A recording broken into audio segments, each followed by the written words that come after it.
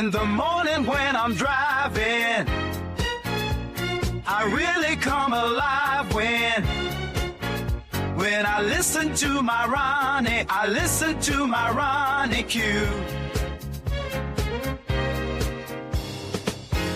They are rare and they are few who can compare with Ronnie Q. So grab a chair, she's coming through. She's on the air, it's time for Ronnie Q.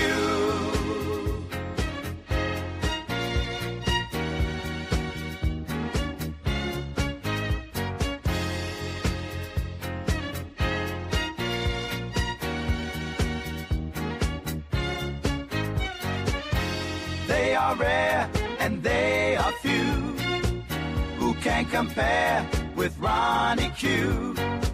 So grab a chair, she's coming through. She's on the air, it's time for Ronnie Q. Ronnie Q. It's time for Ronnie Q. Ronnie Q. It's time for Ronnie in the morning while I'm driving. Ronnie, I really come alive when it's time for Ronnie Q. I listen to my Ronnie. Ronnie, I listen to my Ronnie. It's time for Ronnie Q.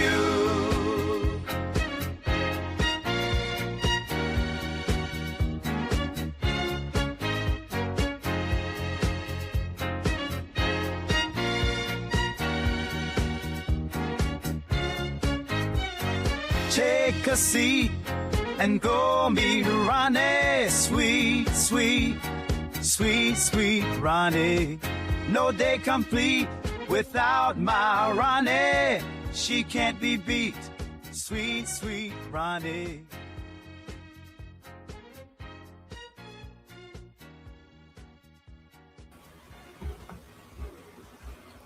We are almost there, halfway through the week. Happy hump day to you all. Thank you all for being here. I appreciate your support. Let's get into the news. Was it really news that 45-47 got booed at the Knicks game? I don't think that was any news. Who thought he wouldn't? Who thought he wouldn't get booed? But I guess it's always good to see it go down in person. You know, the funny thing that it's been reported that ESPN they silenced the volume of the boos in their live broadcast. Did you know that? ESPN, why were you silencing the boos? There have been side by side images played of what you actually heard on your TV and what was actually caught by the ESPN cameras. And it seems like ESPN didn't want you to know that your president got booed so horribly. After the what is he? I forget what they call him. The basketball, the lead guy in basketball, you know, I am not a big on sports. He came out and said that he thought it was great that 45-47 was there. Really? Is that what you really thought? The same one who can constantly call these black athletes bums and low IQ and all of this and how their job should be taken away from them. You thought that would be great? Okay. The commissioner, the basketball commissioner. Yes. So it was what it was. What did you expect? We're gonna go through a little of the obvious that happened. Now, I also want to talk about my thumbnail. Ivanka and Jared are learning out the hard way that the people are not going to stand for them coming into Albania and stealing protected land to make some type of uh, billionaire oasis for themselves and their friends. So it has been reported that work has stopped on uh, the island that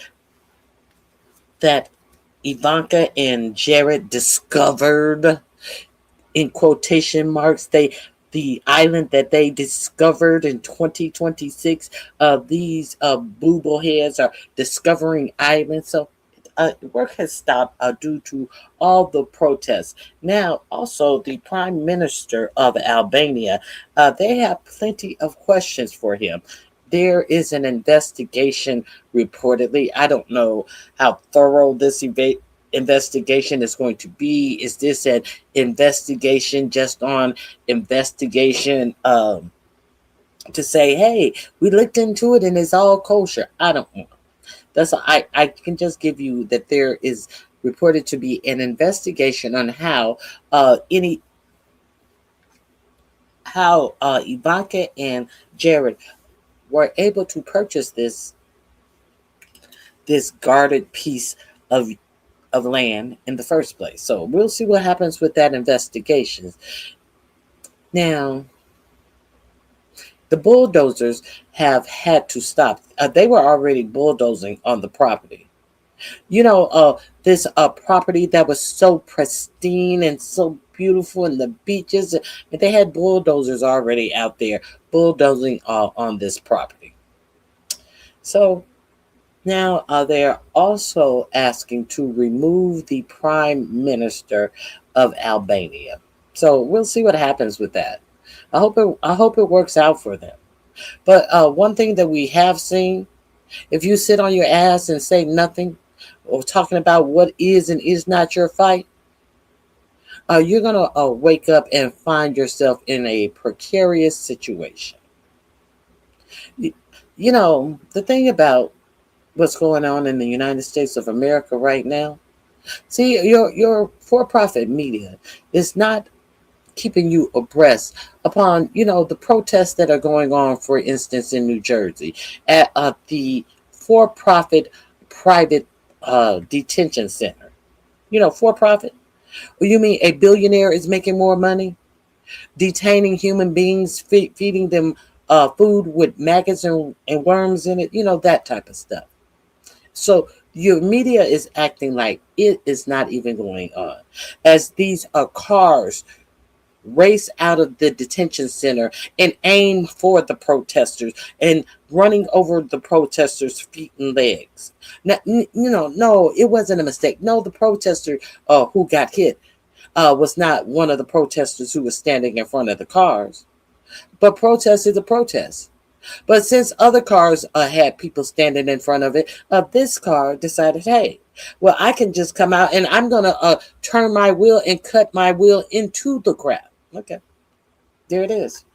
Okay, so it's very interesting what's going on. I showed you the other day some wild ICE agent just attacking the protesters and push one of the protesters under the wheels of a 18-wheeler truck, and you saw his leg all broken and mangled, still stuck in between the truck tires. Yeah, this type of stuff. But a lot of people think, they shouldn't be protesting. This is what your government wants you to think. This is what Project 2025 wants you to believe. To do what? To control you as they take everything from you. You notice how the millionaires and billionaires, the reins have been taken off, and the greed, the money grubbing, the power stealing has been unabashed. They are unashamed in telling you that they're going to take your job. So what you going to have without your jobs? What is the United States going to have without the ability to earn a living? But they're not telling you what's going to happen next.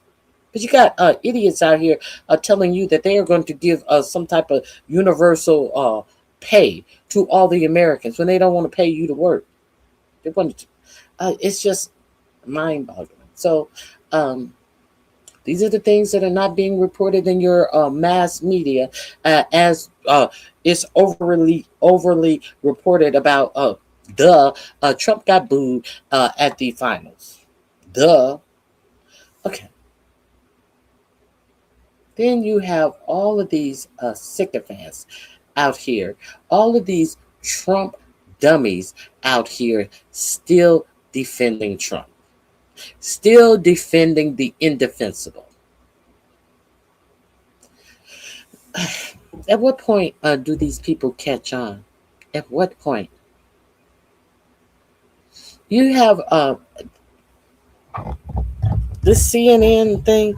Now, I watch couch politics because, to be frank with you, I cannot stand to watch these CNN panels when we have two people from both sides and the Republicans are allowed to always talk over. They are allowed to get their point out. No one interrupts them.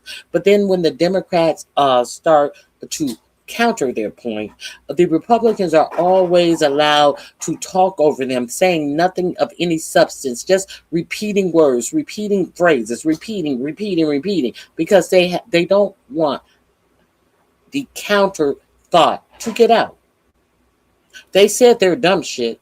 And once it is proven, you just said some dumb shit, and I'm going to tell you why. They don't want you to know why. So this CNN, both sides ism and both sides do it. I'm so sick of that bullshit. This is programming. This isn't news. This is programming. Everybody in the room should not have a voice at this point. But CNN, they have to mind their manners because Ellison may soon be purchasing CNN in this big merger. So it may get worse. It may get worse. Okay, what else do I have? Hey, Miss Toby, it is good to see you. Hey, Madison, it is so good to see you. I hope you guys are having a fabulous week. Now, there is something else.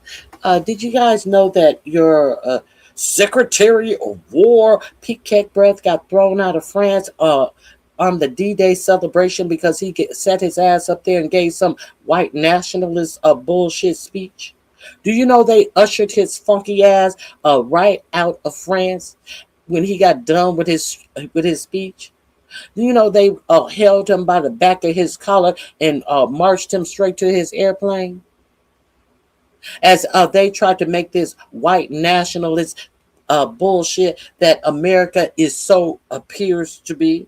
America has always been willing to accept.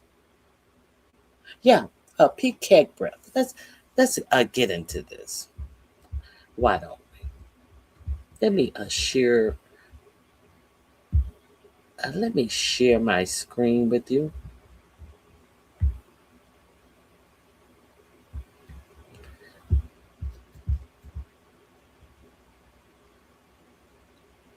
Oh.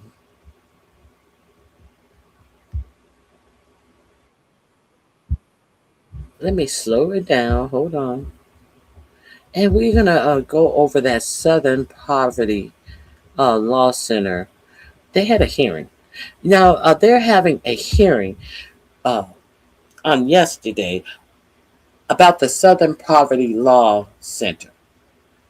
Todd Blance has brought charges against one of the oldest entities that protects civil rights and say that they have committed a crime and is alleging because they actually pay informants to get into these hate groups, these white nationalist hate groups that the people who donate to the Southern Poverty Law Center are being abused. They don't know that this is what they're doing with their donations. So how dare the Southern Poverty Law Center pay informants to get on the inside of these hate groups and then report them to the FBI? But what you are doing something so horrible to the people who donate to you. So what are the people who donate to the Southern Poverty Law Center that the DOJ is saying they're protecting the donors? The donors are like, thank you for doing that. The donors are donating more money. But Todd Blance is telling you that the donors to the Southern Poverty Law Center are so egregious and done so wrong that he has to open a Department of Justice inquiry into the one of the longest standing entities that protects the civil rights of Black people successfully. If they weren't successful, I don't think you'd have to even worry. Now, can you imagine this?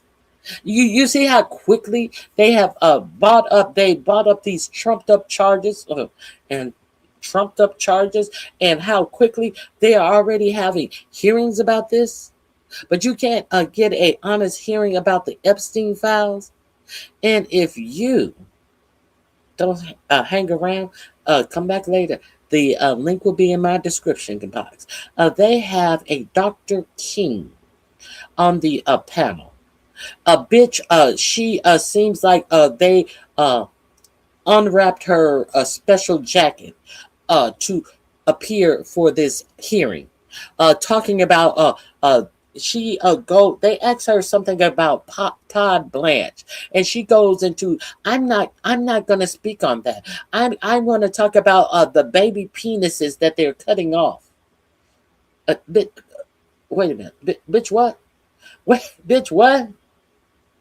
Bitch, what? You're here to talk about the Southern Poverty Law Center, a case that's being bought by the DOJ, but you think you're going to talk about alleged baby penises being cut off? The niece of Dr. King. They try to present her, oh, well, this is the niece of Dr. King, and her father and her uncle, they taught her this, that, and the other, looking like a bumbling idiot. You know, if they wanted descendants of Dr. King, they could have easily asked his sons or his actual daughters, who was actually raised by Dr. King. But they made a mockery, trying to act as if they were giving her so much reverence, and she was a bumbling fool. So we're going to watch that. But let's get into Kegbreath being thrown out of France because his hateful white nationalist speech. Were you guys aware of that? If you're not, let's get into it. On D-Day, no less, when our soldiers stormed Normandy, he is doing a D-Day presentation. And he is sitting up here with his white nationalist speech.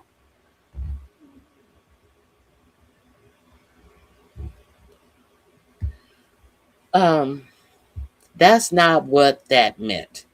Okay. Thank you. I don't even know what you're talking about. You have to talk in complete thoughts, complete sentences. But okay, if you say so, I'll take that under advisement. Okay, let me share this with you.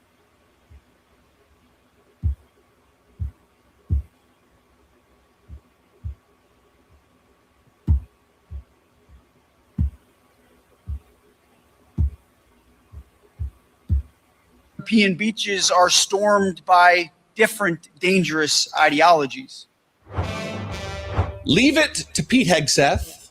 Now Normandy beaches are being stormed by different dangerous ideologies. When you upset the world, when you go into these countries and you annihilate these countries, when you let war ravage these countries, what is going to happen?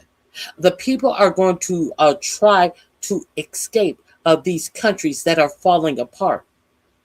So there's an influx of refugees, political refugees of funneling into Europe. Where else are they going to go? So Pete Kegbreath wants you to understand that these are black and brown people, a dangerous ideology. Most of them are Muslims, and your beaches are being stormed by these immigrants who are trying to escape the hellhole that we have allowed. What do you think the people in Syria are going to do? The over 1 million people who are trying to escape Lebanon. What do you think they're going to do? I said Syria, I meant Lebanon. What do you think the Lebanon people are going to do? As everybody just sit back and watch as Benjamin Netanyahu goes through and flattens southern Lebanon. What do you think these people are going to do? You think that these people are just going to march into the desert and die? These people are going to become refugees looking for a place to live their lives in peace and not be bombed, and everybody sit there watching as if, oh, well, that's so bad. Oh, too bad. Nobody gives a second thought of what happens to all of these millions of people. And then here you have Kegbreath. We're supposed to be celebrating a victory of what happened in World War II on the beaches of Normandy, when they were actually fighting against the oppressor of a people, of the Jewish people in concentration camps, the Holocaust. And what he wants you to believe is that you are being invaded by others, and they're brown people and Muslim people, and they have an ideology. Well, Pete Kegbreath, you have a white nationalist ideology. So which one's more dangerous? Which one's more dangerous? A person who feels that their whole race is about to become extinct, and think that they are the best, strongest race in the whole world. Which one's more dangerous? Nobody is trying to inflict the Muslim religion upon anybody. They're trying to practice their religion in peace. But he wants you to believe that these refugees of all of these other nations that we sit by and say nothing when the people are displaced are coming to other lands with their dangerous ideologies. He got thrown out of France. Let's continue.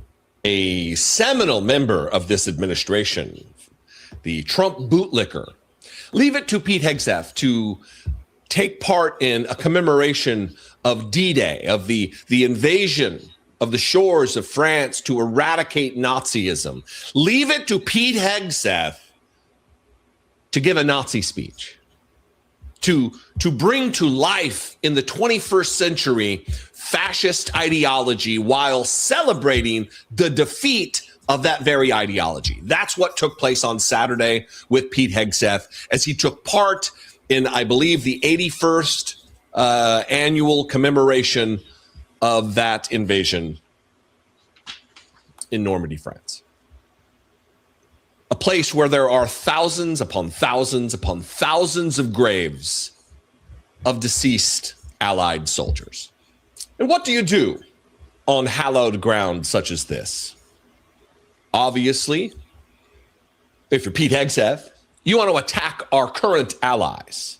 You want to paint the anti-fascists, the OG Antifa, the men of the silent generation, the men who put everything on hold in their lives to go and fight fascism, to kill and eradicate the philosophies of Hitler.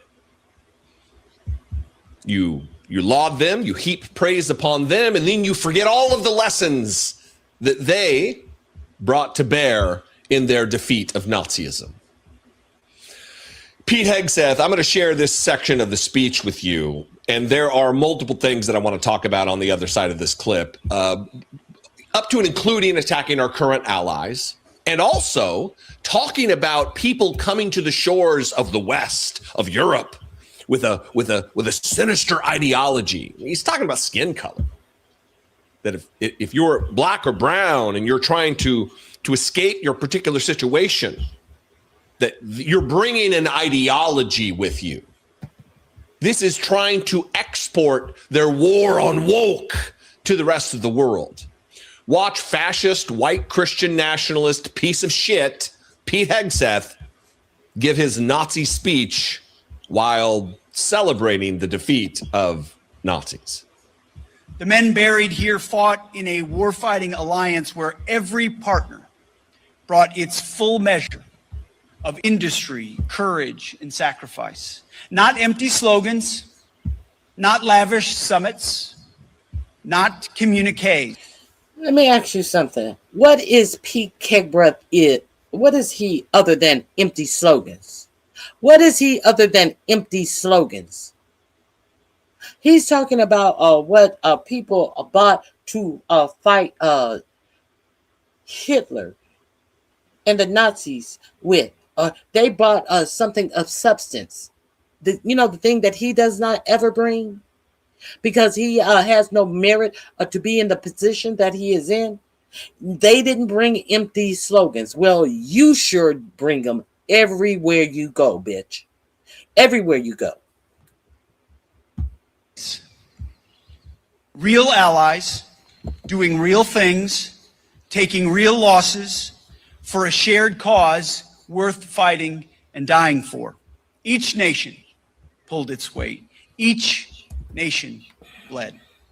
America will lead, and we must. But capable allies must be right there with us, shoulder to shoulder, in the breach, when it matters. In the years since these beaches, much of the West, in some places, in some quarters, and in some capitals, grew comfortable. We forgot that freedom is not free. We forgot that peace is not wished into being. It is bought with purpose, with honor, and with strength. The men who landed on these beaches knew this. The question we ask ourselves is, do we? It's past time we remember what they knew. Their legacy demands far more than quiet reflection. It requires our active vigilance. Sadly, today, different European beaches are stormed by different dangerous ideologies. Beaches in Spain, in Italy, in Greece, and Bulgaria. Boats and men arrive. When will European capitals do something about that invasion? Or is it too late? I pray not, and I believe not. Look, what I've done here is just bold the parts that I want to talk about in this transcript. The men buried here fought in a war, fighting alliance, when every partner brought its full measure of industry, courage, and sacrifice. Not empty slogans, says the guy filled with empty slogans. Not lavish summits, says the man who works for Donald Trump, who loves him a lavish summit. No. Real allies, Pete Hegseth says, doing real things, taking real losses for a shared cause worth fighting for and dying for. Each nation pulled its weight. Each nation bled.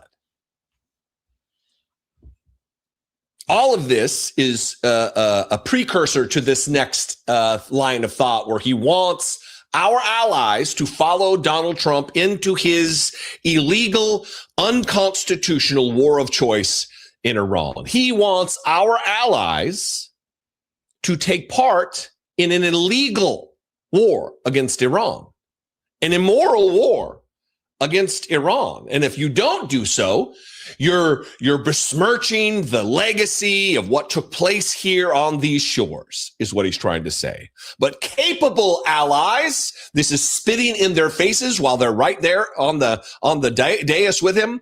But capable allies must be right there with us, shoulder to shoulder in the breach when it matters.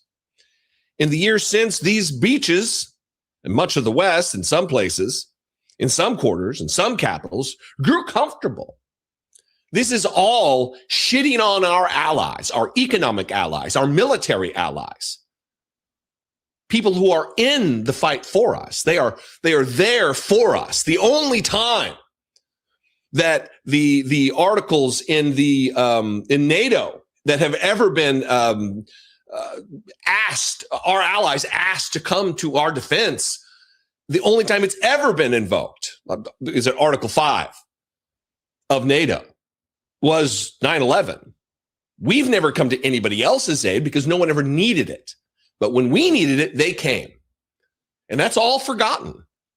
With Pete Hegseth and Donald Trump, it's what have you done for me lately, I guess. They forget the vast sacrifices that were made by our allies, the blood shed by their soldiers, by their military, the treasure spent, wasted in the Iraq War.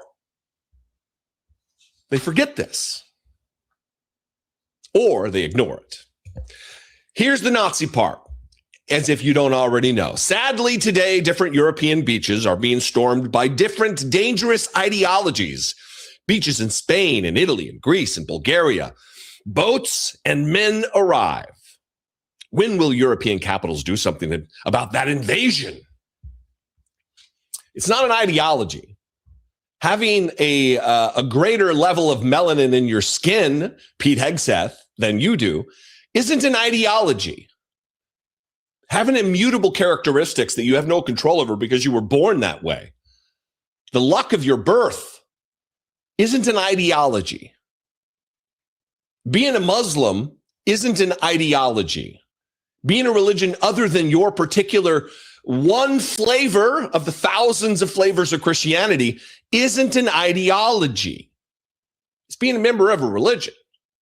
Now, when you put that into action, like you do, Pete Hegseth, that is an ideology. You bring with you ideologies.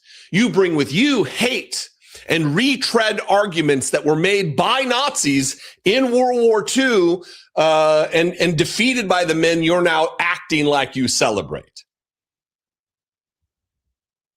These are the same arguments, the exact same arguments. What do you think? I welcome you to this conversation on what should have been a hallowed day, a venerated day, a respected day, a commemorated day, and Pete Hegseth, of course, sullied it. And now France is like, well, you can't even come fucking back, dude. Persona non grata, I believe, is a headline that I read earlier today. Anyway, what do you think? I appreciate your participation in this conversation. Let's have it in the comments below this video. Make sure you're liking and following the Dollemore Daily on Facebook, that you subscribe on YouTube, that you follow, and check out the content that is natively posted. This video is native on Spotify. You can also call the voicemail line. Leave me a brief voicemail, 714-576-4054. And of course, as always, you can email me daily@dollemore.com. I love and appreciate you very much. I'll see you next time. Until then, be genuine and take care of one another. Ooh, I played that whole video. I didn't need to play that whole video. Let me please go over there and check out this channel. I believe he was a Marine. He is a veteran, and I do believe he is a Marine veteran. So he is quite pissed off. Defense Secretary Pete Hegseth was essentially kicked out of Normandy in France. They are declaring him persona non grata right there and saying never come back to Normandy after Hegseth gave this awful speech where he attacked European countries when he was on the hollow grounds of Normandy, which was supposed to be this solemn ceremony about D-Day and how allies came together, the United States and Canada and European countries and others coming together to fight back against fascism, to defeat Nazi Germany with that courageous act of allies coming together for the ultimate sacrifice. But when Hegseth was giving his D-Day speech, he said, and Europe today is allowing invasions of their beaches on their grounds like we saw back then, except this time it is the illegal immigrants that you are allowing invasions to take place. And he made it into this whole horrific political attack on Europe, on Americans' allies. And so you see right here Hegseth and his family leaving Normandy right there. And take a look right here how it's being described in the French press. You see right here, our editor-in-chief, Ron Filipkowski, says, I don't speak French, but I think this means the people in Normandy didn't like Hegseth's speech. You have to be a pretty colossal dipshit to screw up a D-Day commemoration ceremony. Pete Hegseth, persona non grata in Normandy. He has no place here. Pete Hegseth, persona non grata for the 82nd anniversary of the D-Day landings, this in the French press and elsewhere. And just to remind you, I'll just show you a very short portion of Hegseth's speech. One of the most disgraceful things to say to the memory of the men and women who gave their lives to win World War II. Watch what Hegseth had to say here. Play this clip. Sadly, today, different European beaches are stormed by different dangerous ideologies. Beaches in Spain, in Italy, in Greece, and Bulgaria, boats and men arrive. When will European capitals do something about that invasion? Or is it too late? I pray not, and I believe not. The men who fought and died here restored freedom to Europe. That freedom must be maintained by this generation of leaders and warfighters, or what they fought for was merely temporary. As our great president Ronald Reagan once said, freedom is never more than one generation away from extinction. You don't pass it to the next generation in the bloodstream. It must be defended by each and every generation. We stand Now, by our allies, and we expect our allies capable and ready to stand alongside us. Pass it to the next generation. Freedoms and warfighters, or what they fought for was merely temporary. As our great president Ronald Reagan once said, freedom is never more than one generation away from extinction. You don't pass it to the next generation in the bloodstream. It must be defended by.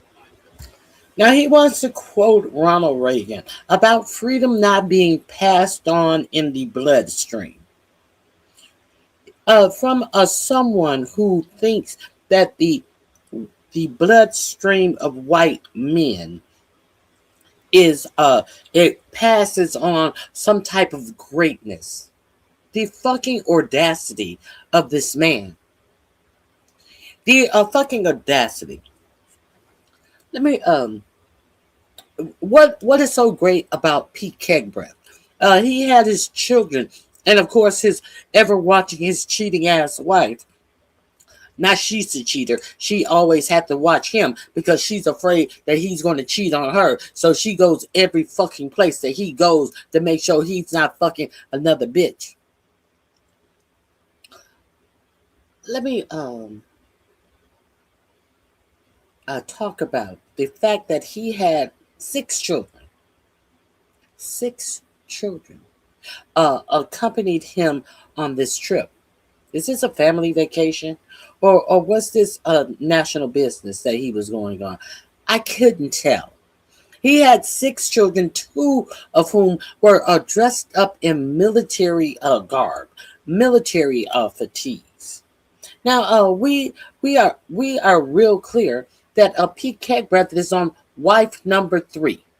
Wife number 3 with 6 children.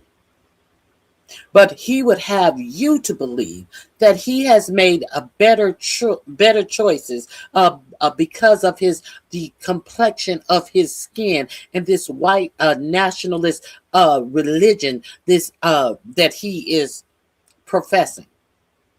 As he whores himself around with all of these women, making all of these fucking children, he would have you believe that he's something different than where's your daddy type of situation. They always want to talk about the black family. Oh, does it make it okay? Well, at least he's married all of the women that he got pregnant while he was still married to his wife at the time. Does that make it any better? This is somebody who is trying to teach superiority about his race and trying to encompass Ronald Reagan talking about what is not inherent to you. Freedom is not inherent to you. The actual audacity. Oh my God. What an embarrassment. What an embarrassment. Each and every generation. We stand by our allies, and we expect our allies capable and ready to stand alongside us. Now, we are seeing Hegseth, Donald Trump, Trump cabinet members, persona non grata across the world as well. Hegseth and others being called out by, even in the past 24 hours, President Zelensky of Ukraine calling the U.S. out by name and saying, we, Ukraine, do not agree when the United States makes deals with Putin in Anchorage, Alaska, for Ukraine to give up our territory. It ain't happening, Donald. It ain't happening to the United States. We ain't doing it. Watch as Zelensky gives this powerful speech, as well as play you a short portion from this interview. Let's play it. We've got messages that they are ready for meeting only if Ukraine will do what they decided in Anchorage. But it's terrible what they speak about. And I said it when we had meeting. Look, you can't, with all respect, even with all respect to President of the United States, but you can't cut our country, or you can't decide, our people decide. You can't make decisions without us, about us. It's unacceptable, and it will not bring peace. This is the first, and will not bring success to your countries and to your leaders. So that's why I said that the best way, if you want to stop the war against Ukraine, use, in a very polite way, use opportunity to speak with us. Now, we know that Hegseth, Trump, persona non grata in Canada right now, where the boycott there is not just going strong, but stronger than ever. Persona non grata in Denmark, in... Hold on. Let me go forward. I think that's it for this one. This link is in my description box as well. Please avail yourself to it. Hey, Fred Shields, it is always good to see you. Thanks for coming back.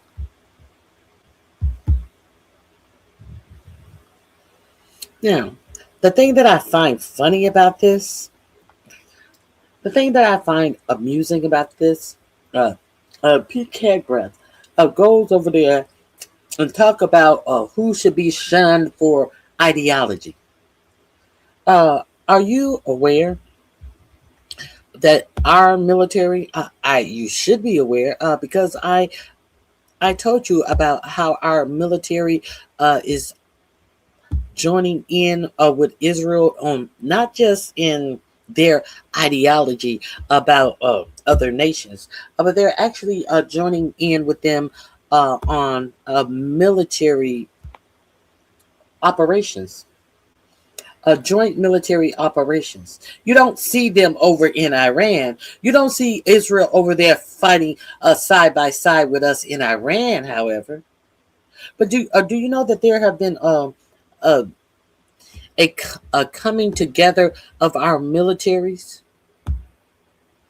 Oh, you wouldn't know it because you don't see it in Iran.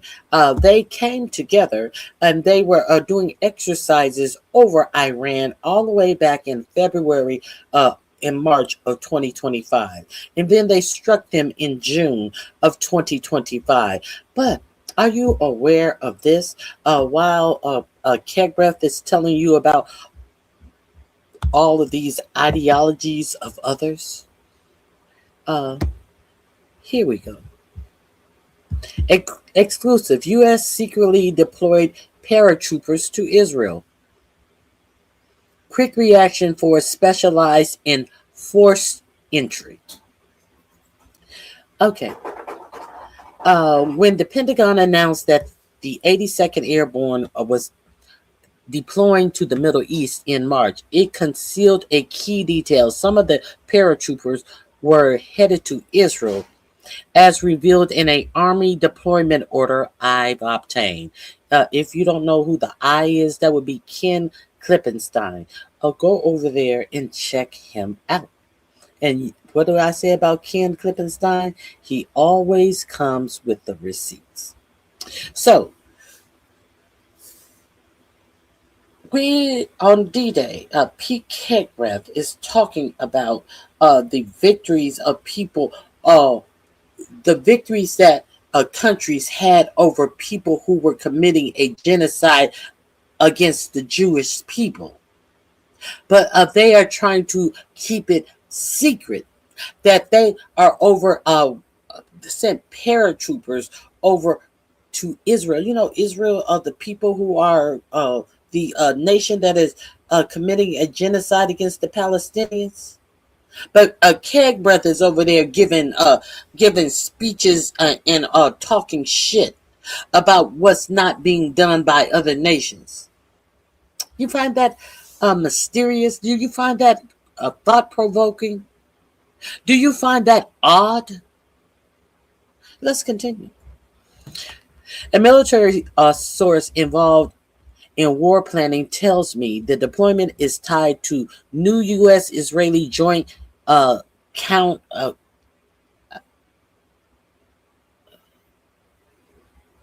contingency plans compiled since February for seizing Karg Islands and carving out coastal territory inside Iran. The 82nd Airborne Division is the Army's premier quick reaction force trained to parachute into hostile territory.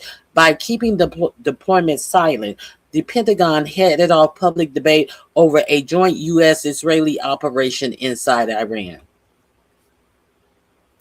And a prospect many considered plausible at the time amid a fever pitch of mainstream reporting on a potential ground invasion. The secrecy also sidestepped what is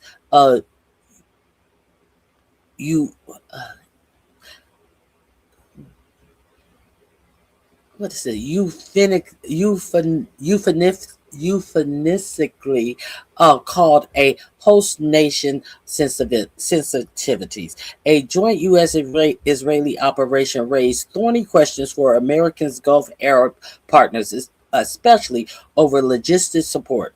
Hence, the 82nd Airborne, which could launch directly from Israel without any Gulf state consent to use its territory. So they don't have to get any consent from any of the neighboring nations that is giving Jared Kushner money for his personal business. Is that what they mean? Yeah, that's what they mean. That we have air bases on, and told them that we would protect them and all of that. They don't don't want nothing else to do with us. That are looking at China and other people for their protections. Oh, did they know that was coming? It seems like they knew that was coming. That they knew that they would not and could not protect these other Arab nations, and these other Arab nations who have restricted them from being able to fly in their airspace. It seems like they predicted that, but they didn't predict that the Strait of Hormuz would be closed. But they knew well enough that they may have to deploy somewhere other than the Arab region, which they claimed that they were protecting. and that proved to be very profitable for your president's son-in-law. Okay.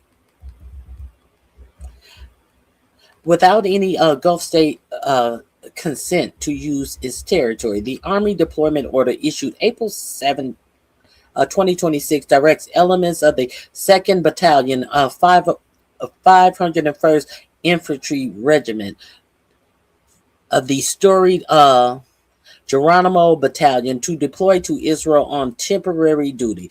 The Israel deployment has not been previously reported. The Pentagon has never acknowledged it in public. It has said only that the 82nd was bound for CENTCOM, the military term for U.S. Central Command, the combat command responsible for the entire Middle East. The press echoed the vague terminology suggesting the unit was headed to existing U.S. bases in Kuwait or Qatar.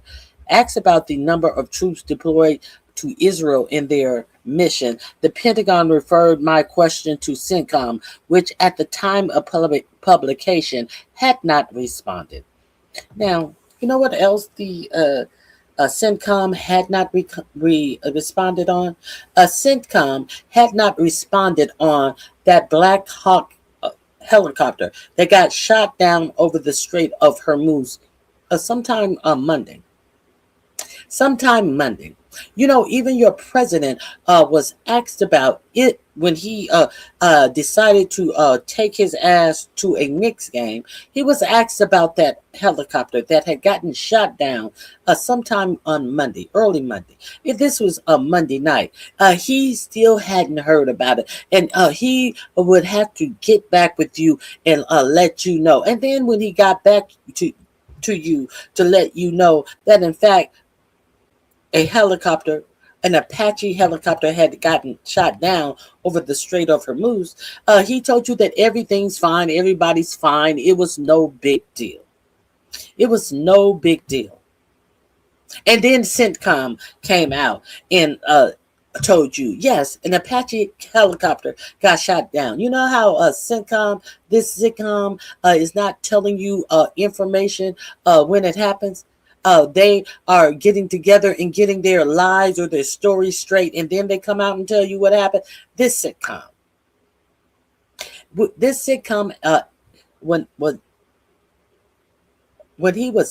they were asked a question about these paratroopers being over in Israel. They had not gotten back to him with a comment.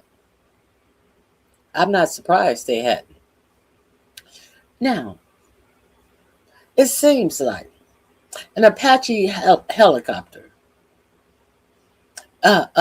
with all of the instruments and all of the sophistication of the Apache helicopter, you know, a war fighting machine. It seems like pilots find it easier to do flybys over Kid Rock's house than they find it to do what the helicopter is supposed to be doing. Being in a war situation. It seems like I'm wondering, these pilots in this Apache helicopter that got shot down, could they be the same pilots who decided that they would take up these war fighting machines and wave at Kid Rock at it over his Nashville home? I'm wondering. They're good at bullshit. But why were they over the Strait of Hormuz? The Iranian people want to know. They said this is not international water. This is our water that is shared by us, Iran, and Oman. If you don't want to get shot down, don't be patrolling our fucking water. Period. So this is what happened. So I digress. In late March, the New York Times reported that senior military officials were weighing a possible deployment of a combat brigade from the Army's 82nd Airborne Division to support U.S. military operations in Iran.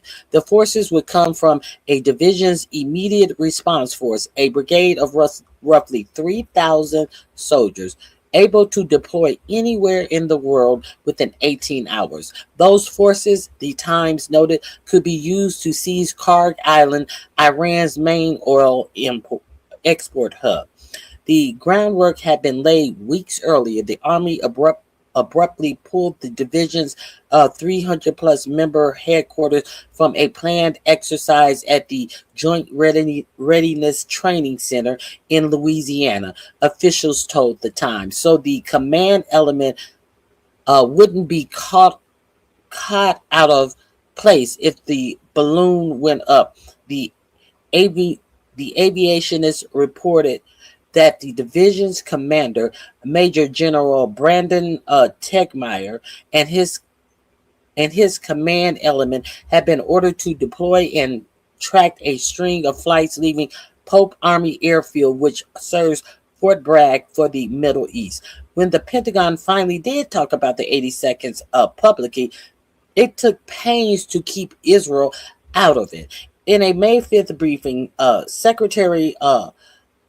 Secretary of whatever, Pete Kegbreath, and Joint Chief Chairman Raising Cane devoted much of their remarks to Project Freedom, the self-described defense operation that the Trump administration says is keeping commercial shipping moving through the Strait of Hormuz. Kane singled out the 82nd Airborne for praise, telling reporters that the element of the divisions were synchronizing air operations for more than 100 aircraft over the strait and doing so in support of Project Freedom as we speak.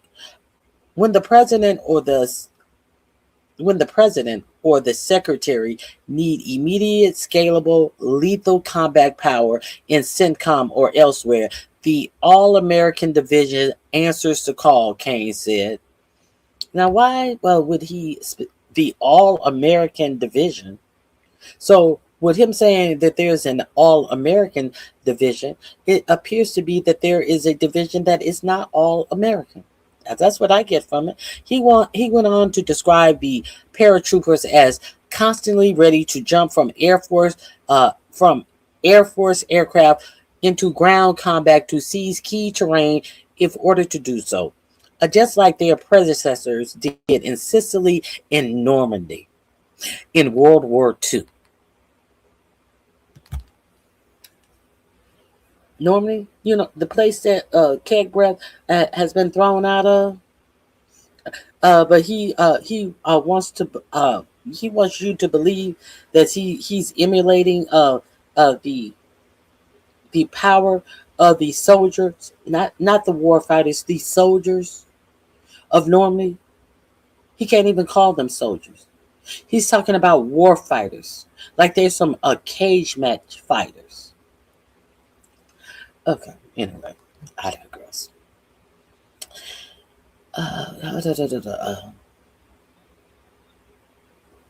Or to secure or enable the follow-on forces to follow into theater as they did in Grenada or Panama. This is a description of readiness to seize and piece Iranian territory, which makes me suspect the New York Times and others were being used to message Tehran that such an operation was imminent. Beyond Project Freedom, Kane says CENTCOM and the rest of the joint force remain ready to resume major combat operations against Iran. If ordered to do so, no adversary would mistake our current restraint for lack of resolve. So why the sensitivity about naming Israel when the U.S.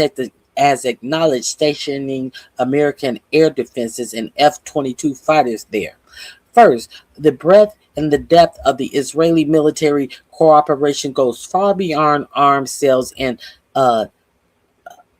deconfliction. Second, the two countries are deepening intelligence sharings amid making Israel a sixth eye in the so-called Five Eyes alliance of the U.S., Canada, Great Britain, Australia, and New Zealand. So now they want to make Israel the sixth eye. Do they really need to make? So they are trying to bring Israel into something. Does Israel need to be brought into something when Israel is already spying on the United States? Have you heard the story about how Israeli spies are spying on the United States, and your government is saying absolutely nothing about it? We're going to get into that now.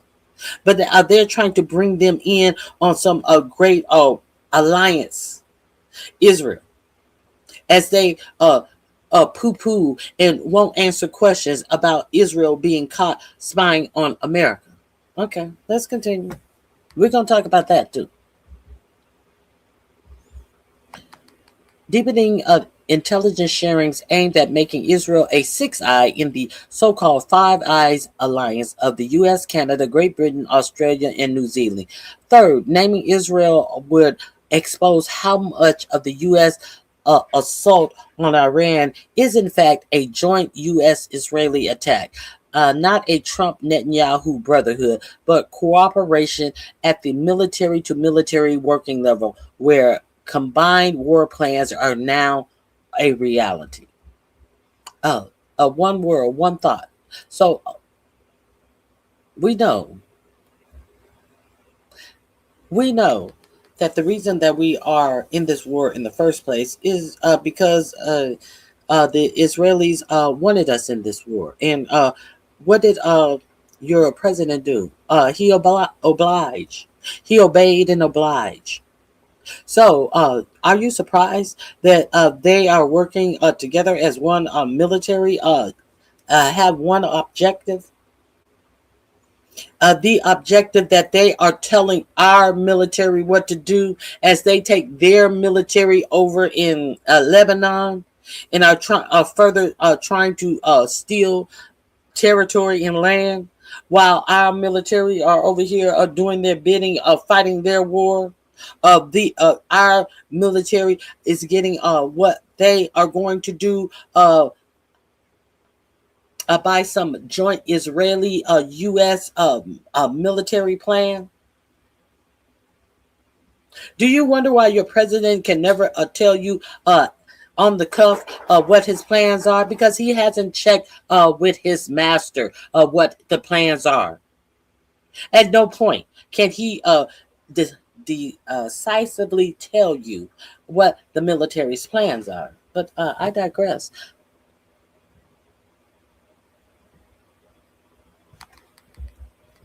Charlie Company, the 2nd Battalion is still in Israel, from which no dispatches have emerged in 2 months.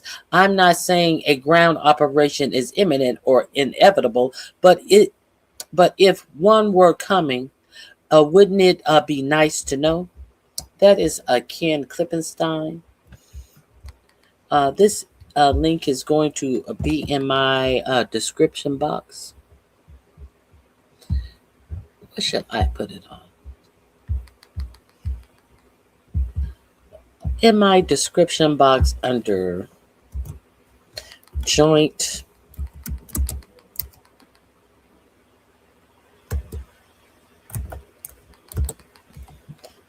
Army. Just under Joint Army. You can find this link there. Now, why am I discussing this with you? There is another reason why I wanted to discuss this with you. Hey, Barry Carey, it is good to see you. Fred Shields, it is good to see you as well.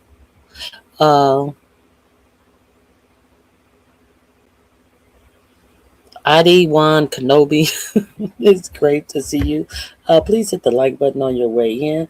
I appreciate your support. Let me get back in to why this is important. Some of the things that is going on with Israel.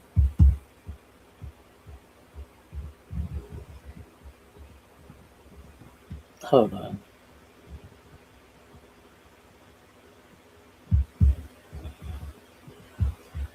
We're gonna get to this. Hold on.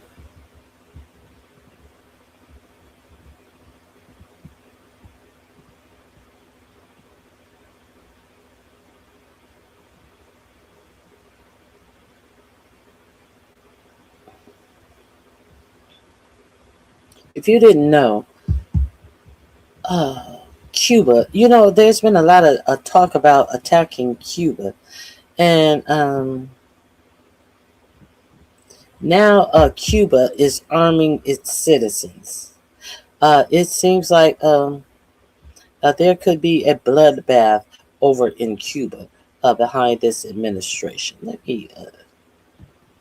me. There was something else that I wanted to. Maybe it's here. Here we go. Iran has said that its military operations against the settler colony were complete for now, but warned that any transgressions by war criminal Benjamin Netanyahu would lead to more deadly attacks into Israel. Iran has also established a new security belt through the Strait of Hormuz to Bab el Mandeb Strait. Experts are unanimous that Iran's display of military prowess in the last 2 days has changed the power dynamics in the region in favor of the Islamic Republic. The reason behind the sudden confidence of the Islamic Republic, however, remains a mystery. Albanian protesters continue to protest for the 10th day in a row against their rogue Prime Minister Edi Rama for Now, this was, I believe, right before the Apache helicopter was struck down. Iran said that they were done with their strikes, and your president said that this Apache helicopter was no big deal. Now, all of a sudden, United States did 20 strikes. It was reported that after consultation with Pete Kegbreath and what other warmonger? Well, we are in a war. I mean, you're supposed to strike back when somebody strike you. But your president said it was no big deal, and that the pilots and were fine. So there was nothing to see when the whole Apache helicopter got shot down. But then, after consultation with Raising Cane and Pete Kegbreath, the United States said that they did 20 strikes in Iran, and they said that they hit all of these military installments. They hit radars and all of these military things. But wait a minute, how did they hit all of this stuff when they told you that they had already destroyed all of these things? Everything that your president said that they hit during this latest strike, all of these were military installations that they said that they had already destroyed. And that you heard Marco Rubio in one of the hearings say we had already won the war.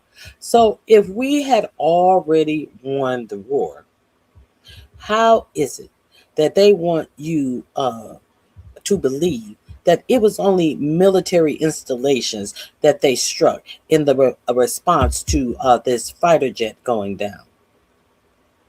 Let me find where they are telling you what happened in these strikes.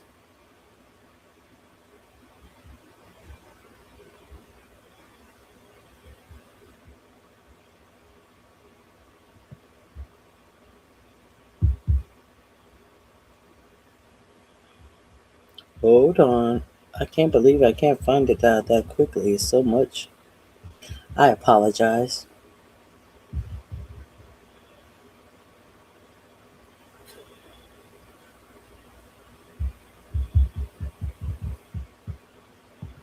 Here we go.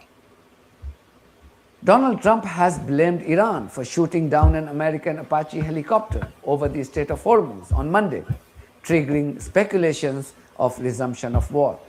The deranged occupant of the White House first said it wasn't clear if Iran shot down the helicopter intentionally, before finally making up his mind to confirm that the attack was indeed deliberate, according to him. Iran has hit back, saying that the Strait of Hormuz was no international territory, thereby questioning the presence of the downed American helicopter over Iranian waters.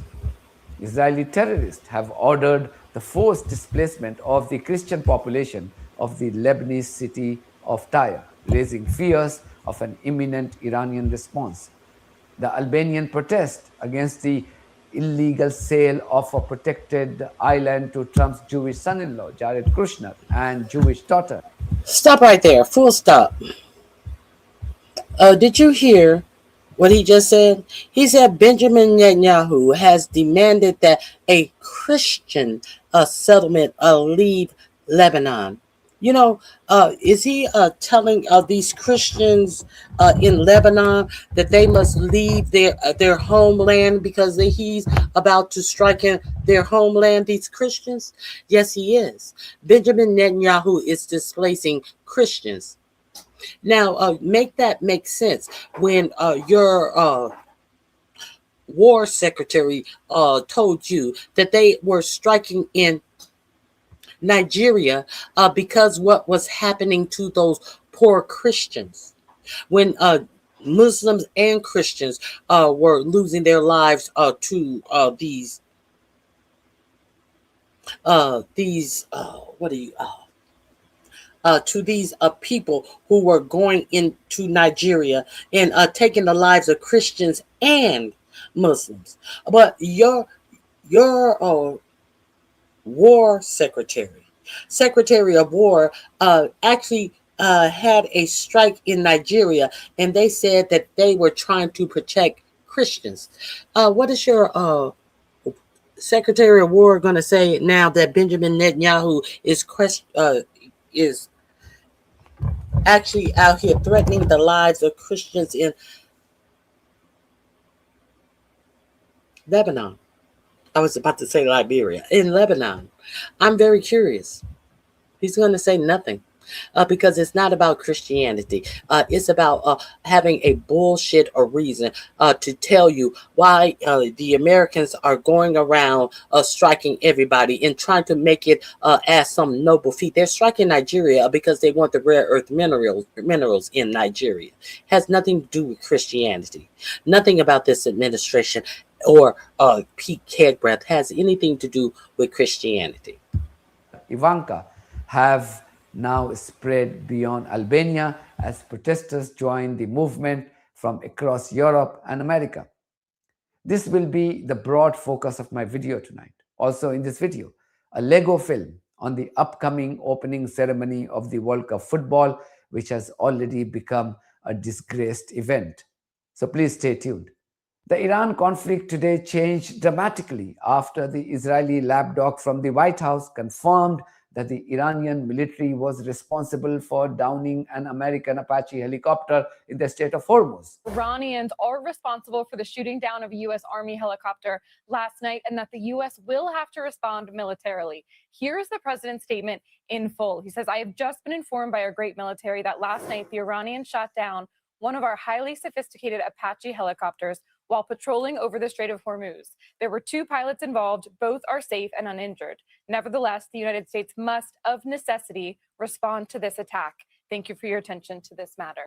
And moments ago, the U.S. military launched strikes in Iran in response to the downing of the Apache helicopter. The U.S. Central Command has tweeted confirming the development. It wrote, and I quote, "U.S. Central Command, CENTCOM, forces began launching self-defense strikes against Iran at 5 p.m. ET today at the Commander-in-Chief's direction in response to yesterday's downing of a U.S. Army Apache helicopter. The mission is a proportional response to unjustified Iranian aggression." End quote. According to the Iranian state media, the impact of one projectile in Sirik has been confirmed. In the Qasem Island, the impact of several projectiles has also been confirmed, though details on the nature and location of these strikes are unclear. The Strait of Hormuz is the joint territory of Iran and Oman. Imagine an Iranian military helicopter on surveillance mission on US waters, especially when both countries are at war. The rogue regime of Trump has blown up civilian boats by murdering dozens of people on imaginary suspicion of they being drug traffickers off the coast of Venezuela.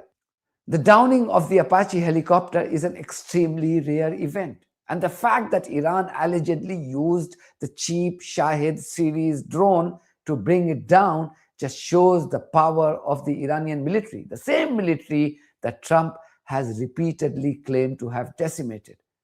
Military experts would tell you that the downing of a U.S. Army AH-64 Apache helicopter by Iran is an unprecedented event, marking the first time an Apache has been lost since the current U.S. Israeli conflict with Iran began on 28th of February. Prior to this incident, no Apache helicopters, which cost between $52 million and $100 million fully equipped, had been destroyed or lost in the conflict. With this, Iran has now destroyed or severely damaged 43 American military aircrafts in the ongoing conflict. Iranian Foreign Minister Syed Abbas Araghchi shared the map of the Strait of Hormuz to remind Trump that this waterway belonged to Iran and Oman. He wrote, and I quote, "Foreign forces in proximity to our territory are at constant risk on account of their own human errors, plane accidents, or potentially being caught in crossfire. To reduce risk, best solution is for them to leave. We prefer language of diplomacy, but speak other languages too." End quote. Iranian Parliament Speaker Mohammad Baqir Qalibaf too made the same point when he wrote this, and I quote, "We prefer the language of diplomacy, but we speak other languages far more fluently. Break your commitments and we will switch to what we speak best. You ride the horse you saddled." End quote. I've said this before, and I must repeat again. The change of tone in the Iranian leadership is quite breathtaking. This definitely hints at something. Today's development on Iran followed Trump's earlier claims that he was closing in on what he said was going to be a good deal on Iran. It remains to be seen if he still expresses his optimism on a peace deal with Iran. Regardless of what happens, the violation of the Lebanon ceasefire by Israeli terrorists has once again raised fears of an Iranian response. Watch this Sky News. Things can change here. A very fast, rapid escalation of events that Donald Trump did manage to pull both sides back seemingly from attacking each other. Iran initially said that they were going to continue these strikes on Israel for a week or so. That has now stopped. But the Iranian armed forces came out with a very strong warning yesterday and said, if attacks continue on Lebanon, including the south of the country, then essentially all bets are off. And what we've seen overnight is military operations continue in the south of Lebanon. And the Israeli military have issued an evacuation order for the southern city of Tyre this morning, including the Christian quarter, which until now has been exempt from evacuation orders. It's been viewed as separate from Hezbollah's Shia strongholds. And it's also been home to a lot of families who've been displaced and have gone there for refuge. It seems now that the Israelis are not viewing any distinction between the Christian quarter and the rest of the city, which is now under an evacuation order. And Israeli military operations are currently underway in that southern city of Tyre. So we'll just have to wait and see how Iran responds. But certainly with Lebanon now so closely tied to any US Iranian diplomatic efforts, it's really hard to see how Donald Trump is so optimistic right now about getting a deal over the line. So all eyes are on Iran if it will translate its threats into reality, since it had earlier warned that any attacks on Lebanon will be met with brute force by Islamic Republic. An all-out war with Iran. Hey, kind to me. It's been so long. It is good to see you. You mean to tell me there's no big brouhaha? There is no big performance behind the Israelis. The Israelis telling the Christians in Lebanon that they have to move. Do you understand what you are listening to? Do you understand that the this administration says that they are going to attack anyone who attack Christians anywhere in the world. And we actually attacked. Hold on. We actually had attacks in Africa over alleged Christians being attacked. Let that sink in. But nothing about this. This link is in my description box under Who Shot John? Who shot John? Who did it? Is what Israeli first and Zionist Americans are advising Trump to embark on. This genocide-loving American Zionist Mark Hey, the Levine Bushes. wants Trump to arm Iranians the same way the Americans, according to him, have armed groups around the world. Take out everything we can find in coordination with our Arab and Israeli allies, identify every IRGC facility we possibly can and level them. Do as much military damage as we possibly can, dual use damage as we possibly can, and then leave. Rather than giving them money, which to me would be a disaster, and tell the Israelis and tell the Saudis, the UAE, which has been very good, and anybody else in the Arab world, we will provide you with whatever intelligence support, training, military equipment that you need.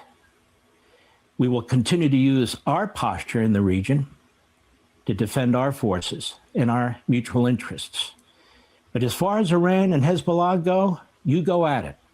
If you want to blow Hezbollah off the face of the earth, then you do it. If you want to blow the Iranian regime off the face of the earth, then you do it. And in addition, what we, the United States, will do finally is arm the people of Iran, as we have, as a country, armed people throughout the world. So arming Iranians is kosher, but Hamas and Hezbollah taking up arms against the Israeli occupiers is a terrorist act. And anyone who supports these two entities in the US, the UK, and few other genocide-loving countries would be deemed illegal. How do you deal with these genocidal and racist thugs? These Israeli firsters should be declared persona non grata. How can you be allowed to prosper in America when you are colluding with a foreign settler colony to hurt the interests of the very country you are living in?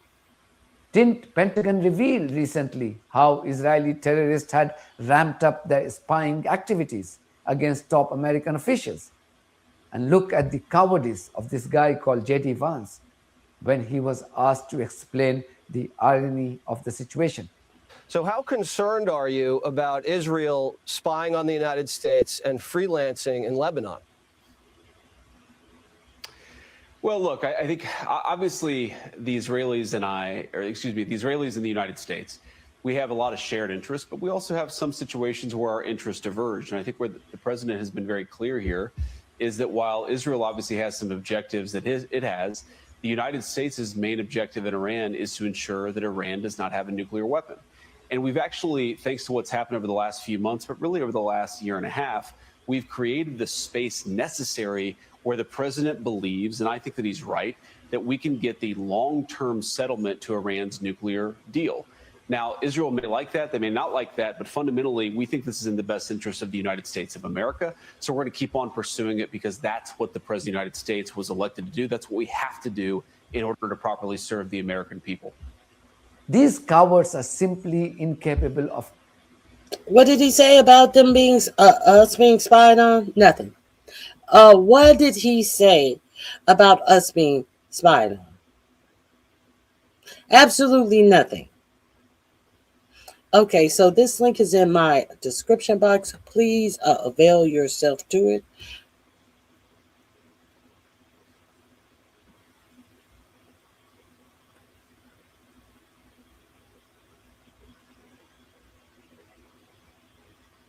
Absolutely nothing. They have nothing to say about that. But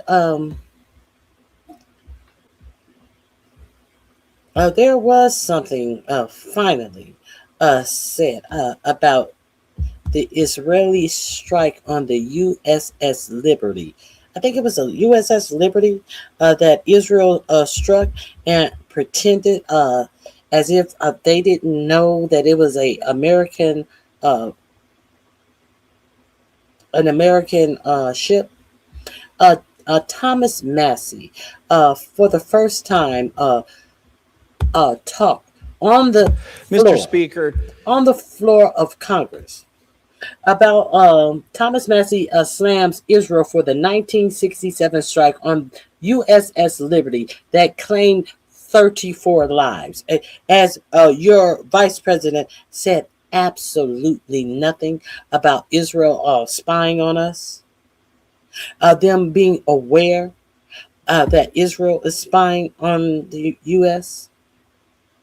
So, you know, this is a quite late, 1960, about 59 years too late. But hey, it's the truth.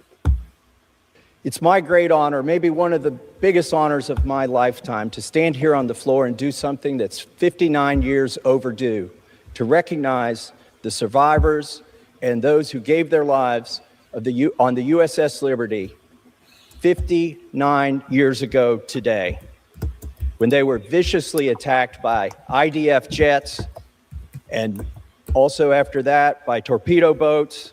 I'm going to tell you a little bit of their story. And there, by the way, there's at least a dozen of them here today with us. I just met with them in my office, and they related this story to me. You know, it was a clear day. The USS Liberty was one of the most technologically sophisticated ships in the Navy, but it was virtually unarmed, and it was sent to observe the six-day war going on in the Middle East between Israel and its neighbors. It arrived on June 7th, and the weather was clear. The planes came out to meet them, to investigate, and then on the next day, on June 8th, they started the day. The visibility was unlimited. The American flag was flying proudly on the USS Liberty. More planes came from Israel to surveil the boat, the ship. Okay, let me stop right there. Now, the reasons why Israel said the flag, the U.S. Markers were not clearly on this ship. We're gonna get to their side, what they had to say about why they, our greatest allies. And they thought they were in good shape, but what happened next surprised them all. French Mirage jets showed up, and for 25 minutes strafed and attacked the USS Liberty. They shot rockets. They shot 30-millimeter cannons into the hull and into the ship. They even dropped napalm on the bridge of the ship. This was an effort to kill everybody on board. There was no intention of taking prisoners. After the 25 grueling minutes of attack on this virtually unarmed ship, and they thought things were over and they could recover, the torpedo boats showed up, 3 torpedo boats. They launched 4 torpedoes. One of them hit the hull of the USS Liberty and killed 25 people instantly. It blew a 40-foot by 40-foot hole in the side of this ship. They were intent on sinking it, but they were also intent on not having a single survivor. According to eyewitness accounts, the Israelis machine gunned the lifeboats that they put down. They machine gunned the firefighters who were on the deck. They were bringing the wounded and the dead to the mess hall to triage them. They had one doctor who was trying to help them all, put a few stitches in. It was harrowing, and it's amazing. If not for that crew, that boat would have sunk that day. But it still wasn't over. Helicopters showed up, combat helicopters. And the USS Liberty, even though their signals were being jammed by the Israelis, got a signal out. And there were ships that tried to respond. The USS Saratoga, the USS America sent planes. Both of them sent planes to help the USS Liberty.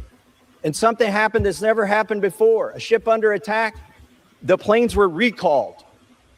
This has never happened before. And they sat there for 17 hours. 34 dead, 174 wounded out of 294 crew members. That's over 70% casualty rate, unheard of. The Israelis were intent on leaving no survivor. And what about our own military? Why did they not send anybody for 17 hours to help these men? So what really happened? You know, the official reports say that it was a case of mistaken identity. But if you listen to Dean Rusk, former Secretary of State, Richard Helms, CIA Director, Bobby Ray Inman, head of the NSA, Captain Ward Boston, who was the chief counsel of the Court of Inquiry. If you listen to Admiral Moore, who served in Pearl Harbor, Midway, commanded both the Atlantic and Pacific Fleet, and was chairman of the Joint Chiefs of Staff, none of these distinguished men think this was an accident. They think it was intentional murder by the country of Israel, either as a false flag operation or because they simply didn't want anybody observing what they were doing that day. Well, I've got a call to action for everybody here. Honor these individuals. Quit ignoring that they exist. Go to their website, ussliberty.org. Support them. And while they're still alive, they need closure. Let's give them closure. Let's have an investigation. Let's pass a resolution honoring them. It's long overdue. And then they can have their justice. With that, I yield back. And I ask unanimous consent to enter into the record the declaration of Ward Boston declaring that the only official court of inquiry was invalid. Without objection, so ordered. I yield back. Did you guys know that this happened? I know a lot of us are not even aware of the USS Liberty. Because they want to whisper that and try to brush that away like it never happened. Okay, let me let's get into it. Let me I think this is the one. I've showed you this before.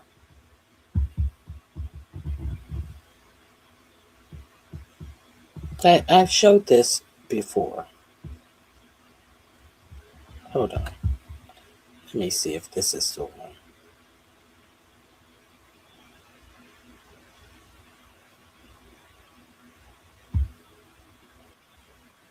Hold on 1 second.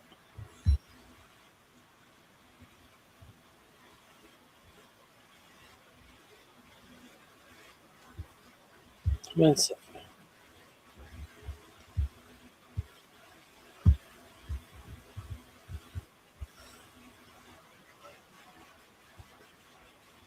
No, that isn't the one. Hold on 1 second. Let me see if I can find it real quick.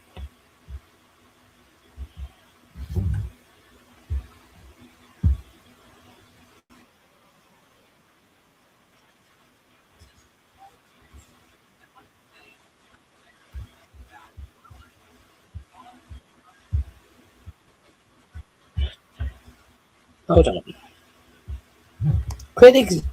Quit ignoring that they exist. Let's get to this USS Liberty. If I can show it to you. This is a one. This is an hour long. I definitely don't want to show you this.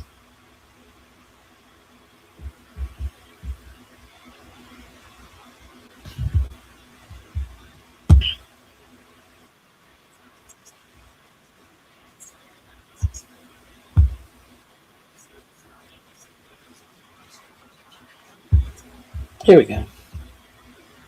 Let me share this with you right quick. I don't know if this is actually the one, but these are our greatest allies that we are giving billions of dollars. But we want to whitewash these facts and act as if they we want to serve pro these Hours facts later, the ship was as if it never happened. This may not be the one that I want. Hold on 1 second. I'm going to make sure this will give you all the information.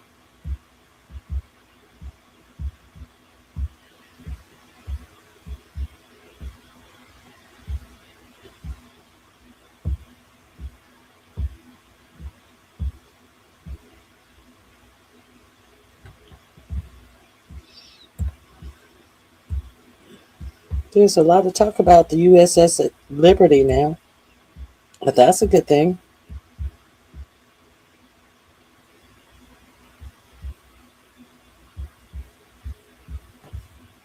Let me see. At 2 p.m. on the afternoon of June 8, 1967, Petty Officer Joe Meters stood on the signal bridge of the USS Liberty, watching Israeli jets circle overhead. The planes were close enough that the crew could wave to the pilots. A Hebrew linguist on board had just assured Meters not to worry. The Israelis had confirmed they'd identified the ship as American. The American flag hung from the mast above. The ship's hull number, GTR-5, was painted in massive letters on both the bow and stern. It was a clear Mediterranean day. Visibility was perfect. 17 miles off the coast of the Sinai Peninsula. International waters. Then, the wings of the Israeli Mirage fighter lit up with machine gun fire. What followed was a 2-hour assault that would kill 34 Americans, wound 171 more, and nearly sink the USS Liberty. But the attack itself was only the beginning of the story. What came after, the cover-up, the silenced survivors, the orders from the White House to call it an accident, would become one of the darkest secrets in American naval history. This is the story of the day America's closest Middle Eastern ally attacked an American ship, and how both governments decided that the truth was too dangerous to tell. The USS Liberty wasn't supposed to be there. Originally christened the SS Simmons Victory, she'd been a cargo vessel in World War II. By 1967, the Navy had converted her into something else entirely, a technical research ship. That was the official designation. The reality was different. The Liberty was a spy ship, bristling with antennas and packed with National Security Agency personnel whose job was to intercept communications. When tensions exploded in the Middle East in early June 1967, the Liberty was pulled from operations off the coast of West Africa and ordered to the Eastern Mediterranean. The mission was straightforward: monitor communications during what would become the Six-Day War. Israel had launched preemptive strikes against Egypt, Syria, and Jordan on June 5th. Egyptian President Gamal Abdel Nasser had closed the Straits of Tiran to Israeli shipping and amassed troops in the Sinai. Israel's response was devastating. Within hours, the Israeli Air Force had destroyed the Egyptian Air Force on the ground. Now, Israeli forces Who did preemptive strikes to get all of this started? Israel. Israel started all of this with their preemptive strikes. And us being the dutiful ally of Israel wanted to keep this silent. After it was clear that this was a U.S. ship, Israel didn't care. Let's continue. Advancing rapidly across the Sinai Peninsula. The Liberty's crew numbered 294 men. Most were in their 20s. They worked below deck in dimly lit compartments filled with electronic equipment, listening to radio transmissions in multiple languages, tracking military movements. The ship was lightly armed, just 4 .50 caliber machine guns, weapons designed to repel boarders, not defend against aircraft. On June 2nd, the Liberty departed Rota, Spain, heading for a position north of the Sinai coast. Orders specified the ship should remain at least 12.5 miles from the Egyptian coast and 6.5 miles from Israeli territory. By June 8th, the Liberty was approximately 17 nautical miles from shore, well outside any claimed territorial waters, flying a full American flag that measured 5 feet by 8 feet. The morning of June 8th was quiet. Israeli reconnaissance aircraft flew over multiple times starting at dawn, 8 separate flights between 6 a.m. and 1 p.m. Waving a flag 5 feet by 8 feet. You could see the pilots' faces from the deck of the ship, but they didn't see that 5 foot by 8 foot flag. And also note, these numbers that are on these maritime ships, they also the sequence of the numbers, what the numbers start with, they also denotes what countries these ships are from. So they didn't see the 5 foot by 8 foot flag, but they saw the ship numbers clearly posted on the ship, clearly meaning that this was an American ship. If they were in doubt, did they question? Did they try to confirm that, hey, we see the numbers on the ship, but could it be someone trying to pretend as if they were Americans? No, they knew it was an American ship. p.m. The planes circled low, close enough that crew members could see the Star of David on the fuselages. Some were so close, the deck plating rattled from the engine noise. Each time, the Liberty did nothing. These were aircraft from an allied nation. There was no reason for concern.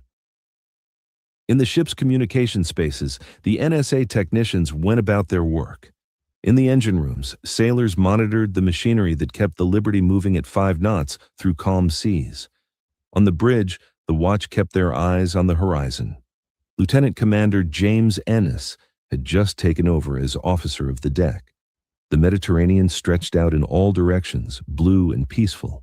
From this distance, you couldn't tell that men were dying on shore. At 2 p.m., contact was made with 3 surface radar returns approaching at high speed. Then, aircraft appeared on the same heading. 5 minutes later, at 2:05 p.m., 2 Israeli Mirage fighter jets screamed in from the west and opened fire. The first indication was the sound. A roar of jet engines at low altitude. Then, the ship shuddered as 30mm cannon rounds tore into the hull. The Mirages came in low, strafing from stem to stern. Their cannon fire ripped through the Liberty's thin skin, punching holes in metal, shredding equipment, killing men who never had time to understand what was happening. The initial targets were deliberate: the communications antennas, the bridge, and the 4 machine guns positioned on deck. Radio man Joe Meters watched from the signal bridge as the wings lit up with muzzle flashes. He'd been told not to worry. The Israelis knew who they were. Now those same aircraft were killing his shipmates. The Liberty's captain, Commander William McGonigal, was on the bridge. Cannon fire raked the ship. Men fell wounded and dying. McGonigal grabbed the ship's intercom and sounded general quarters, battle stations, but the communication systems were already being destroyed. The Liberty's ability to call for help was being systematically eliminated. After the Mirages exhausted their ammunition, they peeled off. For a moment, there was relative silence. Just the sound of men screaming, fires starting, the groan of damaged metal. Then, the second wave arrived. Super Mystère fighter bombers came in next. These carried more than cannons. They dropped napalm. The jellied gasoline bombs exploded across the Liberty's deck, creating walls of flame. The napalm stuck to everything it touched: metal, equipment, men. Sailors caught in the inferno had nowhere to run. Some jumped overboard into the Mediterranean. The napalm floated on the water's surface, burning. The Super Mystères made repeated passes, firing rockets and strafing with their internal cannons.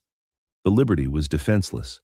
Her machine guns had been destroyed in the first minutes of the attack. She had no surface-to-air missiles, no effective anti-aircraft capability. All she could do was take the punishment and try to survive. In the communication spaces below deck, sailors worked desperately to repair damaged equipment and get a distress signal out. But the Israelis were jamming American emergency frequencies. Every channel the Liberty tried was blocked by electronic noise. The jamming was precise, targeted, professional.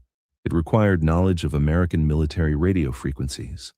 Below deck, the scene was chaos.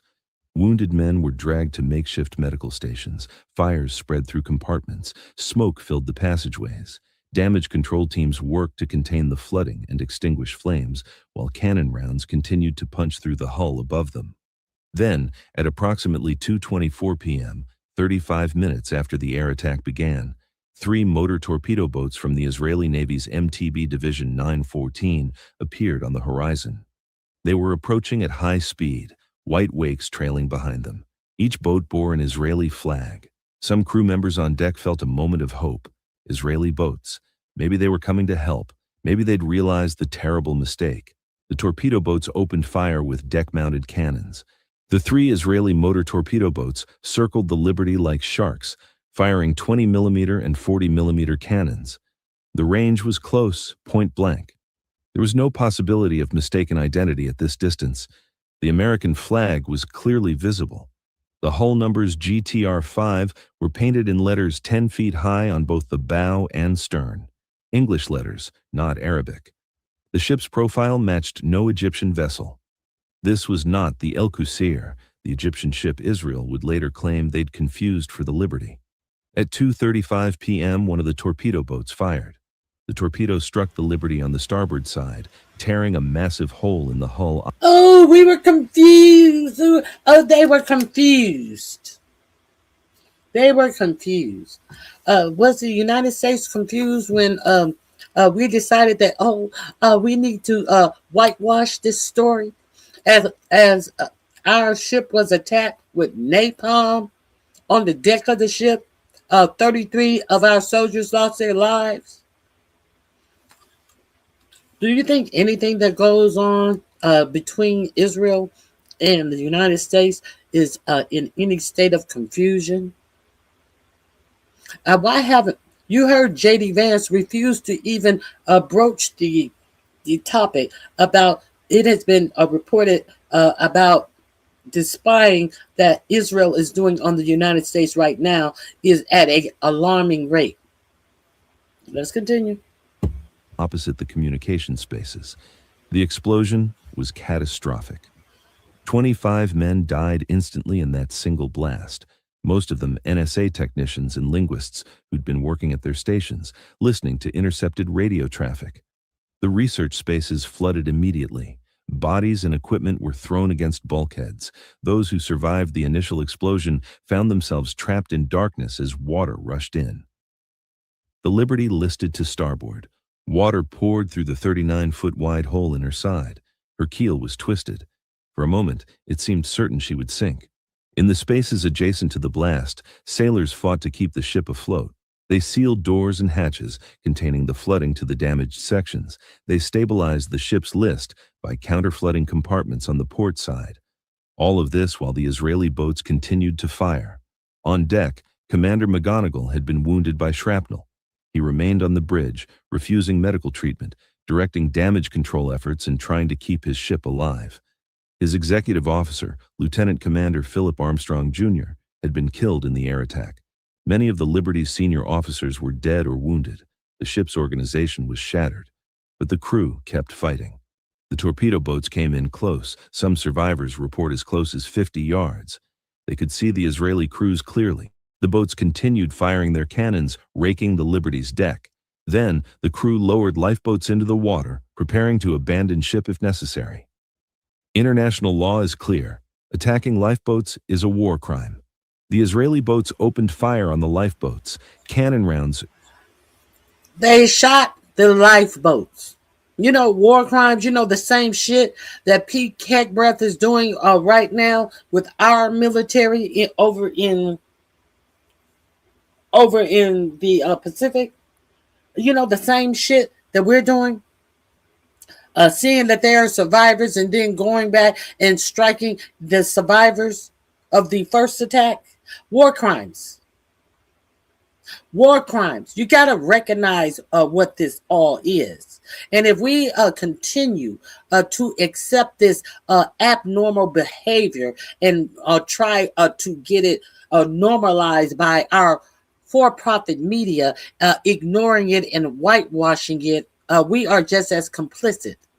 And when we are looked at as complicit, as people who are not standing up against war crimes that we are committing, what does that make us? That makes us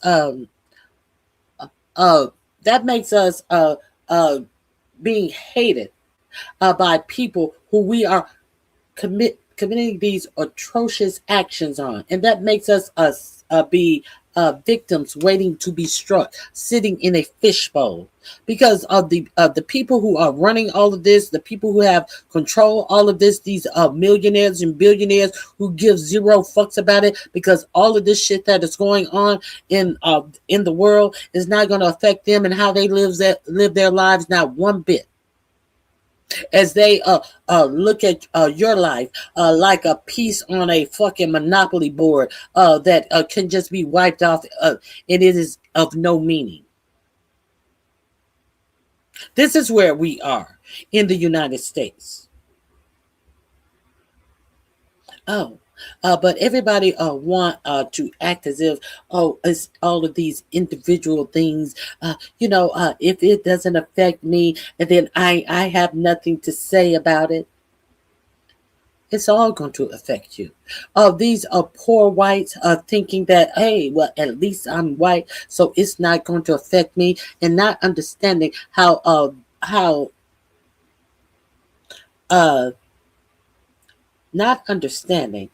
their lives have been affected already because they're poor white trash. See, you don't always have to be poor white trash, but when your country offers you nothing, you can be poor white trash. And when your country takes everything away from your school systems, from your communities, from your pay, from your union protections on your job, you can be poor white trash or some ghetto trash. These are the options that you're given because you say absolutely nothing to support yourselves, to have a voice for yourselves, because you want to play make believe and pretend like you are some elite motherfuckers. And here we are. Doing worse off than we were when we were children. We're doing our children, or I don't have children, but the children of today have far less expectancy of achieving than we had when we grew up. We're going backwards in this country. Let's continue. Shredded the inflatable rafts. Some lifeboats were in the clear. Attacking lifeboats is a war crime. The Israeli boats opened fire on the lifeboats. Cannon rounds shredded the inflatable rafts. Some lifeboats were machine gunned while still in the davits before they could be lowered. Others were shot up after they hit the water. The message was clear. No one was meant to escape. No one was meant to survive. During the attack, a sailor named James Terry Halbardier performed an act of extraordinary courage. Under Israeli fire, he climbed the mast and repaired communication lines that had been shot away. His actions allowed the Liberty to finally get a distress signal out. For this, Halbardier would later receive the Silver Star. Many Liberty survivors believe the ship would have sunk without his heroism. The distress call reached the 6th Fleet. Aircraft carriers USS Saratoga and USS America immediately launched fighters to defend the Liberty. F-4 Phantom jets, armed and ready for combat, screamed off the carrier decks the Liberty would be saved. Then, minutes after the jets launched, they were recalled. The order came from Washington, from Secretary of Defense Robert McNamara. The fighters turned back. Admiral Thomas Moore, who would later become chairman of the Joint Chiefs of Staff, called it the most disgraceful act I witnessed in my entire military career. The Liberty and her crew were ordered to fight alone. At approximately 3:15 p.m., an Israeli helicopter appeared. It circled the burning ship. Survivors could see the markings clearly. Inside the helicopter, Israeli personnel photographed the damage. The radio intercepts would later reveal what the helicopter pilots reported back to their base at Hatzor. They'd found a warship which we attacked with men jumping into the water. The pilots were ordered to search for survivors, but then, significantly, another message from Israeli headquarters: the ship was Egyptian. The helicopter should return to base. At 3:30 p.m., more than an hour and 25 minutes after the attack began, the Israeli forces withdrew. The USS Liberty was still afloat. 34 Americans were dead. Another 171 were wounded, many critically. The ship had 821 holes in her hull. Her superstructure looked like it had been through a meat grinder. Fires still burned. Compartments were flooded. Blood ran across the decks and sloshed in the gun tubs, mixed with seawater. But she was still afloat. Her crew had kept her alive. Later that evening, U.S. Navy destroyers USS Davis and USS Massey arrived, along with the cruiser USS Little Rock. Medical teams transferred aboard. The wounded received treatment. The dead were counted and identified. 6 men remained missing. Their bodies never recovered from the flooded spaces. As darkness fell on June 8, 1967, the Liberty began the slow journey toward Malta for emergency repairs. Her American flag, torn and burnt from the attack, still flew from the mast. And in Washington, D.C., a very different kind of operation was already underway. When President Lyndon Johnson was first notified of the attack, he assumed the Soviet Union was responsible. The Cold War was at its height. Soviet naval forces operated in the Mediterranean. The initial reports said American ships were under attack. Johnson immediately feared this could be the spark that ignited World War III. Then word came, the attacking forces were Israeli. The president's reaction, according to those present, was immediate and forceful. Johnson expressed strong dismay to Israeli Ambassador Avraham Harman. Within hours, the Israeli government began sending apologies. Prime Minister Levi Eshkol apologized. Foreign Minister Abba Eban apologized. Within 48 hours, Israel offered compensation. The official Israeli explanation: mistaken identity. They thought the Liberty was an Egyptian vessel, the El Qusair, that had been shelling Israeli positions near El Arish. The American government publicly accepted this explanation. But privately, something very different was happening. On June 10th, just 2 days after the attack, a message went out to Liberty survivors. Do not discuss the attack with anyone, not with family, not with friends, not with the press. The survivors were told they would face court-martial if they spoke about what had happened. Some were told they could face prison. Others were simply threatened with the end of their naval careers. The Naval Court of Inquiry convened quickly, too quickly. Admiral Isaac C. Kidd Jr. was appointed to lead the investigation. Captain Ward Boston was assigned as senior legal counsel. They were given 1 week to investigate an attack that had killed 34 men and nearly sunk an American ship. 1 week to interview survivors, review evidence, and produce findings. The investigation took place while Liberty survivors were still hospitalized. Many were never interviewed. The inquiry was conducted in secret. The final report, except for a small declassified section released to the press, was classified top secret. It would remain classified for 9 years until forced out under the Freedom of Information Act in 1976. What the report concluded, there was insufficient evidence to determine why Israel had attacked the ship. But it stopped short of assigning blame. It did not call it an accident. It did not exonerate Israel. It simply said the evidence was inconclusive. But that's not what the public was told.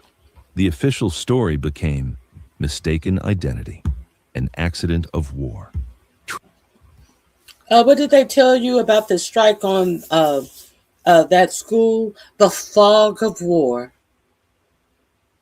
The fog of war. What am I saying? It seems like our military has taken up the tactics of the Israeli military. We didn't know. We're not sure if we did strike and kill 100 and something schoolgirls on the first day of our war in Iraq. It was in Iran. It was the fog of war. That's what they have blamed a lot of this illegal shit on, and they have not made any excuses for the war crimes they are committing in the Caribbean. Nothing.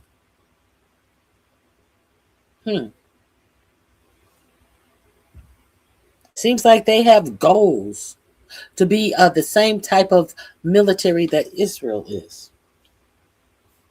So, if Pete Kegbreath, a white nationalist who is over our military, has goals of being like the Israeli army, who will be Kegbreath Palestinians in the United States?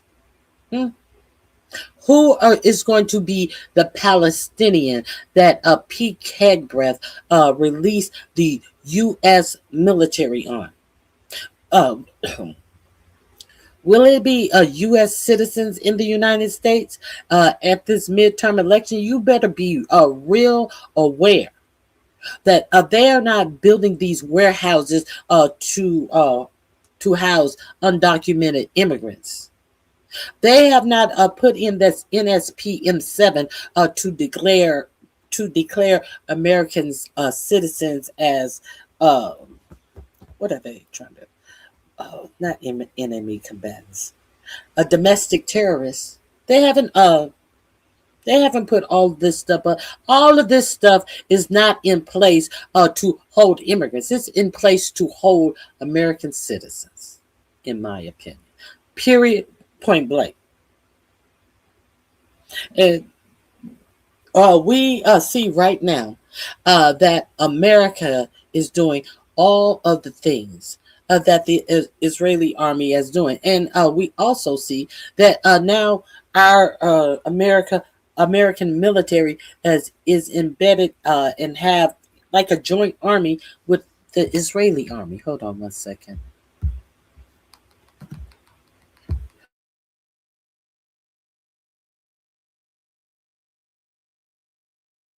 Tragic, but unintentional.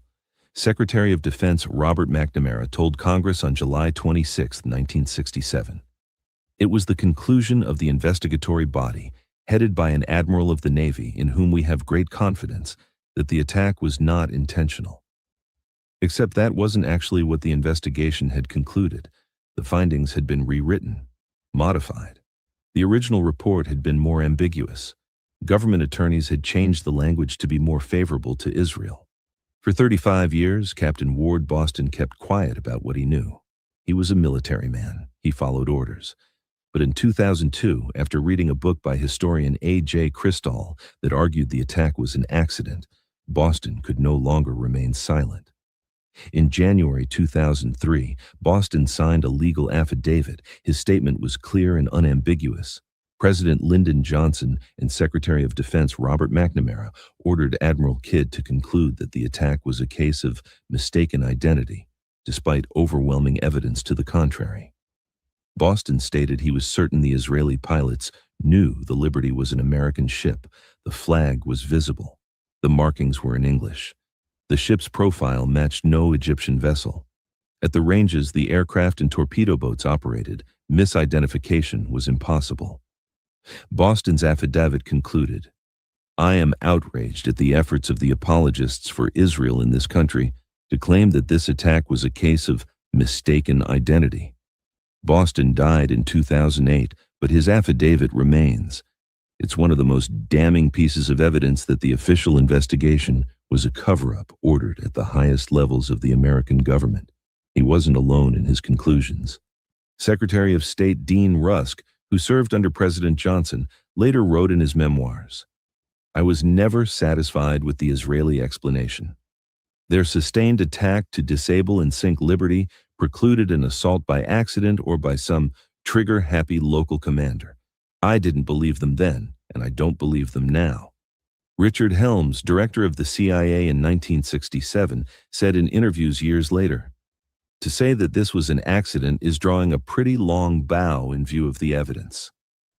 The NSA's director at the time, Lieutenant General Marshall Carter, stated in a 1988 interview that he believed the attack couldn't be anything else but deliberate. His deputy, Dr. Louis Tordella, agreed. "I believe it was a deliberate attack." Admiral Thomas Moorer, who became chairman of the Joint Chiefs of Staff, conducted his own independent investigation years later. He concluded that Israel had deliberately attacked the Liberty, likely to prevent the ship from monitoring Israeli military communications as Israel prepared to invade Syria's Golan Heights the next day. An invasion the United States opposed. Even George Christian, President Johnson's press secretary, later admitted that no one in the White House believed that the attack was accidental. These weren't conspiracy theorists. These were the highest-ranking military and intelligence officials in the United States government, and every one of them believed the attack was deliberate. But if the attack was deliberate, the question becomes, why? What possible reason would Israel have for attacking an American ship? Several theories have been proposed. The most widely discussed is this: the Liberty was monitoring Israeli military communications. On June 9th, the day after the attack, Israel launched an assault on Syria's Golan Heights. The United States had made clear it opposed any Israeli attack on Syria, fearing it would bring the Soviet Union, Syria's ally, directly into the war. If the Liberty had intercepted communications revealing Israel's plans to attack Syria, and if that intelligence had reached Washington in time, the U.S. might have intervened to stop the operation. By silencing the Liberty, Israel eliminated that risk. Others have suggested the Liberty may have intercepted evidence of Israeli war crimes, specifically the execution of Egyptian prisoners of war. Journalist James Bamford has reported on claims from U.S. intelligence personnel that the Liberty may have been monitoring communications related to such atrocities. A third theory: Israel simply couldn't risk an American intelligence ship monitoring its military operations during a critical phase of the war. The Liberty had the capability to intercept virtually every radio transmission in the region. For a country fighting a war on multiple fronts, that level of intelligence exposure was intolerable, even if the intelligence was going to an ally. What we know for certain is this: the Israeli military knew the Liberty was there. Multiple Israeli reconnaissance flights had observed the ship throughout the morning. The Liberty's position had been reported to Israeli naval headquarters. According to declassified documents, Israeli headquarters knew the ship was American at least 3 hours before the attack. But this information was apparently never passed to the pilots and boat commanders who carried out the assault. That's the official Israeli explanation: a communications failure. The pilots and sailors genuinely believed they were attacking an Egyptian vessel. The problem is that explanation doesn't hold up under scrutiny. The Liberty looks nothing like the El Qusair. The Liberty displaced 10,000 tons and was 455 feet long. The El Qusair was less than half that size at 1,100 tons. The Liberty had a distinctive forest of antennas, including a prominent moon bounce antenna used for satellite communications, that made her instantly recognizable as an intelligence vessel. The El Qusair was a simple cargo ship with no such equipment. The Liberty was making 5 knots. The El Qusair was reported to be making 28 knots, more than 5 times faster. Even if Israeli forces couldn't identify the ship visually, the speed difference alone should have made clear this wasn't the vessel they were looking for. The attack lasted over 2 hours. During that time, Israeli aircraft made multiple passes. They approached from different angles at different altitudes in clear weather with perfect visibility. The American flag was flying. At close range, it was unmistakable. The torpedo boats came in close enough that crew members could see the faces of the Israeli sailors. They could see the Star of David painted on the boats. At that range, the American flag would have been equally visible. And then there's the machine gunning of the lifeboats. If this was truly a case of mistaken identity, why would Israeli forces fire on lifeboats? Why prevent the crew from abandoning ship? That action serves only one purpose: ensuring there are no survivors. A 2007 Chicago Tribune investigation uncovered testimony from former U.S. military personnel with first-hand knowledge of the incident. According to these sources, NSA intercepts of Israeli communications during the attack show that Israeli pilots identified the ship as American before opening fire. One pilot reportedly radioed that he could see an American flag. Underboss, thank you for being here. Please hit the like button on your way in. This is not a church revival. Can you please save your religious thoughts and take them to the church sector? This is not a revival. This is not a tent revival. This is a news program, sweetheart. Hit the like button. Thank you guys for being here. I find it curious that Aaron Steele, maybe someone uses this picture all the time. The name doesn't. I don't care what you do. I don't care if you don't do church. Just please, with all of this religious talk. None of this is about Jesus and what your religious beliefs are about. No one cares. If you believe it, make that good enough for you. Just because you believe it, don't mean that this is the place to preach your personal religion. That's all I'm saying. That's all I'm saying. Thank you. You understand what I'm saying? Okay. Aaron Steele. Aaron Steele.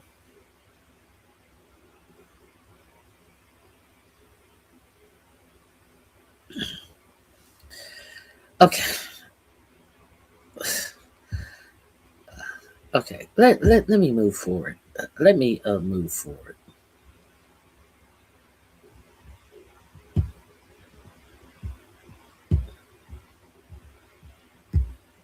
Let me move forward. Jesus Christ. And I don't mean in a religious way. I guess I shouldn't even be saying Jesus Christ in frustration, but Lord forgive me.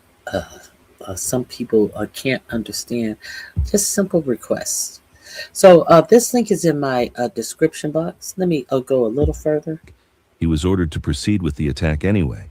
The NSA has never officially confirmed these intercepts exist. When asked, they've stated they have no such recordings, but multiple former NSA personnel have gone on record saying they heard the transmissions. They heard Israeli pilots confirm the ship was American, and they heard the order from Israeli ground control to attack regardless. If true, this would be conclusive proof that the attack was deliberate. It would also explain why the NSA has fought so hard to keep these intercepts classified. What we're left with is a pile of evidence that doesn't support the official story. We have senior U.S. officials who were there saying it was deliberate. We have Israeli reconnaissance flights that observed the ship for hours. We have the sustained nature of the attack. Over 2 hours, multiple aircraft, torpedo boats, systematic targeting of communications and defenses.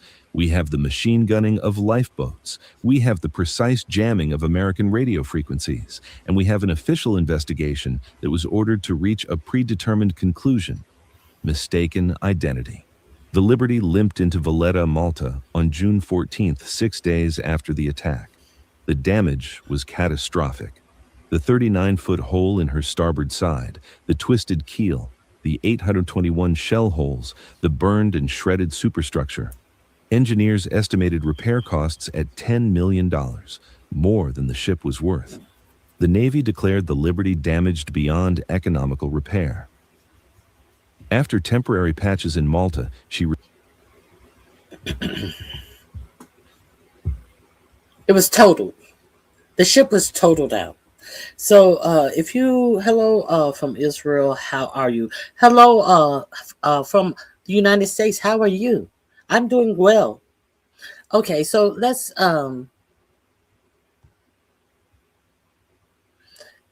I'd be a lot better if my country wasn't funding yours. This is what Timothy McGowan says. Okay, so if you are unaware of this is what Tommy Massey put to the floor of the Senate. A lot of people were unaware about the USS Liberty. So I just wanted to bring that to you today because why is this important? Because it is news of the day. Now, what else is news of the day? This other news of the day strangely is being ignored. This is in this video is in my description box under the heading USS Liberty attack. And the Thomas Massey speech can be found there as well. Why do I think that this is important? Unhinged. Pentagon says Israel spying is a... Oh, excuse me. Oh my God, how rude. Is a critical threat. I apologize for that. I was talking and I just had a swig of my morning beverage, which is a non-alcohol beverage. I'm not a drinker. And There was an ugly sound that I made. I apologize for that. If you are unaware about the spying that has been, I'm pretty sure they've known this for quite a while. But do you expect Kegbreath or 45, 47 to not allow Israel to do whatever they want to in America with American intelligence? Do you expect them to say anything? If they are bold enough to be sloppy enough to be caught spying on the United States, why are they so bold and sloppy? Because they know there's going to be no repercussion behind it. Why would they know that? Because maybe they spied on someone who is bold and sloppy in their own personal life, dealing with women and girls and stuff, that they know they have already got the golden bullet to ensure that nothing would happen to them, no matter what they do, because they have a compromised president in some countries around the world. These people who sit at the top of the power scale in many of these countries have been compromised. So why would they care if you catch them spying? What you gonna do about it? Okay, let me share this with you. Make sure I'm sharing. Yes, I'm sharing this with you.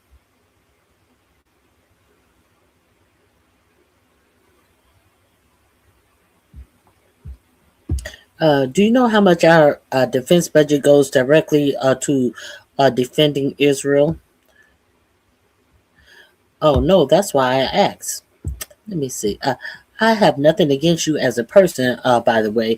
I just feel that we as a country should be America first. Instead, we're against every single other country except Israel and Russia. I concur with that. I definitely concur with that. And I in all of this Jew hate and anti-Semitic stuff, I have no hate for anybody Jewish. It's nothing about anything Jewish. Jewish is a religion. A Jewish is a religion. Now, the fact that the people in Israel support the things that is being done under the name of their government is problematic. It's very problematic. But as far as I hate Jews, I hate Muslims, no, I'm not that simple. I'm not a simpleton. I'm not ignorant. Where I hate blacks. I hate the blacks. The blacks are the problems. The Jews are the problem. The Muslims are the problem. Everybody wants to say all of these distinct sections of the world. These are the problem, as if all of the people of whatever religious denomination, whatever ethnic community these people belong to. They want you to believe that they're all the same. They're all the same. They're all the same. So therefore, we can point to them as being the problem. And while you pointing all your fingers at all of these other people who are the problem, you never point your finger at who is the real problem. You never point your finger at who profits off of all of your pain. You never point your finger at the people who are getting rich off of all of these wars. You never point your finger at the people who are throwing red herrings out here for you to chase after like some ravenous dogs. You never point your finger at the rich.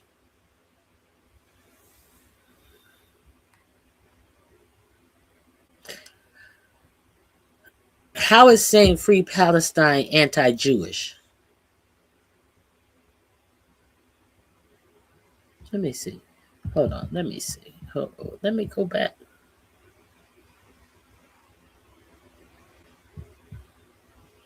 I think you give money to many other countries. No, we don't give as much money as we do to Israel. What other countries? Be specific. Since you think that, we don't go on something you may think is true. Let's get some facts. Whom? What other countries are you specifically speaking of? Because we can agree to disagree, but we don't go on hunches and propaganda over here. Okay, let me see exactly. The Jewish people have no problem with Israel, and the IDF can go fuck themselves. Okay, okay. Free Palestine. See what? See what? How is saying pre Palestine anti-Jewish? That's fucking wild. Check how much money you give to Ukraine. No, why don't you check how much money we give to Ukraine? Because no one started giving money to Ukraine until Russia invaded Ukraine. Money has been given to Israel for decades. No one has encroached on Israel for decades, year after year after year after year. So why do you want me to check on Ukraine? Why don't you check on Ukraine and tell me how much money Ukraine has gotten over the amount of money that has been sent to Israel? Since you think I'm gonna go on a fool's errand, take yourself on the fool's errand, and you tell me how much money Ukraine has got over Israel. We'll wait. We'll be right here. You obviously are on something called a computer. Go look it up.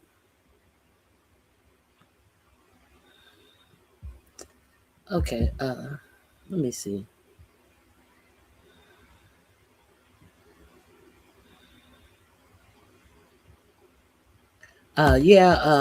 We're supporting an ally being invaded by an adversary.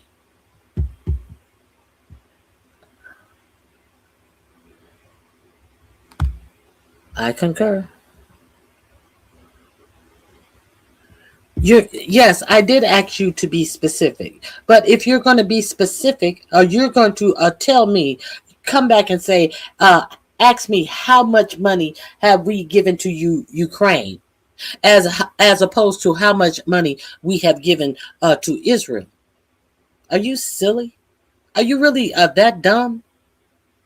No one started us. They are supporting Ukraine in a war effort. And right now, they're barely doing that because they are making the European Union pay the United States for the weapons that Ukraine is getting from the United States. They are no longer giving the Ukraine any weapons.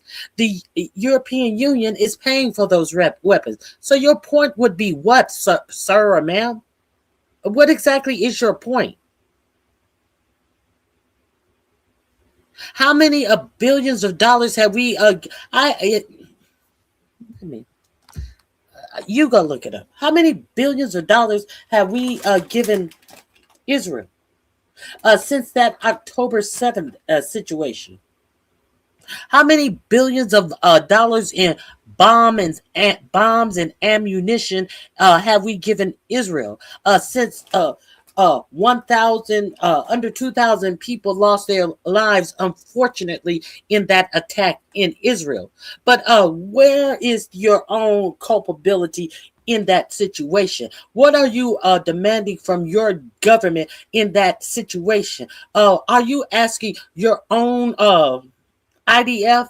Why is it that they were non-existent? They never showed up for, what was it, 6 or 7 hours after that attack? That there was no IDF around, when IDF is around everywhere, every time they smell a Palestinian fart. But mysteriously, there was no IDF around for at least 6 or 7 hours on October 7th in the area where Hamas attacked in Israel. Yes, I'm real clear on Hamas attacked in Israel. I'm real clear on it is horrible that people lost their lives in Israel. But do you think that I feel that that is a reason, a good enough reason for Palestinian children to be used as target practices, as Palestinian children being used as a game to one day let's do all head shots, one day let's do all genital shots, one day let's do all belly shots. Do you think that the tens of thousands of Palestinians who have lost their lives and their whole land has been flattened like a pancake under some we are going to build some establishment for the wealthy to come to? See, that's your problem. Didn't I just say that the problem is they always want to have you looking at somebody who has not done anything to you. These are children, all of these tens of thousands of children of innocent people in Palestine didn't do a goddamn thing to you. But you're trying to rationalize that shit. But you're ignoring that Jared Kushner said that, hey, Palestine is great waterfront property, and that they have already came out and said that they are going to build some Techcopia city on Palestine dead bodies. But you have nothing to say to that. You're not going to even be invited to that. Are you a Israeli billionaire? Is that going to profit you in any type of way? And second of all, as far as how much money we have given Israel, we have given Israel far too much money. Far too much money, because the Israeli citizens all have universal health care. While they're sending your country money, they should be putting that money into our own country to make sure our own citizens have universal health care. You really want to talk about it? What I feel about that? Do you really want to talk about what I feel about that? Because it's nothing against you. I don't blame your government for getting all you can from fools that are willing to give all that they are willing to give.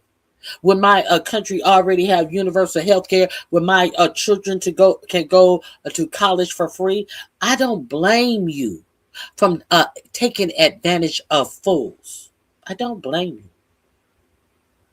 But I blame the fools that continue to give you money when they are kicking their own citizens off of the least of the least health care, that where they will have no health care. Not in the hundreds, not in the thousands, in the millions, in the teens of millions of Americans are being kicked off of their health care, their Medicaid, the least of the least health care coverage that they could get.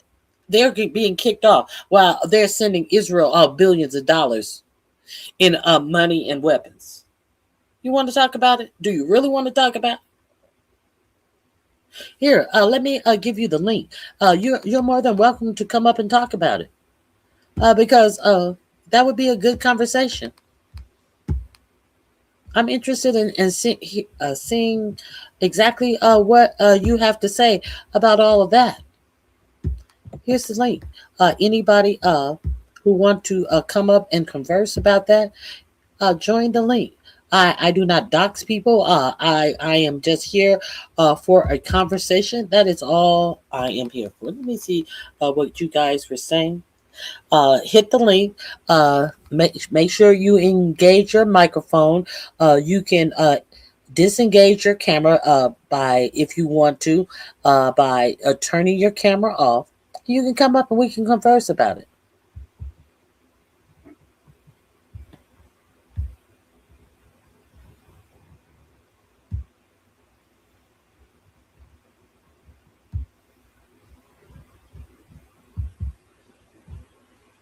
Nothing?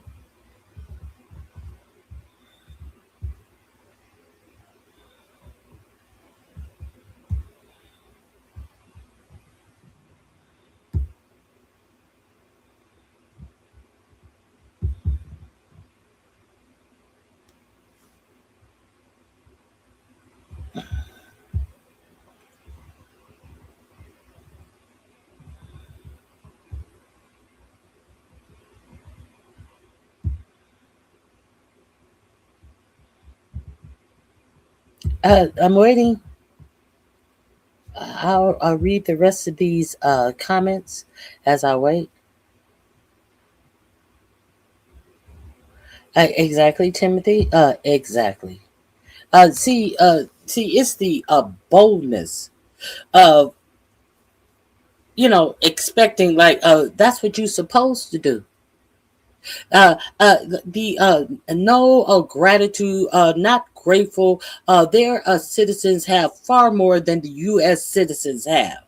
And we're still at what point is Israel going to have to pull itself up by the bootstraps? Because that's what Americans get from their American elected officials. And that is why I hope that you guys are paying attention to the things that go on in these hearings, to the things that these elected officials are saying, to the questions that these elected officials will not answer, that they run away from, that they have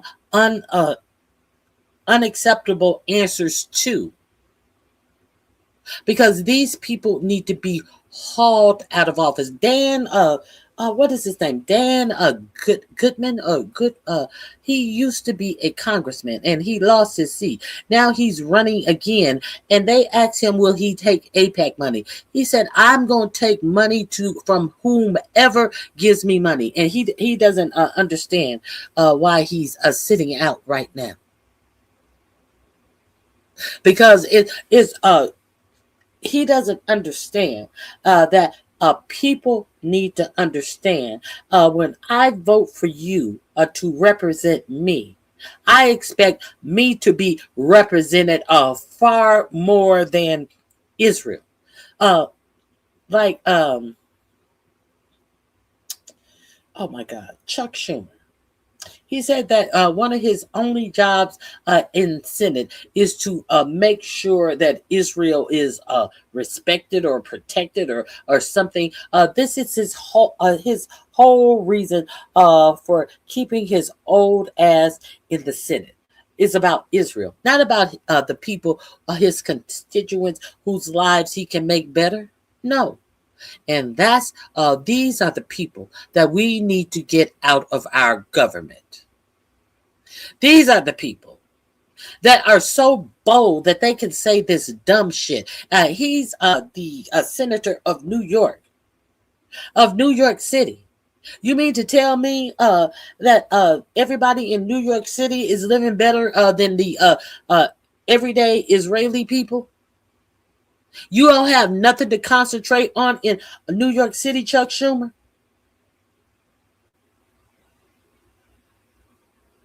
I mean, people need to wake up and start paying attention. Because when you start paying attention to what's going on in your motherfucking local races and start getting these motherfuckers out here out of office that are doing nothing for you, then what are they gonna start doing? They're gonna start paying attention to their voters and what their voters' needs are. Okay, where am I? The link is do I need to pin the link? Did you not see the link? Did they leave? Let me pin the link because I do want you to be able to come up at any juncture. At any juncture, I want you to be able to come up and chit chat about it. You don't want to chit chat about it? I guess they don't want to chit chat about it. Okay, let's go to this. To the highest level. Let me explain some of what they have, and then I will give you some of what I have. Turning now to this discussion of Israeli spying in the U.S. I'm going to give credit to NBC News. They broke this story first. Let's put C1 up here on the screen. The Pentagon has raised the threat of Israeli spying on U.S. to the highest level. Let me explain some of what they have, and then I will give you some of what I have. They say the Pentagon is increasingly concerned about Israel ramping up its spying on the U.S., recently raising the counterintelligence threat level from America's top ally in the Middle East to the highest level.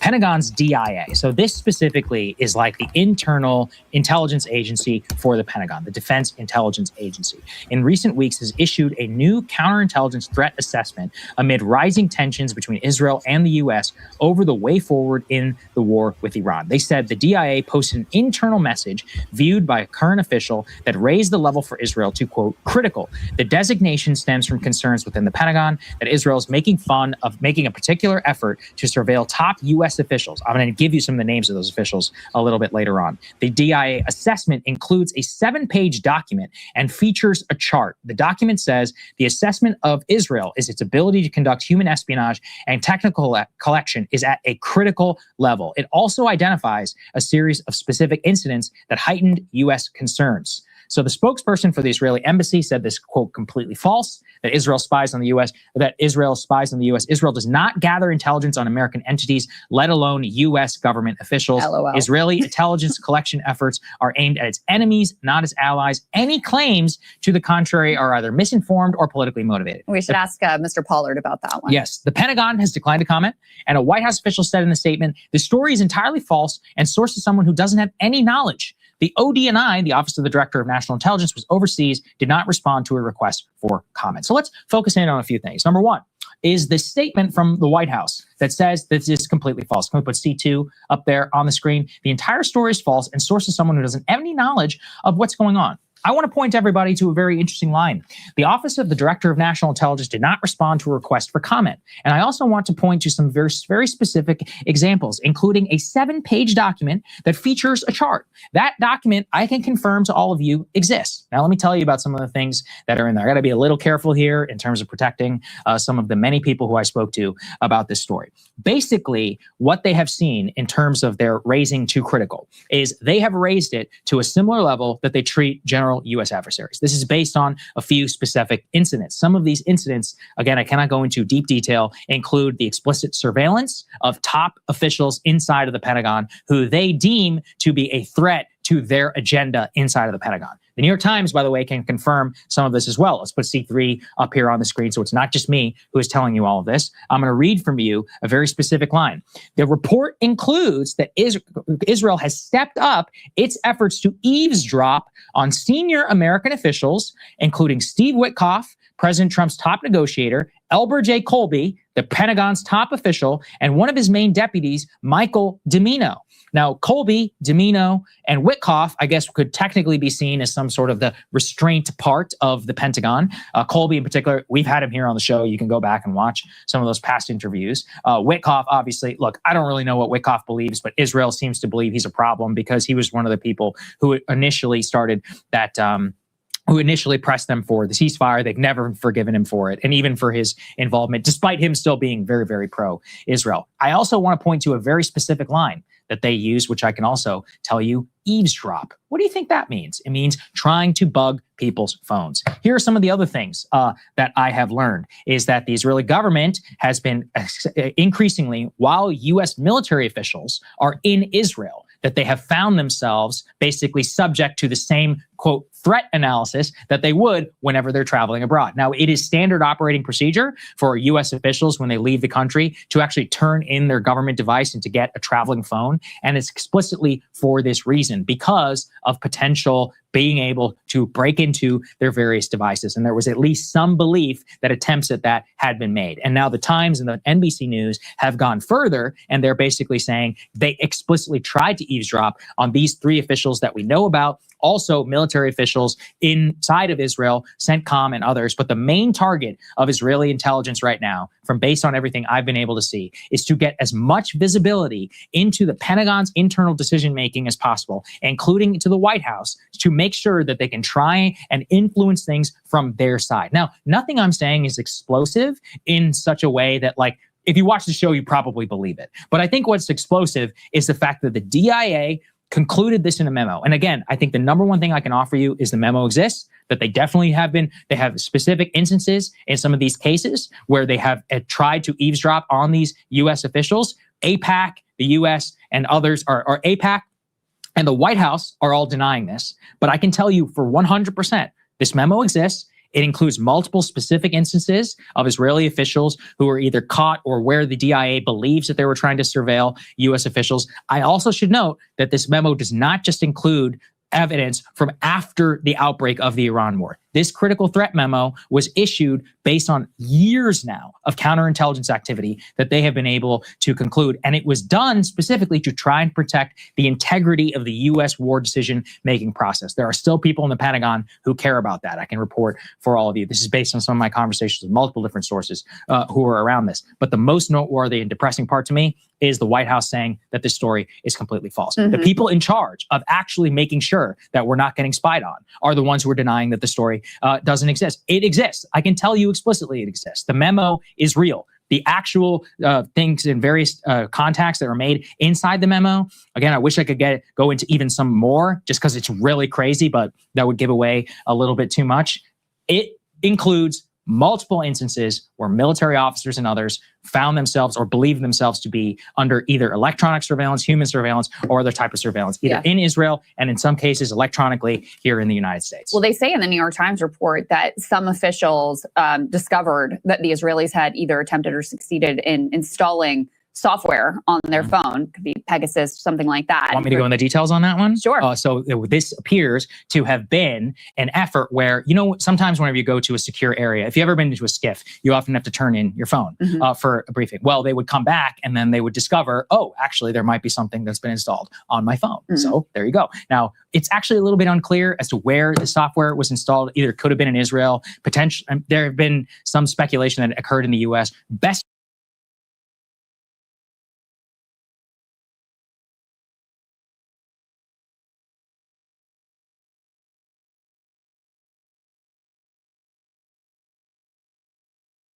I've been able to tell it occurred while they were on travel, while they were in Israel. And they're actually particularly worried about their own personal devices. Remember that Steve Witkoff and others have used their personal devices and signal devices whenever they were conducting diplomacy, which just made them very vulnerable. And also fly around on private jets, not, official, secure government aircraft. And so that makes them more vulnerable.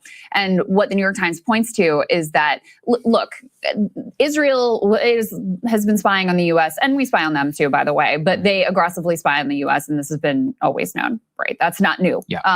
But they say that the efforts have been ramped up significantly actually during the Biden administration after October 7th, as they were trying to get a window into, okay, what is the decision-making that's going on inside? Are they going to try to constrain us in any way? The answer turned out to be no. But in any case, that's when they really escalated these efforts. And one person that the New York Times quoted here said that what they're doing now is, quote unquote, unhinged. So, again, these are not people who are Pollyanna who, would expect that Israel would not spy on us whatsoever, which to me seems like a reasonable expectation of an ally. But in any case, that is not the expectation that our government apparently has. But even given that baseline of expectation that they will spy on us, they consider the actions to have been taken here to be unhinged. I want to pair this too with another story, which is the efforts to effectively link the U.S. and the Israeli militaries and make them so intertwined that this is something we talked about last week with Brandon Weichert, to make them so intertwined as to make it almost impossible to extricate ourselves from this relationship. This is the country that we're talking about, a country that spies on us as aggressively, if not more aggressively, according to these reports, as our adversaries, as our biggest adversaries in the world. There is no other ally that is conducting this level of operations against us. It is not a thing. It is only Israel. And so it really does call into, look, to me, the relationship of Israel as an ally is already called into question. This further calls into question the idea that this country should be an ally, that we should have this type of relationship with them when they're committing, acts against us that are adversarial all the time. And I said earlier in the show, they would be delighted if U.S. service members got killed right now in the Middle East so that we would get drawn back in. That's our ally. That's who we send billions of dollars a year to without a second thought. That's who we're trying to directly intertwine our military and intelligence services with. This is insanity. And I can tell you, the Times have confirmed some of these instances. The ones that really shocked these officials the most and why they elevated it to a critical threat was when the Shin Bet, the Israeli Domestic Intelligence Service, the FBI, tried to plant a bug in a Secret Service vehicle here in the United States. They literally tried to do that. The Times has it in there too. That's in the memo. So that demonstrates the level of concern that they have. Remember, these are general bureaucrats. They're looking at China, Russia, all of these others, and they're like, hey, you have a country which literally tried to bug a Secret Service vehicle. We should probably do something about that or alert someone over at the White House. They tried to put this into a memo and issued it to the Pentagon. And then the White House comes out and says it's entirely false. So that's the concerning part to me, is not just what they got away with, but if this were China, if this were Russia, if this were literally any other country, they would freak out. There would be calls from Congress to come in and to investigate. And instead, you have Ted Cruz, who defended basically Israeli spying on the U.S. In his interview with Tucker Carlson. And then let's also remember, there's basically been a years-long psyop by a lot of these pro-Israel people in the U.S. who are saying that Israel doesn't even spy on us in the first place. Let's throw back to Ben Shapiro making this case several years ago. Let's take a listen. This has become the hot speculation on the internet, is without evidence. You say that Mossad was running Jeffrey Epstein. When I say without evidence, I mean without evidence. Naftali Bennett, the former Israeli prime minister, said, quote, as a former Israeli prime minister, with the Mossad having reported directly to me, I say to you with 100% certainty, the accusation that Jeffrey Epstein somehow worked for Israel or the Mossad running a blackmail ring is categorically and totally false. This accusation is a lie being peddled by prominent online personalities such as Tucker Carlson, pretending they know. So that must mean that it is true. Now, Ben Shapiro audience is in the fucking toilet right now. And espousing bullshit and lies like this could be the very reason why he is a dundada. Things they don't. And in fact, I followed up with the former Prime Minister, Naftali Bennett, and what he told me is the Mossad has not been active in the United States or against the United States since the Jonathan Pollard scandal of 1987, when a U.S. Army contractor who's actually working for the Navy revealed classified information to the Israeli government. He was prosecuted by the United States government and ended up in prison for almost 30 years. And so Israel since then has not spied on the United States. So Ben called up the Israeli prime minister, former Israeli prime minister. So he said that there's been no spying since the last time we got caught doing it. And Ben Shapiro is telling you, hey, the former prime minister said that we stopped spying on Americans since the last time we got caught, that you can verify that we got caught doing it. Okay, Ben, you stupid cluck. Let's continue. Just, hey, you don't spy on us, right? He said, yeah, no, we don't. And Ben said, yeah, okay. All right, let me go ahead and report that to my audience. The Israelis never lied. Why would they lie? Let's go to the next one. I love this one in particular. This is, very pro-Zionist poster. I believe he's done some stuff over there, the Middle Eastern analyst for the Free Press. He says, the deeper story of the NYT article about Israeli spying, citing an alleged report, isn't the spying itself. There's no direct spying on America because the costs of discovery would be enormous. But there's obviously a great deal of analysis and open source work on America, just like there is in the U.S. intelligence on Israel. Neither side is stupid. But as he claims, quote, there is no direct spying on America, so the cost of discovery would be enormous. I just told you that the cost of discovery was actually nothing, is that they are literally trying to spy on top U.S. and Pentagon officials who in some cases either opposed the war or espoused views that were oppositional to their, conquest of the entire Middle East. And they are getting no cost from the White House. The White House is denying that their own government's conclusion of spying is not correct. And just to be very clear,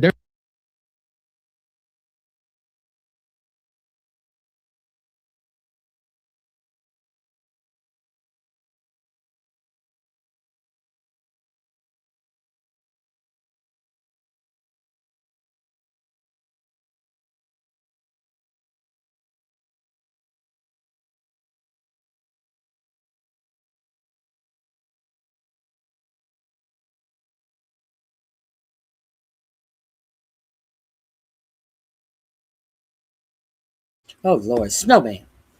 My mic was off. I don't recall it. You want to get people off a topic. You want to talk about free things that are giving away.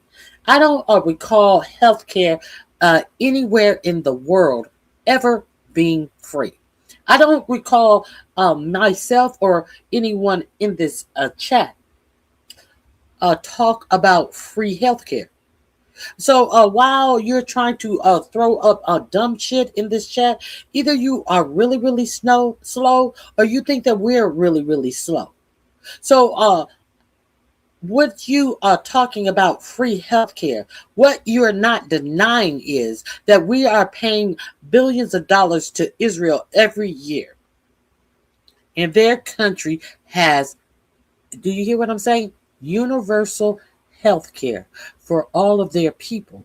And when our U.S. citizens are getting thrown off of their lowest health care insurer, which is Medicaid, by the tens of millions. Did you hear? I never heard the word free in any of that. I never heard me say free in any of that. So since you didn't hear me say that it was free, but what you did hear me was talking about billions of dollars that are going to other countries. And you are talking about people expect something free in America. No, we expect the billions of dollars that are going to other countries to stay in America to give American citizens universal health care. Very simple. And all of this arguing you're trying to have on false premises, go sit your ass down somewhere, because you are really looking stupid in this chat with this bullshit. Let's continue. There's no cost. And there's never been a cost. No. When Jonathan Pollard was discovered, shipping secrets to the Israelis, which they then sold to the Soviet Union. Yeah, there was a cost to him.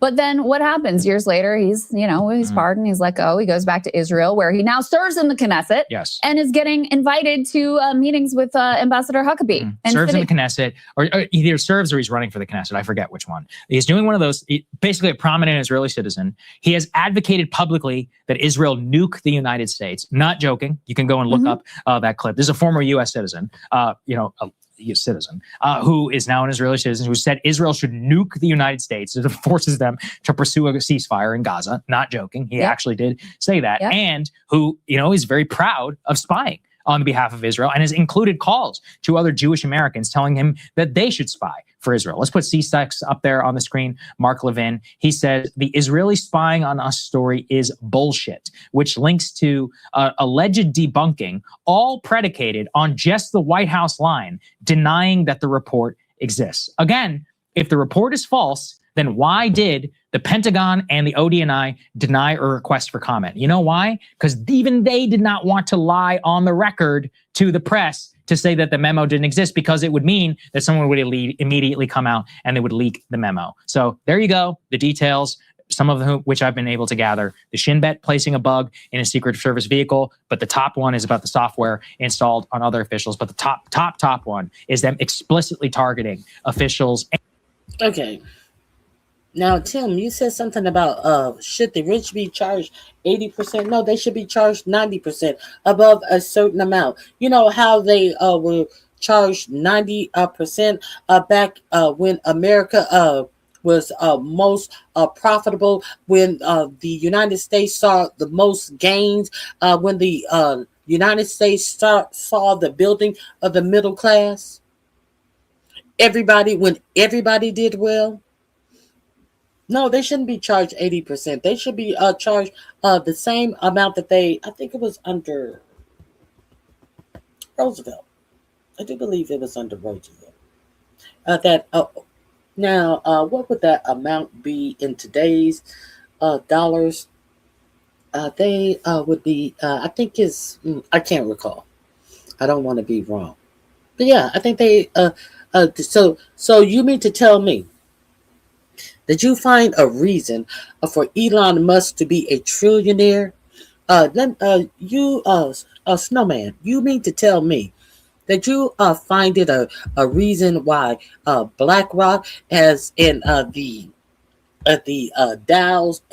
Dow and the Nasdaq stock exchange they use to make new companies that come on the stock market have to sit for a year and be seasoned to make sure that this is a profitable company, so that people, regular American citizens who go to work every day have retirement funds. Some of them may be close to using these retirement funds, because we know that not many companies in this new America even offer their workers any type of retirement fund.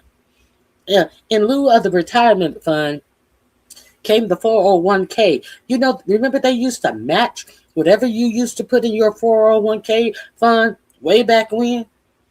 But now they offer you a 401k plan that you contribute to, and whatever you contribute to your plan, that's what you get. They're not giving you nothing. They're just giving you a tax. They're giving you a way to have to tax shield while you save your retirement money. They used to match 401k. Some of them used to match up to 1.5 times what you put in it. But nah. And nobody sees this happening.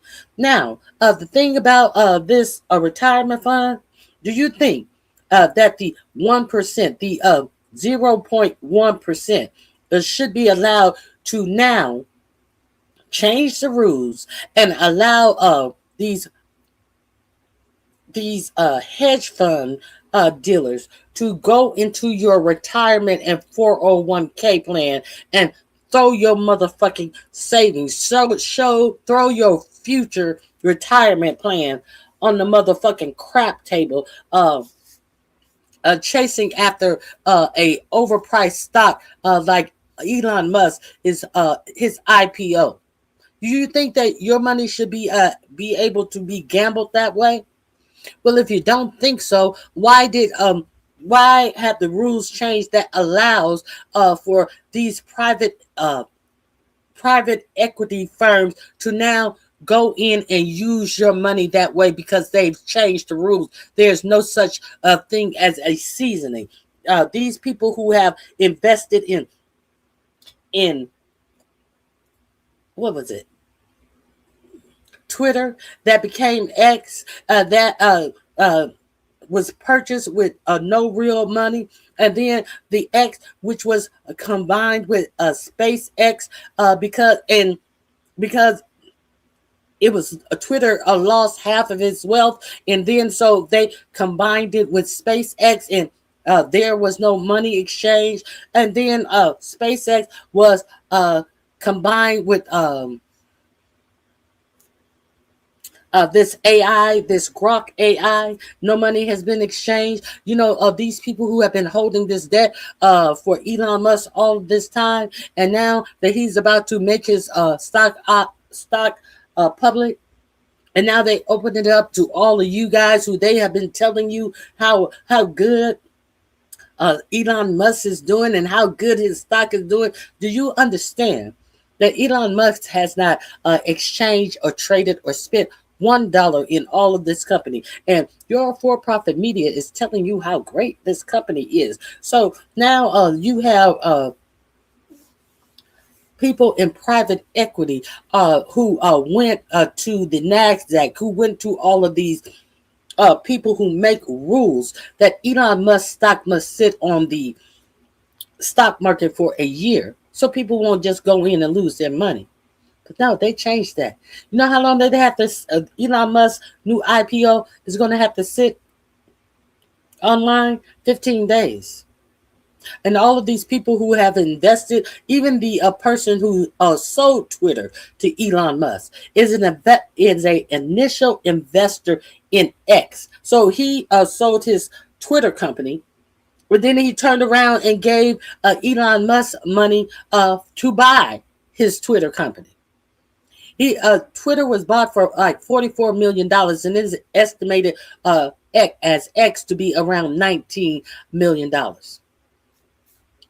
So, do you think that that man is going to finally want his money back when all of your pension money, all of your retirement funds, these millionaires and billionaires who have run out of their own capital to circle jerk and make pretend like AI and this AI bubble is something that is real? Now that they have access to your retirement and pension fund, do you think that when this big influx of pension money, retirement money is put into these portfolios, do you think that the original man is not going to be, finally, I can get my motherfucking money out of this useless piece of stock?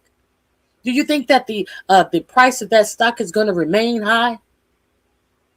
After all of these billionaires who had to save face and who had to just hang in there and hear all of these bullshit and lies and this shit about the plans for X and their plans for Twitter and how it was a very lucrative company, you think they're going to leave their money in something that they know has gained them nothing but having to wait to get paid? You think they're gonna keep their money in there when they got your money in there?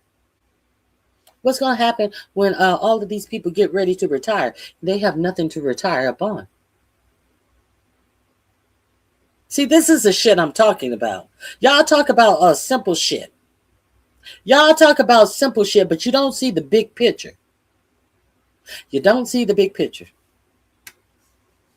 But that's okay. You ain't got to see the big picture because these rich one percenters that you think that it would be so egregious to charge them taxes that help ensure that America stays on a good footing. Okay, you don't have to worry about it. You know why? Because they have a bunker for themselves. And when whatever happens in this world, due to you simpletons believing that the 1% shouldn't have to pay taxes, these people will be protected.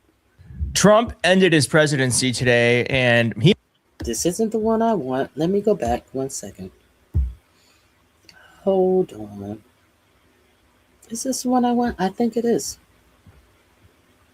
Yes, this is the one I want. Trump ended his... Okay, so what else did I want to talk about with you guys? You think I give a damn about a rich man having to pay taxes? And who has the audacity to say that they are going to take all of the jobs away? And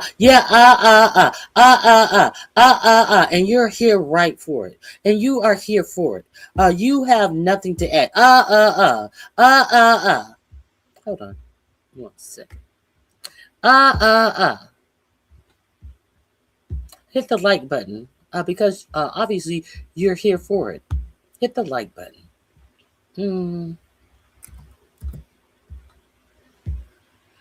I love a fan. There's nothing like a fan. Let me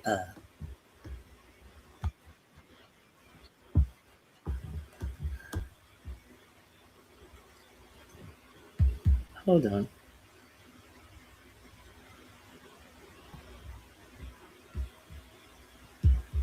Hold on.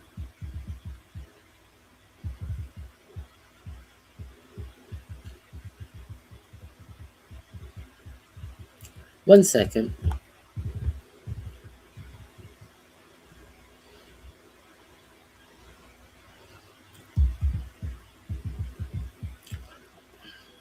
Timothy wants to get you off a topic. Timothy, what you're talking about is not my topic. Timothy, it seems like you have great ideas to talk about some things that you are interested in talking about. But unfortunately, that what you're speaking on is not my topic. Try again some other time. Maybe you'll succeed at that, but no, not today, sweetheart. Let's continue. Let's talk about Douglas,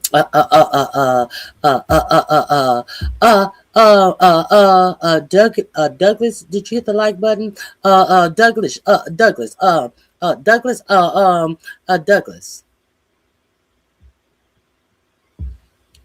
Douglas, did you eat your share of dicks this morning?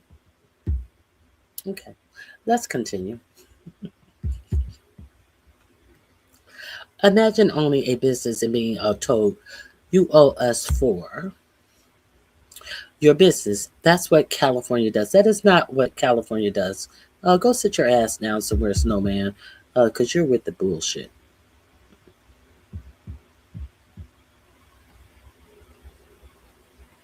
I can't speak to you because your stream doesn't work. Oh, that's odd. My stream does work. Let me I'll put the link. Are you set up to talk? Are you? I don't hear you clicking on my stream at all. Here is my stream. There you go.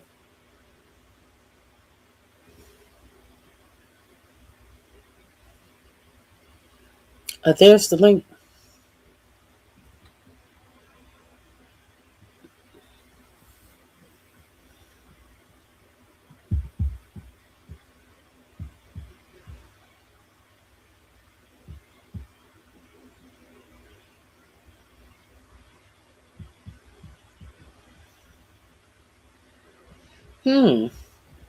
I don't know what's that all about, but that's the only link that I have.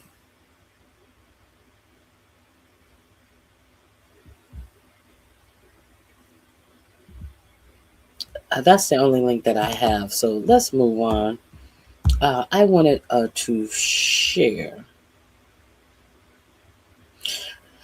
Let's talk about the pause construction. But again, let's talk about the pause construction on the discovered island that Jared and Ivanka discovered. The work on the island has been paused as they are doing an investigation into the purchasing of this protected land that was sold to Jared Kushner and Ivanka Trump, where they expect to build some billionaire island on. The Albanian protesters aren't backing down. It's been over a week of massive protests over the land that... Wait a minute. He said the Albanian protesters are not backing down. Now, isn't it Laura Trump who sings like a billy goat, who has a song that says, what are the lyrics? And I won't back down. I won't back down. Isn't that Laura Trump's song? And I won't back down. I can't sound exactly like the billy goat she sounds like when she sings. The Albanian people are singing Laura Trump's theme song. I won't back down. Has been bought by Donald Trump's son-in-law, right? Jared Kushner.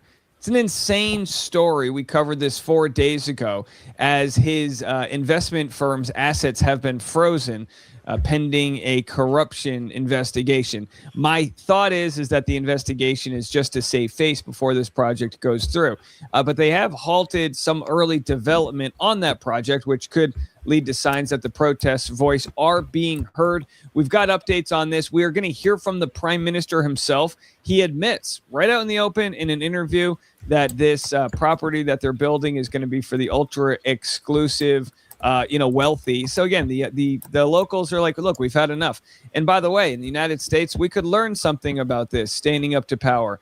Just because they changed the rules so that the wealthy could get a pass. That is exactly what I am saying. We could learn something from this, and we need to learn something from this. This link is in my description box. under the title "Halted Development on Kushner Island." If you want to visit this, let's see a little bit more of what he's talking about. And be able to build land on protected areas doesn't make it right. And it doesn't mean it can't be changed with some heavy protesting. So again, 4 days ago, we covered this story here. Albania freezes assets in the Kushner resort probe. It was such a brazen lack of humility by Jared Kushner and Ivanka Trump. They both did these podcast interviews. She was like having this eat, pray, love moment. We found this island. We swam up to it. It was so amazing. It's like, it ain't yours. You can't have it. Money can't buy everything, right? Or can it in this case? We're about to find out. The globe is literally watching this. And Jared Kushner let it spill in his, deadpan face that he was just on his buddy's yacht, as you do, because the billionaires aren't taxed enough, clearly. And, they were like, yeah, me want that. So here we're going to have the updates. CBS is actually covering this case, which, by the way, you can't trust what CBS has to say. They're essentially bought by the Trump administration, as CBS is trying to merge with Paramount. They're doing everything they can to destroy their journalistic integrity at 60 Minutes. We'll have updates on that in the back half of the episode.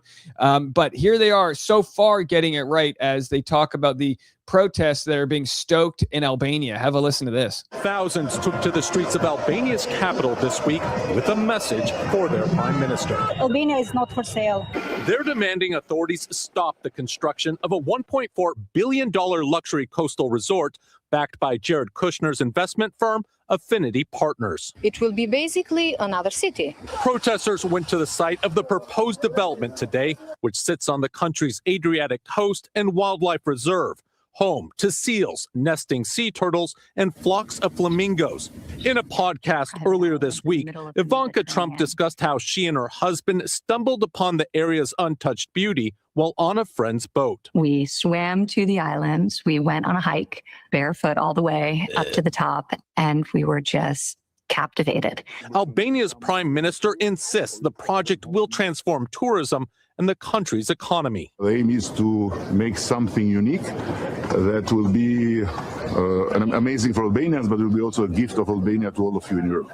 The prime minister says under his watch, this project will move forward. Jurica, Albania's national anti-corruption agency, says it has opened up an investigation into the luxury project. Now, the investigation isn't in order to decide, whether they're going to build this thing or not. That's the bummer, right? The investigation is just kind of over who owns the land.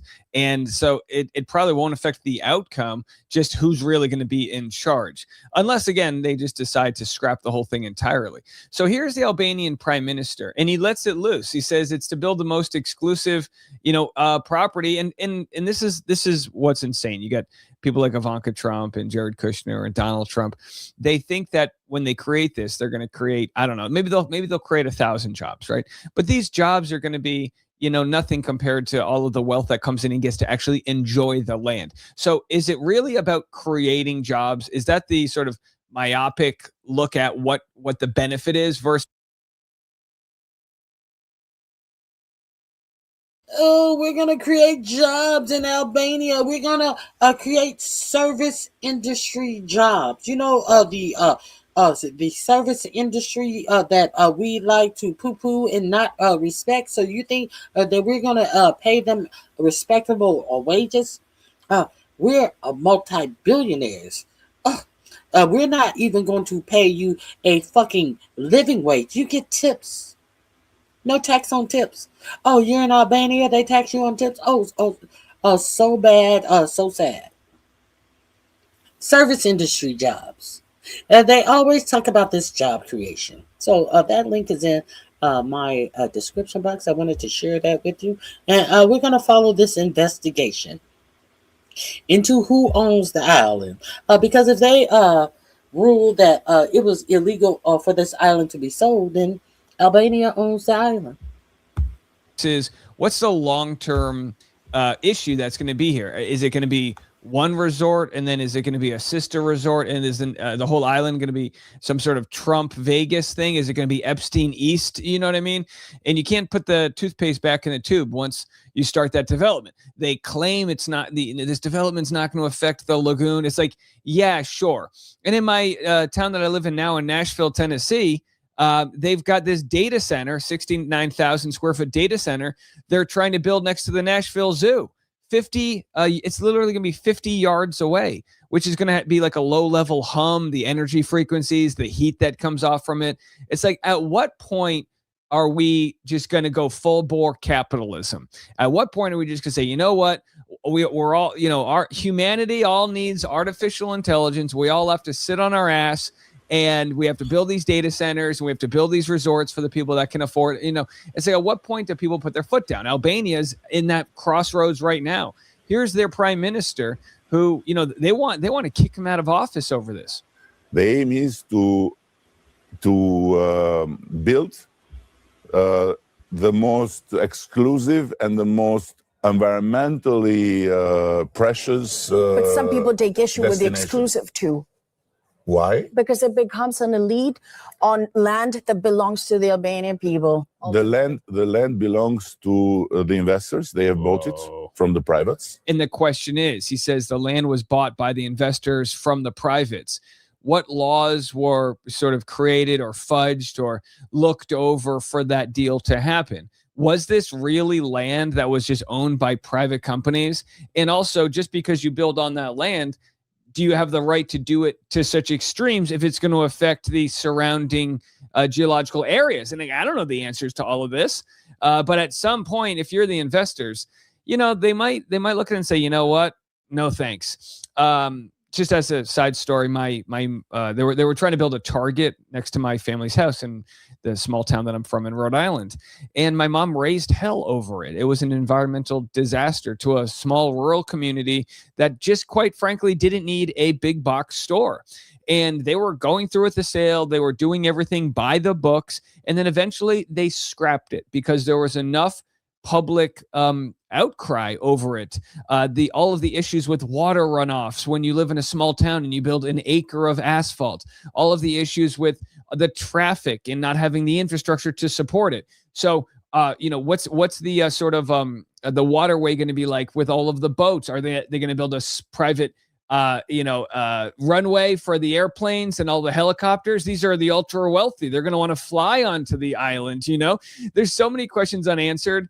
And again, we're watching this, like the entire world is watching this to see, can the people of a country fight back about the rich using the earth as some sort of fleshlight for all of their, rich friends to fuck around with? Because that's kind of the world that we see with capitalism. That's where it goes. There's that K curve where the ultra wealthy are getting wealthier and the poor are getting poorer. And it's becoming a world where you can either afford to stay on the island or you're going to have to work on the island.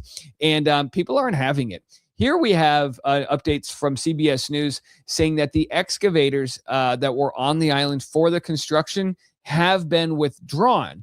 I don't know if they're just stalling or if they're just kind of protecting themselves. There was these private security firm that was there to guard the island or guard the property, and they actually were pushing back at the protesters, and it started like some violence was happening. So it could get messy fast out there. The artist Vernetza Albania in this beautiful landscape. We've got bulldozer markings everywhere. Why? Well, these are markings from bulldozers that had come in the early planning of a Jared Kushner-backed multi-billion-dollar tourism development that is set to be built here. But the reason we're not seeing the bulldozers is because they've been withdrawn. And why have they been withdrawn? Well, because thousands of Albanians have taken to the streets over the past 6 consecutive nights in the capital, Tirana, to express their outrage at this project. Why? Well, they say that this natural landscape is preserved land and should not be built upon, and has natural wildlife like flamingos and sea turtles that need to be preserved here, that this project would damage. And these protests have become something of a revolution of sorts. They're calling it the Flamingo Revolution. There's now huge pressure on the Albanian Prime Minister Edi Rama. Whether it goes ahead, well, only time will tell. There it is, the Flamingo Revolution. Now, look, by all means, justice for the flamingos and the sea turtles. But I think it's bigger than that. I think it's really about people that are sick and tired of being sick and tired. The entire world's economy, and it's obviously different in different countries, but we see this here in the United States where people can't afford shit. And we're just told over and over, well, the stock market's soaring, things are great. And yet inflation keeps going up.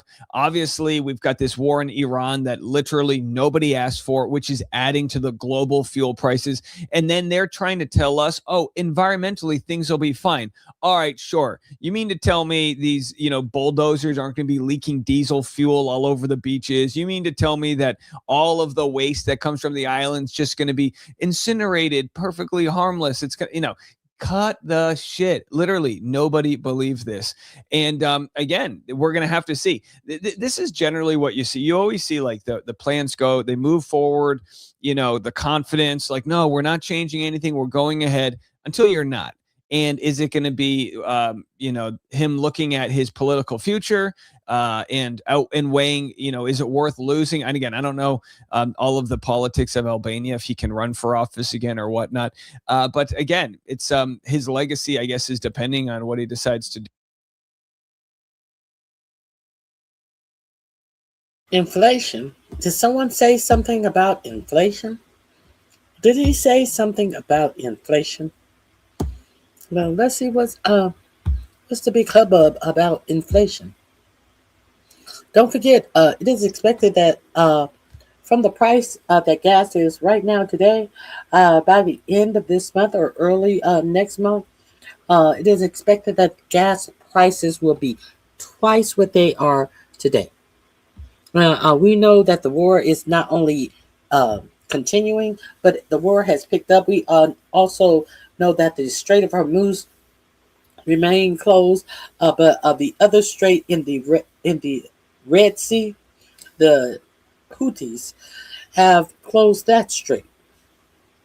The one strait that was open in the Middle East, on the other side of the Middle East, to get shipments in. The Houthis have closed that part of this strait. So get ready for a bumpy ride. I have advised you guys to get a solar generator because it is going to be too expensive to have a gas generator. It's more clean. It's more reliable. You don't have to go out among people who are in trauma to a gas station to try to get gas. I'm telling you, you better protect your neck and look out for your personal safety. What is this about the inflation that he talked about real quick? Let's see what is this.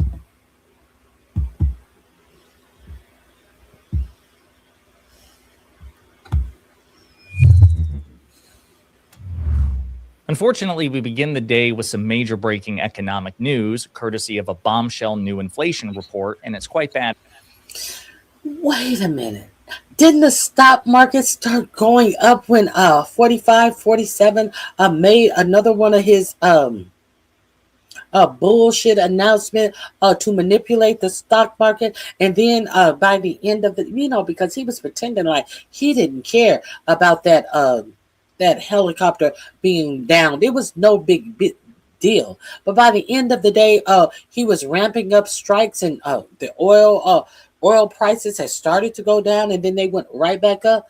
Now, one media outlet has counted the number of times that your president has tried to manipulate the stock market, made these announcements that could be seen as stock manipulation, shall I say.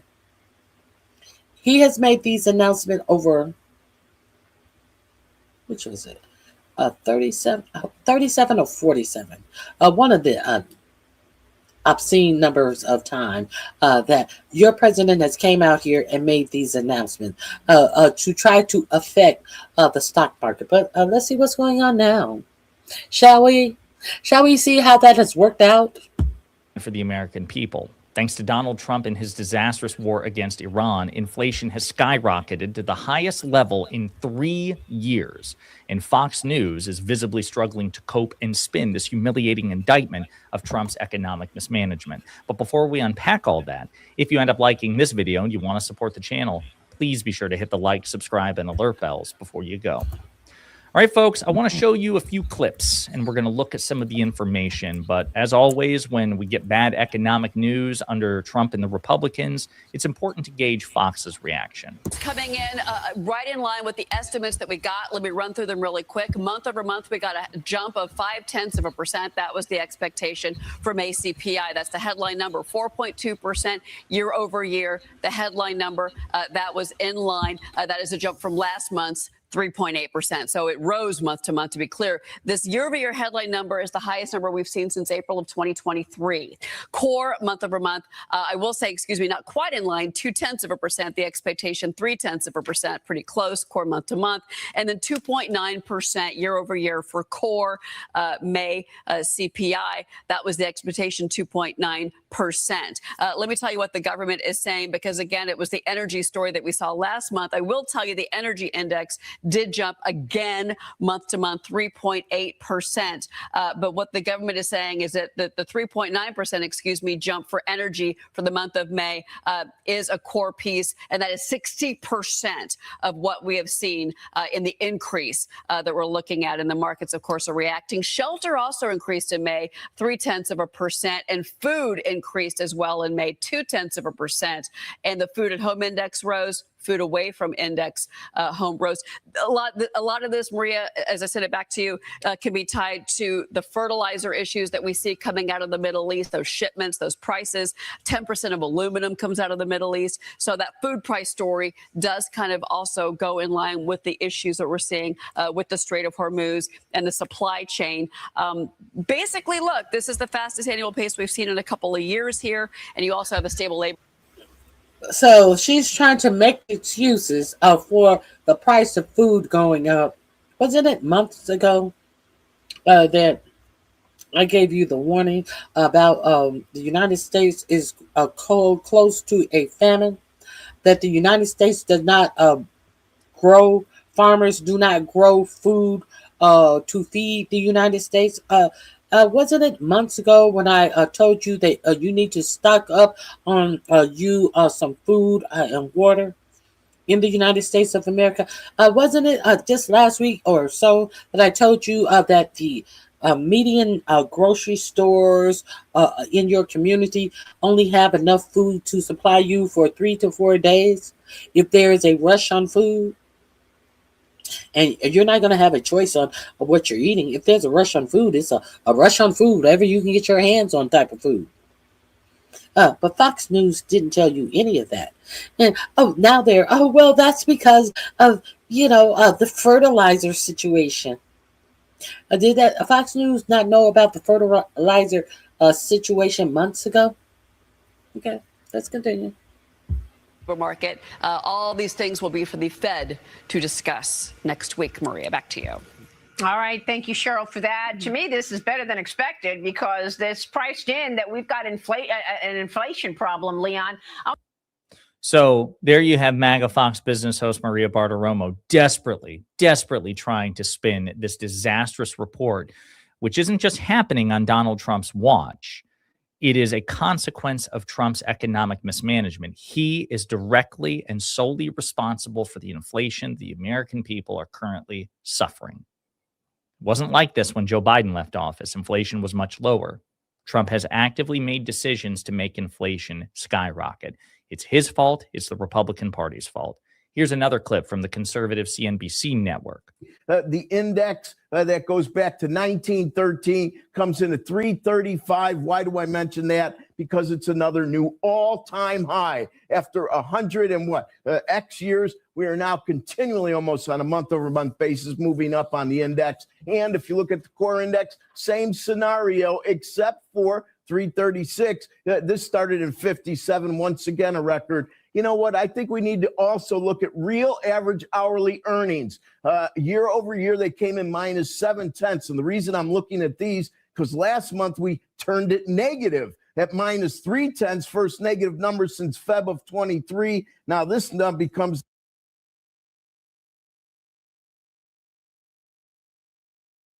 the pay rate of the American people. Isn't Donald Trump out here telling you that the Americans are being paid more than they ever have in their lives in the United States? Were you guys believing these lies? How could you have? How could you have? When there's far fewer people employed in the United States, and he tells you that more people are working in the United States in any time in the history of the United States, and their wages are higher than they ever have been in the United States. Did you believe that? Well, here's the data. the most negative number also since Feb of 23, because that was minus 1.1. And if we look at year over year weekly average hourly earnings, same scenario. It turned negative last month at minus 0.2, first time since May of 23. Now it's even more negative at minus 0.4, which equals May of 23. To find a more negative number, you're in April of 23. So the inflation, of course, affecting average hourly earnings both on a weekly and hourly basis. We want to make sure that earnings keep up with inflation. We don't necessarily want them to be much faster. We don't necessarily want to embed inflation in the wage component. That certainly doesn't seem to be happening here. Interest rates, they were really bouncing around a bit. 10-year briefly traded down to 451. It's back to 453, which it was pre-number, and that's up 1 basis point. So inflation under Trump, because of Trump, is outstripping wage gain. Inflation is higher than your wages. So again, he's just doubly, triply screwing you by every possible vector. Here's another clip. There's new data in showing inflation just hit its highest level in 3 years. Now over 4%, and very clearly driven up by the war with Iran. Matt Egan brought us this breaking news. He's been digging more into it. He's joining us right now. Matt, what are the details? Well, Kate, the war in the Middle East continues to make life here in America more expensive. So consumer prices were up by 0.5 percentage point between April and May. That was in line with expectations. That's actually a cool down from the month before. However, that is just way too hot of a number. And it's not a blip. If you look at this, there's actually a 3-month average for this reading, and it's the highest level in almost 4 years. On an annual basis, prices were up by 4.2%. It's the first time that inflation is back above 4% since 2023. And when we look at the trend here, it's important to remember that inflation is not nearly as bad as it was back in 2022 when it was 9%. Right. However, it's also clearly going in the wrong direction. Back when the president started his second term last year, inflation was 3%. It got to as low as 2.3% last spring. However, look at this. It's going sharply higher since the war with Iran started. Now, because of Donald Trump. So again, he inherited lower inflation than what's there now. Aaron Blake of CNN saying inflation just crested 4% for the first time in 3 years. It's at 4.2% now. This is trending all over the place. Trump inflation. Inflation is up to 4.2%. Trump and his rich friends will tell you they're working to bring it down. It's all bullshit, said the Republican group. And Trump will tell you that you're willing to take the hit. You are willing to go through the pain for a little while because you don't want to see Iran, the greatest sponsor of terror, have a nuclear weapon. That's what he's going to tell you. And he already told you he don't give a fuck about any of you and your finances. But you're going to, some of you, not all of you, of course, you Trumpers are going to try to expound on that lie, on that ignorance.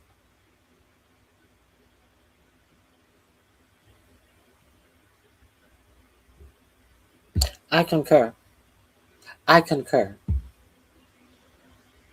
That's what he's going to tell you. The American people don't mind going through a little pain. The Lincoln Project. Heather Long, an economic columnist at the Washington Post, weighing in on this as well. The highest in 3 years and up from 2.4% in February before the war in Iran. Higher gas and energy prices drove 60% of the gain. Shelter and food, especially restaurants, also contributed. The monthly increase was 0.5%. Core inflation, excluding food and energy, was 2.9%, highest since September. Scott McFarlane, independent journalist, says brutal economic report for Team Trump. You have Zoe Lofgren, a Democratic congresswoman, weighing in on this. Trump in 2024 saying, quote, "We will end inflation. Prices will come down, and they'll come down fast. Inflation just spiked to 4.2%, the highest in 3 years. His war is costing Americans dearly, and he just doesn't seem to care." So on and so forth. You see what's going on here. People are giving Trump the backlash that he deserves.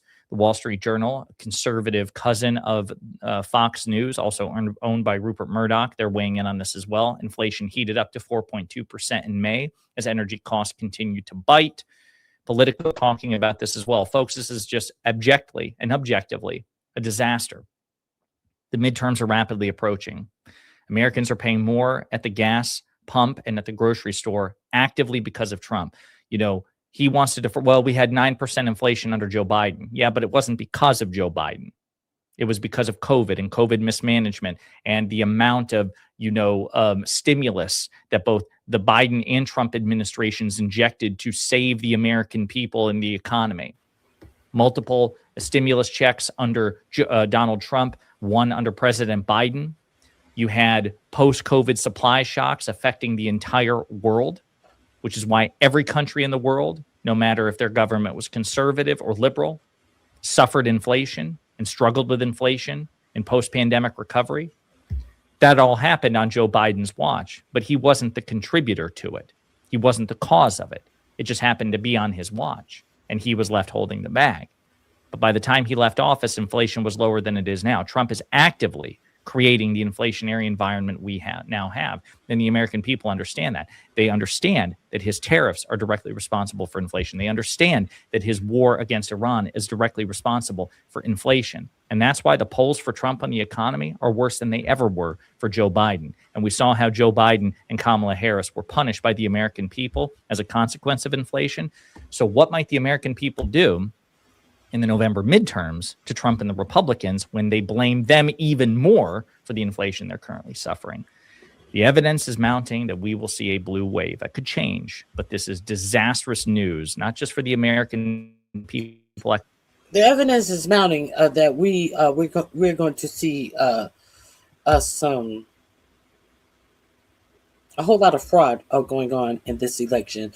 The evidence is gaining that it's going to be either these Trump loyalists who he has signaled that he is going to pay them millions of dollars if they do his bidding at the polls. We know that all of this money that they are trying to give to the January 6ers is just a broad amplifying of, hey, you did my bidding and I'm going to reward you for it. What did he tell the Proud Boys? Stand back and stand by. This is another stand back and stand by. I may need you again. And this is being amplified during a time when the economy and inflation is so bad all across the United States. Do you think that he's going to get even more than those simpletons that had to go all the way across the country to Washington, D.C. To be a part of this? When he's amplifying it for midterm elections that are going on in every state, in every county, you mean that these anarchists won't even have to travel all the way to Washington, D.C., and they're going to be rewarded for their bad behavior? Are you guys really paying attention to what's going on?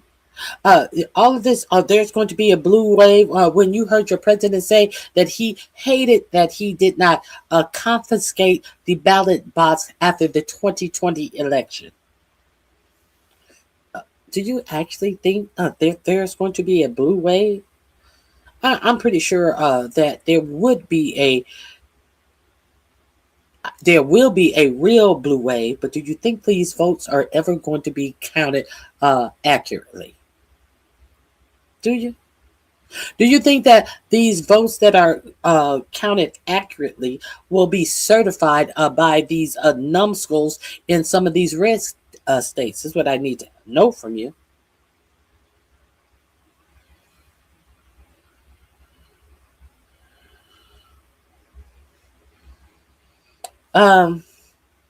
There was absolutely no proof shown in a court of law when they were lying and arguing that the 2020 election was stolen. So all of this bullshit and propaganda that you're trying to espouse, no, there was no proof that there was any fraud in the 2020 election that was brought to a court who was hearing fraud cases about the 2020 election.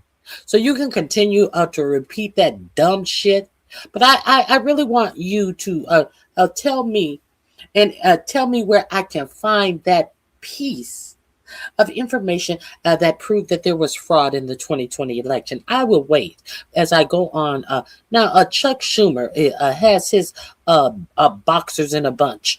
Now, Chuck Schumer, your boxers should be in a bunch because Chuck Schumer,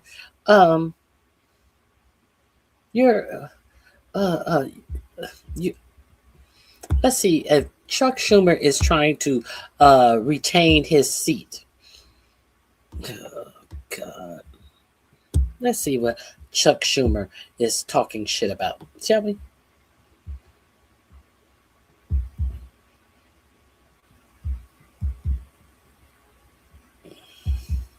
Chuck Schumer, who gives Israel everything that they ask for. Shall we? Mr. President, this morning's inflation numbers reaffirm what the American people already know. Trumpflation is getting worse and worse with no end in sight. Trumpflation hit 4.2% last month, a 3-year high. Another month of Trump's illegal Iran war. Another month of Trump's tariffs. Another month of Republican control of Congress. And what does America get? A new all-time high for Trumpflation. Just about everything is getting more expensive.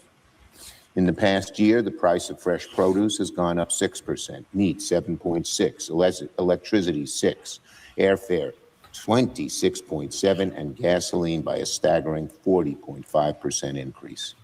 Is it any wonder that polling this week found that 70% of American voters disapprove of Trump's handling of the cost? Charles, can you please hit the like button and please quit typing lies and propaganda in my chat. I greatly appreciate it. This is not a propaganda channel. You need to cite your sources. Some video somewhere is not a source to be cited. I assume that you are a MAGA voter, uneducated voter. So please do not continue to type propaganda in my chat. You're welcome. We can agree to disagree, but you have to present some facts to me. Let's continue. Cost of living. That number includes a whole lot of Republicans. Donald Trump promised to lower costs on day one, but nearly 17 months since taking office, he and his MAGA majorities in Congress haven't lifted a finger to lower American costs. But let's be clear. Republicans aren't just failing to address the affordable crisis, they're making it worse, actively making it worse. Republicans are driving up costs with their expensive tariff tax, with their disastrous war with Iran that's leading to record-breaking gas prices, with their trillion-dollar cut to health care, and with the rest of this radical, hard-right agenda that so misserves the American people. Trump's tariffs have cost American families more than $1,700 a year on average. American families have had to pay an additional $750 on average during these past few months just to meet the skyrocketing costs of gasoline because of the Iran war. And instead of focusing on helping Americans weather this dire financial moment, Republicans are helping Donald Trump get even richer. As Americans' costs go up, Donald Trump keeps putting his hand into the till to make money for himself and his families. Republicans are more concerned with Trump's golden ballroom than with helping America afford housing. Republicans would rather give taxpayer-funded payouts to Trump and his cronies through his MAGA slush fund than help Americans put food on the table. Republicans continue to fight for Trump and his corruption rather than lower costs for working families. On Pulte. Last night, Donald Trump characteristically and stupidly doubled down on his reckless decision to appoint Bill Pulte as acting director of national intelligence. The law, of course, requires the DNI to have extensive experience in national security, but Pulte doesn't have any. DNI, Director of National Intelligence, isn't an entry-level position, but Donald Trump is treating it like one by appointing Pulte. The only experience Pulte has is helping Donald Trump wage a crusade against Trump's political enemies. This will be an administration of meritocracy. We're not gonna downplay our experience requirements for black folk. We're gonna fire 4-star generals and put 3-star generals in their place that need to get updated on all of their training for jobs that we are going to give white men today. And we're going to fire black 4-star generals who are actively and successfully.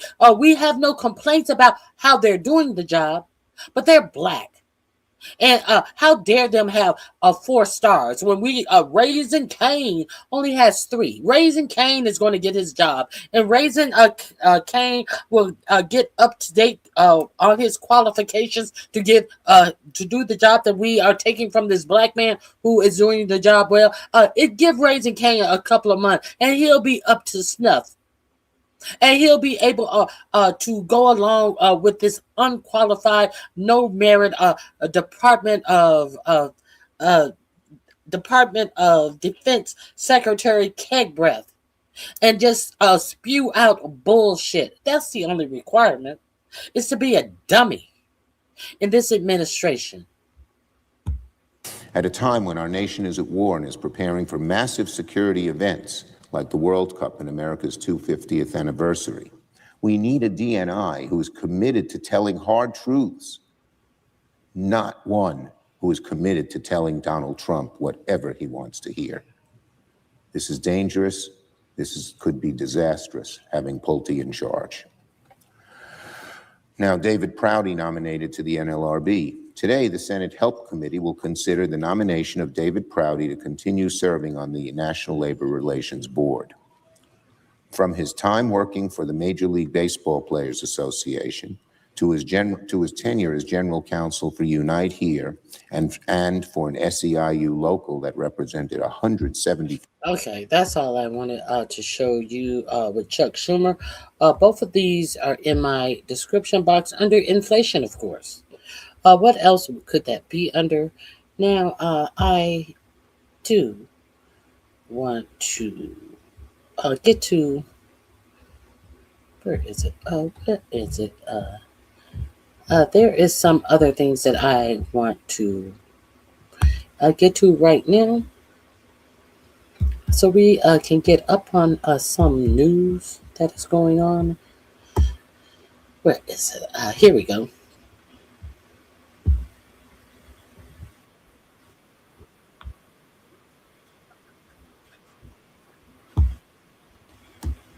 Let's get into, where are we?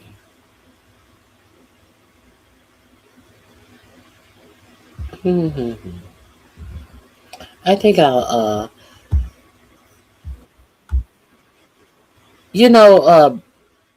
what is his name? Graham Plattner won the Democrat nomination for Senate in Maine.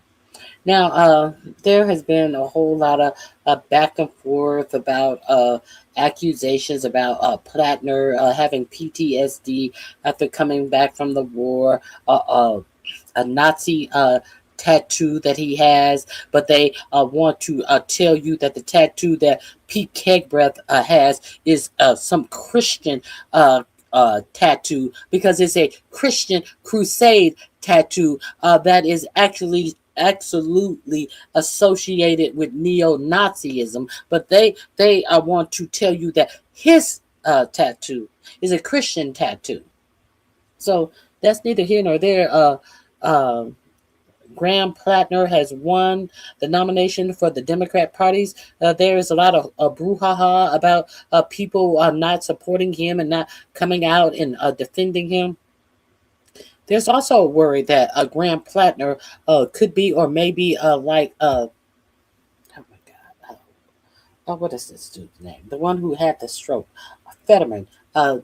They're worried about he could be a Fetterman type of person who will ingratiate himself with the Democrat voters, get the vote, and get in his seat and vote 99.9% with the Republicans, and be up in the White House kissing Trump's ass. So there has been those concerns.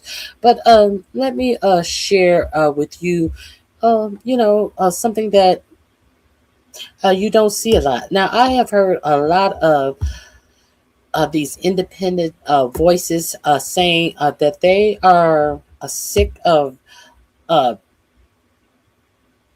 are really sick of people who go on these group talk shows, voices for and voices against. They are sick of the Democrats being real docile. So I haven't seen this myself. Adam Mogler and another a person, who is this, put out, who is this? Oh, this is his own. They put out some clips of Mogler going in on these Republicans, and it really is about time.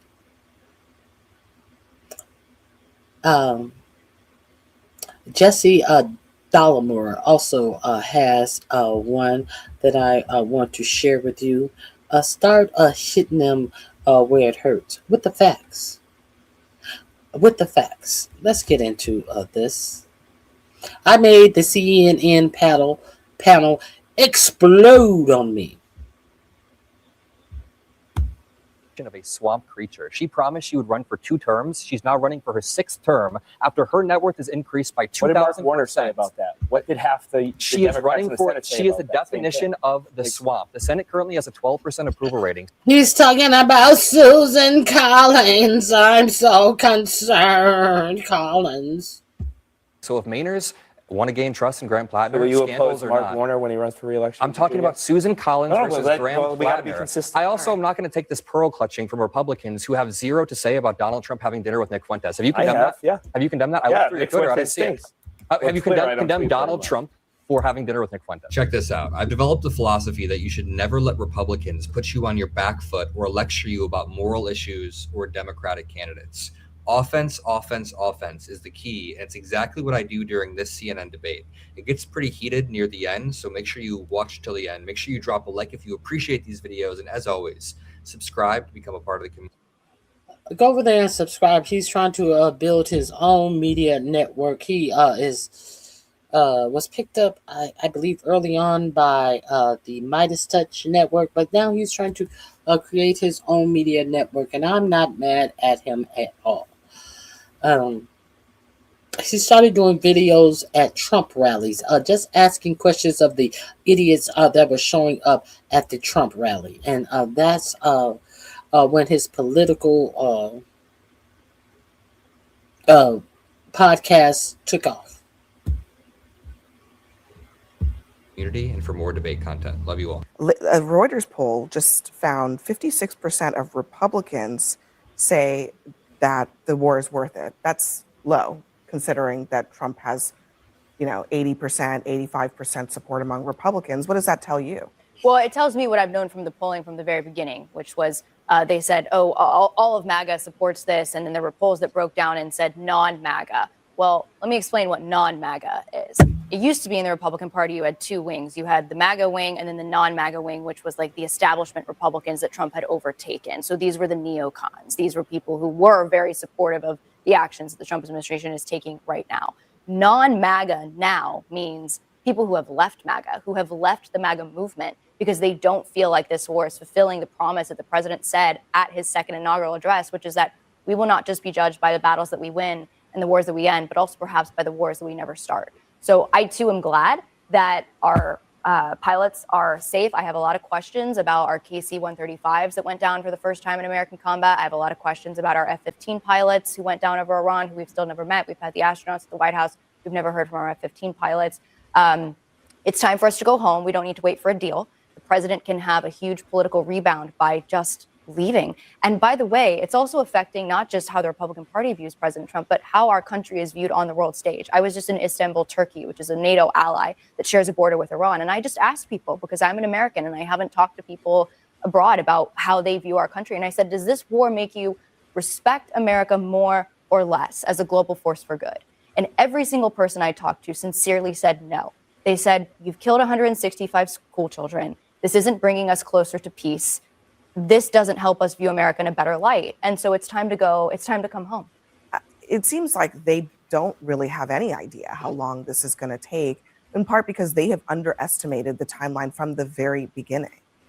Yeah, Trump is definitely in over his head. This 4 to 6 week timeline is now over 100 days, and we've had all of the costs of this with none of the benefits. We've gotten zero political concessions on the nuclear question, on IRGC, on the regime change question. We have made no progress on that while spending over $100 billion. Americans are struggling with high gas prices, with the economy, and yet we are being lied to on TV by people who are saying this war is almost over.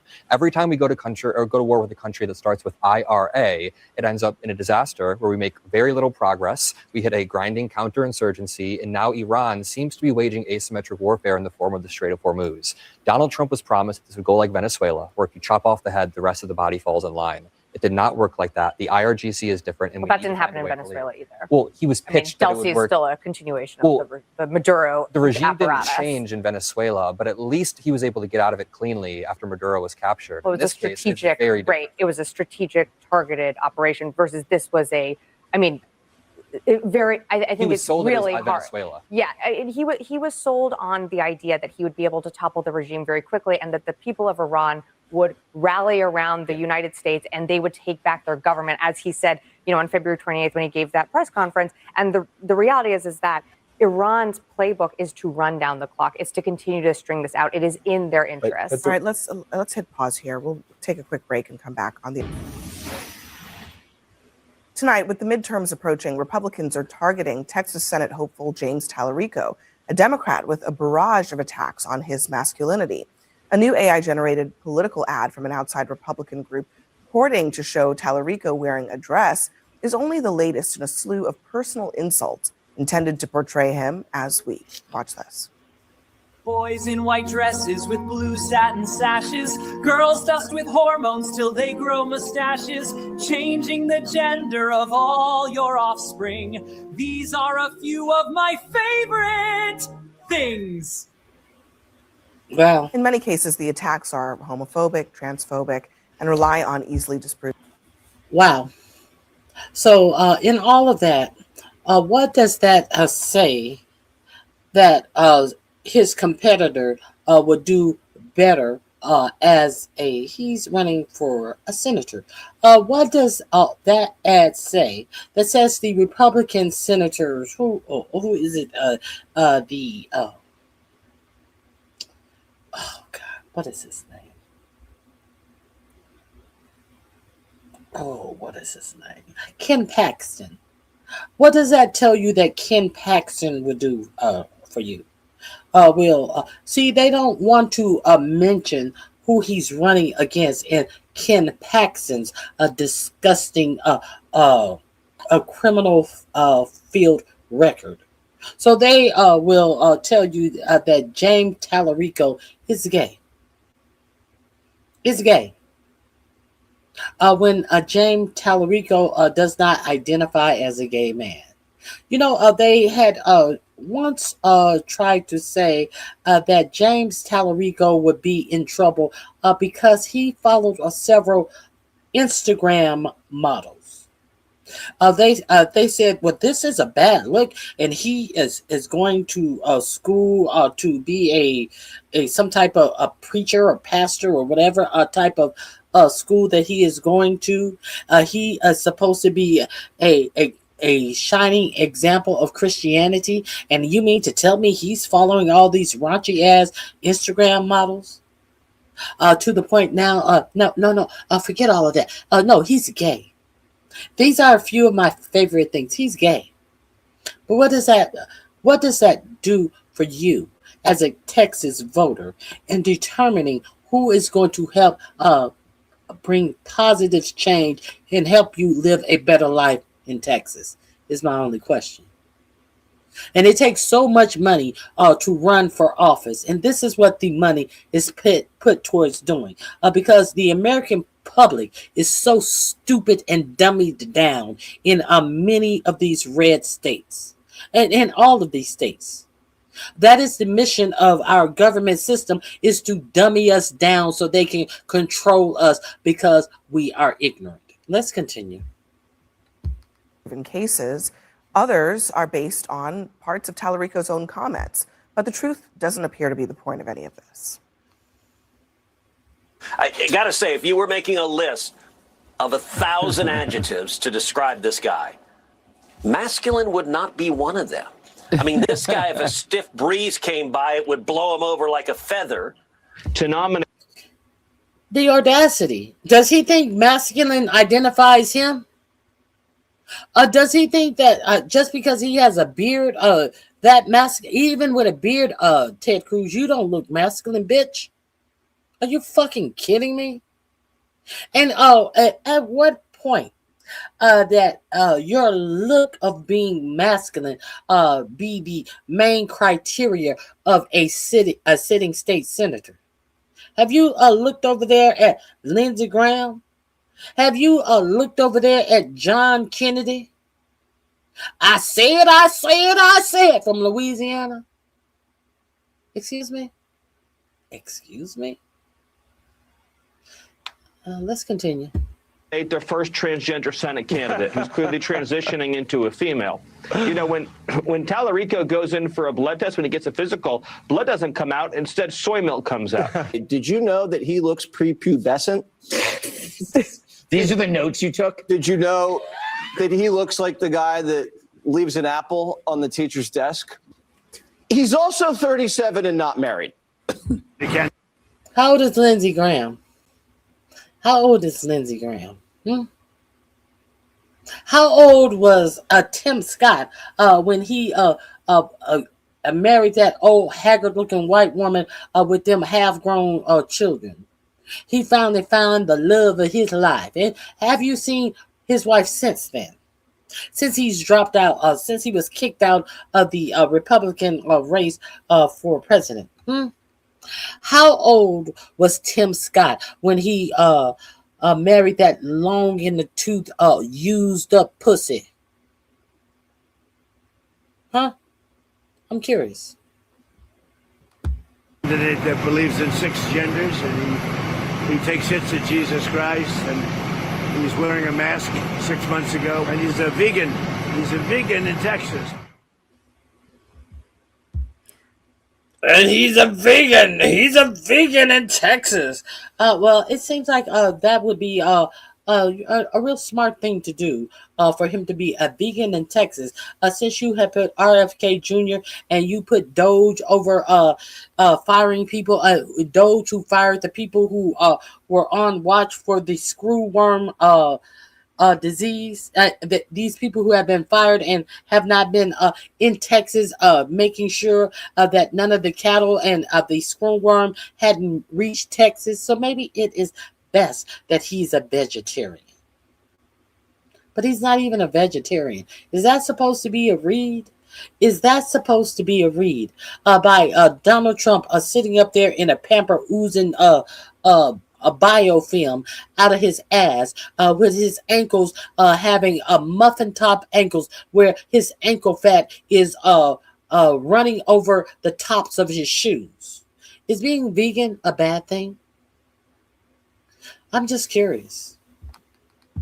So, LZ, you were just talking about the problems that Democrats have with masculinity and how they're portrayed.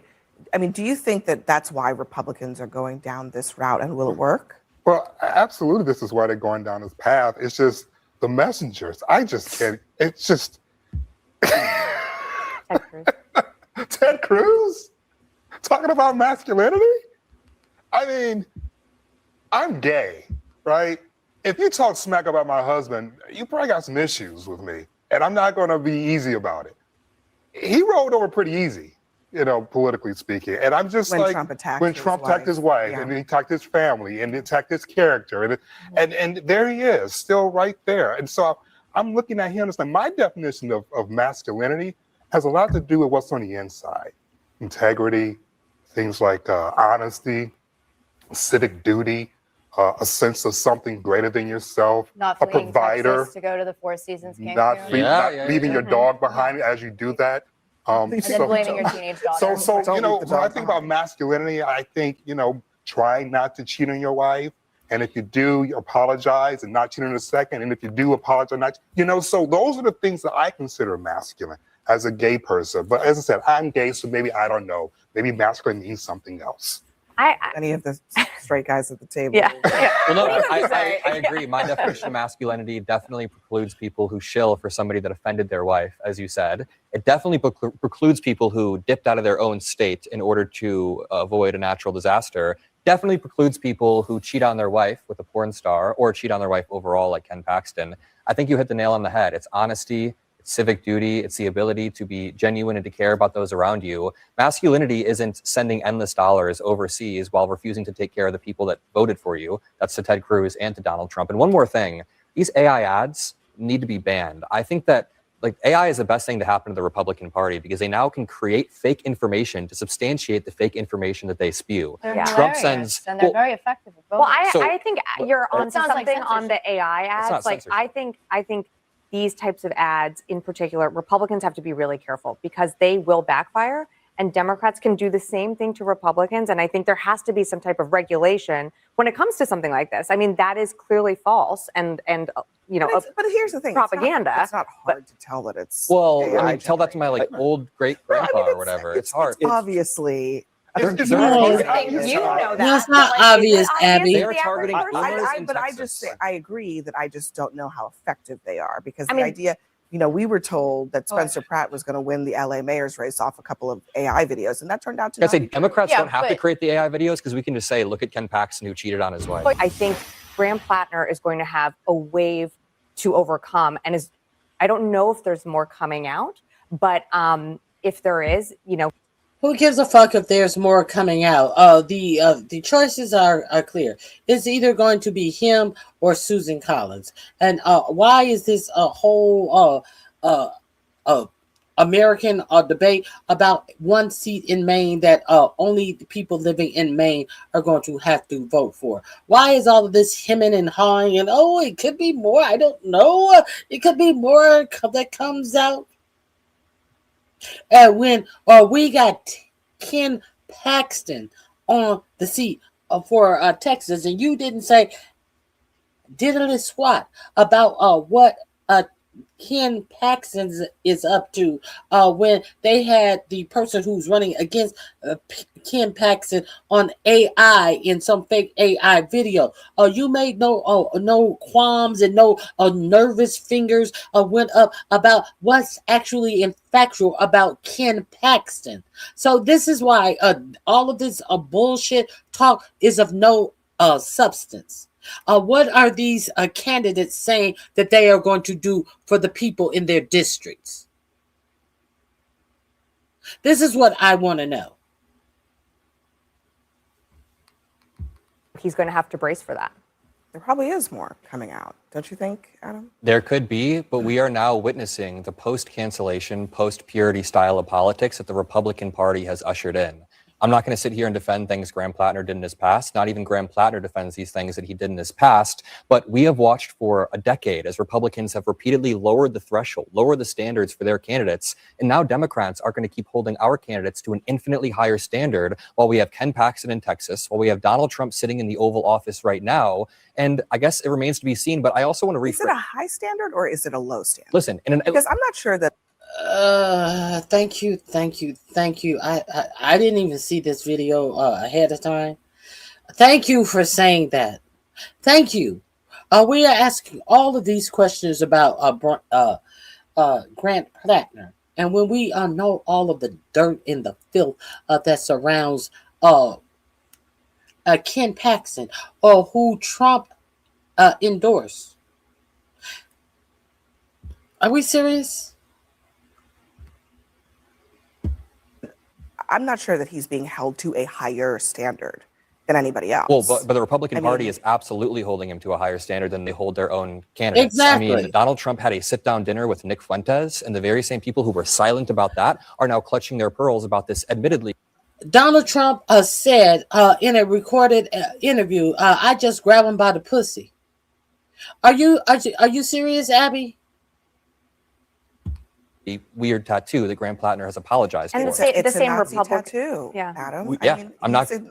Acknowledge that. It's Oh, not yeah. weird. It's a Nazi tattoo. It's awful, yeah. So I mean, look, Democrats now are. I hear what you're saying, and I know we've had conversations with you, Caroline, about similar things. But basically, Democrats are saying that we're going to go lower. They go low, we go just as low. I think that Democrats are trying to reframe this away from Graham Plattner's personality and towards a race between Graham Plattner versus Susan Collins. Susan Collins is somebody who rubber stamps all of Donald Trump's worst impulses, from stripping healthcare away from tens of millions of Americans that will lead to death. We talked about the affordability issues. We talked about ICE even. I mean, Susan Collins rubber stamped Kristi Noem, which led to the death of Alex Preddy and Renee Good. So I'm not going to sit here and judge Mainers who want to push against the status quo. It's not my place to judge. If Graham Plattner can earn their trust, then he earns their trust. But I think what's missing in the analysis here is that Graham Plattner just won a Democrat primary by running on the best aspects of President Trump's 2024 campaign platform. If you look at Graham Plattner's platform, he ran on no foreign intervention in the Middle East, no new wars. He ran on DC has been working for the elites and it has stopped working for the working class, which is very similar to President Trump's original drain the swamp message. He ran on bringing back U.S. manufacturing,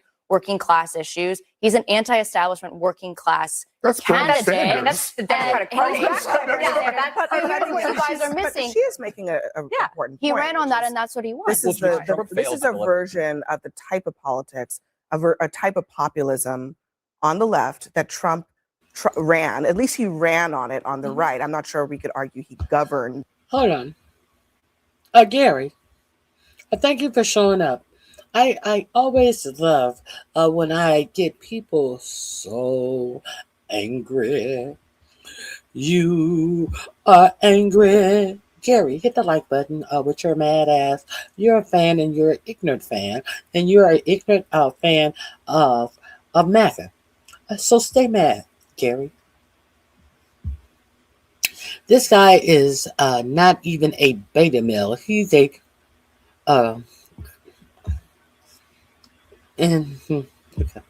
Let's continue. Charlie's mad. Gary's mad. Quite that way, but he ran on it. My gut tells me this is a byproduct of the wrapping of the messenger, as much as it is the message itself. He looks like a dude. Let's just say what it is. He's got the scruff. He's got the edge. At a moment in which Democrats were, I actually would say it's the I don't think it's that. Allow me to finish, though. Allow me to finish, because it's actually the Democrats who did this whole autopsy on what it is to be masculine. Did you guys? Did you ever notice that? I've never seen it. Allow me to finish. It's the Democrats who did this whole analysis about what it means to be masculine. They didn't do that because there wasn't a problem there. They didn't do that because there wasn't something that was happening on the right that they couldn't tap into. When I look at Graham Plattner, the first thing I think of, he looks like a dude. And he looks like someone who looks very different than many of the men who lead the Democratic Party. And I think that is an appealing aspect that Democrats need to talk about. And maybe the flaws are part of that package. No. You are correct, LZ, with that part. He looks like a dude. And when he first entered the race and he said, I'm an oyster farmer. I said, uh-oh, we got problems. Turns out he's not an oyster farmer. Turns out he's not a low-class guy. Went to Oxford, got a bunch of money. He isn't what he says he is. Now, this isn't a reframing about turning this to Susan Collins. Susan Collins is the Republican every Democrat wishes every Republican was. No. She convicted Donald Trump. No. Yes, she worked with Joe Biden on a bunch of stuff. She is as bipartisan as they come. No, she's not. She rubber stamps everything. Susan Collins is the garbage. And by the way, come November, just like 6 years ago, just like we were seeing garbage polls about Lindsey Graham in South Carolina, we saw garbage polls about Susan Collins in Maine. Come November, she's going to wipe the floor with Susan Collins in Maine. Mainers don't want to be put in a moral quandary of saying Nazi tattoo versus. But when they learn about his scandals, just to be clear, when voters learn about Graham Plattner's scandals, oh, you're going to like this. Trust me, just wait. You're going to love me saying this. When voters learn about Graham Plattner's scandals, he beats Susan Collins. He goes up in the polls, 48 to 43. Republicans, I'm telling you, you got to stop talking about his scandal. You have to talk about the fact that he wants to abolish ICE, which is a position that 70% of Americans do not support. Start talking about that platform that he's talking about. Yeah, I think that is it's not President Trump's platform. I mean, President Trump ran on affordability. And they lost the thread. We've lost, and all of that has completely changed right now with President Trump in office. And I think to the point of Graham Plattner, he's not only someone that doesn't look like the establishment, but you look at the contrast between him and Janet Mills, someone who is the sitting governor of Maine, and people want change. I mean, people are seeing what Donald Trump came in on and was elected on, and they're not getting the results that they voted for. And they look at someone like Graham Plattner, who I'm not defending, but I'm saying is offering something different. Well, he's offering Trump's 2024 original platform, which is the winning one. Well, everybody should stick to that if they want to win Donald elections. Trump flipped on it. Great, then more Dems are going to win. If we're talking about affordability, we're going to win on that. We talked about the swamp. The contrast that we need to make is between Susan Collins and Graham Plattner. Janet Mills is done. So Susan Collins is a definition of a swamp creature. She promised she would run for 2 terms. She's now running for her 6th term after her net worth is increased by 2,000%. What did Mark Warner say about that? What did half the She is running for. She is the that? definition of the swamp. The Senate currently has a 12% approval rating. So if Mainers want to gain trust in Graham Plattner, will you oppose Mark Warner when he runs for re-election? I'm talking about Susan Collins versus Graham Plattner. I also am not going to take this pearl clutching from Republicans who have zero to say about Donald Trump having dinner with Nick Fuentes. Have you condemned that? Yeah. Have you condemned that? I went through your Twitter. I didn't see it. Have you condemned Donald Trump for having dinner with Nick Fuentes? I would not be having dinner with Nick Fuentes. But this is beyond the point, dude. It's not. I am the most. I am awfully You have critical of standards Donald down Trump. here, and we match you, and you say, "What the hell?" You have standards down here, and we match you. Trump had dinner so with Nazi tattoo is good, so that's okay now because Donald Trump set the standard. I would never defend that. Why would I ever defend that? Well, I know, but where is the standard? Why does standard is what you set when Donald Trump had dinner with Nick Fuentes? You guys are missing the point, which is that the voters don't care. You put in front of the voters, and they don't care. I want to. There's some other news that happened tonight. In California, Steve Hilton earned his way onto the ballot for the general election, a Republican. Love you all. If you made it this far, make sure you drop a like, subscribe to the feed, and peace out. It's shaping up to be a bad day for Donald Trump's Department of Justice because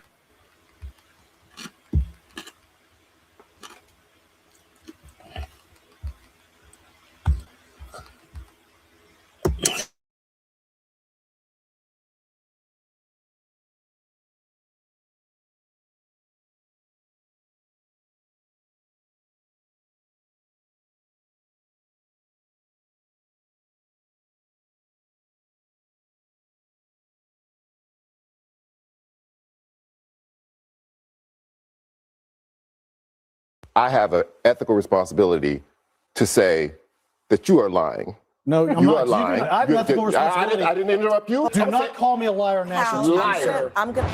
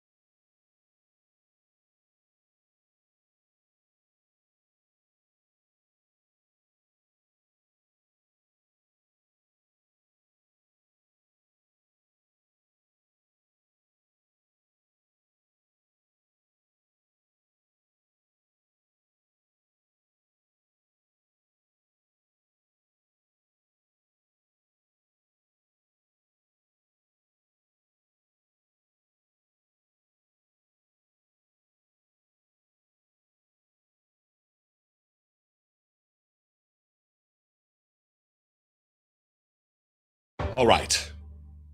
I talk about it enough, about the manner with which we communicate with Republicans, that with all of these media figures, me included, that when you're out there, this is the way forward. This is the path. This is the way to do it. I'm tired. I have been for years tired of operating in a political environment that no longer exists. The old political order that we used to operate under, where my good friend across the aisle and we glad hand and we're actually friends. We can disagree, but we can do it agreeably. No, we can't when fascism is here. No, we can't when the very future of our democracy hangs in the balance. No, we can't. And last night on Abby Phillips' show, Charles Blow did what he needed to do, did what they all need to do. This is the path forward. This is the way. Calling Hal Lambert a liar over and over. Because when you lie, you're a liar. You don't say, well, that's not exactly true. You're stretching the... No, you're a liar. If you want to call into question the accuracy, the validity, the legitimacy of our elections, and you don't bring facts, and all you do is bring speculation that's couched as fact, you're a liar. And Hal Lambert, apart from having the shortest mullet that's ever existed, is a liar. And Charles Blow, to his credit, called him out. Why? Now, I hope I didn't have my mic off when I was talking earlier. Now, what are they talking about? This mullet wear is saying that there has been a proven voter fraud in California in this last primary in California. You know, Donald Trump has come out and said that there was voter fraud in California, and then he got so mad on Meet the Press when she said, "Where's the proof? There is no proof that happened. This is how long it takes them to count their votes all the time." And he got up and stormed off like a little hoe. Now here come these people who are given the opportunity to appear on television, saying this as if it is a fact that there has been proven cheating found in California in their primary election. This is what they're talking about. And watch how this fizzles out. Watch this clip in its entirety, because this is the way we need to operate. Abby Phillip stepped in, tried to make things smooth it over for an audience, trying to do the CNN glad hand thing while giving some direction to Hal Lambert. Like, listen, you gotta be dealing in the same reality as the rest of us. But it's Charles Blow who is the hero in this particular event on Abby Phillips' show yesterday. There's a lot of people who run on these shows who do a good job. Adam Mockler does a good job. The politics girl does a good job. Every once in a while, you see Brian Tyler Cohen, I think, on there. These are seasoned communicators who do a good job. They're a little too glad-handy for me, for my taste. That's not a criticism. It's just different style. Not everybody is as bombastic and as direct as I am. But I contend, I hold to the opinion, and I think you do too, because you're here, that this is what we need. More of this, less of the other. Watch Charles Blow. I just believe that this is a news show on a news channel. I have an ethical responsibility to say that you are lying. No, you are lying. I have ethical responsibility. I didn't interrupt you. Hold on a and second. you will not attack me. You don't call me a liar on national TV. Do not call me a liar on national TV. I'm going to let You're a liar. You are a liar. Respond in just a minute. And then I say that Charles, finish I can spell it too. And I have an ethical responsibility if people are going to go over here and poison voters' views of an election system that has no proof that it is rigged in any way, spouting the same lie that the president is spouting. We have an ethical responsibility at this table in a news show on a news channel to call that out. And I'm going to do that. Caroline, you can huff and puff. You can huff and puff and be mad all you want, and I don't care. Hal, you can respond to that. You keep ignoring what I've said. you're saying I'm going to keep ignoring it because you're lying. Let me let him finish. Let me let him respond. We didn't know there was mass Medicare fraud until the federal government investigated Minnesota. No, he said that there was election fraud in California. He said this as a point of fact. You're misrepresenting what I said. And I'm going to keep on. Now, I'm going to keep on saying that what you said was a lie. We didn't know about this welfare fraud until what? What does welfare fraud have to do with the alleged fact that you asserted about election fraud in California?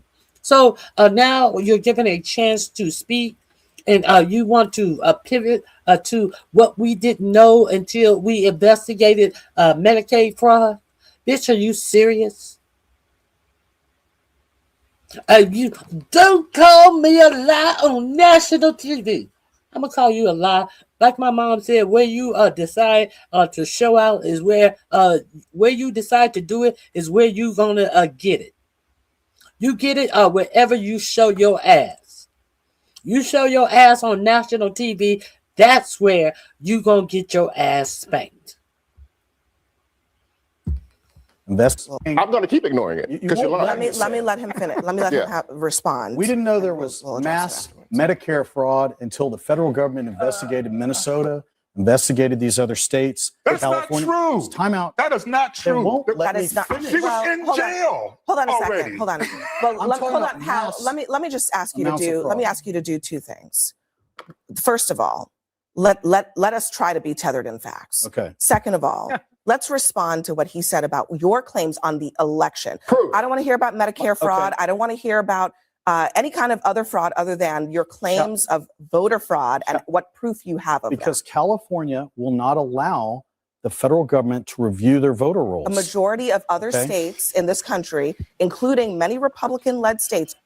Because California will not allow the federal government to review their voter laws.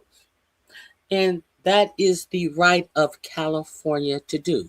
Because there are no federal voting laws that all states must have a federal overseer. You know, those things that y'all always wanted to talk about when it came to abortion, and these states had putting abortion bans in. States' rights.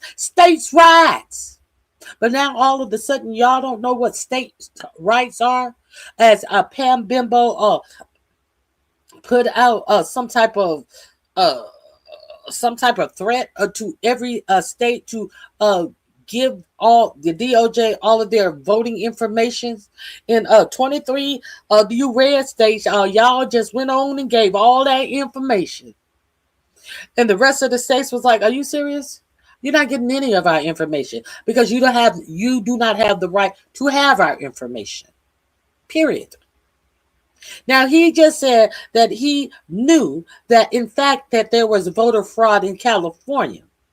Now, when you ask him, how do you know this? Well, because California won't give over their voting data. So if they don't give over their voting data, you have no proof of any voter fraud. Are we clear on that? This is very simple. But they come on TV acting. Now, this is a Republican donor. This is a moneyed man. And he wants to come on and say with pomp in the air and circumstance that there has been actual voter fraud in California, when in fact he has no proof of any of what he's saying.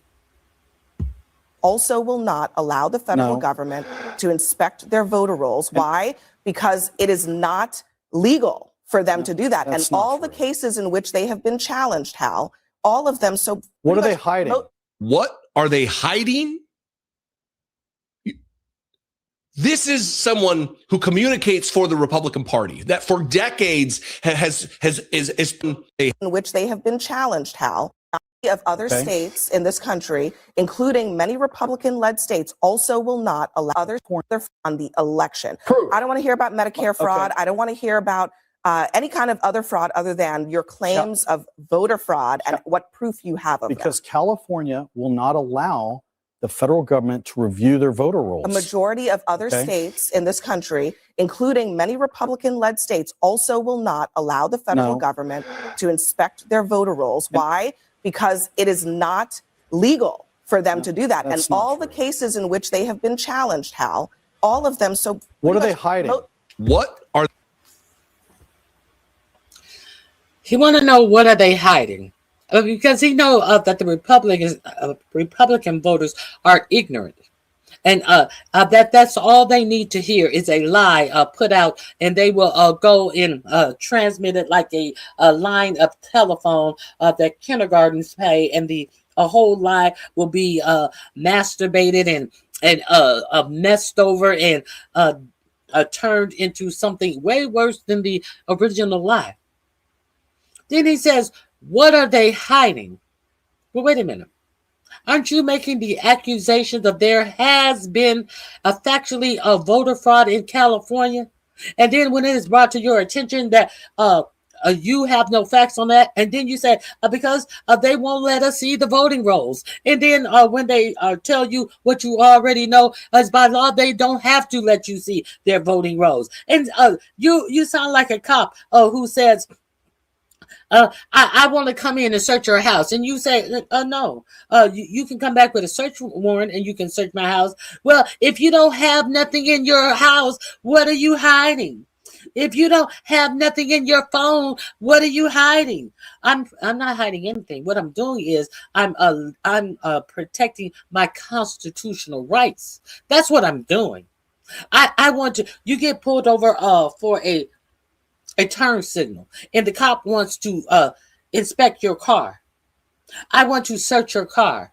Oh, no. Well, if you get a search warrant, until then, do not prolong this traffic stop for this ticket, because you have no right to search my car when you pull me over for a turn signal. Let's be real clear. Now, he says, what are they hiding? Well, you're the one who made the accusation of fraud going on in California, so obviously you should already know what they hiding. Why are you asking Abby Phillips that question? Abby Phillips didn't make that proclamation of there being voter fraud going on in California. You made it, bitch. So if you know that there's voter fraud going on in California, and you know that California is not allowing the federal government to inspect their voting rolls because they don't have to by law, but you want to say that they have cheated in the election, tell us what they're hiding, motherfucker. That's why you're here. You are making these allegations. You see these simpletons. And now you look how flaccid his face looked. Like, oh well, hey, don't be mad at me. Well, what are they hiding? He doesn't have the righteous indignation that he had when he told Blow, don't say I'm a liar on national TV, and now he's all flaccid.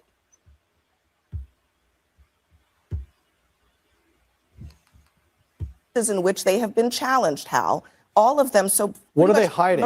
What are they hiding? You see that? What are they hiding? As opposed to.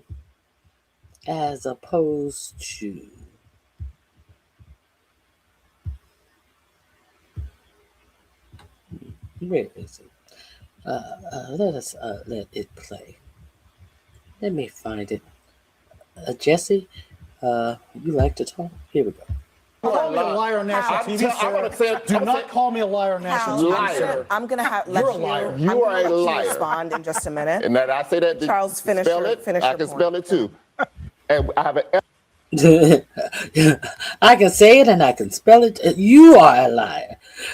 Where is all of that bravado now? What are they hiding? What are they hiding then? Okay. Forward as a champion of the Constitution. Hiding. What are they hiding?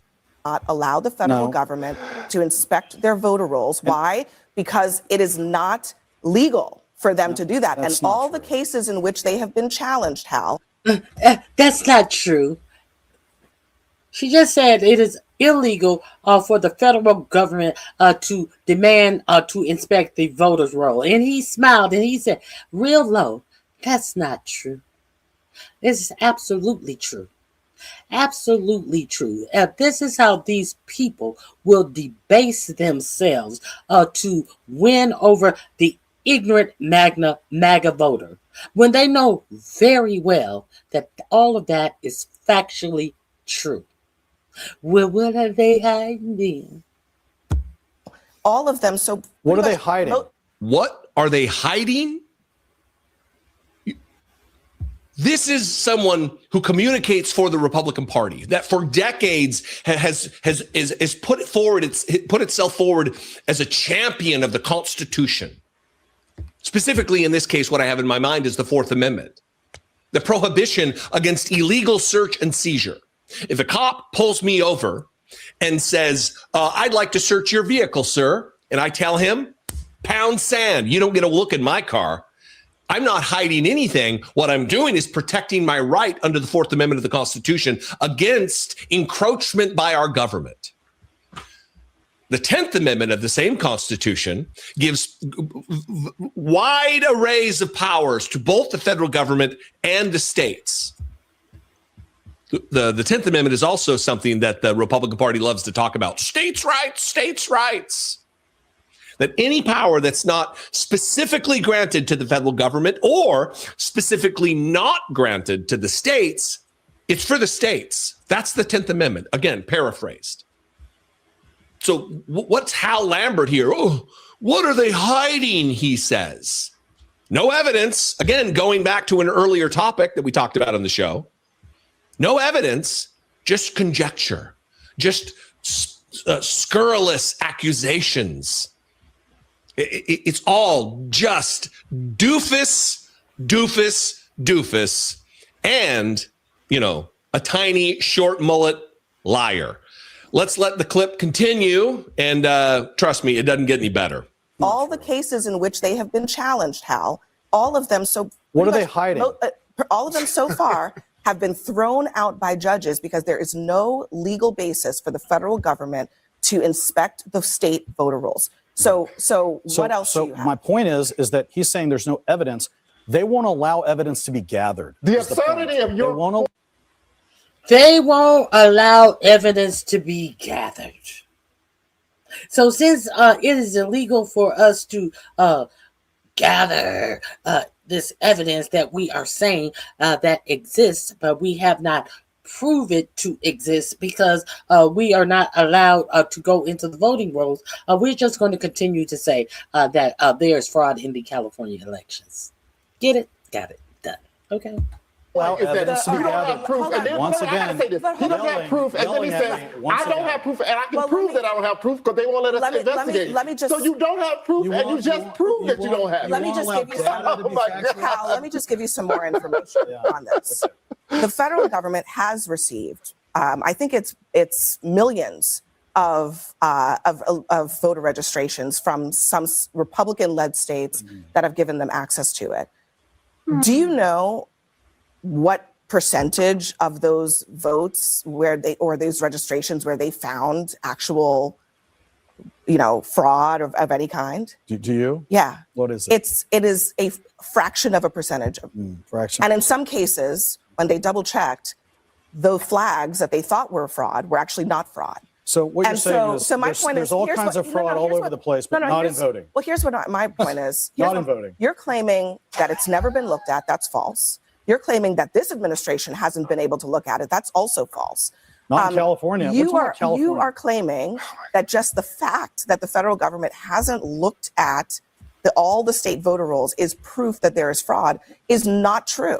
But there's data again, too. I'll ask you again. What else do you have? Okay, I just said earlier. That is remarkable.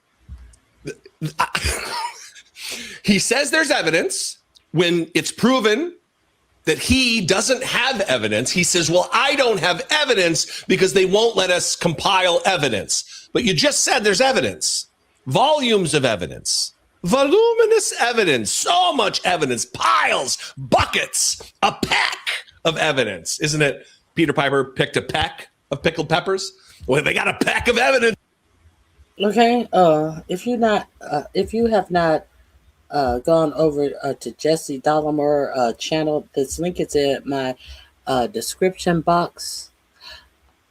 Go over there and treat yourself to some great news. Now now we know the Department of Justice has brought the Southern Poverty Law Center up on criminal charges, and they are fighting this case. This is the DOJ who has all of access to the Epstien files and have not even did the minimal that is required is to release these Epstien files. But Todd Blance found a way to charge the Southern Poverty Law Center, one of the largest fighters for civil rights, one of the people who have gone to court many times to protect and uphold the civil rights of Black people and all people. But it started off as protecting the civil rights of Black people. How did they do this? They got contributions. They infiltrated different hate groups. In some cases they had to pay the people that were infiltrating these hate groups.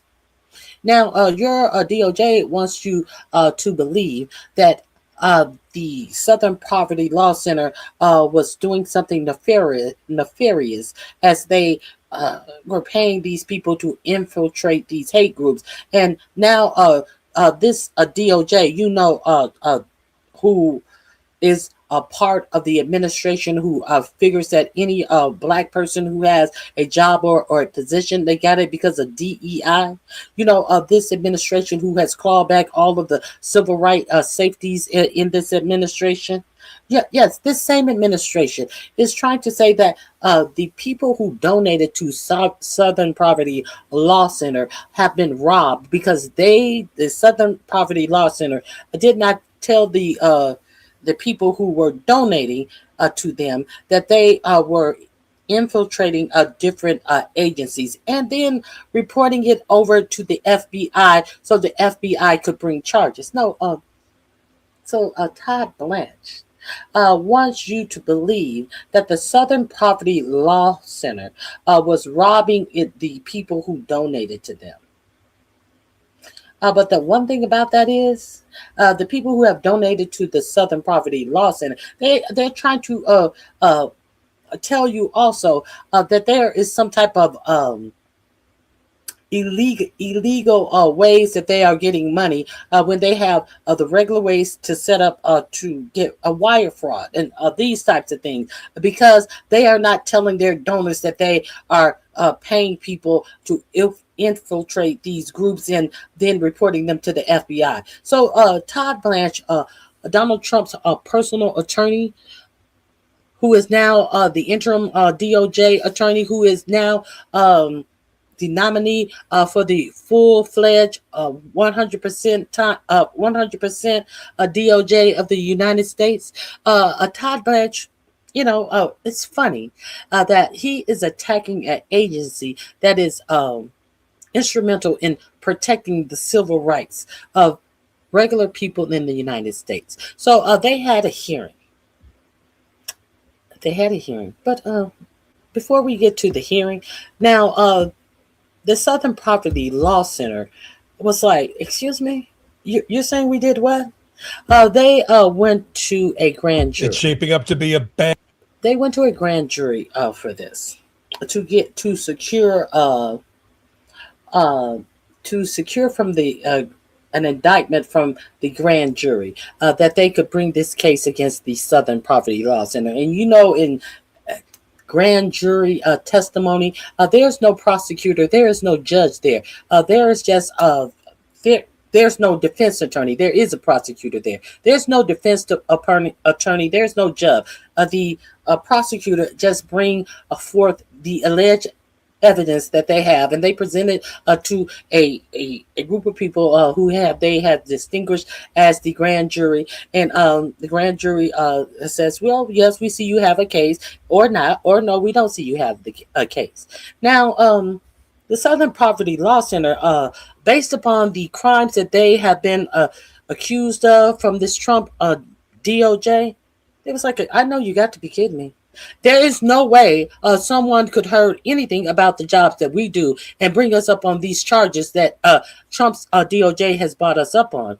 So the Southern Poverty Law Center, in a couple of, in quite a other few cases that this DOJ has been very famous in bringing charges and using a grand jury to bring forth charges. So this is one of the second cases where I heard that the Southern Poverty Law Center wanted access to what information that was given to the DOJ. Because the grand jury. Now, the grand jury process is usually a very secretive process. But in this administration, it has been proven that this administration lied. This administration said that they had all the grand jury in the room. For instance, in the Letitia James case, when only 2 people signed of the grand jury paperwork. In Letitia James' case, they did not have minutes where a court reporter was supposed to be in the room writing that, transcribing all of the rules that the grand jury was to follow in deliberating the case. And what did the attorney say? What did the DOJ attorney say? She said, the court reporter wasn't in here when we were giving all the rules to the grand jury. So that's why you don't have, it's not transcribed. They were doing all types of illegal things. And knowing this, the Southern Poverty Law Center said that we want access to what was presented to this grand jury. Because there's no way in fuck that any grand jury would bring these charges against us, knowing what we do for a living. So now we're gonna hear. There has been a ruling. It appears. I haven't heard this ruling. It says Trump spirals as Southern Poverty Law Center wins order to show cause for DOJ sanctions. Let's get into it. They had a hearing on yesterday, and we're going to play that after we play this. Now, you're going to know this, and I want you to pay attention to the questionings and the insinuations that your Republican Congress people are going to be making against the Southern Poverty Law Center. You know, a group that protects the rights of Black people in the United States of America, and the civil rights of all people in the United States of America. Bad day for Donald Trump's Department of Justice, because a federal judge in Alabama is taking seriously the Southern Poverty Law Center's motion for order to show cause why the Department of Justice shouldn't be sanctioned, and worse, for having released a draft superseding indictment, an amended indictment, to the press, to the right-wing press, before the grand jury even got a look at it. That's a violation of grand jury secrecy. That's a big no-no in criminal law, and the prejudicial impacts on the Southern Poverty Law Center can't be understated. And we just got in our hot little hands an order from the judge. That's their big Sharpie signature there.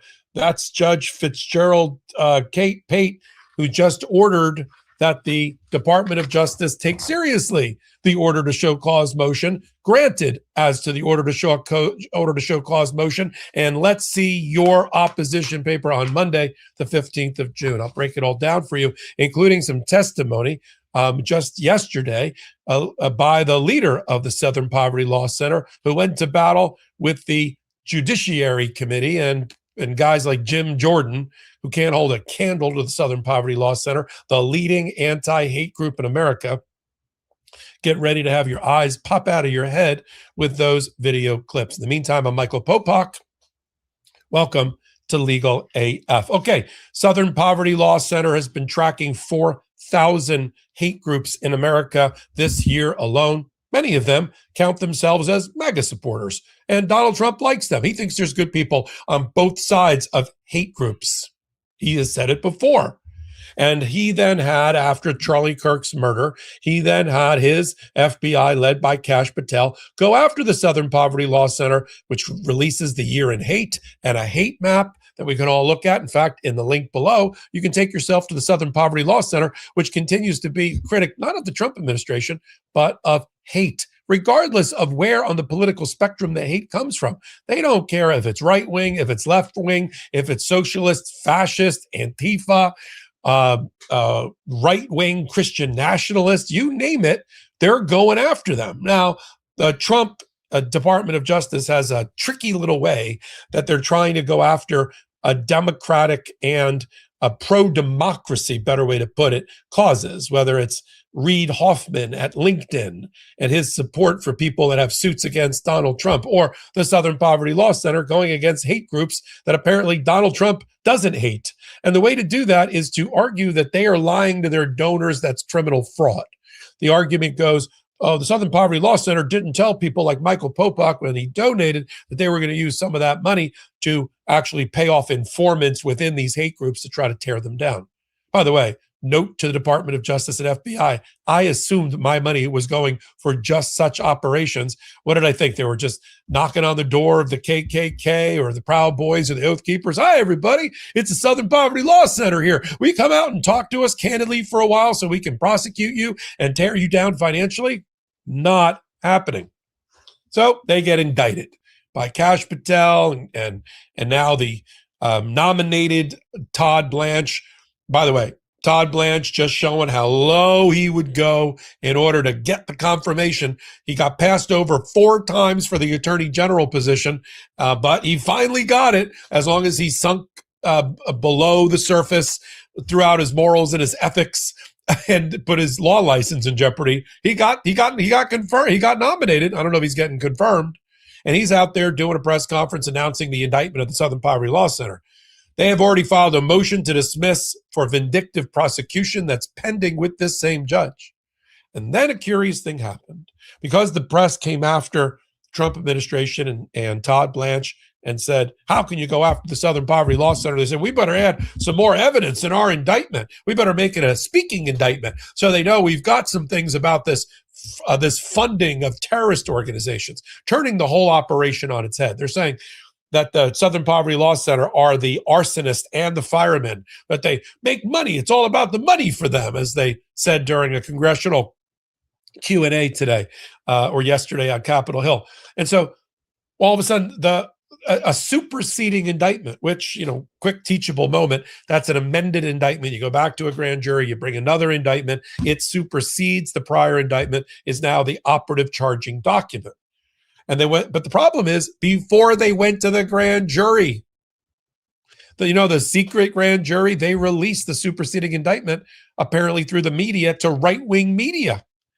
And immediately the Southern Poverty Law Center filed a motion to show cause, asking the judge to issue an order to show cause to bring the Department of Justice before the judge to get to the bottom of why the grand jury secrecy laws and Federal Rule of Criminal Procedure 6E was violated, and then to work out the prejudicial impacts on the Southern Poverty Law Center and whether sanctions should be handed out. One of the sanctions I would ask for if I were the Southern Poverty Law Center would be to have my indictment dismissed. I'm sure they are asking for exactly that.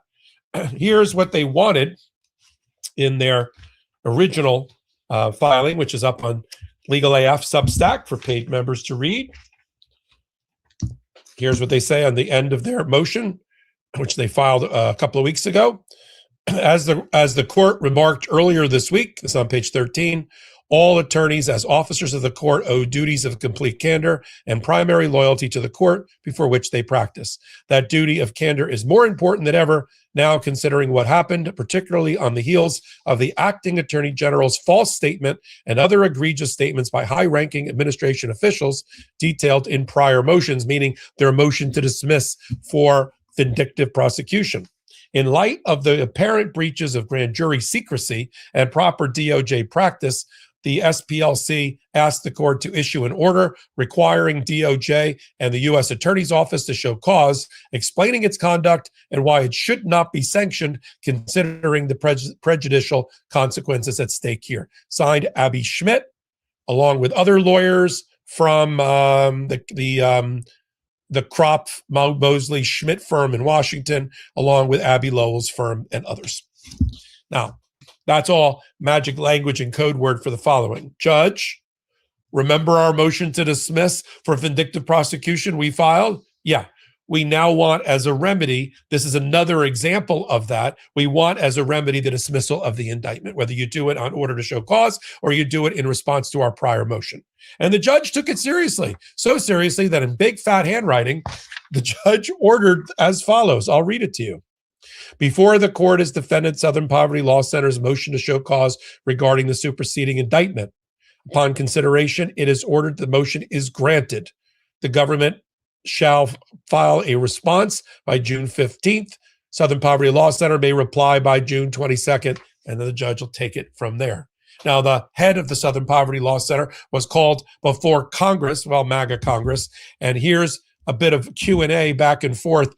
And see if you can put in comments what you think is wrong with this. Remember, this is the leader of the it'd be like the leader of the American Civil Liberties Union or the NAACP. I mean, SPLC is at that level, being called on the carpet because they do fundraising in order to promote their cause and because they want to make them out to be anti-Semitic because they criticize certain aspects of Israel, which just to be clear, okay, and people know my background, you can criticize the government of Israel and its policies, even ones related to defense and related to military strategy, and not be anti-Semitic. Okay.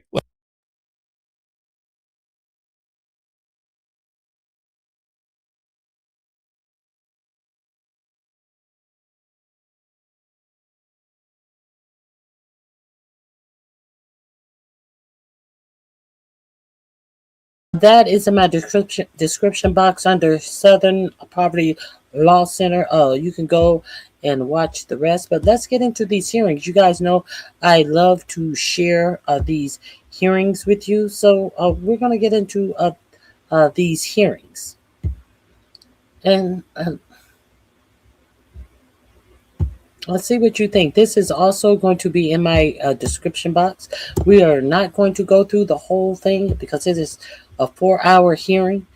So go to my description box under Southern Poverty Law Center. It will be the second link under that title, and you can enjoy it at your leisure. But we're just gonna run through it right quick here. Go first.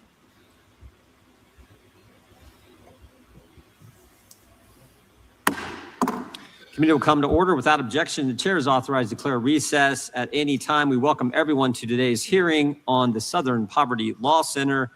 The chair now recognizes the gentleman from Texas, Mr. Nels, to lead us all in the pledge. Would you please stand and join us in the himself for an opening statement. It's always worse than we thought. The one thing we get wrong when we start these investigations, when we start this oversight, is it's always worse than we thought. We now have the superseding.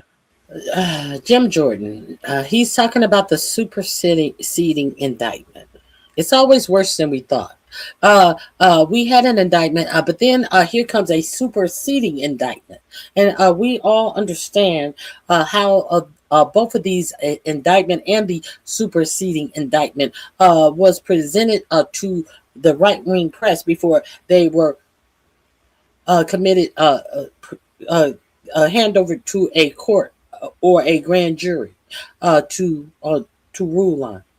They were handed over to right-wing media. And here comes Jim Jordan as if he does not know this. But see, hindsight is a motherfucker. And that's why I let you know how this came into our guise of this superseding indictment. But Jim Jordan's playing dumb. Jim Jordan played dumb when those wrestlers told him that they were being SA'd at their by their team doctor at the college that Jim Jordan worked as one of the wrestling higher ups coach, not particularly a coach. He was in the front office of the wrestling department, and Jim Jordan did absolutely nothing. Jim Jordan was summoned to come. He got a subpoena to come and answer questions before Congress. Do you think that Jim Jordan showed up? No. From that day to this, and he won't discuss why he hasn't shown up. But he feels that he is perfectly okay to sit in front of you and pretend like he is some law-abiding congressman. Congress. I was finna say congresswoman. A congressman. Jim Jordan. Indictment from the Justice Department. It wasn't $3 million. These investigations, when we start this oversight, it's always worse than we thought. We now have the superseding indictment from the Justice Department. It wasn't $3 million that they were paying these field sources. It was actually $4 million the Southern Poverty Law Center paid to field sources. And they didn't just pay them to foment the hate they told their donors they were fighting. They actually dated them. That's right. Southern Poverty Law Center employee was in a romantic relationship with field source number 9, a member of the Racist National Alliance. This SPLC employee, who was supposed to be dismantling hate groups with the Intelligence Project, was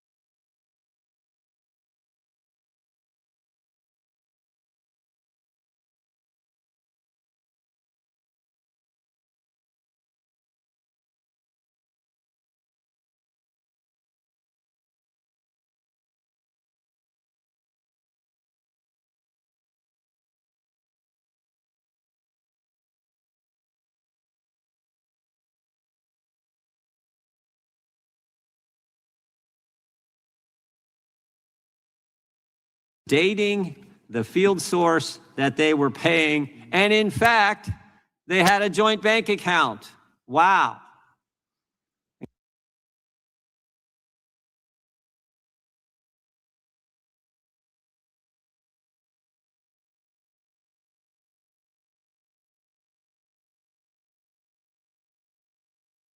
Guess what the SPLC paid this individual? $1.2 million to, again, create and foment the hate they told their donors they were fighting. Now, it gets worse.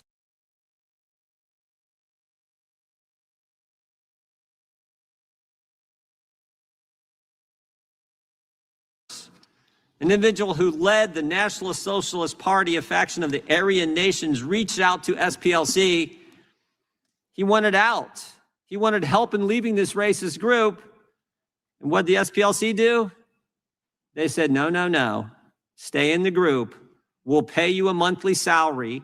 We'll reimburse you for hosting rallies, purchasing racist materials. Of course, that was field source number 30. How about F37, field source 37? This person's the one who coordinated transportation and attended the 2017 rally in Charlottesville. The Southern Poverty Law Center paid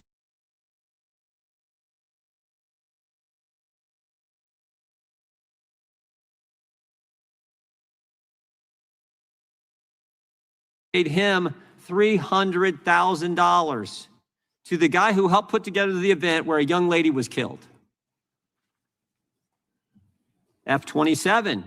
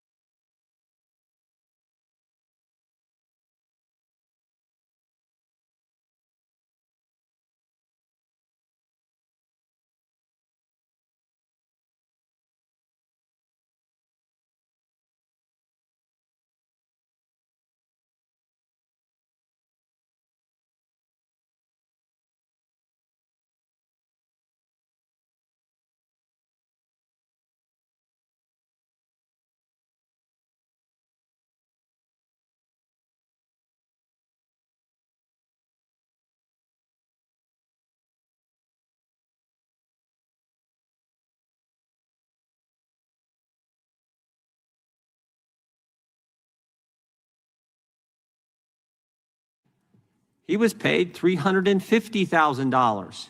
What'd he do? He ran the Aryan Nations Motorcycle Club. F-43, president of some crazy group, was previously convicted of cross-burning, but the SPLC thought he was worth $19,000 of their donors' money. Again, all told, $4 million to manufacture hate. We said this last hearing. I still remember Rahm Emanuel saying, oh,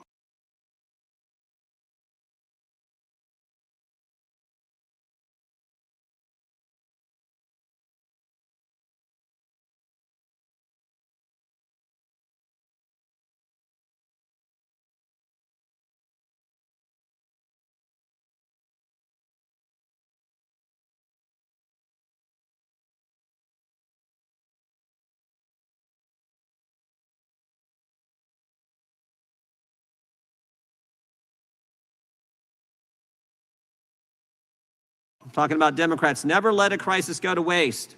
The SPLC took it a step further. They created the crisis. They manufactured the crisis. And by so doing, they became the standard, the source for determining who is a hate group. They labeled Family Research. No, they're talking about all of this hate group and this, that, and the other. Because why is this so easy for him to not tell you that? Look, they paid $4 million to generate hate. When you are real clear that these are people who are infiltrating these groups. But Jim Jordan feels that he doesn't have to try hard because he's talking to the dumb MAGA voters, you know, the uneducated, the ignorant voters that 45, 47 like so much. So they all you have to do is say the libtard and Biden 2 times in a row. And these dumb MAGA voters will carry your water and be angry about it. Jim Jordan is an unserious man. Very unserious man. So we're going to listen. Okay, I'm going to try to be good. What we're going to do, we're going to listen to, he's the chair. We're going to listen to the vice chair, and we're going to listen to the people that they have. I think it's 4 people who are going to be given 5 minutes a piece to introduce themselves. I'm going to not interrupt, and we're going to let that go. Council hate group. Moms for Liberty was labeled a hate group. Turning Point USA labeled a hate group. Alliance Defending Freedom, even though they argued multiple cases, won 16 cases in front of the Supreme Court, they were labeled a hate group, but never Jane's Revenge, never the group who vandalized crisis pregnancy centers, churches in the aftermath of the Dobbs decision. They never got labeled. And the Biden Justice Department helped make them the standard. This is probably the part that bothers me, I think bothers most people the most.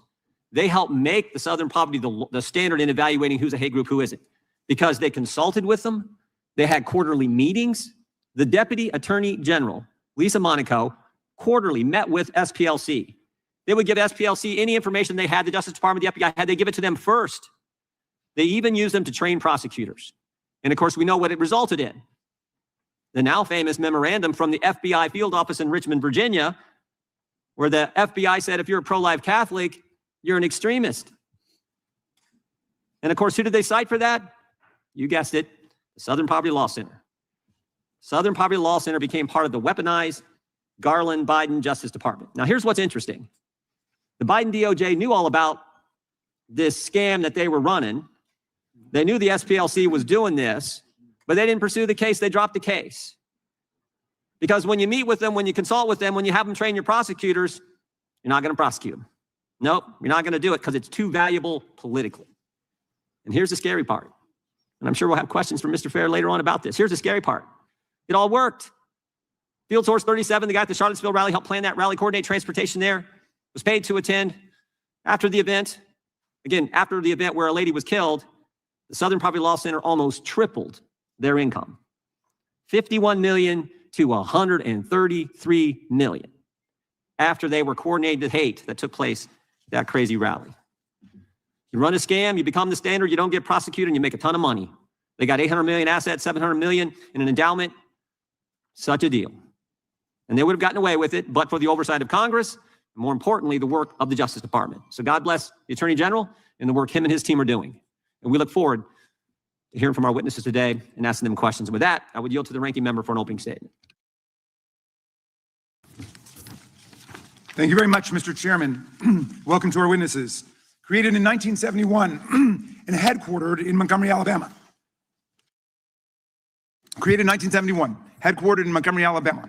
The Southern Poverty Law Center is one of America's leading civil rights groups. It fights for voting rights throughout the South, economic justice, and criminal justice reform. Like every major civil rights group in our history, it's been subjected to serious white supremacist violence. Its leaders have been threatened and attacked since its founding, and SPLC headquarters were firebombed in 1983 by members of the Ku Klux Klan who were convicted of conspiracy in federal court. After this attack and escalating racial terror, the SPLC added to its work a focus on the Klan and neo-Nazi groups and other purveyors of hate, violence, and white supremacy. In 1988, the SPLC litigated against the Southern Whites of the Ku Klux Klan, the Southern White Knights of the Ku Klux Klan, and drove them into bankruptcy, winning $1 million damages verdict on behalf of more than 50 peaceful civil rights marchers in Forsyth County, Georgia, who had been savagely attacked and injured by the Klan. In 2019, it brought a $14 million judgment and won it against the neo-Nazi founder of the Daily Stormer for orchestrating an anti-Semitic troll storm harassment campaign consisting of more than 700 death threats and vile abuse against a Jewish woman and her family. The SPLC has defended the rights of anyone and everyone targeted for hate, violence, oppression, and murder. Today, it's under attack by the Trump administration and MAGA.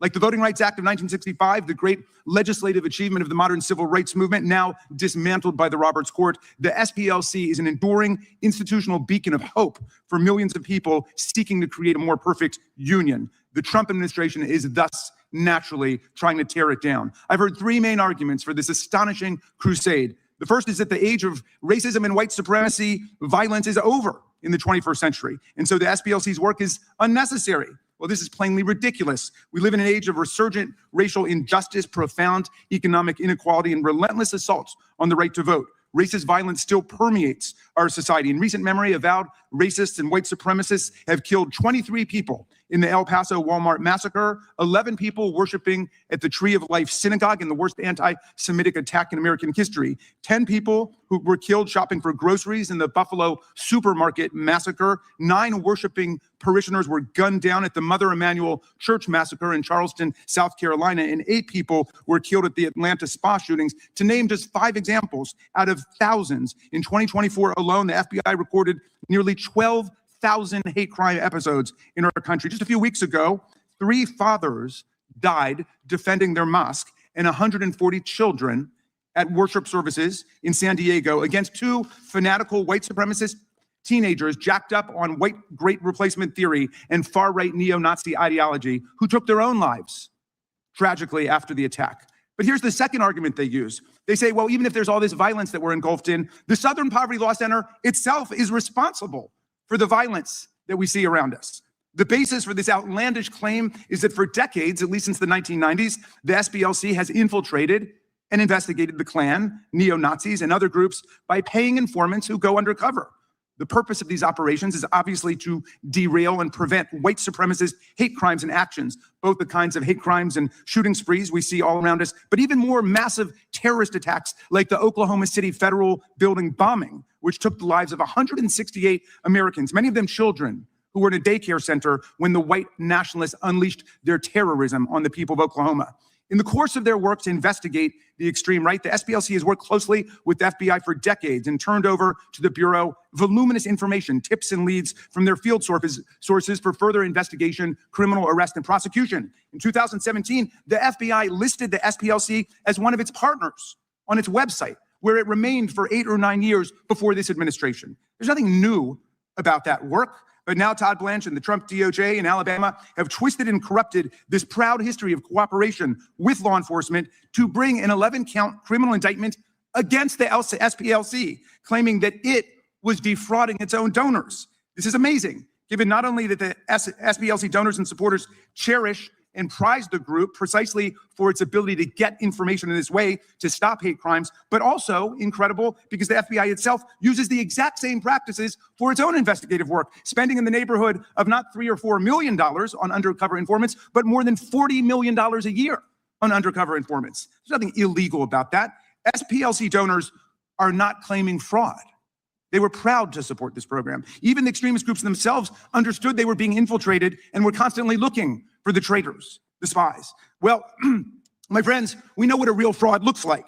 Consider a fraud called Trump University, a scam from top to bottom where 9,000 victims joined 3 different class action lawsuits to complain about the fact that they were cheated out of thousands of dollars for a university that existed in name only, without a real curriculum, without real professors, without an actual campus, or any way to keep their extravagant and seductive promises to their students. The thousands of outraged victims were not silent. They came forward to complain, and they won a $25 million settlement against Donald Trump and the purveyors of this fraud. One former instructor at Trump University said it, quote, preyed upon the elderly and uneducated to separate them from their money.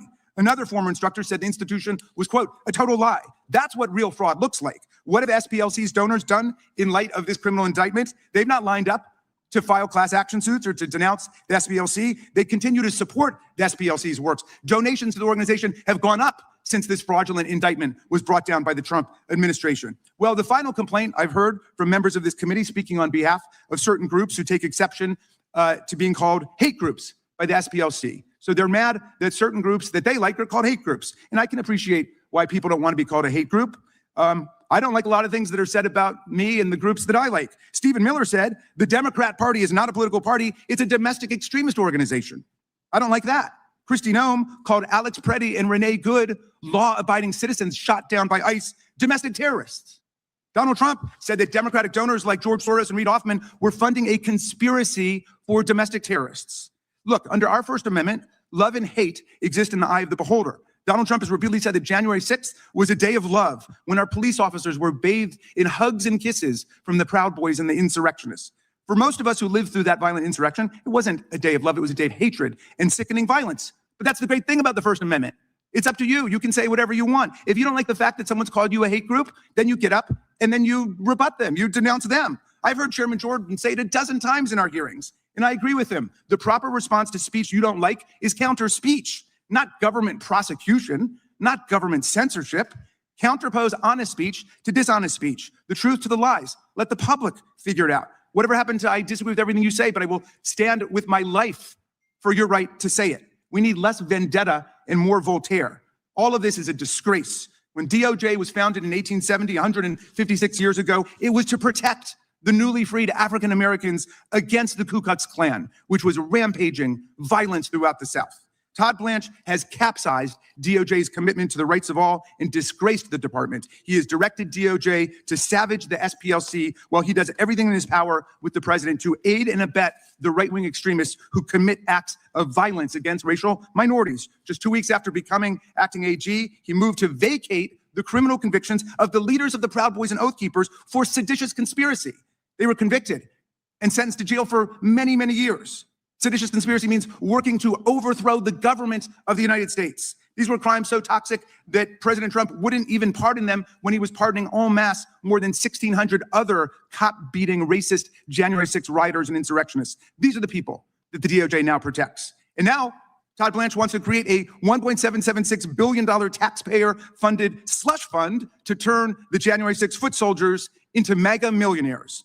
And while Blance was at it, he signed an outrageous super pardon to give not just Donald Trump, but his entire family and all their businesses complete and total immunity from any investigation, audit, lawsuit, or prosecution by any federal agency for any criminal or civil violation against the United States up until this point. And while systematically firing prosecutors and FBI agents who worked on the January 6th investigation, the largest criminal probe in American history, Trump and Blance are putting January 6th rioters, violent extremists, and their closest allies in key positions throughout the DOJ, like Jared Wise, who urged rioters to kill police officers on January 6th, like Ed Martin, who defended violent cop beaters, both as a defense attorney and a federal prosecutor. He's been given free rein now as DOJ's pardon attorney, despite his long history of consorting with neo-Nazis.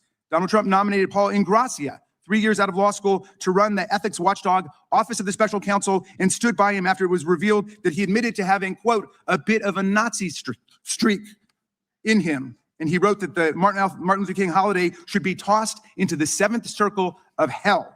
The Department of Defense hired Elias Irizarry, an unqualified, inexperienced 24-year-old Trump loyalist and convicted J6 rioter who was pardoned by the president to work on irregular warfare and counterterrorism, and so on. We understand that the extremist swamp that gave rise to this criminal indictment against the SPLC is just one more Orwellian attack on the civil rights movement and one more Kafkaesque prosecution designed to shame and ensnare the righteous and acquit and absolve the guilty. It is a tissue of lies that will join the pantheon of debunked fraudulent prosecutions that DOJ has been excoriated for by dozens of judges across the land, appointed by all different presidents. A few weeks ago, a federal judge in Rhode Island, Judge McElroy, called the government's submissions in a case misleading, if not utterly false. Another judge said that DOJ attorneys had submitted a patently false allegation to the court. Another judge rejected administration officials' testimony as disingenuous, squalid, and dishonorable. And another court found the administration had provided a highly misleading, if not intentionally false, sworn declaration so disingenuous that the court is left with little confidence that the United States can be trusted to tell the truth about anything. I predict it will not be long before another federal judge casts this obscene prosecution to the winds. I'm only sorry the great name of the House Judiciary Committee has now been made an accomplice to this fraud against the court and the country. I yield back to you, Mr. Chairman. Gentleman yields back. I don't think we're part of the fraud. I think the Southern Poverty Law Center was defrauding their donors. Without objection, all other opening statements will be included in the record. Today's witnesses. Dr. Alveda King is the chair of the American Dream Initiative at the American First Policy Institute. She is the daughter of civil rights activist Reverend A.D. King and the niece of Reverend Dr. Martin Luther King Jr. She is the founder of Speak for Life, an organization that advocates for the sanctity and dignity of human life. Mr. Brian Fair is the interim CEO and president of the Southern Poverty Law Center. He previously served as the chairman of SPLC's board of directors. Mr. Ryan Bangert is the senior vice president for strategic initiatives and special counsel to the president at the Alliance Defending Freedom. Now here we have the niece, and they're trying to disparage the memory of Dr. King by having this bumbling idiot of a niece sit up here and talk dumb, ignorant ass shit. Let's continue. Hey, viewers of you. Hello, everyone who came in. I needed to get past that. Now let's get past the four people that will be testifying. The gentleman on the far right drinking the water, he is the president of the Southern Poverty Law Center. To his left, there is Dr. King's niece. I forget who this guy is. I forget who he is. And this woman right here, she is in support of the Southern Poverty Law Center. He is against the Southern Poverty Law Center. This numbnuts right here is against the Southern Poverty Law Center because she found herself in a pickle where her passport was rescinded and she was put on a government watch list. So we'll get into it. Let's get into it. Previously served in the office of the Texas Attorney General and was a litigation partner at Baker Botts LLP. And Professor Mary McCord is a visiting professor of law at the Georgetown University Law Center. She previously served in numerous roles in the Department of Justice. We welcome our witnesses and thank them for appearing today. We'll begin by swearing you in. You know how this works. Would you please rise and raise your right hand? Do you swear or affirm under penalty of perjury that the testimony you're about to give is true and correct to the best of your knowledge, information, and belief, so help you God?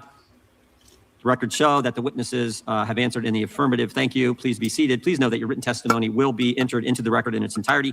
Accordingly, we ask that you summarize your testimony in 5 minutes. We're just going to start with Mr. Fair, and we're going to go right down the line.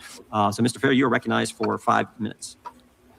Good morning, Chairman Jordan, Ranking Member Raskin, members of the committee. Last July, I took on a one-year leave in teaching to become the interim head of the Southern Poverty Law Center. So my testimony today will be one of my last official acts in this role. It has been one of the greatest honors of my life to work alongside the talented, dedicated, and principled SPLC staff.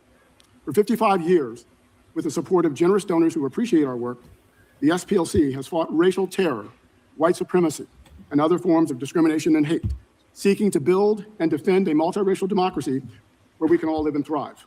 That was the goal of the civil rights movement, and it is our mission. We are known for exposing and dismantling extremist hate groups. We took on the United Klans of America, whose hateful violence killed 4 little girls in the 16th Street Baptist Church bombing, and we sued them out of existence. In the decades since, hate has continued but so have our efforts to expose it through litigation, policy research, and education. We fight for the underdog, the poor, the unhoused, the hungry, the incarcerated, the disenfranchised, the immigrant, the outcast, the vilified. Many groups, and some in this room, have misrepresented our work, including our confidential informant program, repeating various false allegations. Some say we've lost our way. That's false. We've never lost our North Star, a fair and just society for every person. All our programs advance that mission. Our work saves lives, but it comes at a price. Since our earliest days, we've been targeted by those who oppose our mission. Our office was firebombed, our staff threatened, our leaders the target of assassination. We know political violence. We unequivocally condemn it. However, despite the danger, we will not stop exposing hate. This morning, we released our annual Year in Hate and Extremism report. It chronicles how the hard right has weaponized the levers of government to weaken the political and economic power of non-whites, immigrants, women, the LGBTQ+ community, religious minorities, and the poor. The forces turning back hard-won progress against discrimination are unrelenting and unashamed. The SPLC, alongside many civil rights groups and democracy defenders, is resisting them. To American people of goodwill, especially those left out of the American promise, your civic participation matters now more than any time since the civil rights movement. Today, I'm joined by several people who inspire our work. First, Ms. Karen Finn and her son Aaron are here. Aaron faced expulsion from school for alleged conduct that was a manifestation of his disability. Aaron lives with autism, and federal law prohibits schools from excluding students for behaviors connected to their disabilities. We sued, and with his mother's courage and dedication and his perseverance, Aaron graduated from that school in 2023. Ms. Tanya Gersh is also here. A Jewish Montana mom, Gersh and her family became the target of relentless anti-Semitic harassment from white nationalists, including threatening phone calls where all that could be heard on the line was gunshots. With the center's help, Gersh won a $14 million judgment against the neo-Nazi who incited her harassers. We stand with Karen, Aaron, Tanya, and thousands we protect every day. Fannie Lou Hamer said, "Nobody's free until everybody's free." The SPLC will continue our constitutionally protected work to ensure everyone in this country is treated with dignity, lives lives free of discrimination, and enjoys liberty and opportunity to thrive. These promises of our democracy are not self-executing. They require our collective vigilance, and we will continue to defend them when they come under attack. Finally, I must note that I'm constrained in answering some questions today because they may touch on matters involving pending criminal litigation against the SPLC or conversations that I've had with counsel. Frankly, this constraint is a result of the majority's injecting itself into a pending criminal matter 3 days after it was filed and then refusing our request to delay this hearing until that case is resolved. With that, I will. So understand 3 days after Todd Blance put together this bogus suit against the Southern Poverty Law Center, Jim Jordan was chomping at the bit to have this hearing and refused to delay it because he was full aware that, you know, kind of like Todd Blance in Pam Bimbo and all the Republicans who say that they can't comment on something because of pending litigation, you know, things that they actually can comment on, even though there is pending litigation. Jim Jordan is like, oh no. 3 days later, Jim Jordan has convened a hearing with the Southern Poverty Law Center. And I must say, he has a very underwhelming a panel of people who are trying to toe the water for the Republicans up here arguing against this case. Now, I thank all of you for being here. Thank you, Julian Fry, for being here. And also, Auntie K, it is good to see you guys. Let's get through the rest of these. I'll answer what I can. Thank you, Mr. Fair. I just point out this committee has had hearings on the activities of the SPLC prior to the indictment from the Justice Department. We thank you for your statement. Dr. King, you are now recognized for 5 minutes. Mr. Chairman, ranking member, and distinguished members of the committee, thank you for allowing me to testify today. I was born on January 22nd, 1951, not with a silver spoon in my mouth, but singing Amazing Grace and pledging allegiance to the flag of the United States of America. In other words, I was born into a Christian family led by Baptist preachers and men and women who loved God, believed in God, proclaimed the gospel of Jesus Christ, and embraced the truth found in Acts 17:26. And of one blood, God made every nation of people to dwell on the face of the earth. I was taught from birth to love, to repent, to forgive, to trust God, and to love my fellow brothers and sisters. Human dignity is the creed of our family, the King family legacy. My uncle, Reverend Dr. Martin Luther King Jr., did not dedicate his life to dividing people into categories of oppressor and oppressed. He dedicated his life to bringing people together under the truth that every person bears the image of God. I come before you today not in anger, but in deep concern. I'm not sure anyone can fully grasp the emotions of a young girl who grew up in a family that sacrificed so much for justice and reconciliation, only to spend much of her adult life being watched, shadowed, criticized, and even threatened because she believes in God, in Jesus Christ, in the sanctity of life, and in the American. So she's a victim because she believes in God, Jesus Christ. She's victimized for her religion. Okay, this is what she is up here to tell you about her victimization.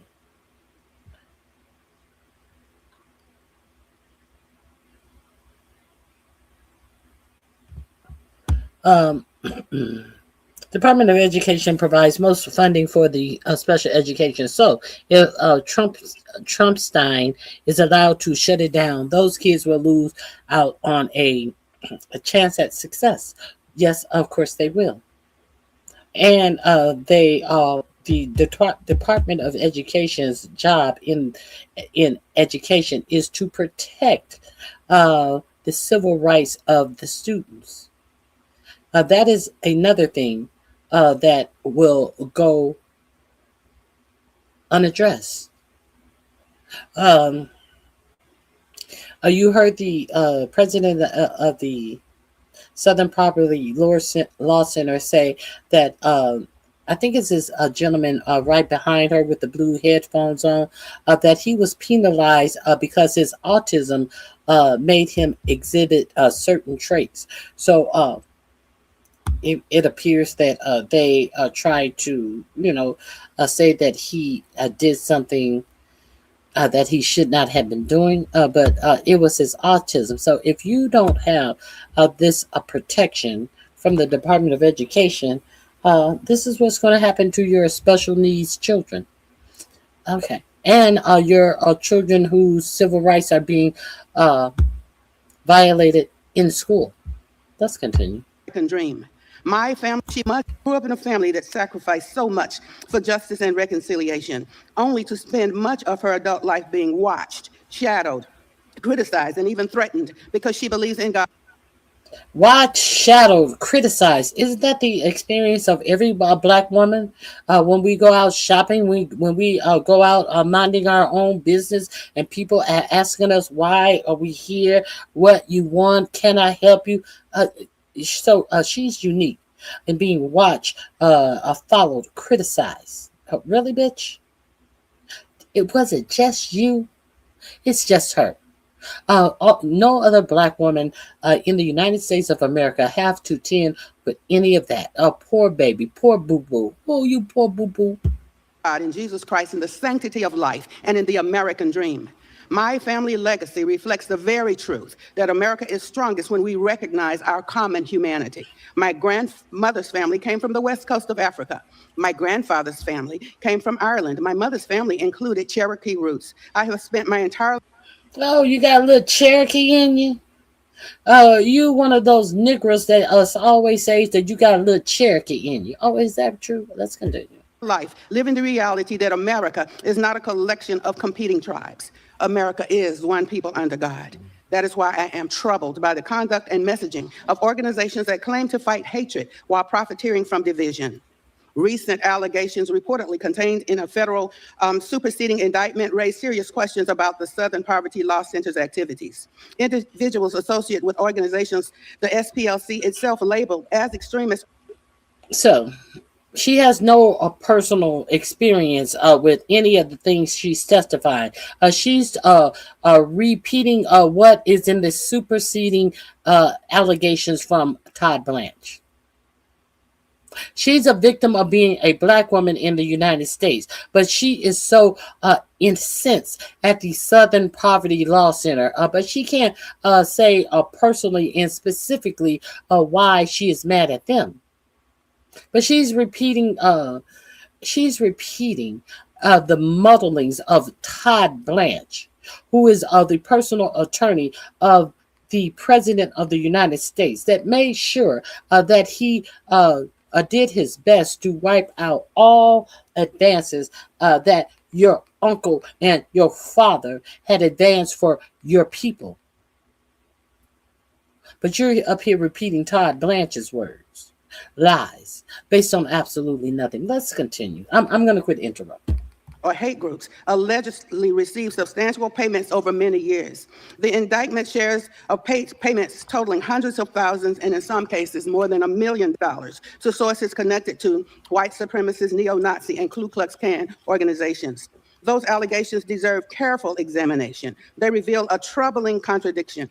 Americans who faithfully donate their hard-earned money, many of them senior citizens like me, who sincerely want to combat racism and hatred, deserve. Bitch, many of them senior citizens like you, would they include you? So where are you damaged?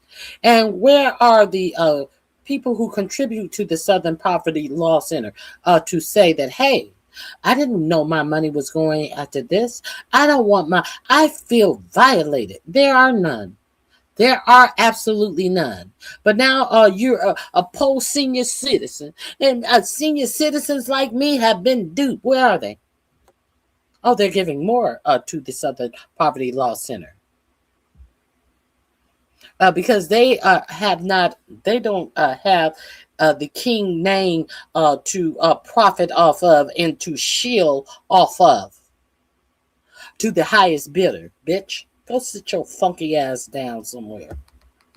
Transparency and accountability about how those funds are being used. America does not need more manufactured racial tension. We do need more labels with the sole and do not need more labels with the sole intention to drive us apart. We do not need more lists that place citizens under suspicion because they hold sincere beliefs about faith, family, life, or public policy. I know myself about being labeled. Let me be clear. I reject racism. I reject hatred. I reject white supremacy. I reject any ideology that seeks to elevate one group of people above another. But I also reject the notion that Americans who hold traditional Christian beliefs should be treated as threats or terrorists simply because we disagree with a prevailing political thought. Today, I still have a dream. I dream that one day we will move beyond black power and white power and embrace God's power and human dignity. I dream that Americans will one day see each other not as enemies, but as neighbors. I dream that we will hear each other, see each other, and recognize that every human life has value from the womb to the tomb and beyond. We are, as scripture teaches, as science testified, one blood, one human race. And if we remember that truth, we can build a future worthy of the sacrifices made by those who came before us. We must speak out for truth and against the forces that would manufacture hate, fear, division, and violence simply to line their pockets and further their political ambitions. Thank you. God bless America. And I look forward to your questions. Thank you so much. God bless you. Thank you. God bless you. Well done. Mr. Banger, you're recognized for 5 minutes. Thank you, Chairman Jordan, Ranking Member Raskin, members of the committee, for the opportunity to testify before you today. Over 50 years ago, the SPLC was founded to fight the scourge of racism, but the SPLC has drifted from that founding purpose. The indictment alleges that the SPLC deceived donors into funding the racist groups it claimed to fight. But beyond these shocking allegations of hypocrisy lies a broader story, how the SPLC tarred mainstream conservative organizations as hate groups, and then relentlessly sought to silence those groups by persuading America's leading financial and technology firms to exclude them from the marketplace. ADF is one of those organizations. We've been on the SPLC's hate map since 2016, which is odd, given that we reject racism.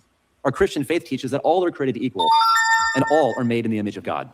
But it makes sense when you understand today's SPLC, in the words of some, as a political hit operation. The SPLC has branded ADF and others like us as hate groups solely because it disagrees with our work, grounded in our religious conviction on behalf of children told by the medical establishment to disfigure and permanently mutilate their bodies, on behalf of the most vulnerable among us, both those unborn and those at the end of life. Our advocacy for these mainstream positions has repeatedly led us to the U.S. Supreme Court, where we have secured 18 victories since 2011, including 2 more cases under submission today. In fact, the SPLC even quietly filed an amicus brief supporting one of ADF's Supreme Court wins on behalf of freedom of association and donor privacy. But the SPLC cannot abide our work on behalf of the vulnerable, parents, children, and the unborn. So it has slandered ADF and other groups like us as hate groups, and sought to lock us out of the public square. The SPLC began targeting mainstream Christian and conservative organizations by adding them to their hate map in 2010. 7 years later, the SPLC's fundraising skyrocketed in response to the notorious Unite the Right rally in Charlottesville. But this wasn't a stroke of good luck. The superseding indictment alleges that the SPLC funded and supported one of its ringleaders. In the immediate aftermath of Charlottesville, the SPLC received large donations or commitments from leading firms and personalities, including JP Morgan Chase, Facebook, Google, Twitter, and even Tim Cook at Apple. In 2018, it launched a coalition of left-wing organizations called Change the Terms. They understood that you don't have to win a debate with your opponents if they're invisible. So the coalition targeted critical banking, payment processing, donor advisory, technology, and digital communications infrastructure. It embedded the SPLC within that infrastructure of corporate decision-making, allowing it to influence terms of engagement, flag business partners, and bully corporations into compliance. In short, the SPLC mobilized corporate America to crush the voices of mainstream conservative organizations. The Biden years saw the SPLC deepen its presence in America's political and corporate infrastructure. The Biden DOJ and White House met regularly with SPLC officials. Amazon used the SPLC to blackball groups from its Amazon Smile giving program. So did the employee charitable giving platform Benevity, which serves nearly a quarter of the Fortune 1000. ADF saw tangible impacts. We lost access to the Amazon Smile program, nonprofit pricing from large technology providers like Microsoft, Adobe, and Intuit, web hosting on the Pantheon platform, and access to donor-advised funds at Fidelity. A partisan political organization like the SPLC should never have been allowed to function as an unaccountable private gatekeeper to critical financial, technology, and communication services. And corporations should never have accepted the word of an organization that is itself severely compromised. In addition to standing indicted today, the SPLC has paid millions in settlements for defamation. Its co-founder and president left in 2019 amid staff reports of a systemic culture of racism and sexism. It received an F from Charity Navigator for hoarding donor money to the tune of more than $800 million, much of it offshore.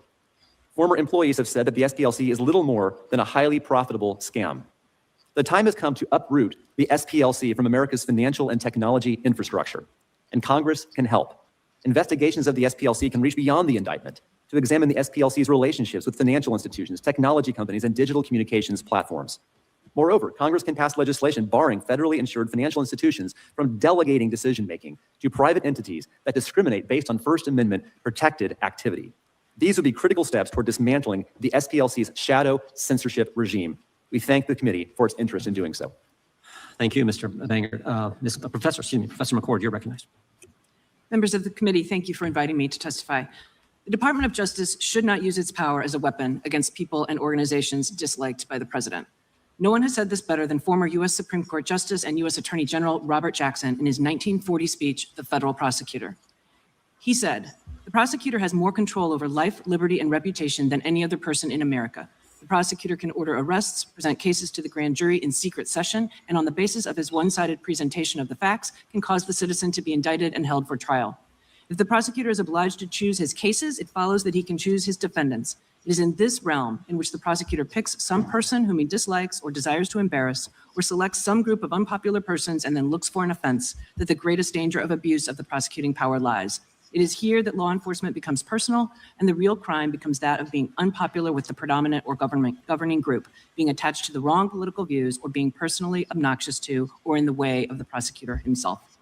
What Justice Jackson warned about has come to pass. DOJ has initiated fraud investigations against political enemies such as New York Attorney General Letitia James, Federal Reserve Board member Lisa Cook, and former Chair Jerome Powell, and Senator Adam Schiff. And at the same time, the president has granted clemency to more than 70 allies, donors, and others convicted of hundreds of millions of dollars in fraud across his 2 terms, often after receiving financial or other benefits from them. And he, along with his Attorney General nominee, have orchestrated a fraud on the court, settling the president's collusive lawsuit against the IRS, in which he, his family members, and his businesses all received from the Justice Department an effective pardon from criminal and civil investigations, audits, claims, and prosecutions by any federal department or agency on any subject based on anything that could have been initiated as of the date of the settlement, known or unknown. The so-called settlement came after a federal judge ordered briefing on whether there was actual adversity between the parties, a constitutional requirement for a lawsuit. This one-sided use of prosecutorial power extends to the President's National Security Presidential Memorandum 7.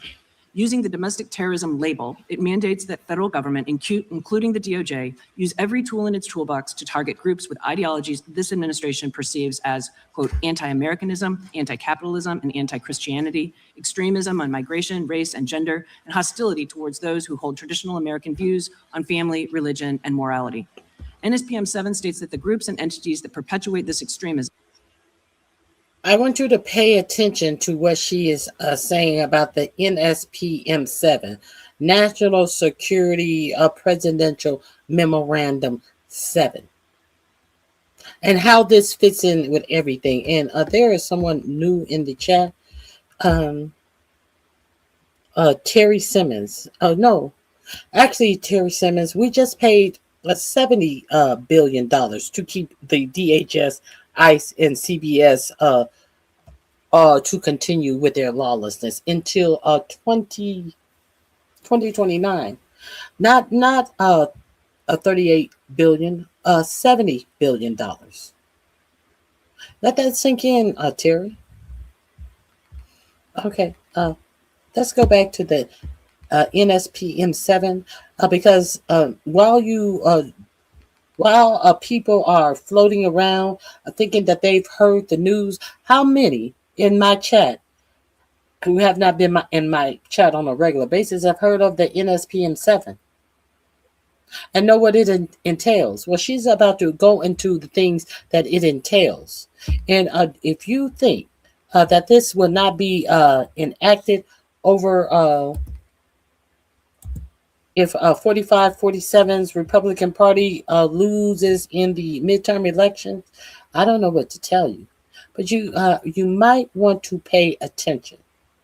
They are trying to dismantle groups that will fight and go to court to win for when your civil rights are being violated, as they are violating the civil rights of you, taking your lives and all other types of things. But a lot of people, a lot of these dumb Trump voters, even some Trump voters have come around and said, hey, I didn't know he was going to do that to me. But there's plenty of ignorance out here who think that all of this is for other people. So I'm going to support it because it's doing damage to Black people in the United States. It's getting rid of immigrants in the United States. It hasn't improved not one bit. I'm barely getting by, but I'm going to trust the process as I go bankrupt in the process that I'm trusting. Because I think that I'm hurting Black people and immigrants. Let's continue. On migration, race, and gender, hostility towards those who hold mandates that federal government, including the DOJ, briefing on whether there was actual criminal and civil investigations, audits, claims, and prosecutions by any federal department or agency on any subject based on anything that could have been initiated as of the date of the settlement, known or unknown. The so-called settlement came after a federal judge ordered briefing on whether there was actual adversity between the parties, a constitutional requirement for a lawsuit. This one-sided use of prosecutorial power. No, there was no adversity between Trump and his IRS chair. The IRS chair who, the IRS chair. Now, we got to go over the Social Security. The head of the Social Security Department was grilled before Congress today. We'll go over that on Friday. But let's hear what she has to say about the NSPM 7 after she just got finished telling you how he insulated himself, his family, and their businesses from being tried for anything. But do you know what the NSPM 7 is going to do to regular American citizens based on vague descriptions of what you may do, who you may appear to be based upon things that you do in your life? These things that all of these data brokers have collected data on you? Why do you think that they are so insistent upon creating a algorithm for you? What will this all of this data collection about you be interpreted by someone who doesn't like one thing you do? It's going to make it easier to classify you as a domestic terrorist. If you don't know about NSPM 7, I suggest you acquaint yourself with it. Extends to the President's National Acquaint yourself with it. I said Security Presidential Memorandum 7. Using the domestic adversity between the parties, a constitutional requirement for a lawsuit. This one-sided use of prosecutorial power extends to the President's National Security Presidential Memorandum 7.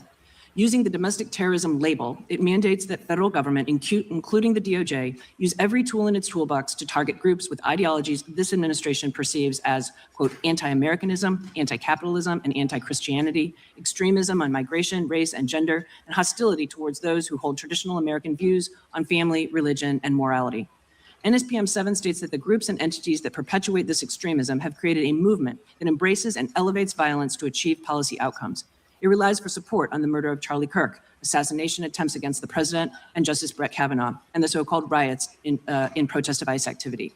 And although murders and threats of violence are reprehensible and illegal, the examples do not justify the stark lack of parity in NSPM 7's treatment of supposedly dangerous ideologies. There is no mention in NSPM 7 of the politically motivated murders of Minnesota Democratic legislator Melissa Hortman and her husband, or the mass shootings committed in Buffalo, New York, El Paso, Texas, and Pittsburgh, Pennsylvania by white supremacists who justified their violence based on the Great Replacement theory.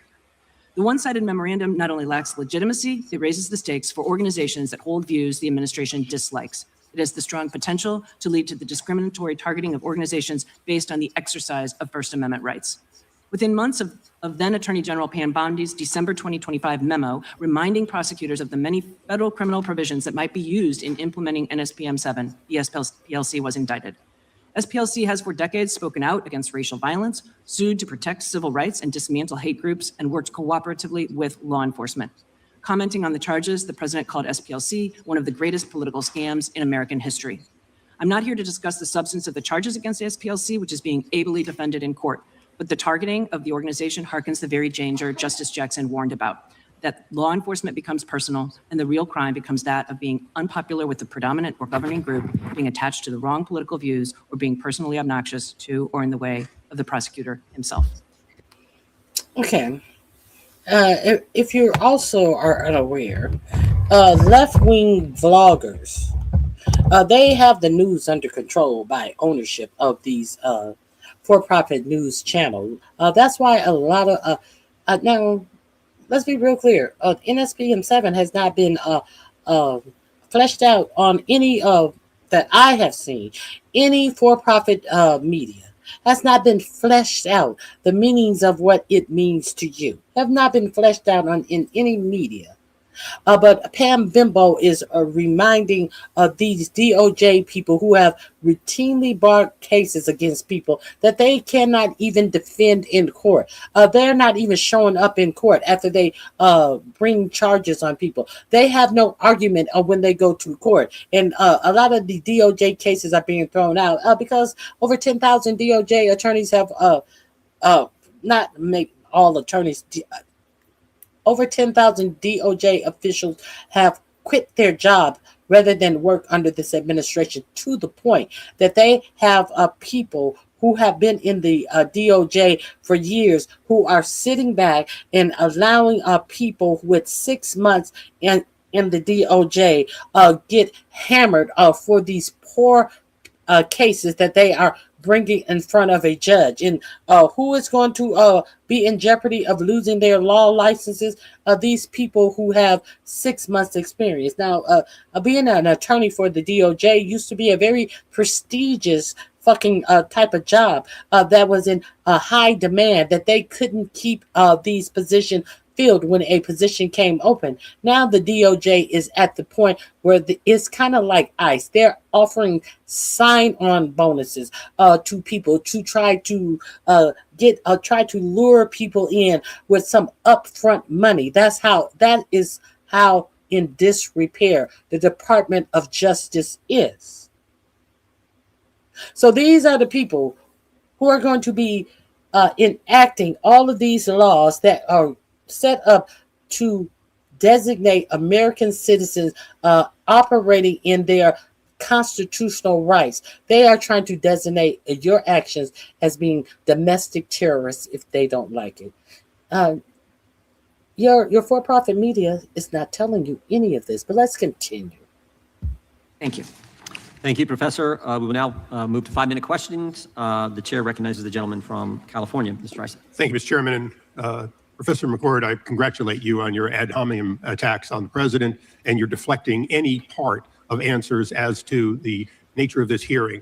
Your absence of that shows a great deal about how you have no answers for our questions, but you have answers for your own party persuasion. Mr. Bangert, I apologize in advance. I'm going to focus a little bit over here, but it's not because your organization hasn't been the subject of the attacks by Mr. Fair's organization for what is now a decade and a half. Dr. King, I'll start with you. You wear a cross here today. You spoke of God and Jesus Christ, your deep faith, and the conviction that comes with that faith as to how a just government and a people should act. Is that a fair statement of who you are? The statement of who I am is just a 75-year-old woman who has experienced so much. I have been personally flagged by SPLC, and I have been on a domestic terrorist list, interestingly enough, for much of my life. Well, Dr. King, that's the answer to the question. Is that because of who you are, because of your faith, because you have championed the teachings of your father and your uncle? Yesterday, I led a small trip into the Capitol where the rotunda has virtually only presidents of the United States other than Dr. King. Is it in fact his teachings and the teachings of people like that that you follow that has caused you to be so labeled? I believe that these attacks against me and others are not because only of my faith, certainly because of my faith, absolutely. My uncle, Reverend Dr. Martin Luther King Jr. once said that the law may not make you love me, but it can keep you from killing me. And so I believe that many of us are persecuted because of our faith and our beliefs. I think it's a little unfair because I say life from the womb to the tomb and beyond. She hasn't said why she was put on a terrorist watch list, though. She is talking about all of this, trying to reckon back to Dr. King. Bitch, why were you put on a terrorist watch list? And if you were put on a terrorist watch list, the Southern Poverty Law Center doesn't have the ability to be the ones who put you on a terrorist watch list, bitch. It is your United States government. So why should the Southern Poverty Law Center be blamed that you found yourself on a terrorist watch list? Tell us the full story. Flesh this out a little bit. Can you? Let's see her flesh this out. It's because of her religion, because she loved the Lord. It's because of my religion. Your religion, you are the only Christian in the place. I thought that they did everything to protect Christians' rights in the United States of America. What the fuck are you talking about? See, I'm not going to say anything else. That I'm on a domestic terrorist list. I think that's unfair. Well, you join a group of faithful people, as Mr. Bangert mentioned, tend to be what we'd call center-right leading. You knew Charlie Kirk and his work, didn't you? I did know Charlie Kirk. And his work, like your work, was about... Daryl Issa. Now you have, you know why she's on the terrorist watch list. You joined a religious group that is on the far right leaning. So Daryl Issa, you know exactly what group this is that she is a part of. And not just her personally. It seems like everyone in this group that you want to omit and you want to whitewash. Let's get past this. You joined a group and they're kind of far right leaning. Derek Issa, what group would this be that you're trying to avoid? Love. Well, you join a group of faithful people, as Mr. Bangert mentioned, tend to be what we'd call center-right leading. A group of faithful people tending to be center-right leaning. They tend to be center-right leaning. So when they are untended leaning. What are they? Are they white nationalists leaning when they're not? You know, they sometimes most likely are center right. When they're not most likely, what are they then? You knew Charlie Kirk and his work, didn't you? I did know Charlie Kirk. And his work, like your work, was I do know Charlie Kirk. Do you know him or did you know him? I do know Charlie Kirk. Somebody wrapped the jacket sleeves around her back a little more tightly.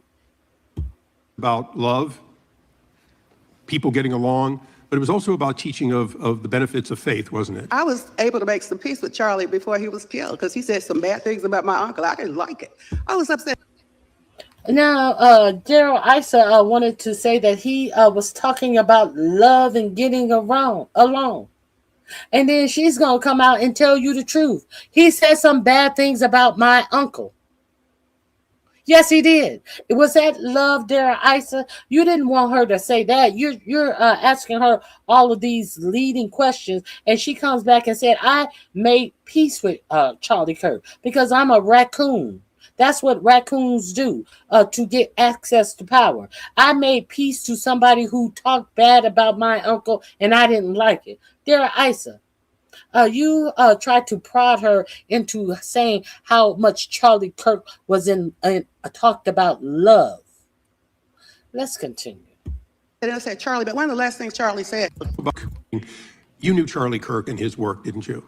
I did know Charlie Kirk. And his work, like your work, was about love, people getting along, but it was also about teaching of the benefits of faith, wasn't it? I was able to make some peace with Charlie before he was killed because he said some bad things about my uncle. I didn't like it. I was upset and I said, Charlie, but one of the last things Charlie said to an African-American young man, he says, our DNA makes us the same, not the skin. Charlie actually said that. And he publicly apologized at a meeting where I was. So Charlie was not an angel. I'm definitely not an angel. President Trump, Biden, Obama. Angels, please raise your hand right now. If you're out there, I need to meet you.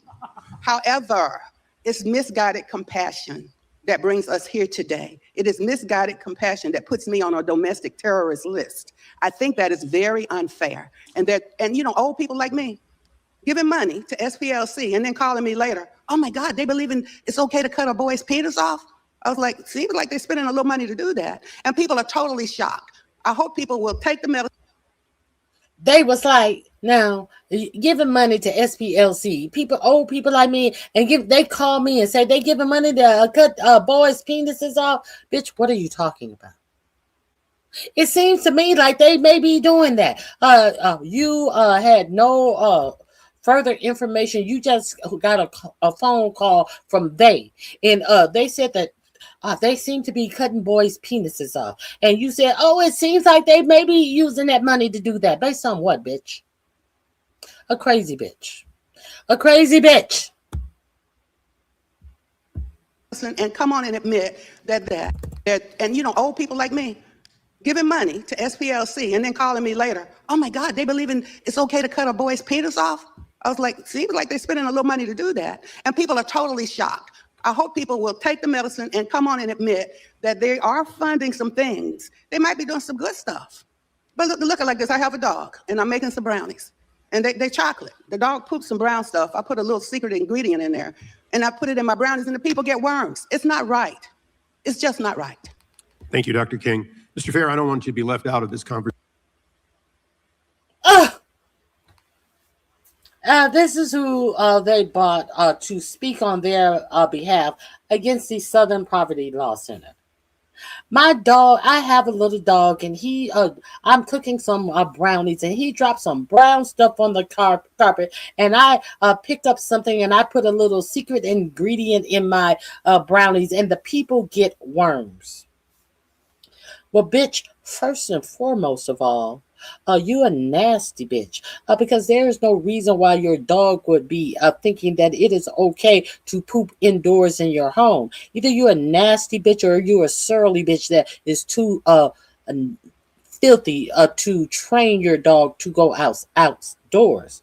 But also it would show what a nasty surly bitch you are, that the fact that automatically your dog's has worms in his stool in the first place. That shows that you don't even deserve to have a dog at all, bitch. You mean that it's natural for worms to be eating the gut of your animal?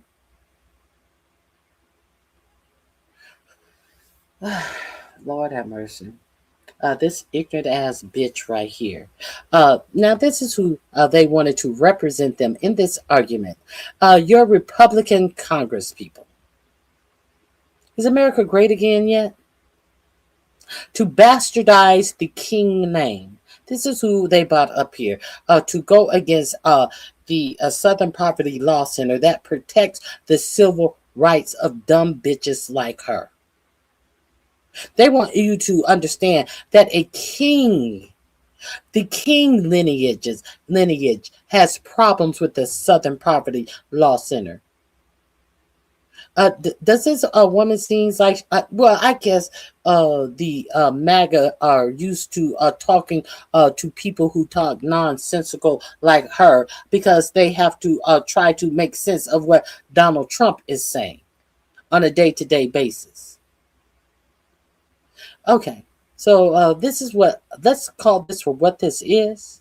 This is a bunch of bullshit and trying to bastardize Dr. King's legacy. Now, everyone doesn't have control of their mental health. When some people reach a certain age, they may lose control of their mental faculties. But the thing about this is that your Republican representatives thought that they could bring this person in and she would make good points about their arguments about the agencies that protect civil rights for her and all other people whose civil rights have been trampled all over on. This is what this is about. Is deleting your protections. Let's go further. Your organization has labeled Dr. King and Charlie Kirk and others. Do you regret that? Will you recant it? Or are you going to double down and say that these people, including the martyred Charlie Kirk, in fact, somehow deserve to be on your hate list for they're constantly talking about bringing people together, talking about the teachings of the Bible and the like? Congressman Issa, as I said in my statement. No, wait a second. No. I heard your statement. I only want an answer to your question in the 11 seconds left. Are you going to recant, yes or no? And if you're not going to, please don't tell me it's because now you're under charges. Your organization did it as much as 16 years ago. Will you take back any part of that, or is your hate list stand as your position of your organization as its head today? The SPLC will continue to expose hate and extremism. Okay, we'll take that as the list stands. Mr. Chairman, I'd ask unanimous consent. Gentleman's time is property can do a unanimous consent. Thank you. That a submission from the Heartbeat International for today's hearing be placed in the record. Objection. That a message, particularly from, it's entitled "The Truth About the SPLC," from the Family Research Council be placed in the record. Objection. And lastly, Mr. Chairman, for this hearing too, a statement from the Executive Director's Office of the Center for Immigration Studies be placed in the record. Without objection. Thank you. I yield back. Gentleman yields back. Chair now recognizes the gentleman from Maryland. Thank you kindly, Mr. Chairman. Ms. McCord, our colleagues invoked the fact that the SPLC had an informant in a white nationalist group at the infamous Unite the Right rally in August of 2017 in Charlottesville as some kind of indictment of the SPLC. But didn't that SPLC informant create the information that allowed the SPLC to send 3 different FBI field offices a 45-page memorandum warning of planned violence and the potential for violence at this? Jim Jordan, how come you didn't say that? You acted as if this was a tried and true, real white supremacist that the Southern Poverty Law Center had up at this Charlottesville riot. And you left out the part that they gave 3 FBI field officers the information and told them about the suspected violence that they were expecting. But Jim Jordan didn't tell you that, huh? Extremist confab? That is the facts that have been represented in court. Mr. Fair, is it true that the SPLC sent a memo based on that informant's work to 3 different FBI field offices? Yes, it is. Okay.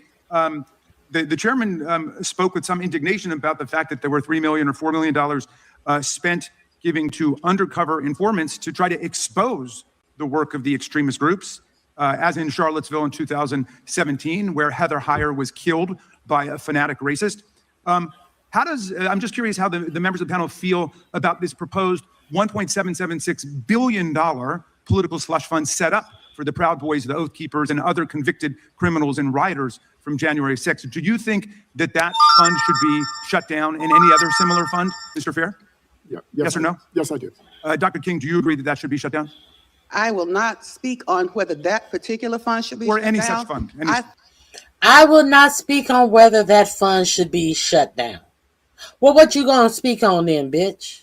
I think some of these slush funds that SPLC is using. Okay, about my question. We're not talking about SPLC and any slush funds that they have. She's a dumb bitch.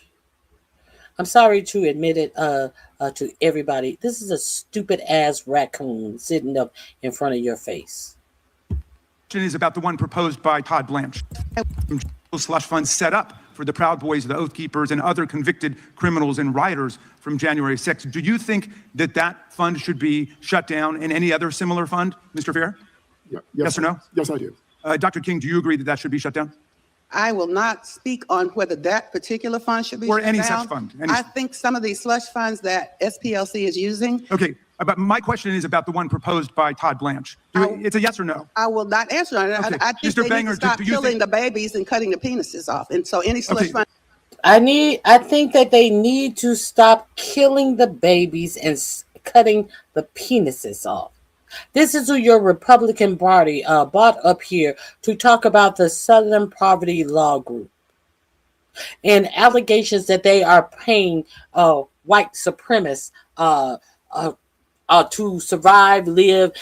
They are just paying white supremacists to just be with the donors' money.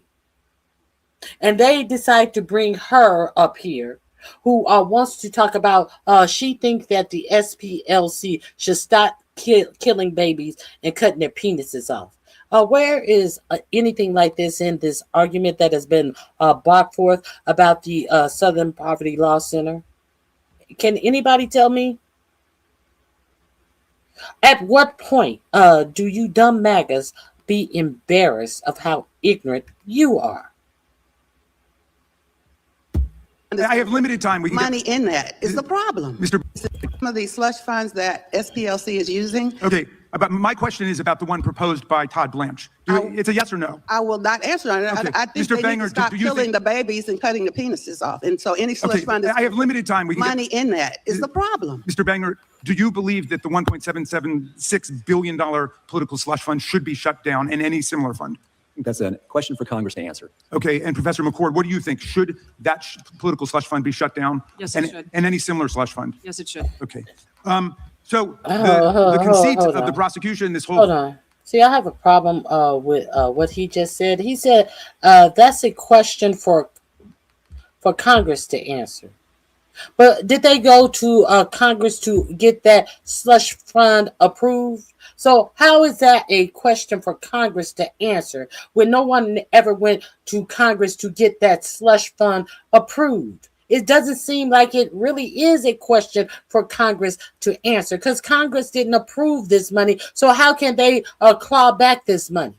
The monies that Congress have approved to run things in government have been clawed back by Russell Vogt of the Office of Budget and Management. Actual money that is within the purview of Congress to approve have been clawed back and have not been dispersed to entities that Congress had the right and did in fact approve to be dispersed.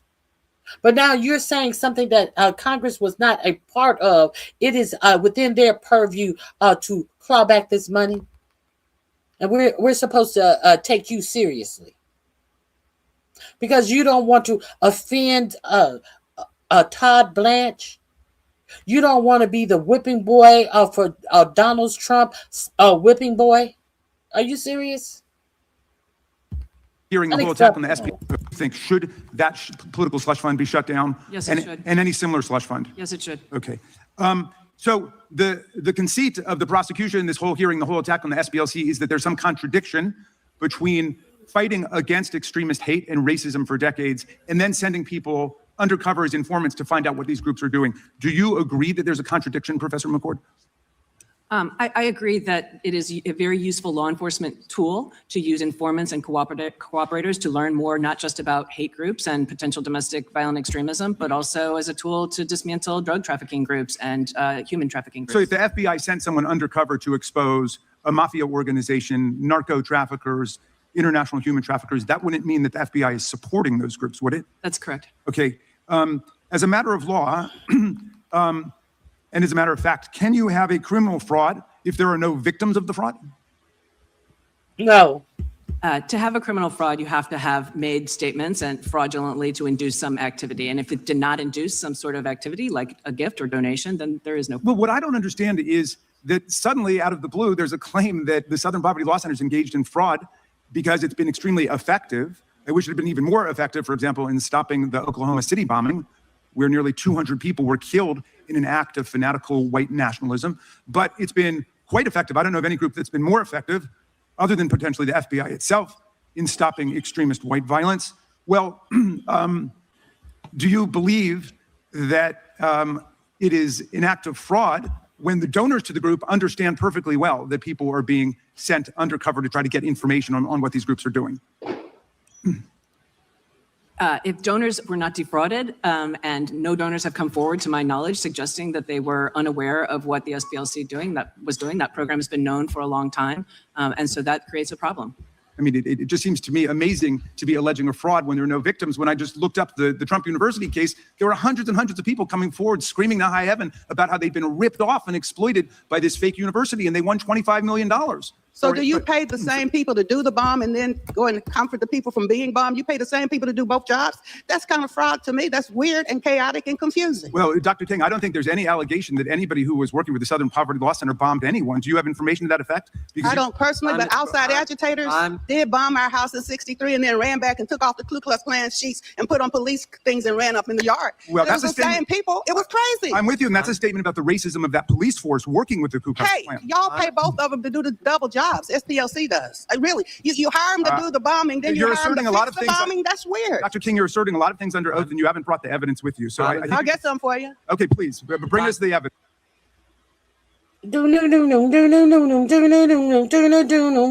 Crazy ass bitch. Just interrupted. Y'all did that in 1967. The Southern Poverty Law Center was not even in existence in 1967. A dumb bitch. A dumb bitch. Y'all gonna pay them to bomb and then pay them to stop bombing? A dumb bitch. And so I'll yield back to you, Mr. Chairman. The Southern Poverty Law Center was created, I believe, in 1973. I will look that up. Let's continue. Yields back. Mr. Fair, did the Southern Poverty Law Center use donor money to have field sources? And here he is, all of his intern questions in between. You're supposed to be introducing the next person. You're trying to make what this stupid bitch says sound better. Let's hear what she said again. That police force working with the Ku Klux Klan. Hey, y'all pay both of them and took off the Ku Klux Klan sheets jobs. That's kind of off and exploited by this fake hunt. Me amazing to be alleging a fraud when there are no victims. When I just looked up the Trump University case, there were hundreds and hundreds of people coming forward screaming to high heaven about how they've been ripped off and exploited by this fake university, and they won $25 million. So do you pay the same people to do the bomb and then go and comfort the people from being bombed? You pay the same people to do both jobs? That's kind of fraud to me. That's weird and chaotic and confusing. Well, Dr. King, I don't think there's any allegation that anybody who was working with the Southern Poverty Law Center bombed anyone. Do you have information to that effect? I don't personally, but outside agitators did bomb our house in '63 and then ran back and took off the Ku Klux Klan sheets and put on police things and ran up in the yard. Well, that's the same people. It was crazy. I'm with you, and that's a statement about the racism of that police force working with the Ku Klux. Okay. Here we have it right here. I'm not gonna. You can look this up for yourself. But the Southern Poverty Law Center (SPLC) is a civil rights organization founded in 1971. There you go. MAGA, is America great again? Let's continue. Hey, y'all pay both of them to do the double jobs. SPLC does. Really, you hire them to do the bombing, then you You're hire them asserting to a lot fix of the things. bombing. That's weird. Dr. Ting, you're asserting a lot of things under oath, and you haven't brought the evidence with you. So I think I'll get some for you. Okay, please bring us the evidence, and I'll yield back to you, Mr. Chairman. I'll get Yields some for you. back. Mr. Fair, did the Southern Poverty Law Center use donor money to have field sources attend extremist rallies? Evidence with you. So I'll get some for you. Now, I want you to watch the woman to the far left who is giggling under her breath at this airhead that they have on here to desecrate the memory of the King legacy. I want you to see her giggling, and you will also see this what is his name? I keep on forgetting his name. Jim Jordan. You will also see him straining to keep from laughing. Okay, you happy with your presentation, Republicans? Because we see it for what it's worth. Wouldn't this be called elder abuse at this point? To sit this frail mind woman up here rattling on and on when she is surely has some mental frailties about herself, and you sit her in front of a congressional committee where they are giggling under their breath about her. Isn't that elder abuse? I mean, I'm very curious. Okay, please. Let's watch the giggling. Here's the evidence, and I'll yield back to you, Mr. Chairman. Yields back. Mr. Fair, did the Southern Poverty Law Center use donor money to have field sources attend extremist rallies across the country? Mr. Chairman. It's a simple question. Did you use your donor money for that purpose? We used donor money So yes or no? to pay confidential informants to infiltrate extremist organizations. Did the Southern Poverty Law Center use donor dollars to have field sources host extremist rallies throughout the country? Not to my knowledge. That's not what the indictment says. Did the Southern Poverty Law Center use donor dollars to have field sources grow? So whatever you're indicted for, that means it's factual. No one is ever innocent of things that they have been indicted for. That's not what the indictment says. Oh, really? Oh, really? But you would never say that if you're asking Donald Trump about the things that were in his indictment. If he said he had never done these things, you will say weaponization of the Biden weaponization of the DOJ. That's what you would say if you asked Trump about the things that he has been indicted for, even these things that he has been found guilty of that he still wants to deny that are true. You would blame that on weaponization of the DOJ. Let's continue. Existing chapters of extremist groups. Mr. Chairman, as I It's a said simple earlier, question, Mr. Fair. Did you use donor money for the purpose I just read? I'm reading straight from the superseding indictment. and Mr. Chairman, the indictment will be managed and responded to by counsel in the criminal case that's Well, you just pending. answered a question from Mr. Raskin. So, in fact, you have no questions to ask of him. You are going straight from the superseded indictment. You have nothing to ask him. You have no curiosity. You are just fanning the flames. You are just being a good do boy for Trump and what is his name? God dang it. The intern Todd Blance. You're just being a good do boy for these people. With no curiosity, no backstory, no nothing. I'm just reading from the indictment, the superseding indictment. I'm just reading from it, and I'm asking you a question with a nasty attitude, as if you are my slave, Jenny. Did you do this? I'm talking to you as if giving you no respect as a man, no respect as a man of my senior. I'm talking to you like a white child in slavery would talk to a 80-year-old and calling the 80-year-old boy. We see what you're doing there, Jim Jordan. Jim Jordan, do you not think we see what you're doing there, Jim Jordan? Yes, I see very well what you're doing there. Because that's one of the favorite things of racists to do, to talk to someone their senior in a disrespecting manner. Because they think that all black people are not equal to them.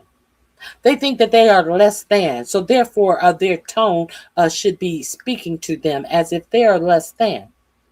If you don't see what you're seeing, if you can't figure out what you're seeing in the way that Jim Jordan speaks to this man, please. Concerning the indictment, he asked you, did field sources send information to the FBI that help with things? You answered that question. That's a matter of public knowledge. That's in our public filing. Did Southern Poverty Law Center use donor? Yeah, I answered that because that was in our public filing of a response, dumb bitch. Money to have field sources create new chapters of extremist groups? Again, Mr. Chairman. Did the Southern Poverty Law Center use donor money to recruit new individuals into those extremist groups? I assume you don't want me to answer since you're not giving me time to answer. No, I'm giving you time to answer because that's a yes. Did you use your donors' money for that purpose? Yes or no? Again, those issues will be resolved in the pending allegations against the SPLC. It seems to me if the answer is no, you could say no.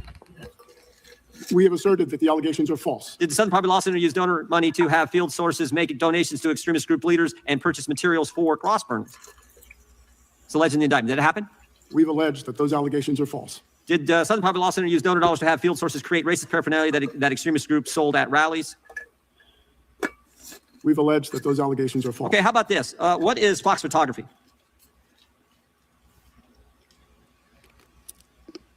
Mr. Chairman, what I've learned about Fox photography, I've learned from counsel, in conversations with counsel. How about Northwest Technologies? And they're covered by the attorney-client privilege. These are, well, did the Southern Poverty Law Center establish shell companies to pay, to run the money through, to then pay the field sources? Again, all of the allegations that... Of course they did. What do you think that they wrote them a check that says Southern Poverty Law Center and deposited in their fucking bank? What the fuck you thought? Come on now. Come on now, Jim Jordan. You think that the Southern Poverty Law Center was writing checks out to informants with the identifying information on it? What the fuck you think? And you are saying that in an accusatory voice? They're supposed to have a shell company to pay their informants. You're trying to make a big deal out of them doing something that they are supposed to do. You stupid motherfucker. Oh, excuse me. What you are referring to, Chairman Jordan, will be how about this? Responded to by our counsel in the Middle District of Alabama. Did you pay the field sources directly or did you pay them through an intermediary?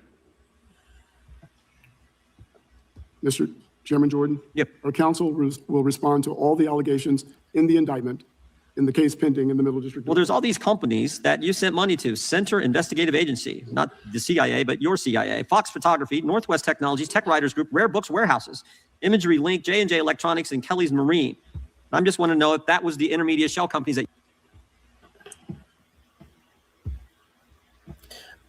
Baldwin, D Rex, bitch, I ain't gonna keep you nowhere, bitch. I'm not gonna even keep you in my motherfucking chat, bitch. No one is requesting or requiring you to be on my page, bitch. If you don't like what I'm talking about, go hit your live button and talk about what the fuck you want to talk about, bitch. I'm not holding you. Hit the like button on your way out, you hoe ass motherfucker. How about that? How about that? All right, let's continue. You guys set up to pay the field sources. Is that true? Will the good chairman yield for just a moment? I got just a minute and a half, and then I'll be happy to entertain a question you may Chairman have. Jordan, our counsel will respond to all the allegations in the Middle District of Alabama. Okay. Process allows. Did you do it all for the money? I mean, you said now, I think the Southern Poverty Law Center said you're no longer going to use these field sources. You're going to stop the program, but you did it for multiple years. And according to the indictment, it was $4 million that you shelled out to these various field sources to engage in all the activities I just read. As we said, Was it all about the money? Well, if they're shelling out money to pay to get information to prosecute, how is it all about the money? What did the money do for them? What a stupid question. Was it all about the money? Did you do it all for the money? The money that they had to pay their sources to build their cases? What the fuck are you talking about? You're acting like it was lucrative for them as an individual agency or individual people. Oh my God. We said in our public statement, Chairman Jordan, we did it to protect our staff and to protect the public. Did fundraising increase after paying people to stay in these groups who actually wanted out of them? Did your fundraising increase? Did the donations coming in increase? Chairman Jordan, I'm not sure exactly what you're referring to when you say. How about this? After the crazy Charlottesville rally, did fundraising go up? Mr. Chairman, our fundraising went up. Fundraising where one of your field sources helped coordinate transportation. Our fundraising went up when President Donald Trump was elected in 2016. Fundraising go up after you paid a field source to coordinate the transportation at an event in Charlottesville where a person was killed. That's what I'm asking. Did it go up? Because according to what we know, you went from 51 million to 133 million in 1 year. And that happened when President Donald Trump was elected. Who's the president of the National Socialist Party? You know? You know who he is? Mr. Chairman, that's an allegation in the indictment that will be responded to by counsel in the Middle District of Alabama. My time has expired. The chair now recognizes the gentleman from New York. Thank you, Mr. Chairman. Mr. Chairman. Now, I find it curious if Jim Jordan is interested. He's interested in the amount of money that a business receives after certain things are done. Is he concerned about the amount of money that these startup businesses that the Trump Jr. and Eric Trump and even Donald Trump himself, is he worried about once they became partners in these businesses that these business the money in these business went up to gigantic amounts? Is he worried about that? Is he worried about these private businesses? These are not businesses out here trying to sniff out hate groups. No, these are personal business that are only profiting the president's family. Is he worried about these small businesses that all of a sudden are getting government contracts? Is he worried about these small businesses that his father, that the president goes out and talk about, all of a sudden are worth billions of dollars? Is Jim Jordan worried about those businesses? Is that all about the money, Jim Jordan? Let's continue this clown show. In a Justice Department that has lost more than 10,000 attorneys since the start of President Trump's second term, it's not surprising that the indictment of SPLC are replete with mistakes of fact and law. In the words of one former prosecutor, DOJ's indictment of SPLC, quote, falls egregiously short of alleging a crime, close quote. At its core, the indictment claims that SPLC defrauded its donors and betrayed its stated mission to dismantle hate groups by paying informants who, quote, were either associated with violent extremist organizations or had infiltrated such organizations at the SPLC's direction, close quote. But this is directly contradicted by the fact that SPLC's donors have said that they knew about and liked the informant program. The truth is that SPLC's use of paid informants has been public knowledge for decades. Mr. Fair, has information provided by informants to the SPLC been used to prevent political and racially motivated violence? I'm sorry, Congressman. Has information provided by informants to SPLC been used to prevent political and racially motivated violence? Yes, Congressman Nadler. We shared information that we learned through our confidential informant program with local, state, and federal law enforcement to prevent racial violence against the public at large and to protect our staff. Thank you. SPLC proactively shared information obtained from its informants with law enforcement agencies in order to prevent the activities of extremist groups, in other words. Question, Mr. Fair, can you explain what actions the SPLC took before the Unite the Right rally in Charlottesville in an attempt to help law enforcement? Congressman Nadler, again, I must say that counsel will respond to all allegations in the indictment in the Middle District of Alabama. That's not an allegation. It's part of the allegation. Okay. Mr. Fair, Can you explain how the SPLC's informant program helped thwart a terrorist attack in Las Vegas in 2019? Yes, Congressman Nadler. In our public filings, we have already stated that SPLC shared information about a particular white nationalist group, Atom Waffen, and to prevent a terrorist attack in Las Vegas in 2019. Thank you. And what about Philadelphia's Navy Yard? Can you tell us briefly about that? Again, in 2018, the SPLC shared information with the FBI and with law enforcement about potential criminal activity by a member of the Vanguard America. We shared that information with law enforcement. Thank you. It sounds to me like SPLC's informant program has been essential, and that SPLC has worked with law enforcement to keep our community safe. And yet, shortly after the indictment was announced, Acting Attorney General Todd Blance falsely claimed on Fox News that the DOJ had, quote, no information, unquote, that suggested SPLC shared information collected through its informant program with federal law enforcement. This was obviously a lie.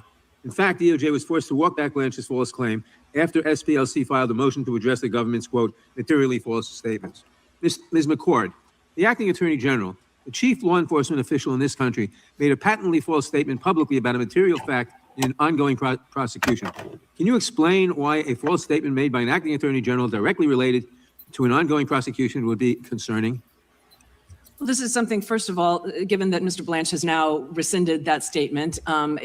Because he's trying to poison the jury. The same reason why he released the indictment to right-wing media before he even presented it to a court.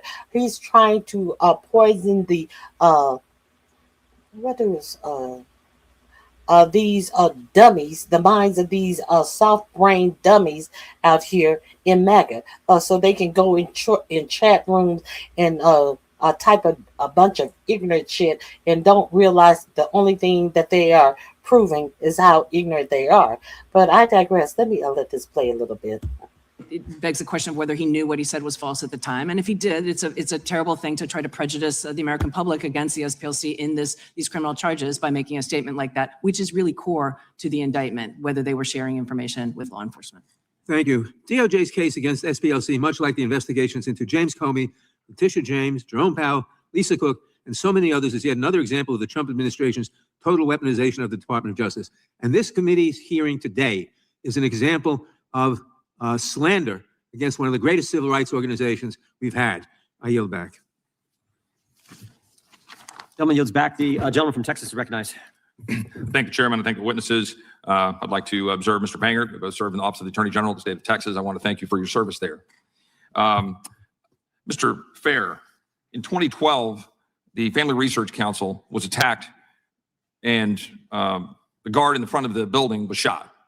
The head of the Family Research Council, Tony Perkins, made quite note at the time of Southern Poverty Law Center's involvement in that, in putting Family Research Council on their so-called hate map. Has the SPLC ever acknowledged that its designation contributed to that attack? Congressman Roy? Yes or no? I can't answer that question with a yes or no. You asked me if I... Did they retract, correct, or reconsider the listing of the Family Research Council on its hate map? The Family Research Council is listed on our hate map because it meets the criteria. To this day, you continue to keep the Family Research Council on its hate map. Is that true? The Family Research Council remains on the hate map because it meets the criteria that we use. Which criteria? The Family Research Council is an anti-LGBTQ. Okay, so on your website, you used to have language on there defending your position on the Family Research Council, and you had language saying that other groups, like Focus on the Family, are not included, and you use that as your defense. Well, that language is now gone, and Focus on the Family is now noted as a hate group. Mr. Roy. Can you explain that? Congressman Roy, we take no pleasure in listing any group, and we wish the list was empty. But we have the constitutional right to express our opinion. How many leftist anti-Jewish groups do you have listed on your website? We name them. Anyone listening to this can go to our website and see our Year in Hate and Extremism report was released this morning. How many extremist Islamic groups do you have of the 1,500 or so organizations you have on your hate map? Again, anyone can go to our website. My office has been looking over it and can't really find one. Again, it is the SPLC's. You think SPLC can provide us a list of the Islamic-oriented groups do you have on your hate map? Mr. Roy, we don't target any group because of its religion. Really? I want to be clear about that. Really? Yes, that's exactly right. We target no group because of its religion. We target groups because they express statements and engage in activities that demean and vilify. So you brought up LGBTQ groups a second ago. Roy. So you brought up LGBT groups a minute ago. So you think there's a bunch of Islamic groups that are pro-LGBTQ? Is that the position of the SPLC? I just want to make sure the record is reflecting that. Mr. Roy, as I said, we target no group or label no group because of its religion. We target groups and label groups because of what they say about others. And we have a constitutional right to do that. And we will continue to do that. How long did it take for you to criticize the attacks on October 7th? Mr. Roy. Was it immediate? We were clear and loud about our criticism of a Hamas attack on Israel on October 7th. My research shows that it took you at least 3 weeks to finally say anything, and then you attacked and criticized Israel. Mr. Roy. Do you think the record reflects that, or am I incorrect? Mr. Roy, as I said, the SPLC has a 55-year history of fighting anti-Semitism. It speaks for itself. And yet the response to the targeting the Family Research Council was to defend yourself for having focused on the family, and then you pulled down from the website that defense. It was your only defense. Well, first, Mr. Roy, speakers in the United States don't need to defend their speech. We have free speech. And so everyone should understand that. Yeah, you do here on the record have to defend the position of an organization that has now been indicted and has superseding indictment based on very clear indications of the way the money is flowing in order to target very specific groups and to potentially defraud your donors. Not to mention, by the way, banks. If I had a little more time, I'd like to have a little bit more conversation about debanking and your engagement with banking. But the last question I'll ask you is, with respect to Charlie Kirk, have you all taken any position since Charlie Kirk? Mr. Roy, we unequivocally condemned the murder of Charlie Kirk. What about the listing of Charlie Kirk? It is our position that TPUSA expresses views and vilifies other people based on immutable characteristics, exposing them to our listing. Mr. Chairman, I have a couple of unanimous consent requests. I have several documents here. November 2025 hate watch from the Southern Poverty Law Center, in which hearing or the work that I've done on Sharia law was included in hate watch without objection. Another one here, anti-Muslim bigotry, in which work we did in this very room in a subcommittee on the Constitution highlighting concerns of Sharia law were included in the hate watch. I'd like to insert those in the record. Objection. Gentleman yields back. Mr. Chairman, have you see Gentleman's recognized. Thank you, Mr. Chairman. I move to enter into the record a letter from the Jewish Council of Public Affairs. Without objection. Dozens of rabbis praising the role of the SPLC in opposing anti-Semitism. Objection. Chair now recognizes the gentlelady from California. So during a September 2020 presidential debate, when he was asked to condemn white supremacists and tell their militia groups to stand down, Donald Trump told the Proud Boys to, quote, stand back and stand by. That was a message that elated white supremacists online. Months later, President Trump had lost the election and spent months spreading the big lie about widespread fraud, and the Proud Boys were no longer standing by. On January 6th, they were on the ellipse. They were in the streets, and as we all know, we were here, they made it into our Capitol. Now, as a member of the January 6th Select Committee, I saw firsthand how organized extremist groups help transform political grievances into coordinated action, hate, and then violence. Before January 6th, the Southern Poverty Law Center spent years warning about organizations like the Proud Boys, the Oath Keepers, and other extremist movements. Professor McCord, can you explain what SPLC must have seen in those groups that caused them to raise concerns about them long before their attack on the Capitol? Yes, Congressmember. Like other research organizations that study the groups with ideologies that espouse things like white supremacism and the Great Replacement theory, and tend to, in some cases, not all cases, but advocate for violence on behalf of those ideologies and in furtherance of those ideologies, these are things that lead SPLC, as other research organizations do, to give warnings about violence that may be coming. And certainly before January 6th, the red flags and the warning signs were there and were communicated by SPLC as well as other organizations. How did the prosecution of anti-government actors who participated in the storming of the Capitol on January 6th affect groups like Oath Keepers and the activities of anti-government militias? And what happened after the Trump administration issued its pardons to January 6th insurrection participants? And did the pardons of the January 6th insurrectionists help or hurt the fight against white supremacist violence and extremism in this country? 3 questions for you, Professor McCord. Right after January 6th, we saw groups like the Proud Boys, the Oath Keepers, the National Three Percenters dismantle their nationwide organizations. We saw the Oath Keepers pretty much dissolve. But of course, with the pardons and the clemency and the commutations, we've seen a resurgence of these groups. We've seen them monetizing things. And we've seen also, unfortunately, members, not just of those groups, but people who were pardoned committing additional crimes. Additional, we have a list of the crimes they've committed, some really disgusting and serious measures.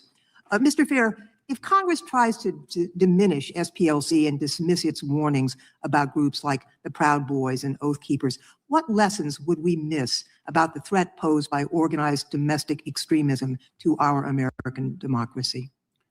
Thank you, Congressman Longren. The lessons we would miss is that all of us are less safe with the threat of domestic terrorism, that these groups that both express hate, that express white supremacy, that terrorize various groups are a danger to all of us.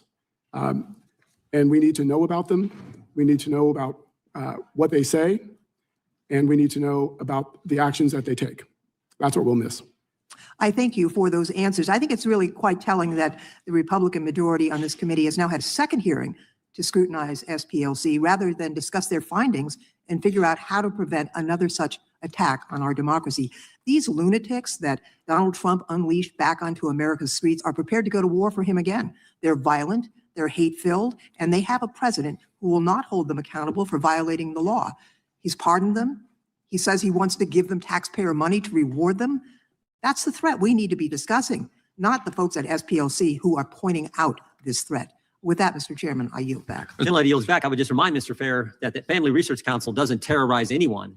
And shortly after you put them on the hate list, individual came into their facility and shot the security guard. I now recognize the gentleman from... Sure, a quick unanimous consent request. Yeah. Just in response to the time frame with respect to the SPLC's response to October 7th, an article here from Fox that shows that statement was in fact 3 weeks later on October 28th. I'd like to insert that in the record. Objection. And subsequent reports in response to their response saying it's an international incident. There are several reports here showing that they previously responded to other international incidents in Europe and in Australia and others. I'd like to insert those in the record. Without objection. Chair, number 5, gentleman from California. Thank you. Mr. Fair, does any of the money that the SPLC raises come from foreign sources, whether foreign nationals, organizations, foreign governments?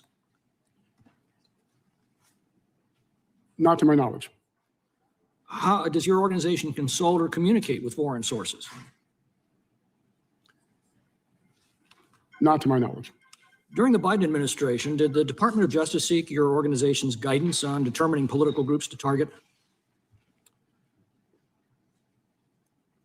The SPLC, over its 55-year history, has met with members of every administration since its founding. Yes? No, we've met with every administration since our founding. Did the Department of Justice seek your guidance on organizations or individuals to target for investigation? The SPLC identifies groups based on the criteria that we've set out. One is... So the answer is yes? No, the answer is not yes. Maybe I don't understand your question. The answer under oath is no. Did we? I'm sorry, I'm not sure that I'm following your question. We try again. During the Biden administration, did the Department of Justice seek your organization's guidance on determining political groups to target? Not to my knowledge.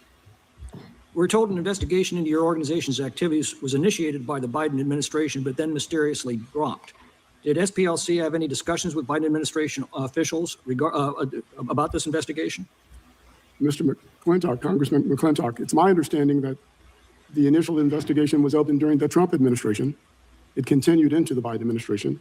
And did SPLC have any discussions with the Biden administration regarding that investigation? Not to my knowledge. Did SPLC suggest political groups like Turning Point USA, traditional Catholic groups, Family Research Council for investigation by the Department of Justice? Congressman McClintock, again, as I said, we identify groups based on the statements that they make, the activities that they engage in. Those are the criteria that we use. And we do it. Suggest that these groups be investigated by the Department of Justice?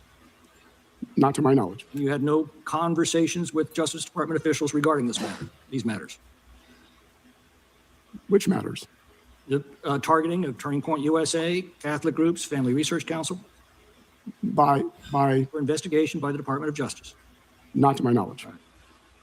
Did the SPLC arrange for the break-in and theft of documents from an extremist group? Congressman McClintock, I believe that is an allegation in the indictment that will be discussed and responded to in the Middle District of Alabama in the criminal case pending. Well, it's my understanding the charges are wire fraud, bank fraud, false statements, and conspiracy to commit money laundering. How does that deal with the break-in? All of the allegations in the indictment involving the confidential informant program are connected to the wire fraud, the bank fraud, and the conspiracy claims. You said that your activities are constitutionally protected. Does the SPLC assert the right to file false statements with banks as a constitutionally protected right? The SPLC has not filed false statements or false claims. I didn't ask that. You said these are constitutionally protected. Is that a constitutionally protected? When I was speaking to Congressman Roy, I was speaking about our right to express our opinions about the various groups that we identify on our list. That is a constitutionally protected First Amendment right. You're asking something else, I believe, and my response is that all of the allegations that are raised in the indictment will be responded to in the Middle District of Alabama in our filings and pleadings. Okay, well, explain to me the reason behind targeting groups like Turning Point USA, the Family Research Council, traditional Catholic groups as hate groups, but not groups like Antifa, Jane's Revenge, Youth Liberation Front? We list groups that demonize or vilify people based on immutable characteristics or that express anti-government conspiracy theories. Do you believe that Antifa and Jane's Revenge and Youth Liberation Front have committed violent acts? Congressman McClintock, it's my understanding that the FBI has said Antifa is an ideology, not a group. So a group, if it's not a group, it wouldn't be identified on our list. So you don't recognize it as a group? I'm sorry? You don't recognize it as a group? Mr. Chairman, the time's up here. Time of the gentleman has expired. For unanimous consent. Thank you, Mr. Chairman. I ask unanimous consent to introduce the SPLC's hate map, which lists a half a dozen different chapters of the Nation of Islam as anti-Semitic hate groups. Without objection. Oh, but strangely enough, these MAGA Congress people could not find where these Muslims were in the Southern Poverty Law Center hate group. He's talking about Antifa. You have a sitting congressman up here that doesn't know that Antifa is not a group. There is no such a group of Antifa. That is an ideology that the right wing has put out to make it appear to be some big dastardly group, because they had no group to put the hate moniker on, like there are so many groups in the right wing to actually put the hate moniker on. So you got a stupid ass senator talking about you didn't decide to put Antifa on there. You don't feel that is a hate group? Oh God. These fucking idiots. The MAGA voter. The MAGA voter. Action. The chair now recognizes, and I should have mentioned this earlier. I apologize. If you need a break, just let us know. We'll be happy to give you a break. You understand? Because it's going to, as you know, going to go on for a while here. And I think it's the gentleman from Tennessee, Mr. Cohen. Thank you, Mr. Chair.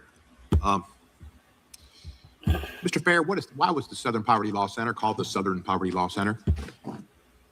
We were founded to defend the poor, to assist the poor, to resist racial terror against poor people across the South.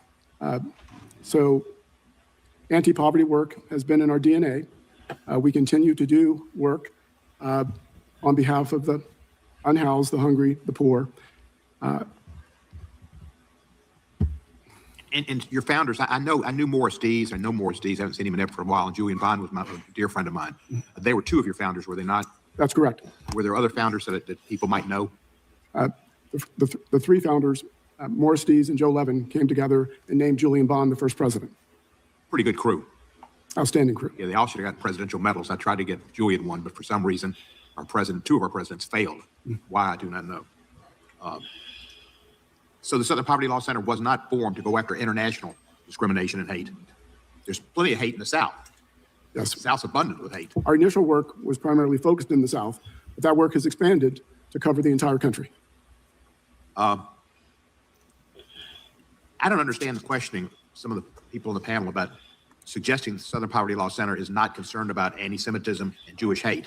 As a person who's been exposed to Jewish hate and anti-Semitism since my birth, I guess, and could get a ton of it on the X, Mr. Musk's hate-filled organization, a lot of anti-Semitism, which has increased lately. Why would they be asking such questions? You go after anti-Semitism, do you not? Absolutely. We've, as I said in my early response, for 55 years, we've been resisting anti-Semitism. I mentioned that Tanya Gersh is here today. We've also recently filed 2 lawsuits against the Goem Defense League in Tennessee for attacks on a Jewish center and on Jewish and African-American people in Nashville. This is work that we've done, that we will continue to do. Again, anti-Semitism is hateful, and groups that traffic in it, whatever their political ideology, would be identified. Have you had any Jewish people contact you or Jewish organizations and complain? No, we have not. As a Jewish person, I welcome all faiths to come to our aid and support, and many have. Many have. But usually when there's anti-Semitism, the Anti-Defamation League is on it. Jewish groups are not afraid to stand up and speak out against anti-Semitism, but none of them have contacted you. Nor are we afraid to stand up and speak out against anti-Semitism, Congressman Cohen. What's going on in our country is really scary, and what Ms. Loughran said was true. We're looking at a president who said, stand by, stand up and stand by, or stand down and stand by. And he has pardoned the people who committed treason against our country, violence against police people, and desecrated our capital. They were convicted or pled guilty, and he pardoned them. And now he wants to give them money. And he may not want to leave come January 2029. And he's got his army prepared. I wouldn't be surprised if a lot of people in ICE aren't J6ers. That's why they wear their masks. They're not worried about COVID. Not really. They're hiding themselves from the public. And there's a reason for it. I value your work. When one of my best friends died about 8 years ago, Irvin Salke, who was also a friend of Julian Bond's, an outstanding member of the Ratner Sugarman Lucas law firm, the first African-American integrated law firm in Memphis. I asked that people give memorials to the Southern Poverty Law Center in his honor. I'm proud of every memorial that's been given, and I'm proud of every donation I've made. I thank you for your work, and I thank you for continuing the work of Julian Bond and Morris Dees and Mr. Levin. You are a blessing. Thank you. Thank you. The time of the gentleman expired. Chair, I recognize the gentleman from. I've got a unanimous consent. Gentleman from Georgia recognized. A statement from Kristen Clark, General Counsel for the National Association for the Advancement of Colored People, that unequivocally opposes the targeting of the Southern Poverty Law Center, an organization dedicated to combating hate violence in America. Without objection. Chair, I recognize the gentleman from Wisconsin for 5 minutes. Thank you, Chairman. On page 14 of the Year in Hate report, the SPLC criticizes the Alliance Defending Freedom for its Viewpoint Diversity Score initiative. Specifically, they state that the Viewpoint Diversity Score, quote, mimics white supremacist narratives. Mr. Bangert, my understanding of the Viewpoint Diversity Score is that it seeks to hold companies accountable for respecting all religious and ideological diversity in the workplace. Is that white extremism to you? Thank you for your question, Congressman. Absolutely not, and that allegation is preposterous. ADF works through its Viewpoint Diversity Score initiative, as well as through all the work that we do to defeat censorship by preserving freedom of speech. And the objection we have to what the SPLC has done with its hate map, especially when it comes to groups, conservative, pro-family groups like Family Research Council, TPUSA, Moms for Liberty, ADF, is that they work to defeat free speech by they work to defeat free speech by eliminating those groups from the public square entirely. And that's the distinction between the hate map and the work that ADF does. Well, I think I know the answer to this, but I'm going to ask you to maybe elaborate. Is it fair to say you disagree with the SPLC's designation of ADF as a hate group? We strongly disagree with that completely slanderous definition. Very good. Thank you. Dr. King, do you think conservative groups advocating for viewpoint diversity is racist? Racist. I think that it's racist to cut the penis off of babies. Racism is socially engineered in the first place. And if you think you're a different race when we all bleed the same and we're one blood and one human race, then you are socially engineering racism. What I'm trying to understand is SPLC is funding the far right and the far left with informants that they send in to report back So the informants, to not blow their cover, are doing heinous things on the far right and the far left. I don't think the donors understand that SPLC is using money to stir up racism, to have people fight against each other based on skin. You mean to tell me that the Southern Poverty Law Center has to give money to stir up racism? Well, where would these people that they are going to, they're paying to stir up racism? Why is it they always have a destination already planned, already pickled in, knee deep in racism for decades in this country? But it's the Southern Poverty Law Center. They are the one who are sending people out to stir up racism. Or are they just sending people out to go to where the racism is, bitch? Color on the far right and the far left, some adjacent funding coming in there. So in the far left, I don't think the donors understand that SPLC is using money to stir up racism, to have people fight against each other based on skin color on the far right and the far left, some adjacent funding coming in there. So they're manufacturing this racism, causing people to be hatred and fear. You know, some informers, I have been on the domestic terrorist list. Some informer must have told them I said something hateful. I'm not a racist. So how did I end up on a domestic terrorist list? It's all about her. All about her. So how did the guard get shot at FRC? How did that happen? So I don't think that the question is donors are being frauded and money is being spent on the far right and the far left by SPLC with the informants, I think, with some adjacent funding. So the donors think they're trying to clear up the mess. It's confusing to me. So maybe I didn't answer your question. You want to ask me again? I don't quite get it. Well, let me just ask you this. Do you think the SPLC's hate map, as we've seen many times, is antithetical to the peaceful advancement? It is. It makes civil rights people in America? afraid. It makes people, I've been on it. I've been on a domestic terrorist list. When I'm for peace and love, Lord. one blood, one human race, stop fighting, stop chopping off penises and killing babies. Hey, some of the money, go investigate it yourself. People afraid. It makes people, I've been on it. I've been on a domestic terrorist list. When I'm for peace and love, one blood, one human race, stop fighting, stop chopping off penises and killing babies. Hey, some of the money, go investigate it yourself, is being used to in the name of LGBTQ, cutting baby parts off. That is happening with the money of donors. But see, this dumb bitch is really making no sense. If they are supporting trans rights, or is that, I believe this is what she is trying to insinuate. Therefore, that would not be being done to babies. If she is talking about trans rights, they're cutting a penis off of babies.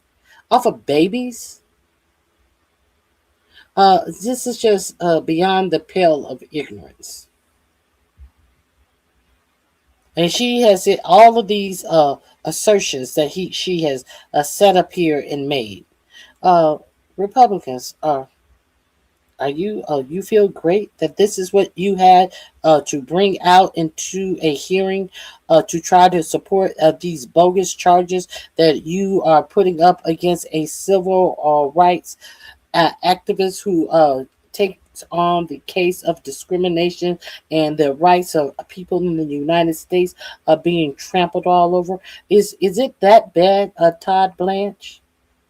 But there has not been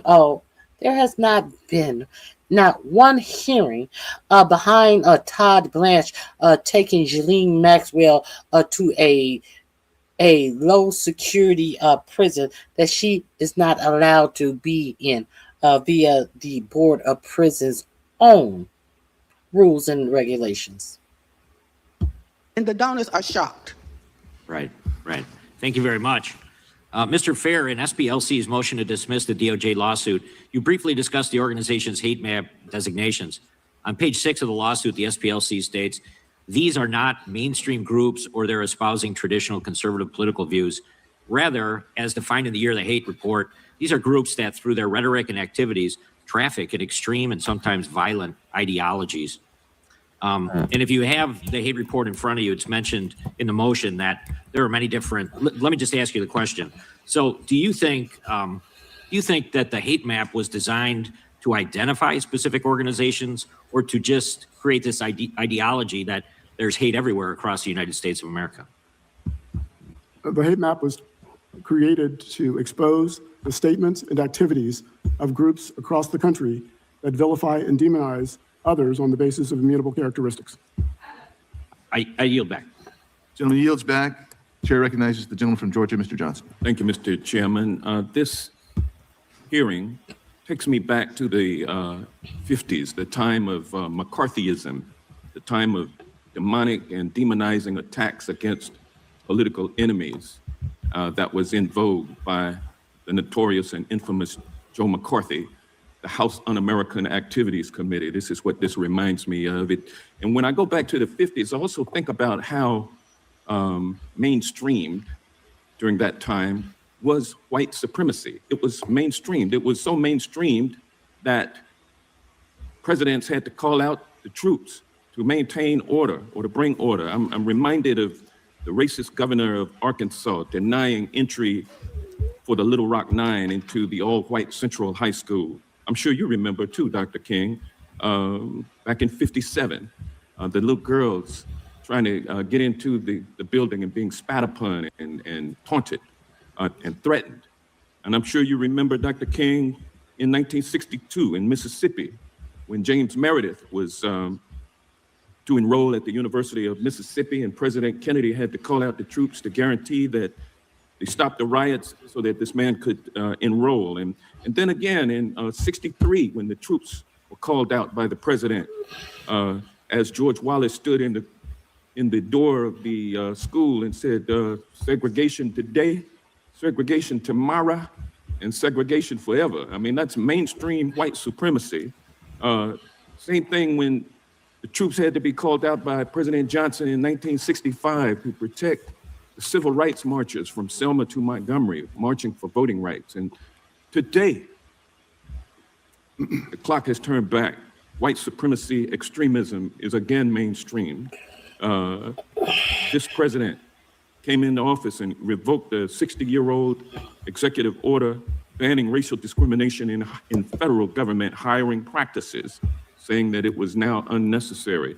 We've had the stripping of employment protections from employees of the federal government. We've seen the Civil Rights Division of the Department of Justice gutted and diverted from its mainstream activities. And at the same time, we have experienced we've experienced attacks on the rule of law. The top wealthy, most powerful law firms, some of which bent the knee to this president because he threatened them. We've seen him go after the mainstream media because they would not renounce diversity, equity, and inclusion. We've seen him go after top universities trying to get at their research funding, threatening to cut it off, and actually cutting it off unless they rooted out diversity, equity, inclusion. It's mainstream. White supremacy is mainstreamed extremism. Nonprofit corporations have been attacked, like the SPLC, organizations that offer legal assistance and provide advocacy for victims of white supremacy and racial discrimination, organizations which advance the cause of civil rights and voting rights for Black people, like the SPLC does. Southern Poverty Law Center is under attack because they're standing up against the erosion of our democracy. Professor Fair, America may not realize that election workers have recently faced bomb threats, harassment, and targeted intimidation simply for doing their job, and you've issued reports about that. How are these threats part of the larger racial-based suppression tactics, and is this a reason why your organization has come under attack by this administration and by this committee? Gentleman's time has expired, but you may answer. Thank you. Congressman Johnson, yes, we believe that there is a direct threat to free and fair elections, And we believe that we are a target of this administration because of the effective work we've done for 55 years. Thank you, sir. I stand with you on your work. Gentleman's time has expired. I recognize the gentleman from Virginia, Mr. Klein. Thank you. Mr. Fair, as the only Virginian sitting on this committee, I'm very concerned about the allegations in the indictment, about your organization's role in the planning of the Unite the Right rally. According to the indictment, one of your paid sources, F-37, maintained an active online presence making racist posts under the supervision of the SPLC. The SPLC paid this informant over $300,000 during this period. The informant was involved with the rally. Now, I would ask you questions about that, but I know from your past. The informant did his job that he was paid to do. Is that what you're saying? And took all the information to the FBI. You're not concerned about them taking that information to the FBI? You're not concerned about that? Oh, okay. Answers, you're not going to answer anything related to this indictment. But I want to know how exactly this individual aided in the planning of the rally. I want to know whether this individual attended the rally, because an individual was tragically murdered at this rally. 2 law enforcement officers were also tragically killed in an accident while serving. We do know who actually killed the woman at the rally. So why is it necessary for them to answer to you? That's what I want to know. Why is it the Southern Poverty Law Center's duty to answer to you? Who the fuck are you to be answered to? Who are you? I'm really curious. The audacity of these snowflakes. Surveilling the scene. I want to know why the SPLC forced individuals, other sources, to stay in the extremist organization that they wanted to leave. But let me ask you this, because this is public record and you may be able to answer it. Following the Unite the Right rally, the SPLC reported an annual revenue increase of $80 million between 2015 and 2016. Is that correct? Congressman Klein, as I said earlier, a number of national civil rights groups saw their fundraising donations surge after the election of Donald Trump. That is correct. Following the Unite the Right rally as well, correct? The Unite the Right rally was in 2017. You referred to 2015 and 16. I'm sorry. Thank you. Following 2017, you saw an increase, correct? Yeah, that's why you pause. That's why you pause when you were about to read the dates, because you realized that you were going to ask him about the amount of increase that he had in his coffers between 2015 and 2016, and knowing that the Charlotte's riot was in 2017. But at least you didn't try to fudge the numbers. You thought that man wasn't going to catch on to what you just tried to do right there. Try to pretend like because of their whatever you want to call participation in the Charlottesville white nationalist march that they got more money.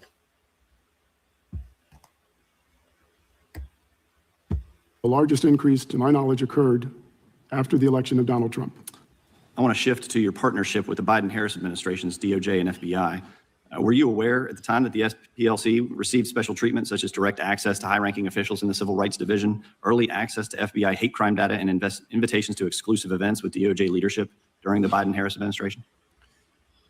As I said to Chairman Jordan, the SPLC has met with every administration since its founding to advance racial justice and equality in this country. I'm not aware of any special treatment for the SPLC during any of those administrations. Has the SPLC provided training to federal law enforcement, to federal prosecutors?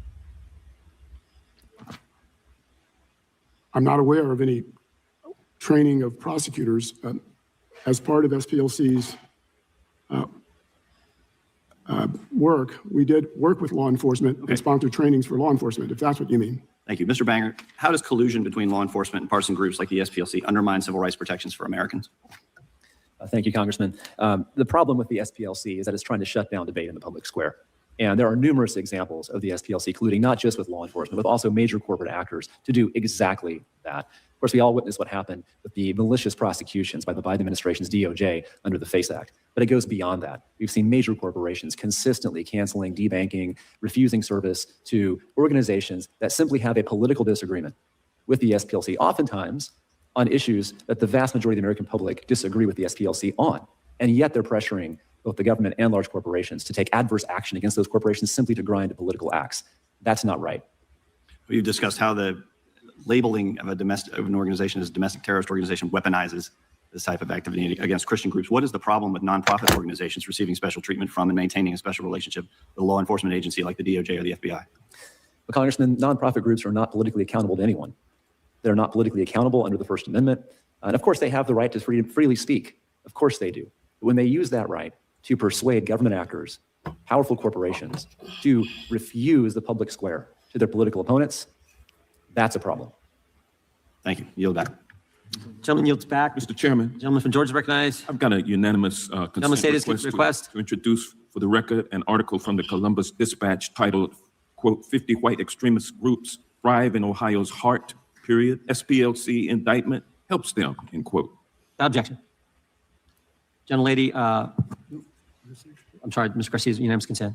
Thank you, Chairman. I ask you unanimous consent to enter into the record this letter from the Christian faith leaders expressing their deep and abiding support for the people and the vital work of the Southern Poverty Law Center.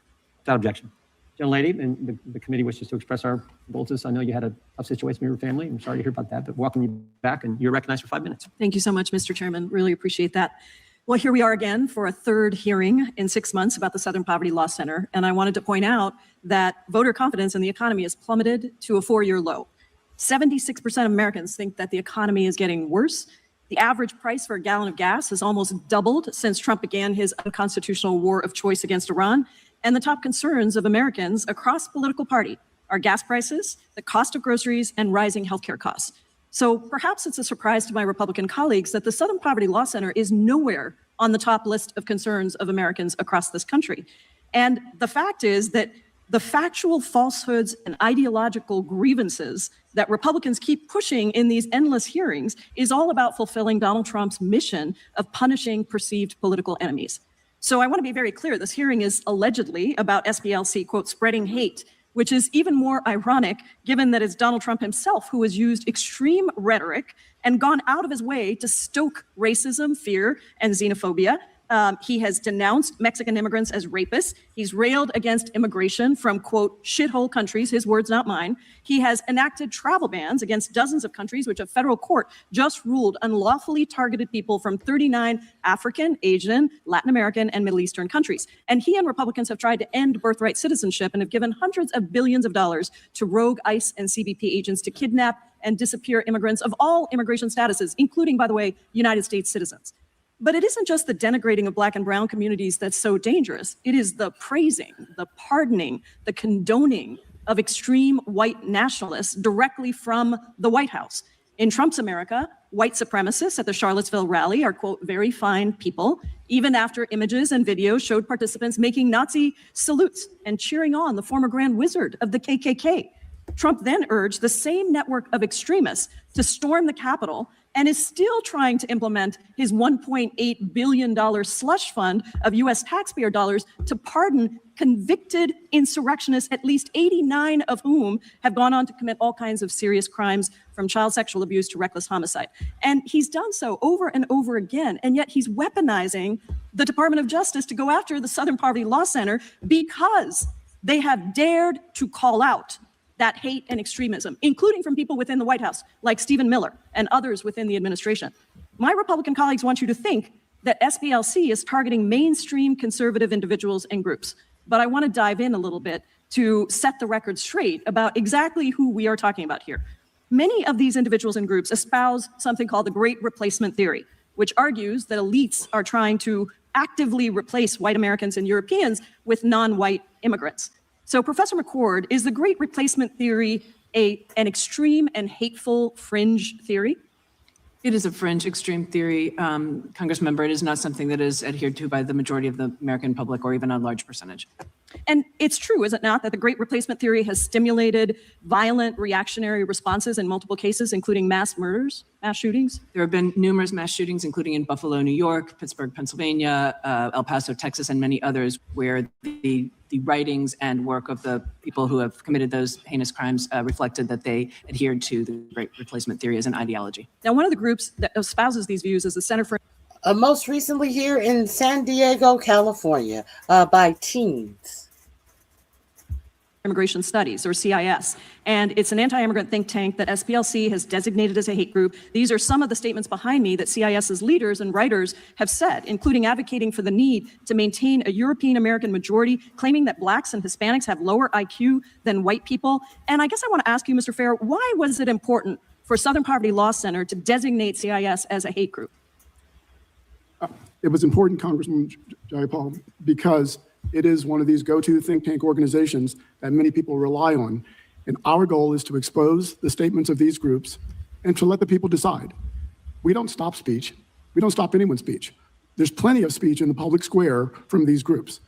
We expose their statements in the words of what they say and their activities, and let the people decide what they think about it. So that they don't lead to violent actions that follow that. I think the gentlelady has expired. The gentleman from Arizona is recognized for unanimous consent. Yes, Mr. Chairman, thank you. This is from SPLC's Learning for Justice curriculum and how it influences international terrorism debate, with a specific reference that the terrorism in Israel is worse than that of the Palestinians. Without objection, turn. I recognize the gentleman from New Jersey. Thank you, Chairman. I want to start out by saying the SPLC used to be a good thing. It started out doing the right thing. So many of the good examples that have been brought up of what it's about and ending racism and fighting for us to all be on an equal front are in the past. But I want to speak about the present, where we are now. I want to speak about how money was used to fund and create racism, and it was for money. I want to talk about how real Americans don't know the real deal and which actually is going on. It's a great name. You know, people look at the name, Southern Poverty Law Center. What could be better? It stands for doing the right thing. But instead of healing, it opened wounds. Instead of dampening racism, it created more racism, more hate. And that's why we're here today. What happened? What went wrong? All the other stuff we can talk about, but let's talk about this issue today. And the reason that not everybody, but that some folks want to keep straying away from it into other organizations or into the economy or into Donald Trump or the price of gas. It's not what the hearing's about. All important things. I want to talk about those things, but not at the hearing. It's become clear how this organization that was existing to dismantle white supremacy was actually trying to create it in order to get more money. This is all about money. It's all about politics. It's all about changing the political scene and bringing money in to do that. And it was all in the shadows. And if you look in the shadows, you see that the money it was receiving from donors wasn't going towards dismantling hate. Honest to God, if some of the donors really knew where the money was going, they would be upset. In the shadows, they allegedly paid more than $4.1 million to individuals associated, that's a lot of money, by the way, with hate groups like the Ku Klux Klan, the National Alliance, and the... That's a lot of money, you say? That's a lot of money. When everything that is done in this administration is calculated in the billions, but he wants you to believe that $4.1 million is a lot of money.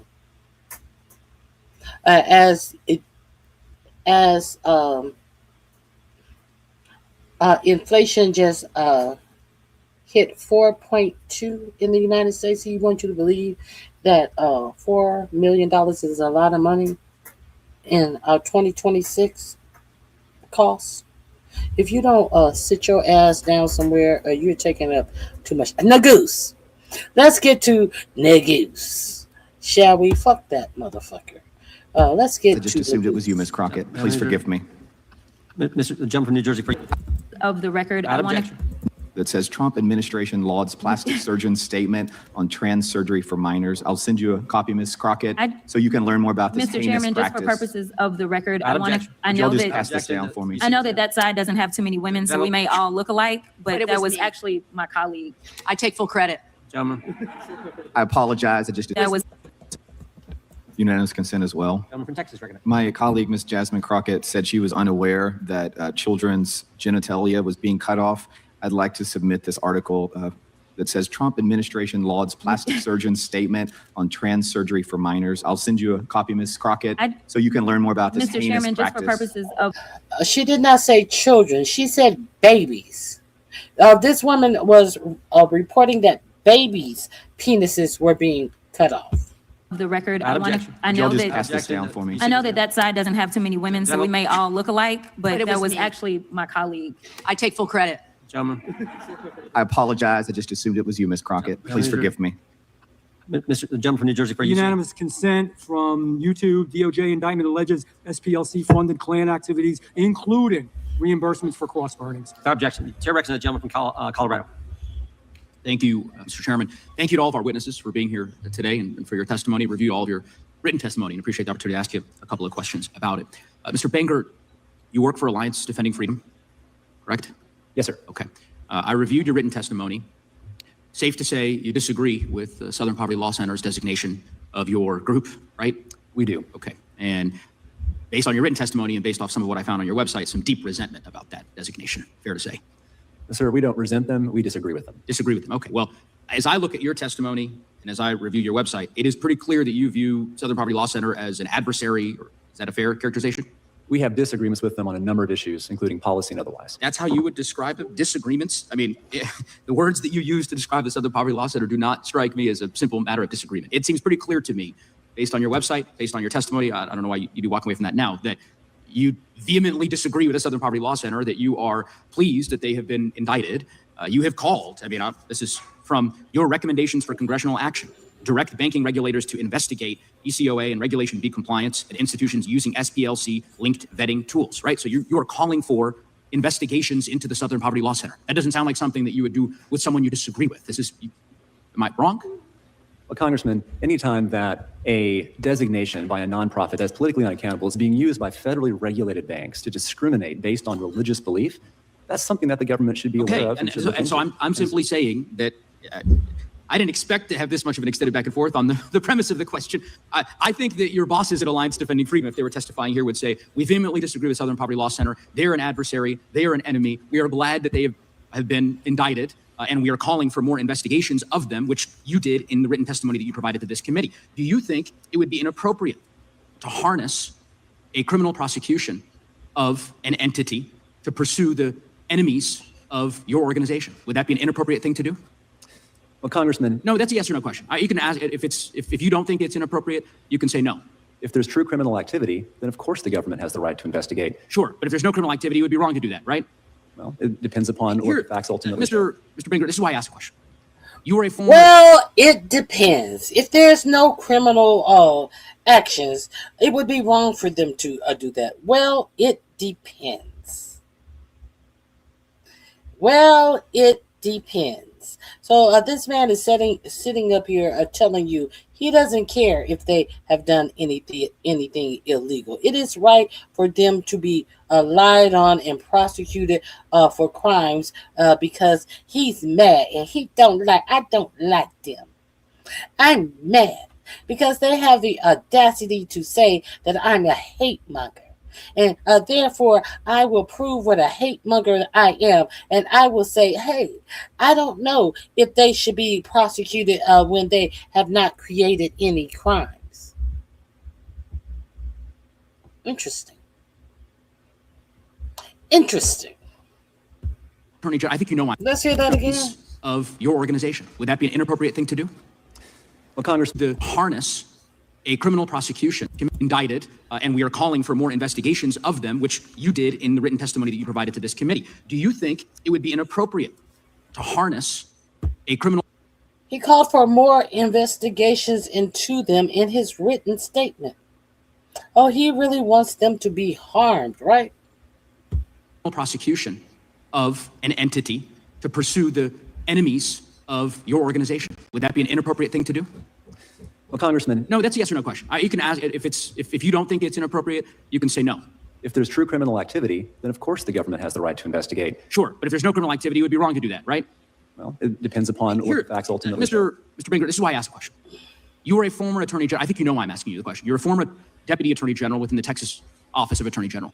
A former Texas Attorney General who cannot figure out, no, it would not be proper if they have not done anything wrong to continue to prosecute them. Of course, he is a former Texas Assistant Attorney General. Of course. You went to the FBI and gave a whistleblower complaint about Ken Paxton, the Attorney General of Texas. You did so because you believed that there was criminal wrongdoing. Let me read this quote. In my view, the criminal process had been harnessed to pursue the business enemies of an individual who also happened to be under intensive investigation by law enforcement. That's your quote from an article a few years ago after you went to the FBI about Mr. Paxton.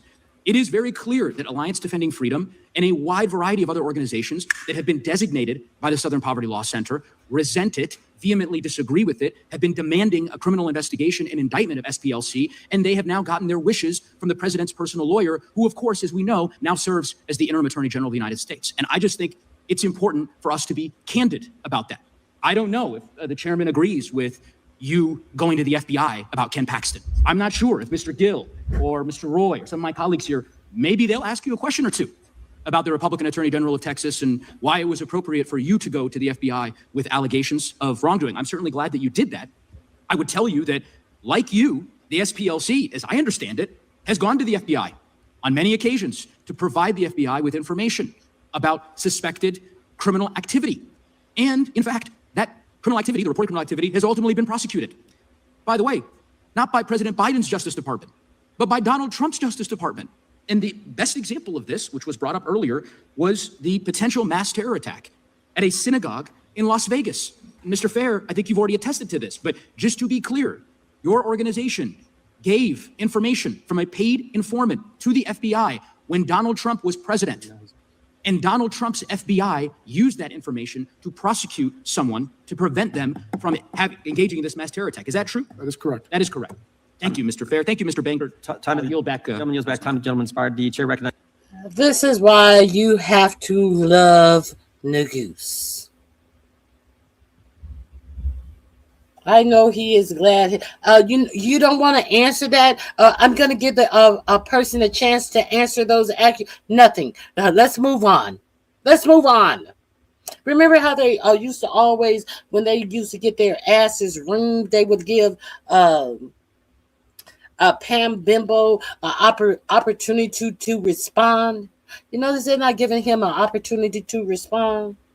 Isn't that interesting? Isn't that interesting? You can report Ken Paxton to the FBI about actual crimes, but you want to sit up here and be so irate and indignant and say that the Southern Poverty Law Center should be investigated for more crimes because you are on the hate list. It sounds like you are a hater. It sounds like you are a real bona fide hater. As a gentleman from Texas, Mr. Gooden. Mr. Fair, during the Biden-Harris administration, the SPLC included many mainstream conservative groups in their hate map, including Alliance Defending Freedom, Charlie Kirk's Turning Point USA, and Family Research Council. To your knowledge, did the SPLC include Antifa, which is an actual domestic terrorist organization in its hate group? I guess he wasn't here the last time they talked about Antifa. It is a hate group, which has to be a group, you have to have members and you have to have a founder. You have to have some type of chair or some type of organized chair people. And I guess he wasn't here. I guess you have a sitting congressman that does not know that there is no such thing as Antifa. Who voted this man into office? Oh, MAGA dummies voted this man into office. Just for the record, the SPLC does not have a domestic terrorist list. I'm not sure what Dr. King was referring to, what list she's referring to. As I understand, she's on none of our list. We have a list that identifies groups based on the statements that they and their leaders make. Is Antifa on your hate map? Again, as I said earlier, Congressman Gooden, it's my understanding that the FBI has said. So they're not. Antifa, Let me ask you this. Has SPLC labeled the radical left group Jane's Revenge as a hate group? This group has publicly taken responsibility for vandalizing and destroying pregnancy resource centers in Catholic churches since May 2022. Have you all designated that on your hate map? Congressman Gooden, if you've looked at our hate map, you know the criteria we set for designating groups. One designation is when a group expresses vilifies, demonizes individuals based on immutable characteristics. The second is a group that expresses anti-government conspiracy theories. So destroying pregnancy resource centers in Catholic churches would not qualify as hate under your definition. You guys are okay with that. But God forbid Turning Point holds a rally. That's considered hate, but destroying a Catholic church or a pregnancy resource is not. Just to be clear, help me understand. Congressman Gooden, the SPLC establishes its own criteria, and any other group can create its own list. Under our criteria, we've designated those groups based on what they've said. Under your criteria, Turning Point USA, Family Research Council, and other conservative Christian groups are considered hate groups. Like Antifa and Jane's Revenge that burns down Catholic churches and pregnancy resource centers, those are not hate groups. It sounds like you're really proud of that process. I'll move on because I... Oh, they went from torching fertility clinics to burning down whole Catholic churches. Is that what you're saying? I didn't hear you say that at first. I didn't hear nothing about burning down Catholic churches. Under our criteria. Lies and hyperbole. Let's move on. Let's see what we got here. Lies and hyperbole. Bunch of bullshit. Propaganda. Everybody read both of them? Yeah, okay. We'll have to submit Director Ray's statement as well. Chair now recognizes the gentlelady from North Carolina. Thank you so much, Mr. Chairman. It is beyond ridiculous that we are having yet a second hearing on this topic, something that is in active litigation and that the courts should sort out. It's especially ridiculous because we've had no oversight hearings of what the DOJ is doing under Mr. Blanche when he is about to be in front of the Senate for confirmation for Attorney General. And he has had so many incidents that are worthy of investigation, including his handling of the Epstien files and Ghislaine Maxwell's transfer to Club Fed. But that's not why we're here today. My colleagues on the other side have continued to cite the indictment as if it is some kind of proof, it's just an indictment, that SPLC has engaged in wrongdoing. This indictment essentially states that making payments to a confidential informant to infiltrate violent extremist organizations is the exact same thing as supporting those organizations. That also is ridiculous. The FBI pays informants all the time. Are they supporting the groups that they're trying to undermine? This is a bizarre Alice in Wonderland theory. And if allowed to stand, it would call into question decades of intelligence and law enforcement practices used to prevent violence and dismantle criminal networks. Mr. Fair, how does the intelligence and extremist monitoring program within SPLC support your work to combat violent hate groups in America? Thank you, Congresswoman Ross. Our confidential informant program helped save lives. We shared information with law enforcement. It helped protect the public. It helped protect our staff. We were able to gather intelligence and dismantle some of these groups. Thank you. It is astounding that our own Department of Justice, which benefited from this intelligence gathering, seems not to understand how this process works. But that's the current Department of Justice. Ms. McCord, you were a federal prosecutor for 2 decades and led the National Security Division of the DOJ, which prosecutes crimes like domestic terrorism. Did your work ever involve or rely on paid confidential informants? Yes, it is a practice, an investigative technique, tactic strategy that is used by law enforcement, paid informants, cooperators, not only to investigate potential crimes of terrorism, but also drug trafficking rings, human trafficking rings, child pedophilia. And can you give us an example of when information from an informant was used to build a federal case against a criminal network? There are many examples, Congressmember Ross, and certainly oftentimes this results in allegations in indictments, including the information provided by paid informants, and oftentimes testimony at trial that also comes directly from informants. Great. Thank you, Ms. McCord.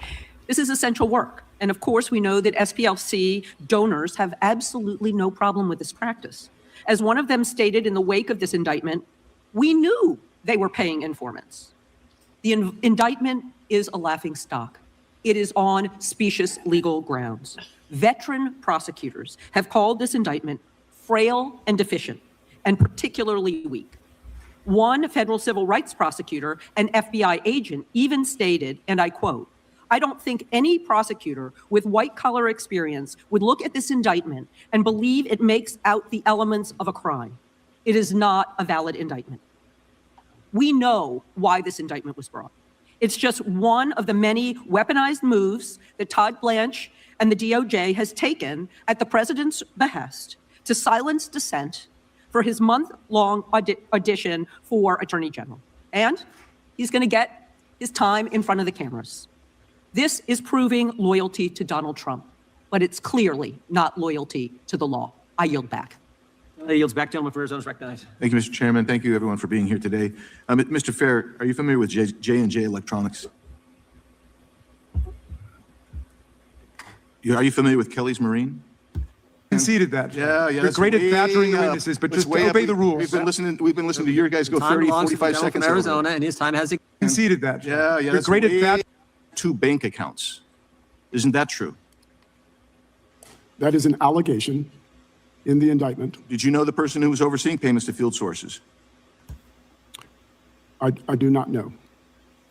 So you didn't know that the person who's in charge of overseeing payments to field sources, which you claim was a big, important program, you didn't know that that individual was living with and sharing bank accounts with one of your clandestine sources?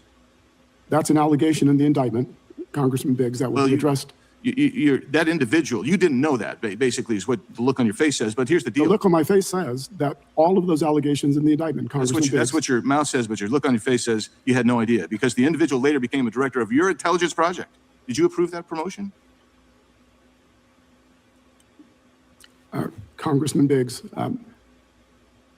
I've been serving as the interim president of the SPLC since July. I don't know what time frame you're referring to, first of all. And second, all the allegations in the indictment will be addressed in a criminal proceeding where they belong. Yeah, you keep saying that. That's interesting.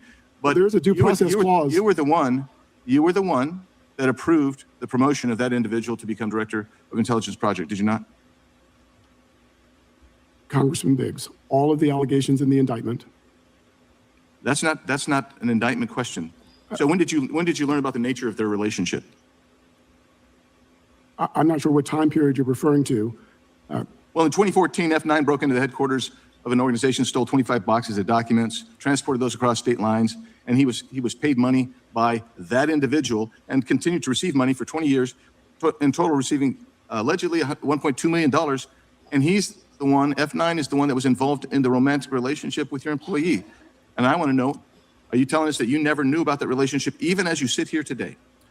I'm telling you first that all the allegations in the indictment will be addressed in the Middle District of Alabama in the criminal case pending before that court. And I'm telling you second, I don't know what period you're referring to. Did you take any personnel action after you learned it? Mr. Chairman, the time's way up here. Oh, it's 8 seconds. Oh boy, that's way up. Well, I'm Mr. glad you Raskin. conceded that. Yeah. You're great at badgering the witnesses, but just obey the rules. We've been listening to your guys go 30, 45 seconds. From Arizona, and his time has expired. The chair will note that the ranking member got, I think, 13 minutes in an opening statement. So we're pretty lenient on the time around here. The gentlelady from Vermont is recognized for 5 minutes. Thank you, Mr. Chair, and I thank the witnesses for being here.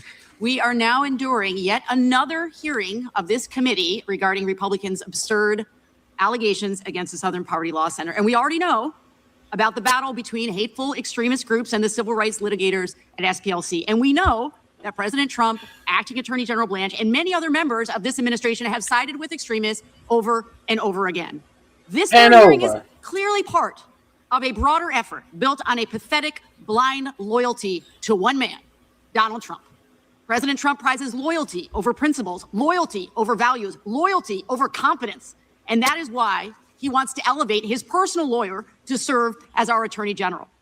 Acting Attorney General Blanche has quickly earned President Trump's trust by using the Justice Department to attack people in groups like SPLC that have stood up to this administration and its the weaponization of the DOJ. Lawlessness. Mr. Blanche has overseen the creation of perhaps the most corrupt scheme in our nation's history, the DOJ weaponization slush fund. Blanche signed off on an unconstitutional agreement to give taxpayers money to criminals and insurrectionists, people who beat cops in this building. But that's not all. Acting Attorney General has also initiated a criminal fraud investigation of E. Jean Carroll, the woman who successfully sued Donald Trump for sexual assault. He has indicted former FBI Director James Comey for an Instagram post with seashells, ladies and gentlemen, seashells. He has installed a Trump loyalist to replace a career prosecutor who would not indict former CIA Director John Brennan on ridiculous charges. That's what we're doing here. Mr. Blanche is clear about his role. He knows he is auditioning to be the president's lawyer, his personal lawyer, the job that he's had before. He has said in his own words that the president has a, quote, right and duty to use the Justice Department to investigate his political enemies. That absurd idea, of course, conflicts with the entire concept of an independent DOJ. Professor McCord, is the role of Attorney General different from being the president's personal attorney? Yes, it is, Congressmember. The role of the Attorney General is to take an oath to the Constitution, as every single prosecutor in the Department of Justice does. It is not an oath to a person, and certainly not an oath to the president. That's absolutely right. And why should the Justice Department be independent from the office of the president, regardless of which party is in power?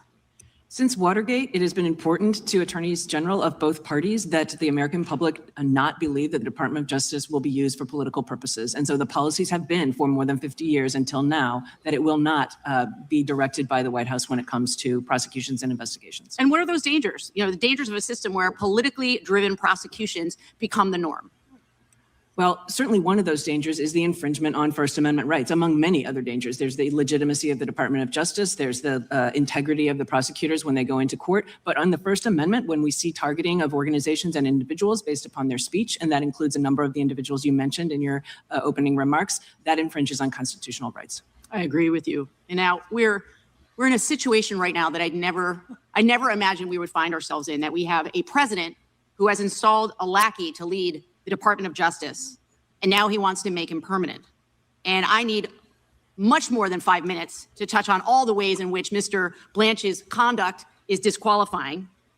In this case alone that we're here once again discussing, in this case alone, he has misled Americans by stating on television that he did not know that SPLC was giving informant information to law enforcement.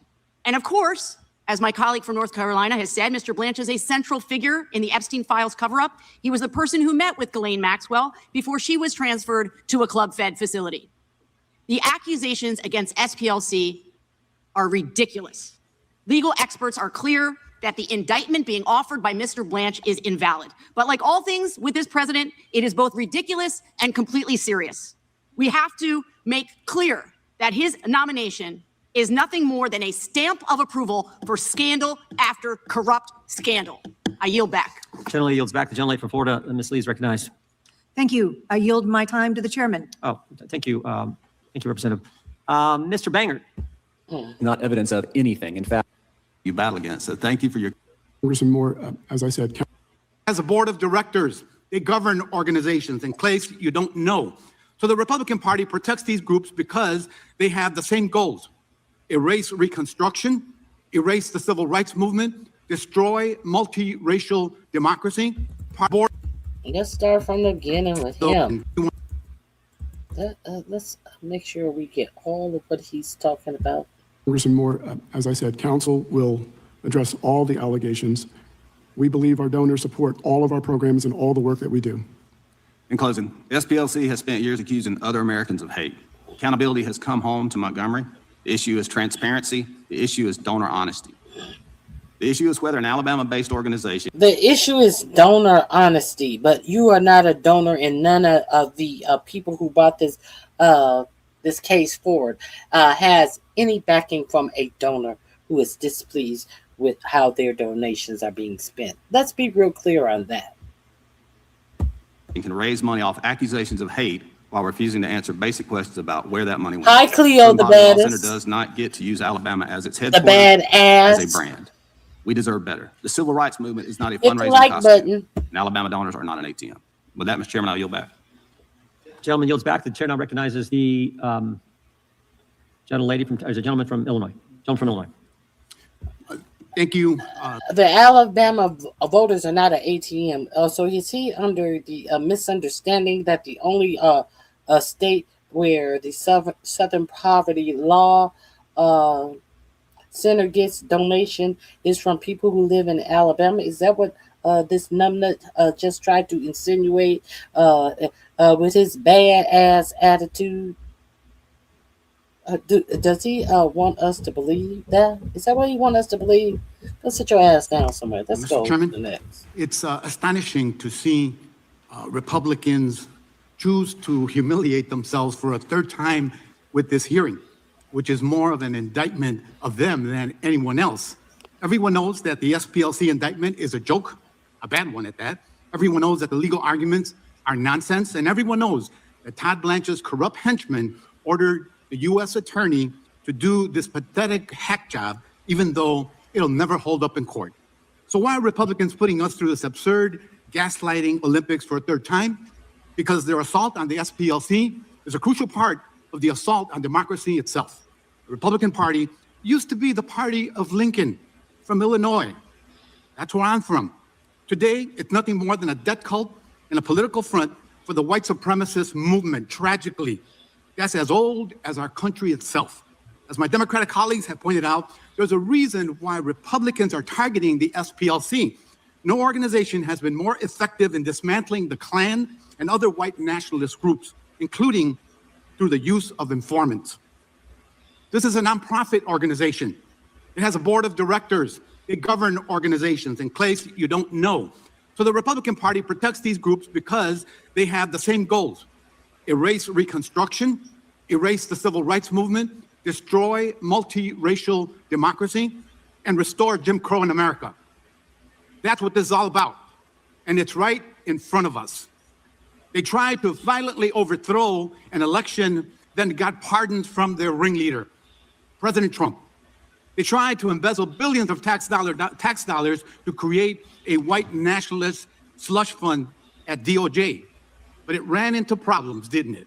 They divert law enforcement resources from combating white nationalism to low-level immigration enforcement. They accuse the SPLC of being anti-Christian for opposing anti-abortion, anti-LGBT bigotry, even though Christian leaders, as we saw in the prior video, nationwide support the SPLC overwhelmingly. Their morality bankrupt, they're morally bankrupt. Co-conspirators on the Supreme Court and in state legislatures are dismantling Reconstruction amendments and rigging elections to strip Black and brown people of political representation. Let's be clear. The president and his enablers are carrying out the vision of the Klan, the Proud Boys, the Oath Keepers, and every other hate group, because they exist and they act.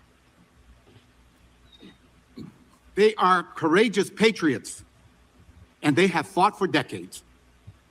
It's the same old playbook on DEI, on mass incarceration, on the Voting Rights Act, on immigration enforcement, the racial profiling, the mass detentions, the stripping of due process, the undermining of birthright citizenship, everything that's happening in communities like mine, it's all the same playbook.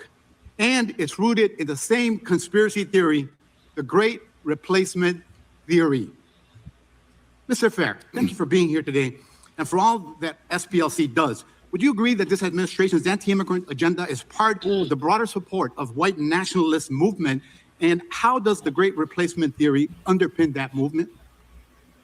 Yes, Congressman Garcia. The Great Replacement Theory suggests that whites in this country are being replaced by immigrants.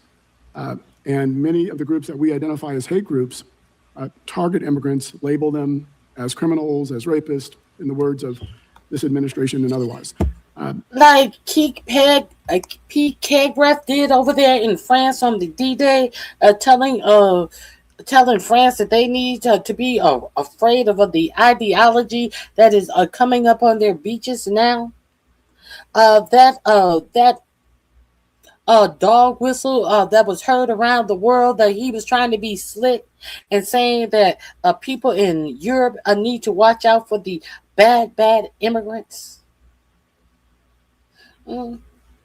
Yeah, white nationalists, the same play all the time, the insecure white nationalists.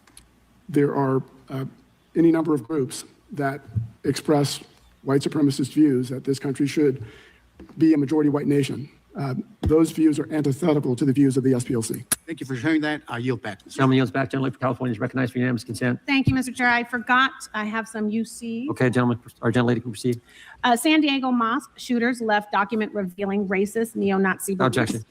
Vance praises YouTuber Nick Shirley reporting on Minnesota fraud. Without objection. Undocumented immigrant offending rate lower than U.S. born citizen rate. Without objection. Yeah, okay. Anti-Muslim bigotry surges ahead of International Day to Without combat Islamophobia.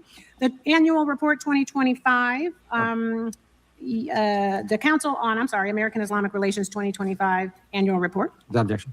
Anti-Islamic rhetoric from GOP politicians sparks concern over religious hatred. Without objection. The SPLC's Year in Hate and Extremism 2024. Without objection. And once again, the SPLC's hate map to establish clearly for the record who is and who is not on it. Without objection. I want to thank you all for your patience. We have about a half an hour based on the number of members you have to testify, so we'll move to that as quick as we can. And the gentlelady from Wyoming is recognized. Thank you. For any business to remain profitable, there must be both supply and demand. As for the Southern Poverty Law Center's business model, it needs to convince people that there exist certain types of discrimination and hatred. We don't fund the KKK. Well, you do. Actually, that's what's in the That's an indictment. allegation, Sure. Congresswoman. Have you produced and any of these we will discuss materials all to of those us? Have allegations. you produced those materials to this committee? This is a crackpot from Wyoming. They say she looks like a George Santos in drag. The crackpot from Wyoming who walks around. She used to walk around with a cowboy hat and an actual real whip in the halls of Congress. A nut job. Any materials, any written materials, so that you are not, to show that you have a policy in place to not fund hate groups such as the KKK. SPLC's counsel is working with this committee's counsel to respond to your. Did anyone at the SPLC ever raise any concerns about your practice of funding hate groups? We don't fund hate groups. Why wasn't the SPLC, no, you're under oath. Remember that. You are under oath here today. I said we don't fund hate groups. Okay, except the $4.1 million that you gave to the KKK, the National Socialist Movement, and the Aryan Nations. Congresswoman Hageman, those are allegations that will be You're under addressed. oath. That will be addressed All right. in the criminal case pending against the The SPLC. SPLC also played a part in funding the 2000. So I understand what she's saying, that you're funding hate groups. Well, no. What they are accused of doing, they are paying informants. So how does that translate to funding a hate group? If you're paying someone to infiltrate the group, you're not paying the group itself, you're paying the person who is infiltrating. But they know that the MAGA voter is stupid. So therefore they try to this convoluted rationale, because they know that the MAGA voter has no critical thinking skills. So therefore they can say whatever dumb shit they want to. 2017 Unite the Right rally in Charlottesville, and you paid an organizer who drafted racist posts under the SPLC's supervision. You fomented the hate, and then you made bank of it.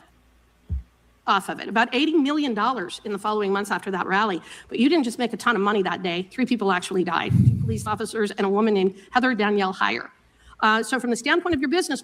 So from the standpoint of what you're saying, did the Southern Poverty Law Center, did they create this march in Charlottesville?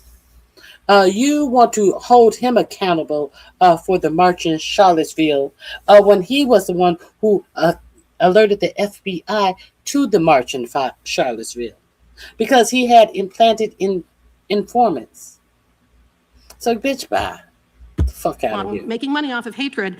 You read with the attempted kidnapping of Gretchen is now believed that, and thank you to each of our witnesses. I have read all of your testimonies, and most Americans now believe that political violence will increase in the next few years. With the attempted kidnapping of Gretchen Whitmer, the anti-Semitic firebombing of Josh Shapiro's home, and the recent attempted assassination of Donald Trump, there's no doubt that extremism is on the rise. Just a simple answer. Does everyone agree that this is a serious concern for our democracy? Ms. McCord? Yes. Mr. Van Rangert? Yes, political violence is always a serious concern. Dr. King? Yes or no? I'm just worried about the babies getting their penis cut off. Mr. Fair? Yes, Congresswoman McBeth. Thank you. Last year, someone tried to firebomb a Republican Party headquarters in Arizona, and someone else fired gunshots at a Democratic Party office building in New Mexico. There have been politically and racially motivated mass shootings in Charleston, El Paso, and beyond. Yes or no for each of you. Do you think it should be a priority of the Department of Justice and the FBI to combat extremism and political violence? Yes, regardless of the ideology. Thank you. Yes, Congressman, I believe the department should be pursuing criminal acts of political violence. Thank you. Yes. Thank you. Yes, Congresswoman. Thank you. Our priority should be eliminating and deterring violence, a view that is not shared by the Trump administration. Last March, the Department of Homeland Security defunded the database at the University of Maryland that tracked domestic terrorism, hate crimes, and targeted violence, the only publicly available database of its kind in this country. Shut down at the very moment that its data showed a 25% increase in terrorism and targeted violence over the prior year. By summer 2025, the administration went on to dismantle DHS, the Center for Prevention Programs and Partnerships, the primary federal unit for proactively stopping extremist violence, credited with disrupting over 1,000 violent plots. Last fall, the Justice Department quietly removed from its website a study showing far-right extremists were responsible for the bulk of ideologically motivated deaths, a fact that has been shown numerous times What in about multiple Charlie? studies. Professor McCord, why is the Trump administration shutting down these tools and burying studies on violence at a moment when extremism is on the rise? Charlie changed I can't everything.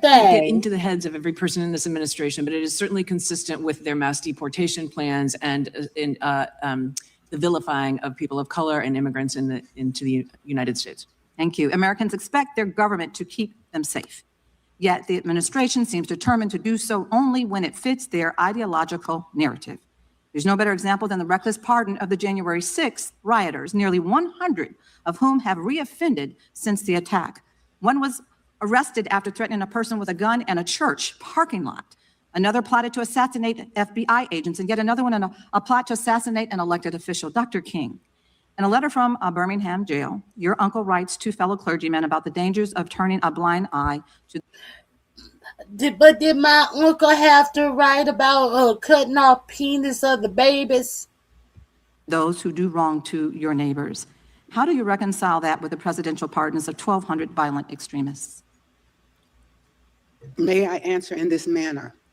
Manufactured hate, socially engineered racism, because we are one blood and we are one human race.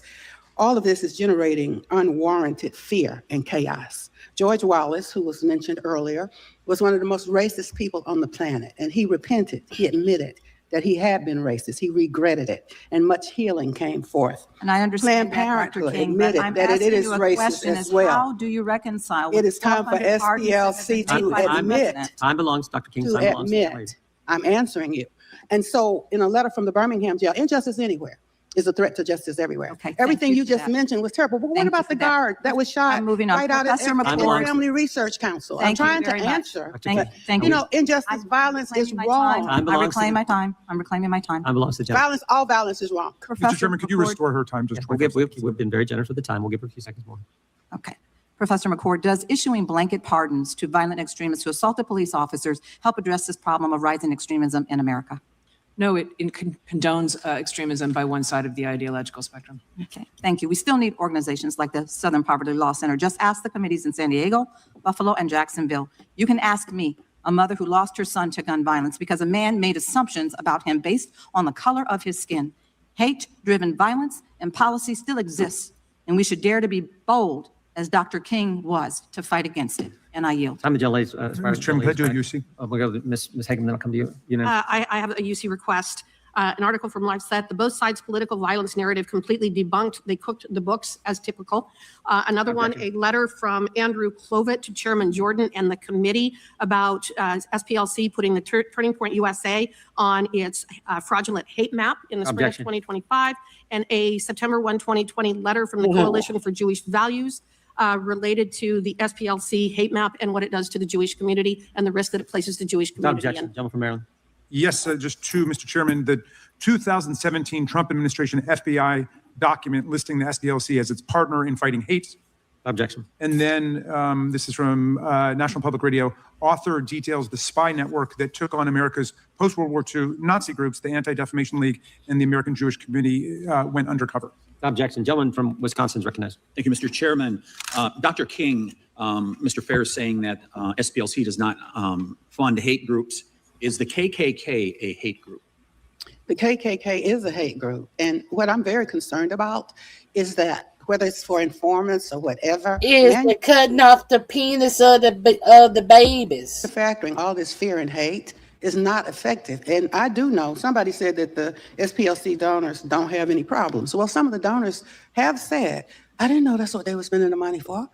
I didn't know what they're doing. So it's not effective to pay the KKK or an informant to pretend they're KKK or whatever. And then they do KKK stuff and people get hurt. So what we've also been hearing from the other side here is that you must be a white nationalist.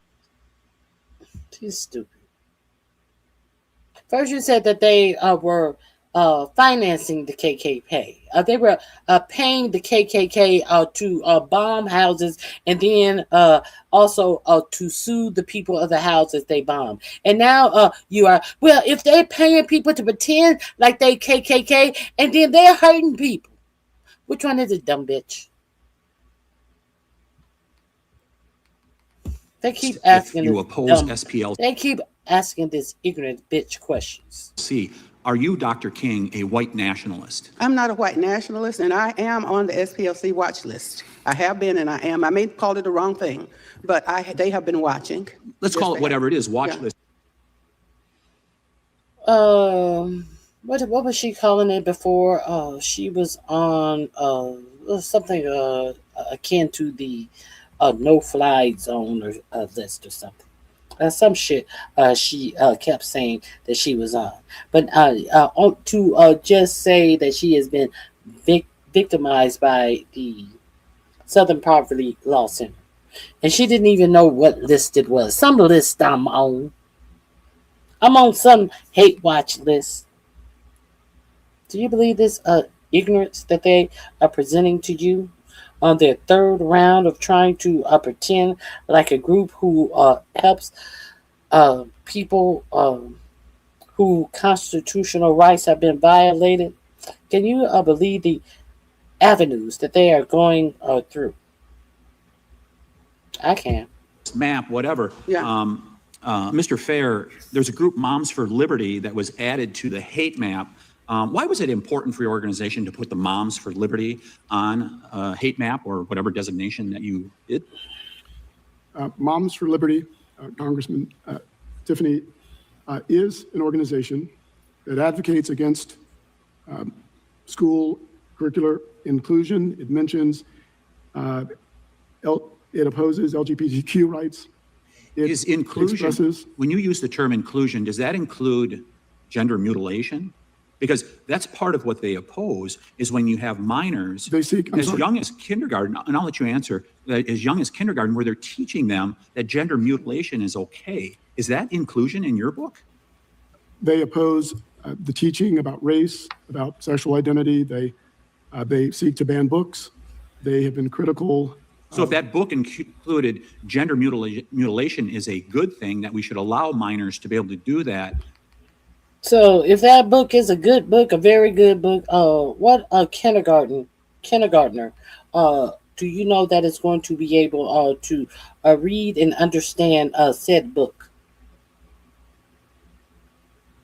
You want to say it's kindergartners? You're saying that that's a bad thing? I'm saying that Moms for Liberty is listed on our hate map because it demeans and vilifies people based on their immutable characteristics. It engages in various kinds of conspiracy theories. It seeks to whitewash our history, to exclude certain subjects from our public schools. Our family values and parental rights, are those conspiracy theories? Congressman Tiffany, Moms for Liberty says that it's not parental rights, but then it interferes with parental rights. It interferes with parental rights. I'm a parent too, and I want my children to learn about the history of this country. I want them to learn about racism. I want them to learn about hate and the expression of hate in this country. So as a parent, Moms for Liberty says it gets to decide for me and for other millions of other parents in this country. That's not liberty. I can assure you, Mr. Fair, that Moms for Liberty is not a racist organization. They may differ with you in regards to gender mutilation for children 8 to 10 years old or whatever, but I think that's a fair debate to be having. But to say that they're a racist, what I said is that I'm going to make the statement here. To say that they are a racist organization, they seek to exclude teaching about race in this country, is what I said. They are not a racist organization because I have been around them. To teach family values and parental rights, I think, is a good thing here in America. There are a couple organizations in Wisconsin, the public library system and the Department of Public Instruction, that house SPLC documents. Will you go back to them and tell them after the trial is done and all of this has been exposed of what SPLC did? Are you going to go back and tell them, we are sorry that we misled the good people of the state of Wisconsin? All of the allegations in the indictment will be addressed in the Middle District of Alabama. And when it is deemed that you did fund these hateful organizations like the KKK, will you come back and apologize to those organizations like the public library system and the Department of Public Instruction in Wisconsin that you did wrong to me? We've already asserted in our filings that we did not lie to our donors, that we did not fund any hate groups. The Department of Justice knew that we were working with them, that we shared information. Time of the gentleman's expired. Mr. Chairman, it's unanimous consent request. It's just an article with respect to Moms for Liberty and focusing specifically on critical race theory and DEI. Not what I don't understand there, the time of the questioner has expired. He then made the person who is responding to said question not be able to complete the question. Is this what we're doing? Talking about or teaching race and their positions on that, I'd like to insert that on the record. Objection. Gentlelady from Texas recognized. You know what? I hate that we have spent this much time, on SPLC and we've not addressed the elephant in the room, the literal elephant in the room. The vast majority of the people on that side of the aisle, and for those of you that are at home, let me tell you, when I say that side of the aisle, I'm talking about the Republicans, the ones that brought this hearing. And again, you've heard that this is not the first hearing, but the vast majority of them are white men. White men are lecturing people of color because the vast majority, actually, any semblance of diversity comes from this side of the aisle. You want to tell people of color who is fighting for who? People of color do not feel comfortable or welcomed within your party. That's why you have to parade someone who has the name Dr. King attached to them so that people can be confused, because I have been reading the comments online and people are like, who is this Dr. King? Because you want them to believe that somehow she espouses who Dr. King was, yet you've yet to have MLK the third come in here. You've yet to have Dr. Bernice King, the ones that were actually raised by Dr. King, the ones that actually probably understand the teachings of Dr. King. And I just want to be clear, because I want to talk to y'all about what the Dr. King had to say about racism, so that y'all don't get it twisted and don't get it confused just because you see the name sitting in this room. Our nation was born in genocide when it embraced the doctrine that the original American, the Indian, was an inferior race. That was from his 1963 book, Why We Can't Wait.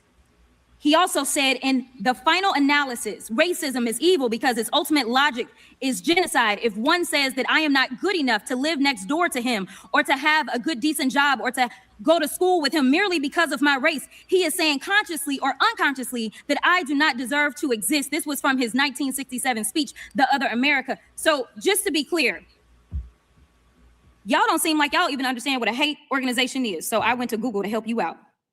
A hate group is an organized group whose beliefs, practices, and primary purpose are centered on advocating malice, hostility, or violence towards people based on their immutable characteristics such as race, religion, ethnicity, gender, sexual orientation, or disability.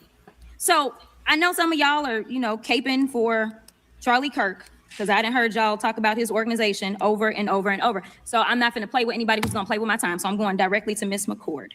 Professor, let me put some respect on your name. All right.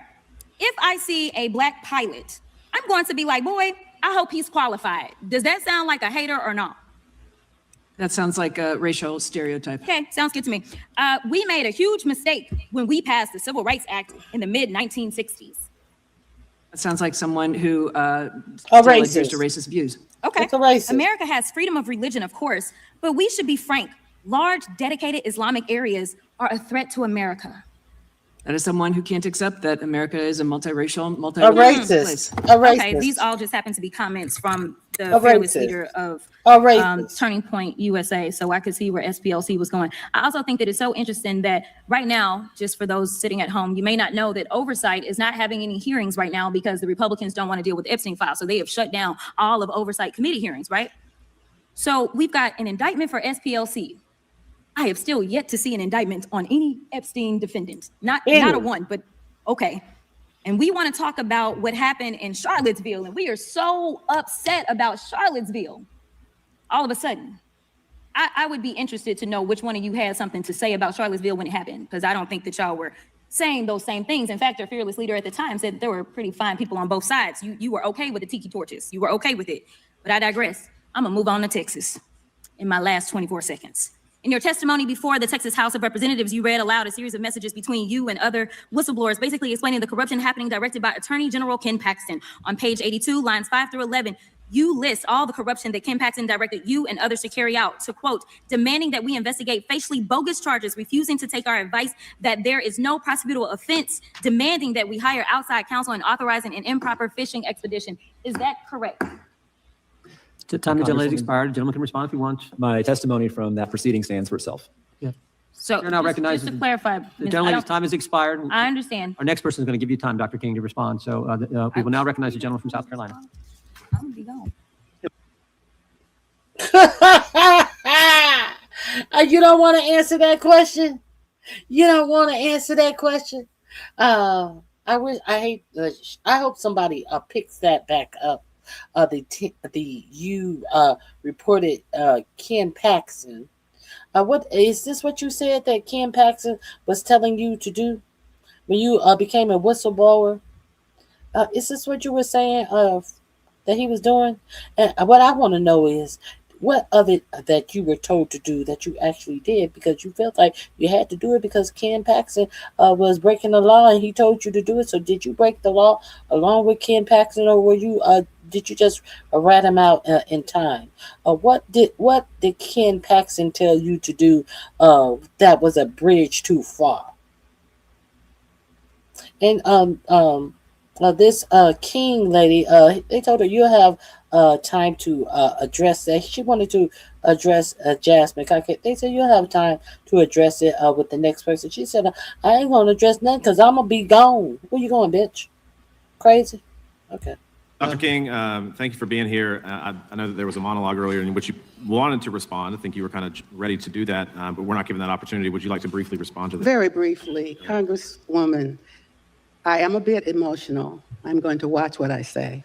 But it seems as though you have suggested that I am a bastard to the King family legacy. No. I am legitimately. She suggested that you're a stupid bitch. That's what she suggested. Period and point blank. And you have proven yourself to be just exactly that. There's no suggestion. There was a concrete statement that you're a dumb hoe. The daughter of Reverend Alfred Daniel Williams King and Dr. Naomi Ruth Barber King.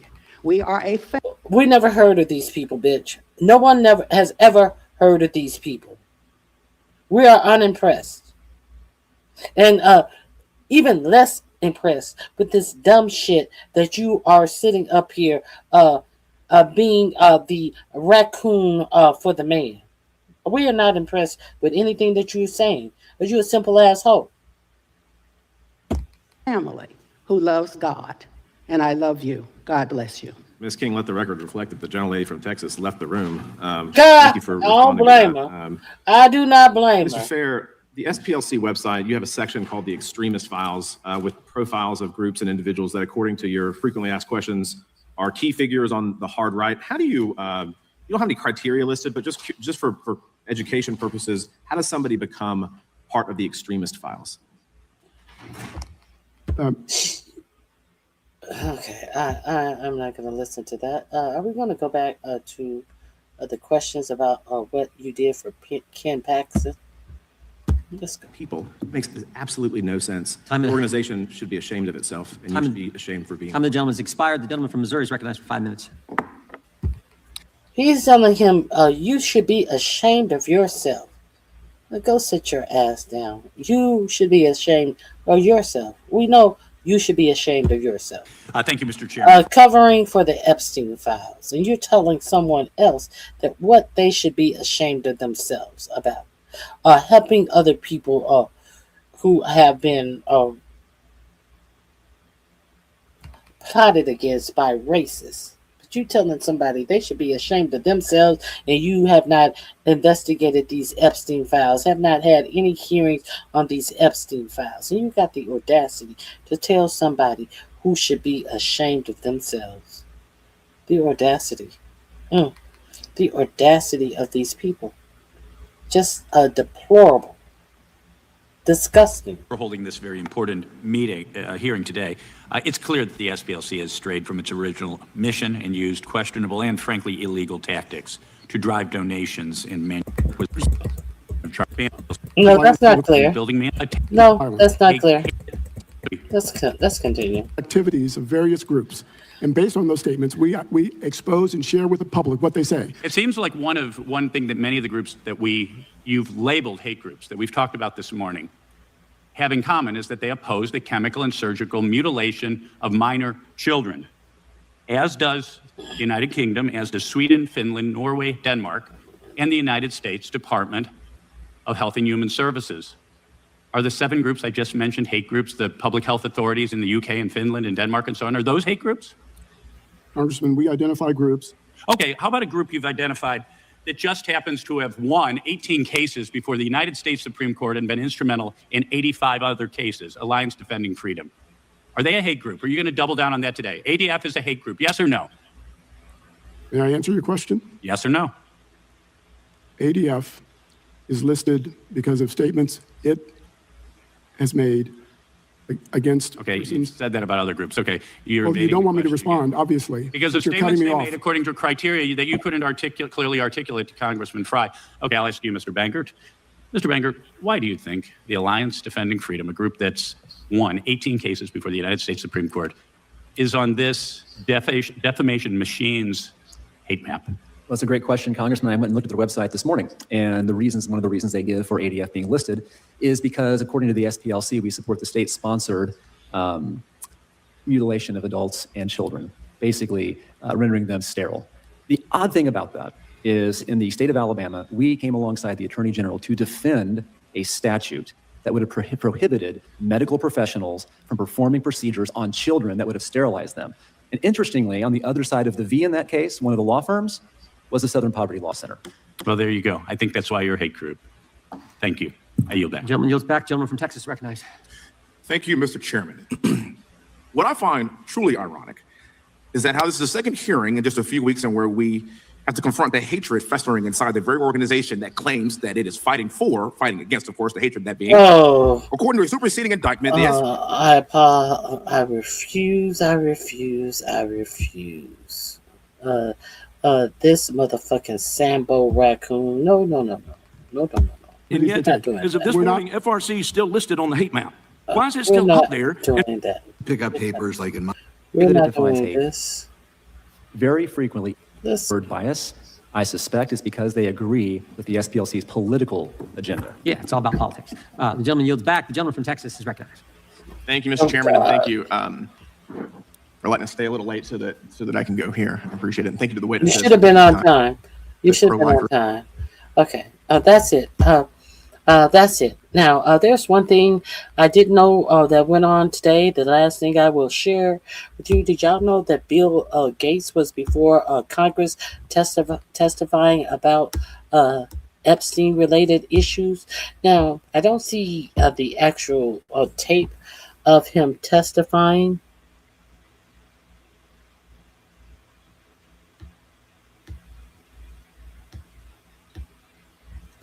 Hello. Yep. I don't see him actually testifying, but let me bring you to Forbes breaking news. Let's go over here. And live, Trump lobs new threats at Iran. Bill Gates testify before Epstein probe. I don't want to watch that. Let me go back. I don't want to watch a double dose. I think they have it right here. Hexf stays sitcom will be busy tonight amid reports of U.S. strike on Iran. No. Videos. Here we go. So far, Mr. Gates has been cooperative with the Epstein probe, says Robert Garcia. This is what I want.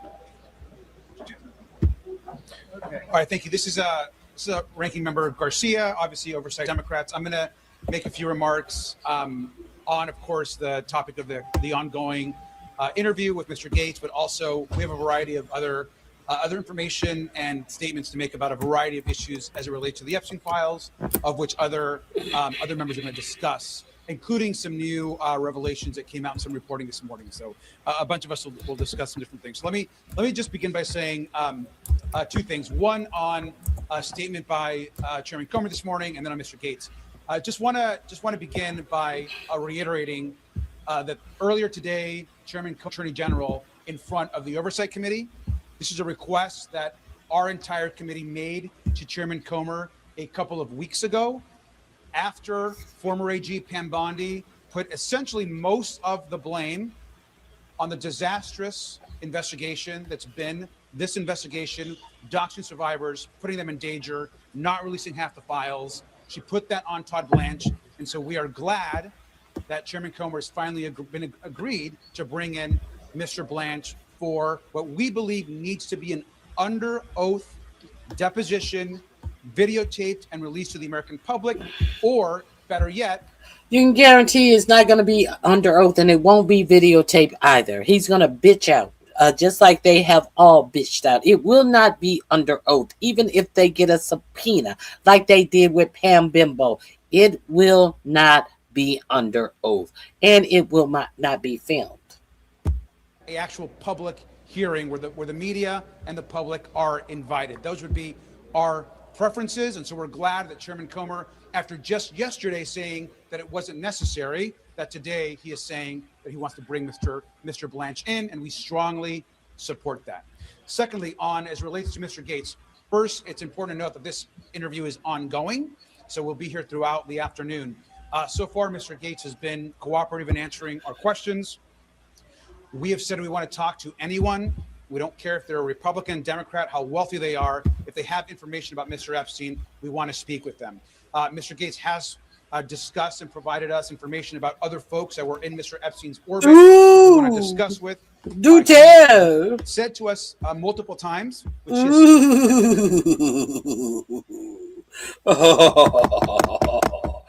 Bill Gates sees this MAGA train is going off course, and he's trying to get ahead of the fucking train.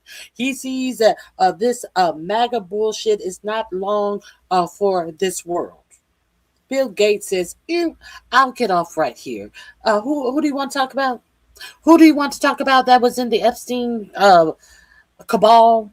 Said to the media that he himself and about other folks that were in Mr. Epstein's orbit, which we want to discuss with.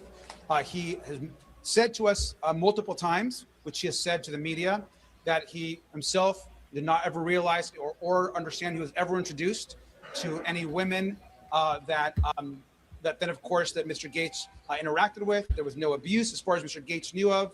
He has said that to the media. He said it to us as well. That'll be discussed by some of our members, but let me also just finally say that it's important to note that Mr. Gates does understand that he was around people and likely assistants and those employed by Mr. Gates that were also abused. And so he was around people that were actually abused, and that was recognized in some of the discussion that we had inside. So with that, turn over to Mr. Lynch. Yeah.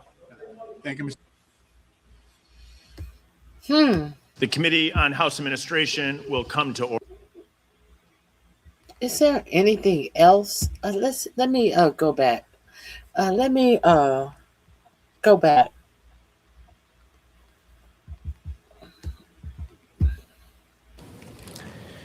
Madam Speaker, I ask unanimous consent that all members have 5 legislative days to revise and extend their remarks. Without objection. I don't want to see that. I don't want to see that. Let me go to. There was something on PBS that I think I wanted to share. PBS. Let me see.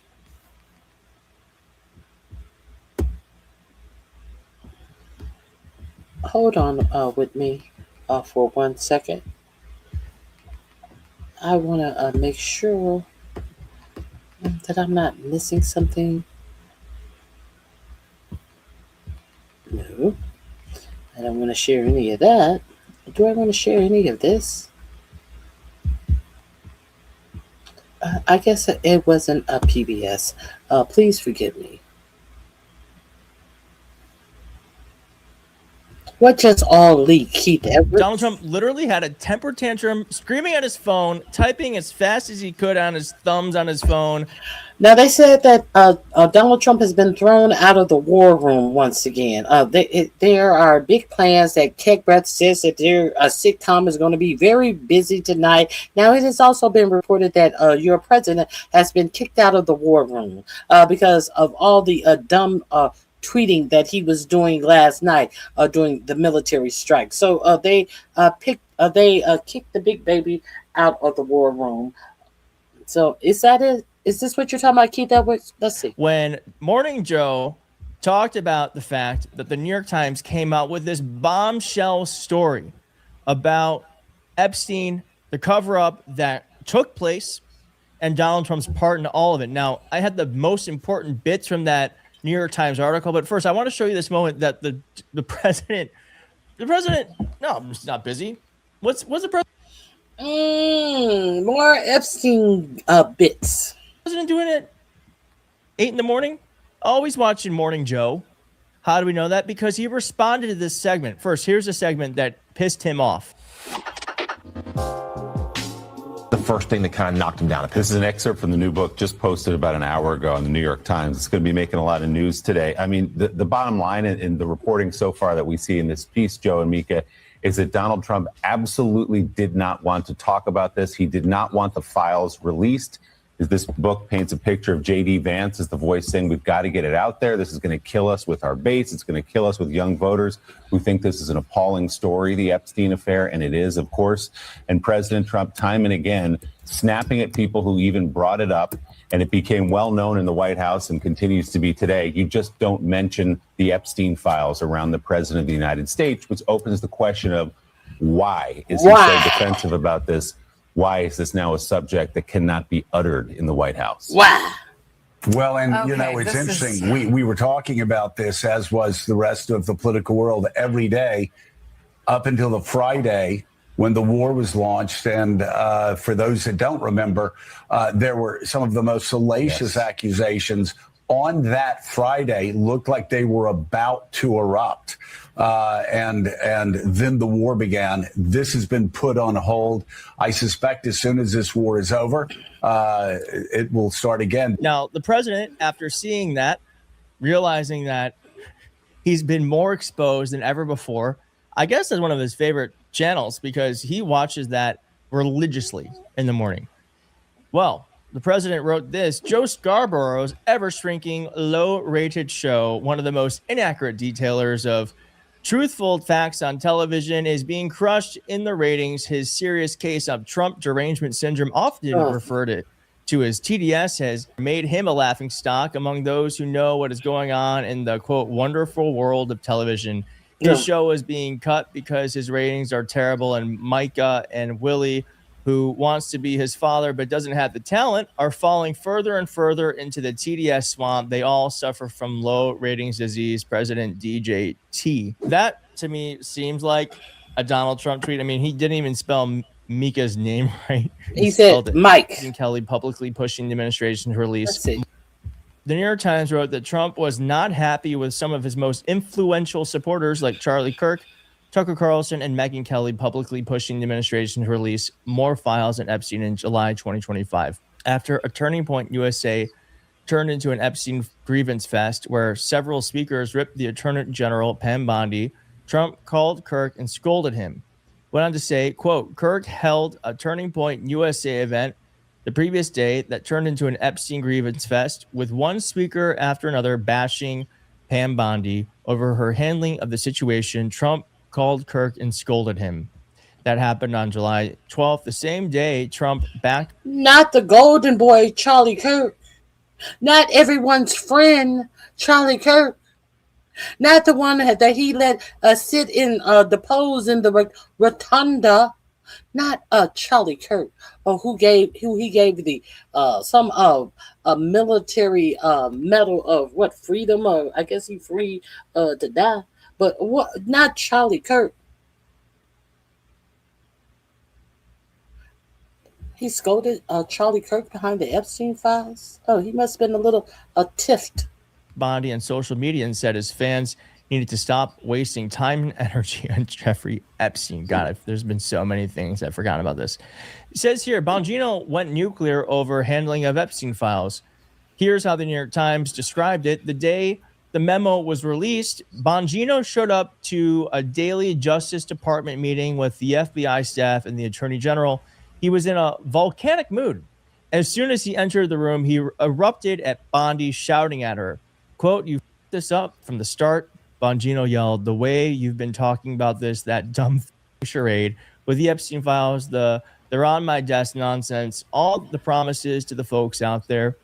Went on to say that Castrotel and Bongino both subsequently told White House officials that Bondi needed to resign. And that's what happened. Bondi went bye-bye. Could have been over Epstein. Now, I actually knew about that part. I think that's been reported before. Now, J.D. Vance has also been involved in this, and he tried to broker a sit-down with Joe Rogan for Epstein files cleanup. Vice President J.D. Vance tried to coordinate an interview with podcaster Joe Rogan, which would have been tied to the Justice Department launching its Epstein files website. The administration had pushed for then Deputy AG Todd Blance to go on Rogan to discuss the files, but Rogan told Vance he didn't want him on the show during a phone call. As it says here, that podcast never came together. Another thing that J.D. Vance failed at. One more, Castrotel pushed for Bondi's immediate resignation after nothing to see her Epstein files memo. Says here, the moment Bongino sat down with Susie Wiles, Wiles told him that she had been informed he leaked a sensitive story about Epstein and Trump to ABC News. "I'll tell you what," Dan Bongino replied, "I'll give you $100,000 cash right now. I'm not kidding. Walk out to West Executive, put that reporter on speaker, and get him to admit I leaked it, $100,000. Wiles snapped back, "Well, we all got ourselves into this." Bongino cut her off. No. We didn't get ourselves into anything. I warned you guys about this whole thing, and you ignored me, and exactly what I said was going to happen happened. And now you're pretending I was in on this. I was never in on this. Was this? Did someone record all this? Is this like, how do they have these exact quotes? Someone must have recorded this. I would not put it past the Trump administration that everyone. It's the cover up that always gets you. J.D. Vance pitched a Tucker Carlson interview with Ghislaine Maxwell. Vance at one point panicked over how the Epstein saga was dividing Trump's MAGA base, and his solution was to have Epstein's longtime girlfriend, Ghislaine Maxwell, interviewed by Tucker Carlson from prison. Vance believed that, quote, it might help the president if Maxwell was willing to state that Trump had not been part of any wrongdoing with Epstein. This is nuts, bro. This is nuts. I mean, this is like all these little things. To me, what these all point to is, let's see, like, what else? Let's just say it. Like, is this how one acts when they're No, that's clear not how one Donald acts Trump's when name? It's insane. And the vice president also said that he thought the president would be okay with the release of, quote, nipple-related documents, arguing that Trump had been accused of worse. "I think we should put it out," he said. "It would cause people to say we're going further than we need to." Wiles quickly responded that the president would not, in fact, be okay with it. It was a point no one wanted to continue debating. One official would later describe it as surreal experience to be discussing nipples in the White House Situation Room. My God. And then I guess Donald Trump has a predilection for nipples. And it says here that in the emails, Ransom claimed that she knew a girl in Epstein's sex trafficking ring named Jen who would say she had sex with Trump. Ransom also claimed that Jen had told her that Trump had a predilection for nipples and that he would aggressively flick and... Okay. Ransom wrote... Now, I remember this story. The girl said for some reason her friends' nipples were engorged and real painful looking. I do remember this story. Now, you mean to tell me that the White House was talking about nipples in the Situation Room, talking about this case in the Situation Room? MAGA, where are you? MAGA. If you come in my chat and write dumb things, I am quite worried about what you do to children and what you allow to be done to children. When you come in my chat and write dumb shit about who Trump is God in Trump 2028, I'm concerned about your relationships and your relative closeness to children. So when you come in my chat and write dumb shit, that's what you're waving your hands up. Someone should keep a close eye on me, because I have no respect for children. That she had seen evidence when she shared a bathroom with Jen. Quote, they looked incredibly painful as they were red and swollen. I remember wincing when I looked at them. Ransom's credibility was not uncomplicated. She had made another claim that she possessed video footage of prominent men having sex with young girls in Epstein's entourage. She later retracted the claims, saying she feared for herself and her family if she proceeded. But after a federal judge ordered that unsealing of some of Giuffre's case files in 2023, the document then connected Trump to the claim about abused nipples was among the material that came out. It's an unconfirmed allegation and had not been made publicly, but the disclosure led to some articles that were quickly lost in the swirl of election year news. I mean, Donald Trump is underwater with the Epstein stuff, as you can see here. He's minus 42 points on that. It's beating everything else. Second worst is the economy, which used to be his number one best issue. And we're going to keep following this. But I guess my thing is, how bad must this be? If JD Vance was like, hey guys, let's just release the nipple stuff, because then it will look like we're not hiding anything.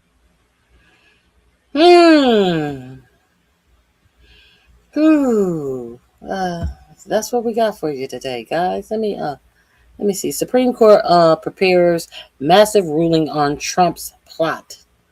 What plot? Let's see. Anything else? Anything else? Anything else?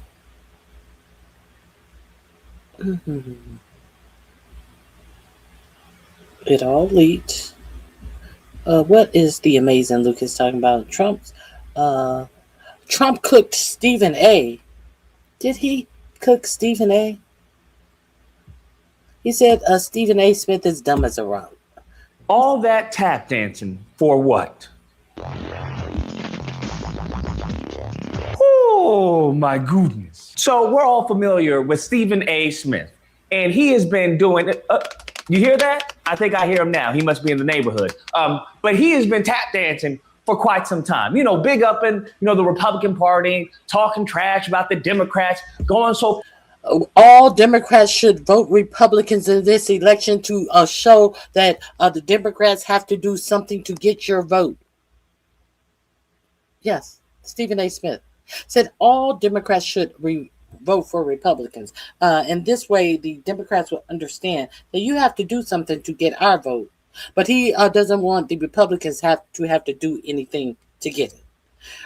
If you guys haven't watched the amazing Lucas now, let me see. Please go over there and check him out. Far to talk about, I think all black people for one election cycle should vote Republicans, okay? Because that'll teach the Democrats. I wish for one election that every black person would vote Republican. What? How can he say that? I said it's simple. Since 1964, the black folks. All right, nobody wants to hear that dumb shit. Stephen A. Smith is a clown who actually is espousing that he may run for president. A whole fucking ignorant ass fool. Now, I'll go over there and watch the amazing Lucas. I'm not gonna play his video. Go over there and check him out. It seems like Stephen A. Smith said something that Donald Trump brought some bad juju to Madison Square Garden, and Trump came back and said that Stephen A. Smith, of course, he said he is a low IQ idiot, and then Stephen A. Smith challenged Trump to a debate. the way of getting out of, oh, I didn't know you was going to respond. The raccoon, and Stephen A. Smith said, oh, well, let's do a debate. This is an opportunity to hype this moment and get my voice more out here, and for people to take me more seriously as some type of political intellect. When I am asking to debate a political fool. Yeah, the Stephen A. Smith, always looking for attention, always looking to be noticed, always looking to be praised for being a simple ass motherfucker. But I think that 45, 47 didn't give him what he wanted. Let me see.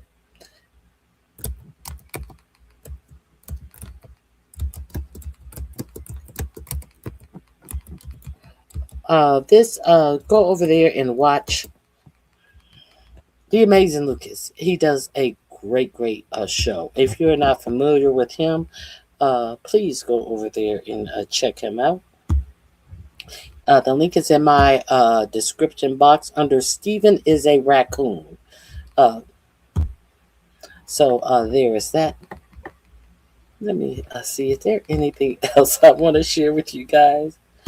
Is there anything else I want to share with you guys? Nancy Mace's career is over. Wait, let me see. I think there is one more thing. The AI bubble is about to burst. We've been talking about that for a couple of weeks now. What else is there before I go? Because I always find something. I should have talked about that. Let me see. Is there anything else?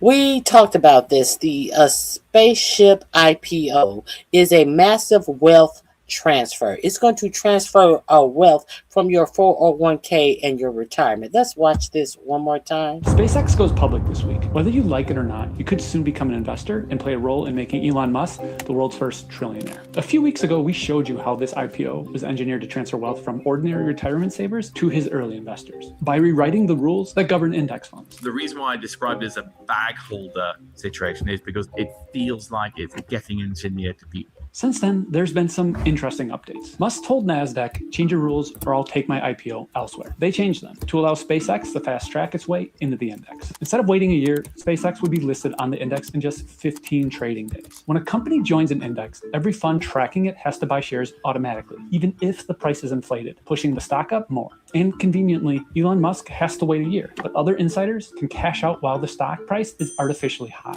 FTSE Russell followed NASDAQ in changing their rules too, just as Musk wanted. S&P was next, considering it when we published. But after more than 3,000 of you left comments on their public docket, they seem to have actually listened. SpaceX will not be getting a fast track into the S&P 500. S&P Dow Jones indices have rejected proposals that would have accelerated entry for mega cap companies into its flagship benchmark. Bloomberg Intelligence estimates that fast-track S&P inclusion alone would have triggered $14 billion in forced buying for SpaceX at staggeringly high prices. S&P held. Then, with only 3,000 comments.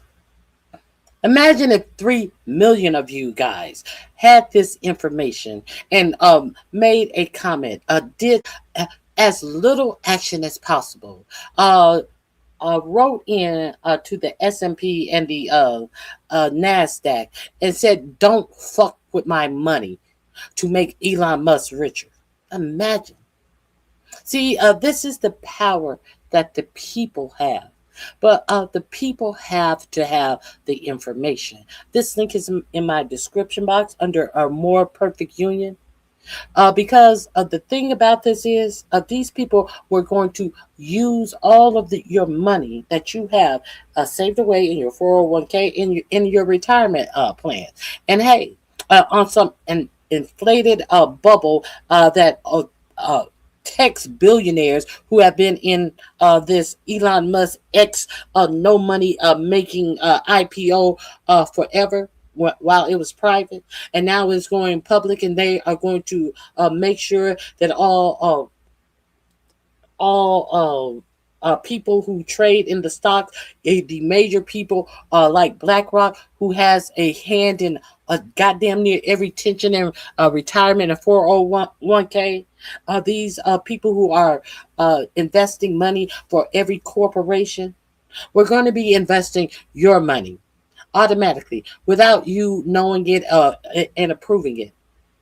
And what were these rich billionaires who was stuck with the IPO when it was private and they weren't making no money off of it? And they are going to bring it into market and say each share is worth $139 or some shit. What they were going to do is they were going to pull that money out that has been stuck in this portfolio for years. And you were going to pay them for it out of your pension fund. And then the stock was going to become worthless. So if you don't know that, these are some things that you don't know that your media is not giving you information on. Also, look at the NSP M7, National Security Presidential Memorandum 7, NSPM 7. And understand who these warehouse detainee camps are really for.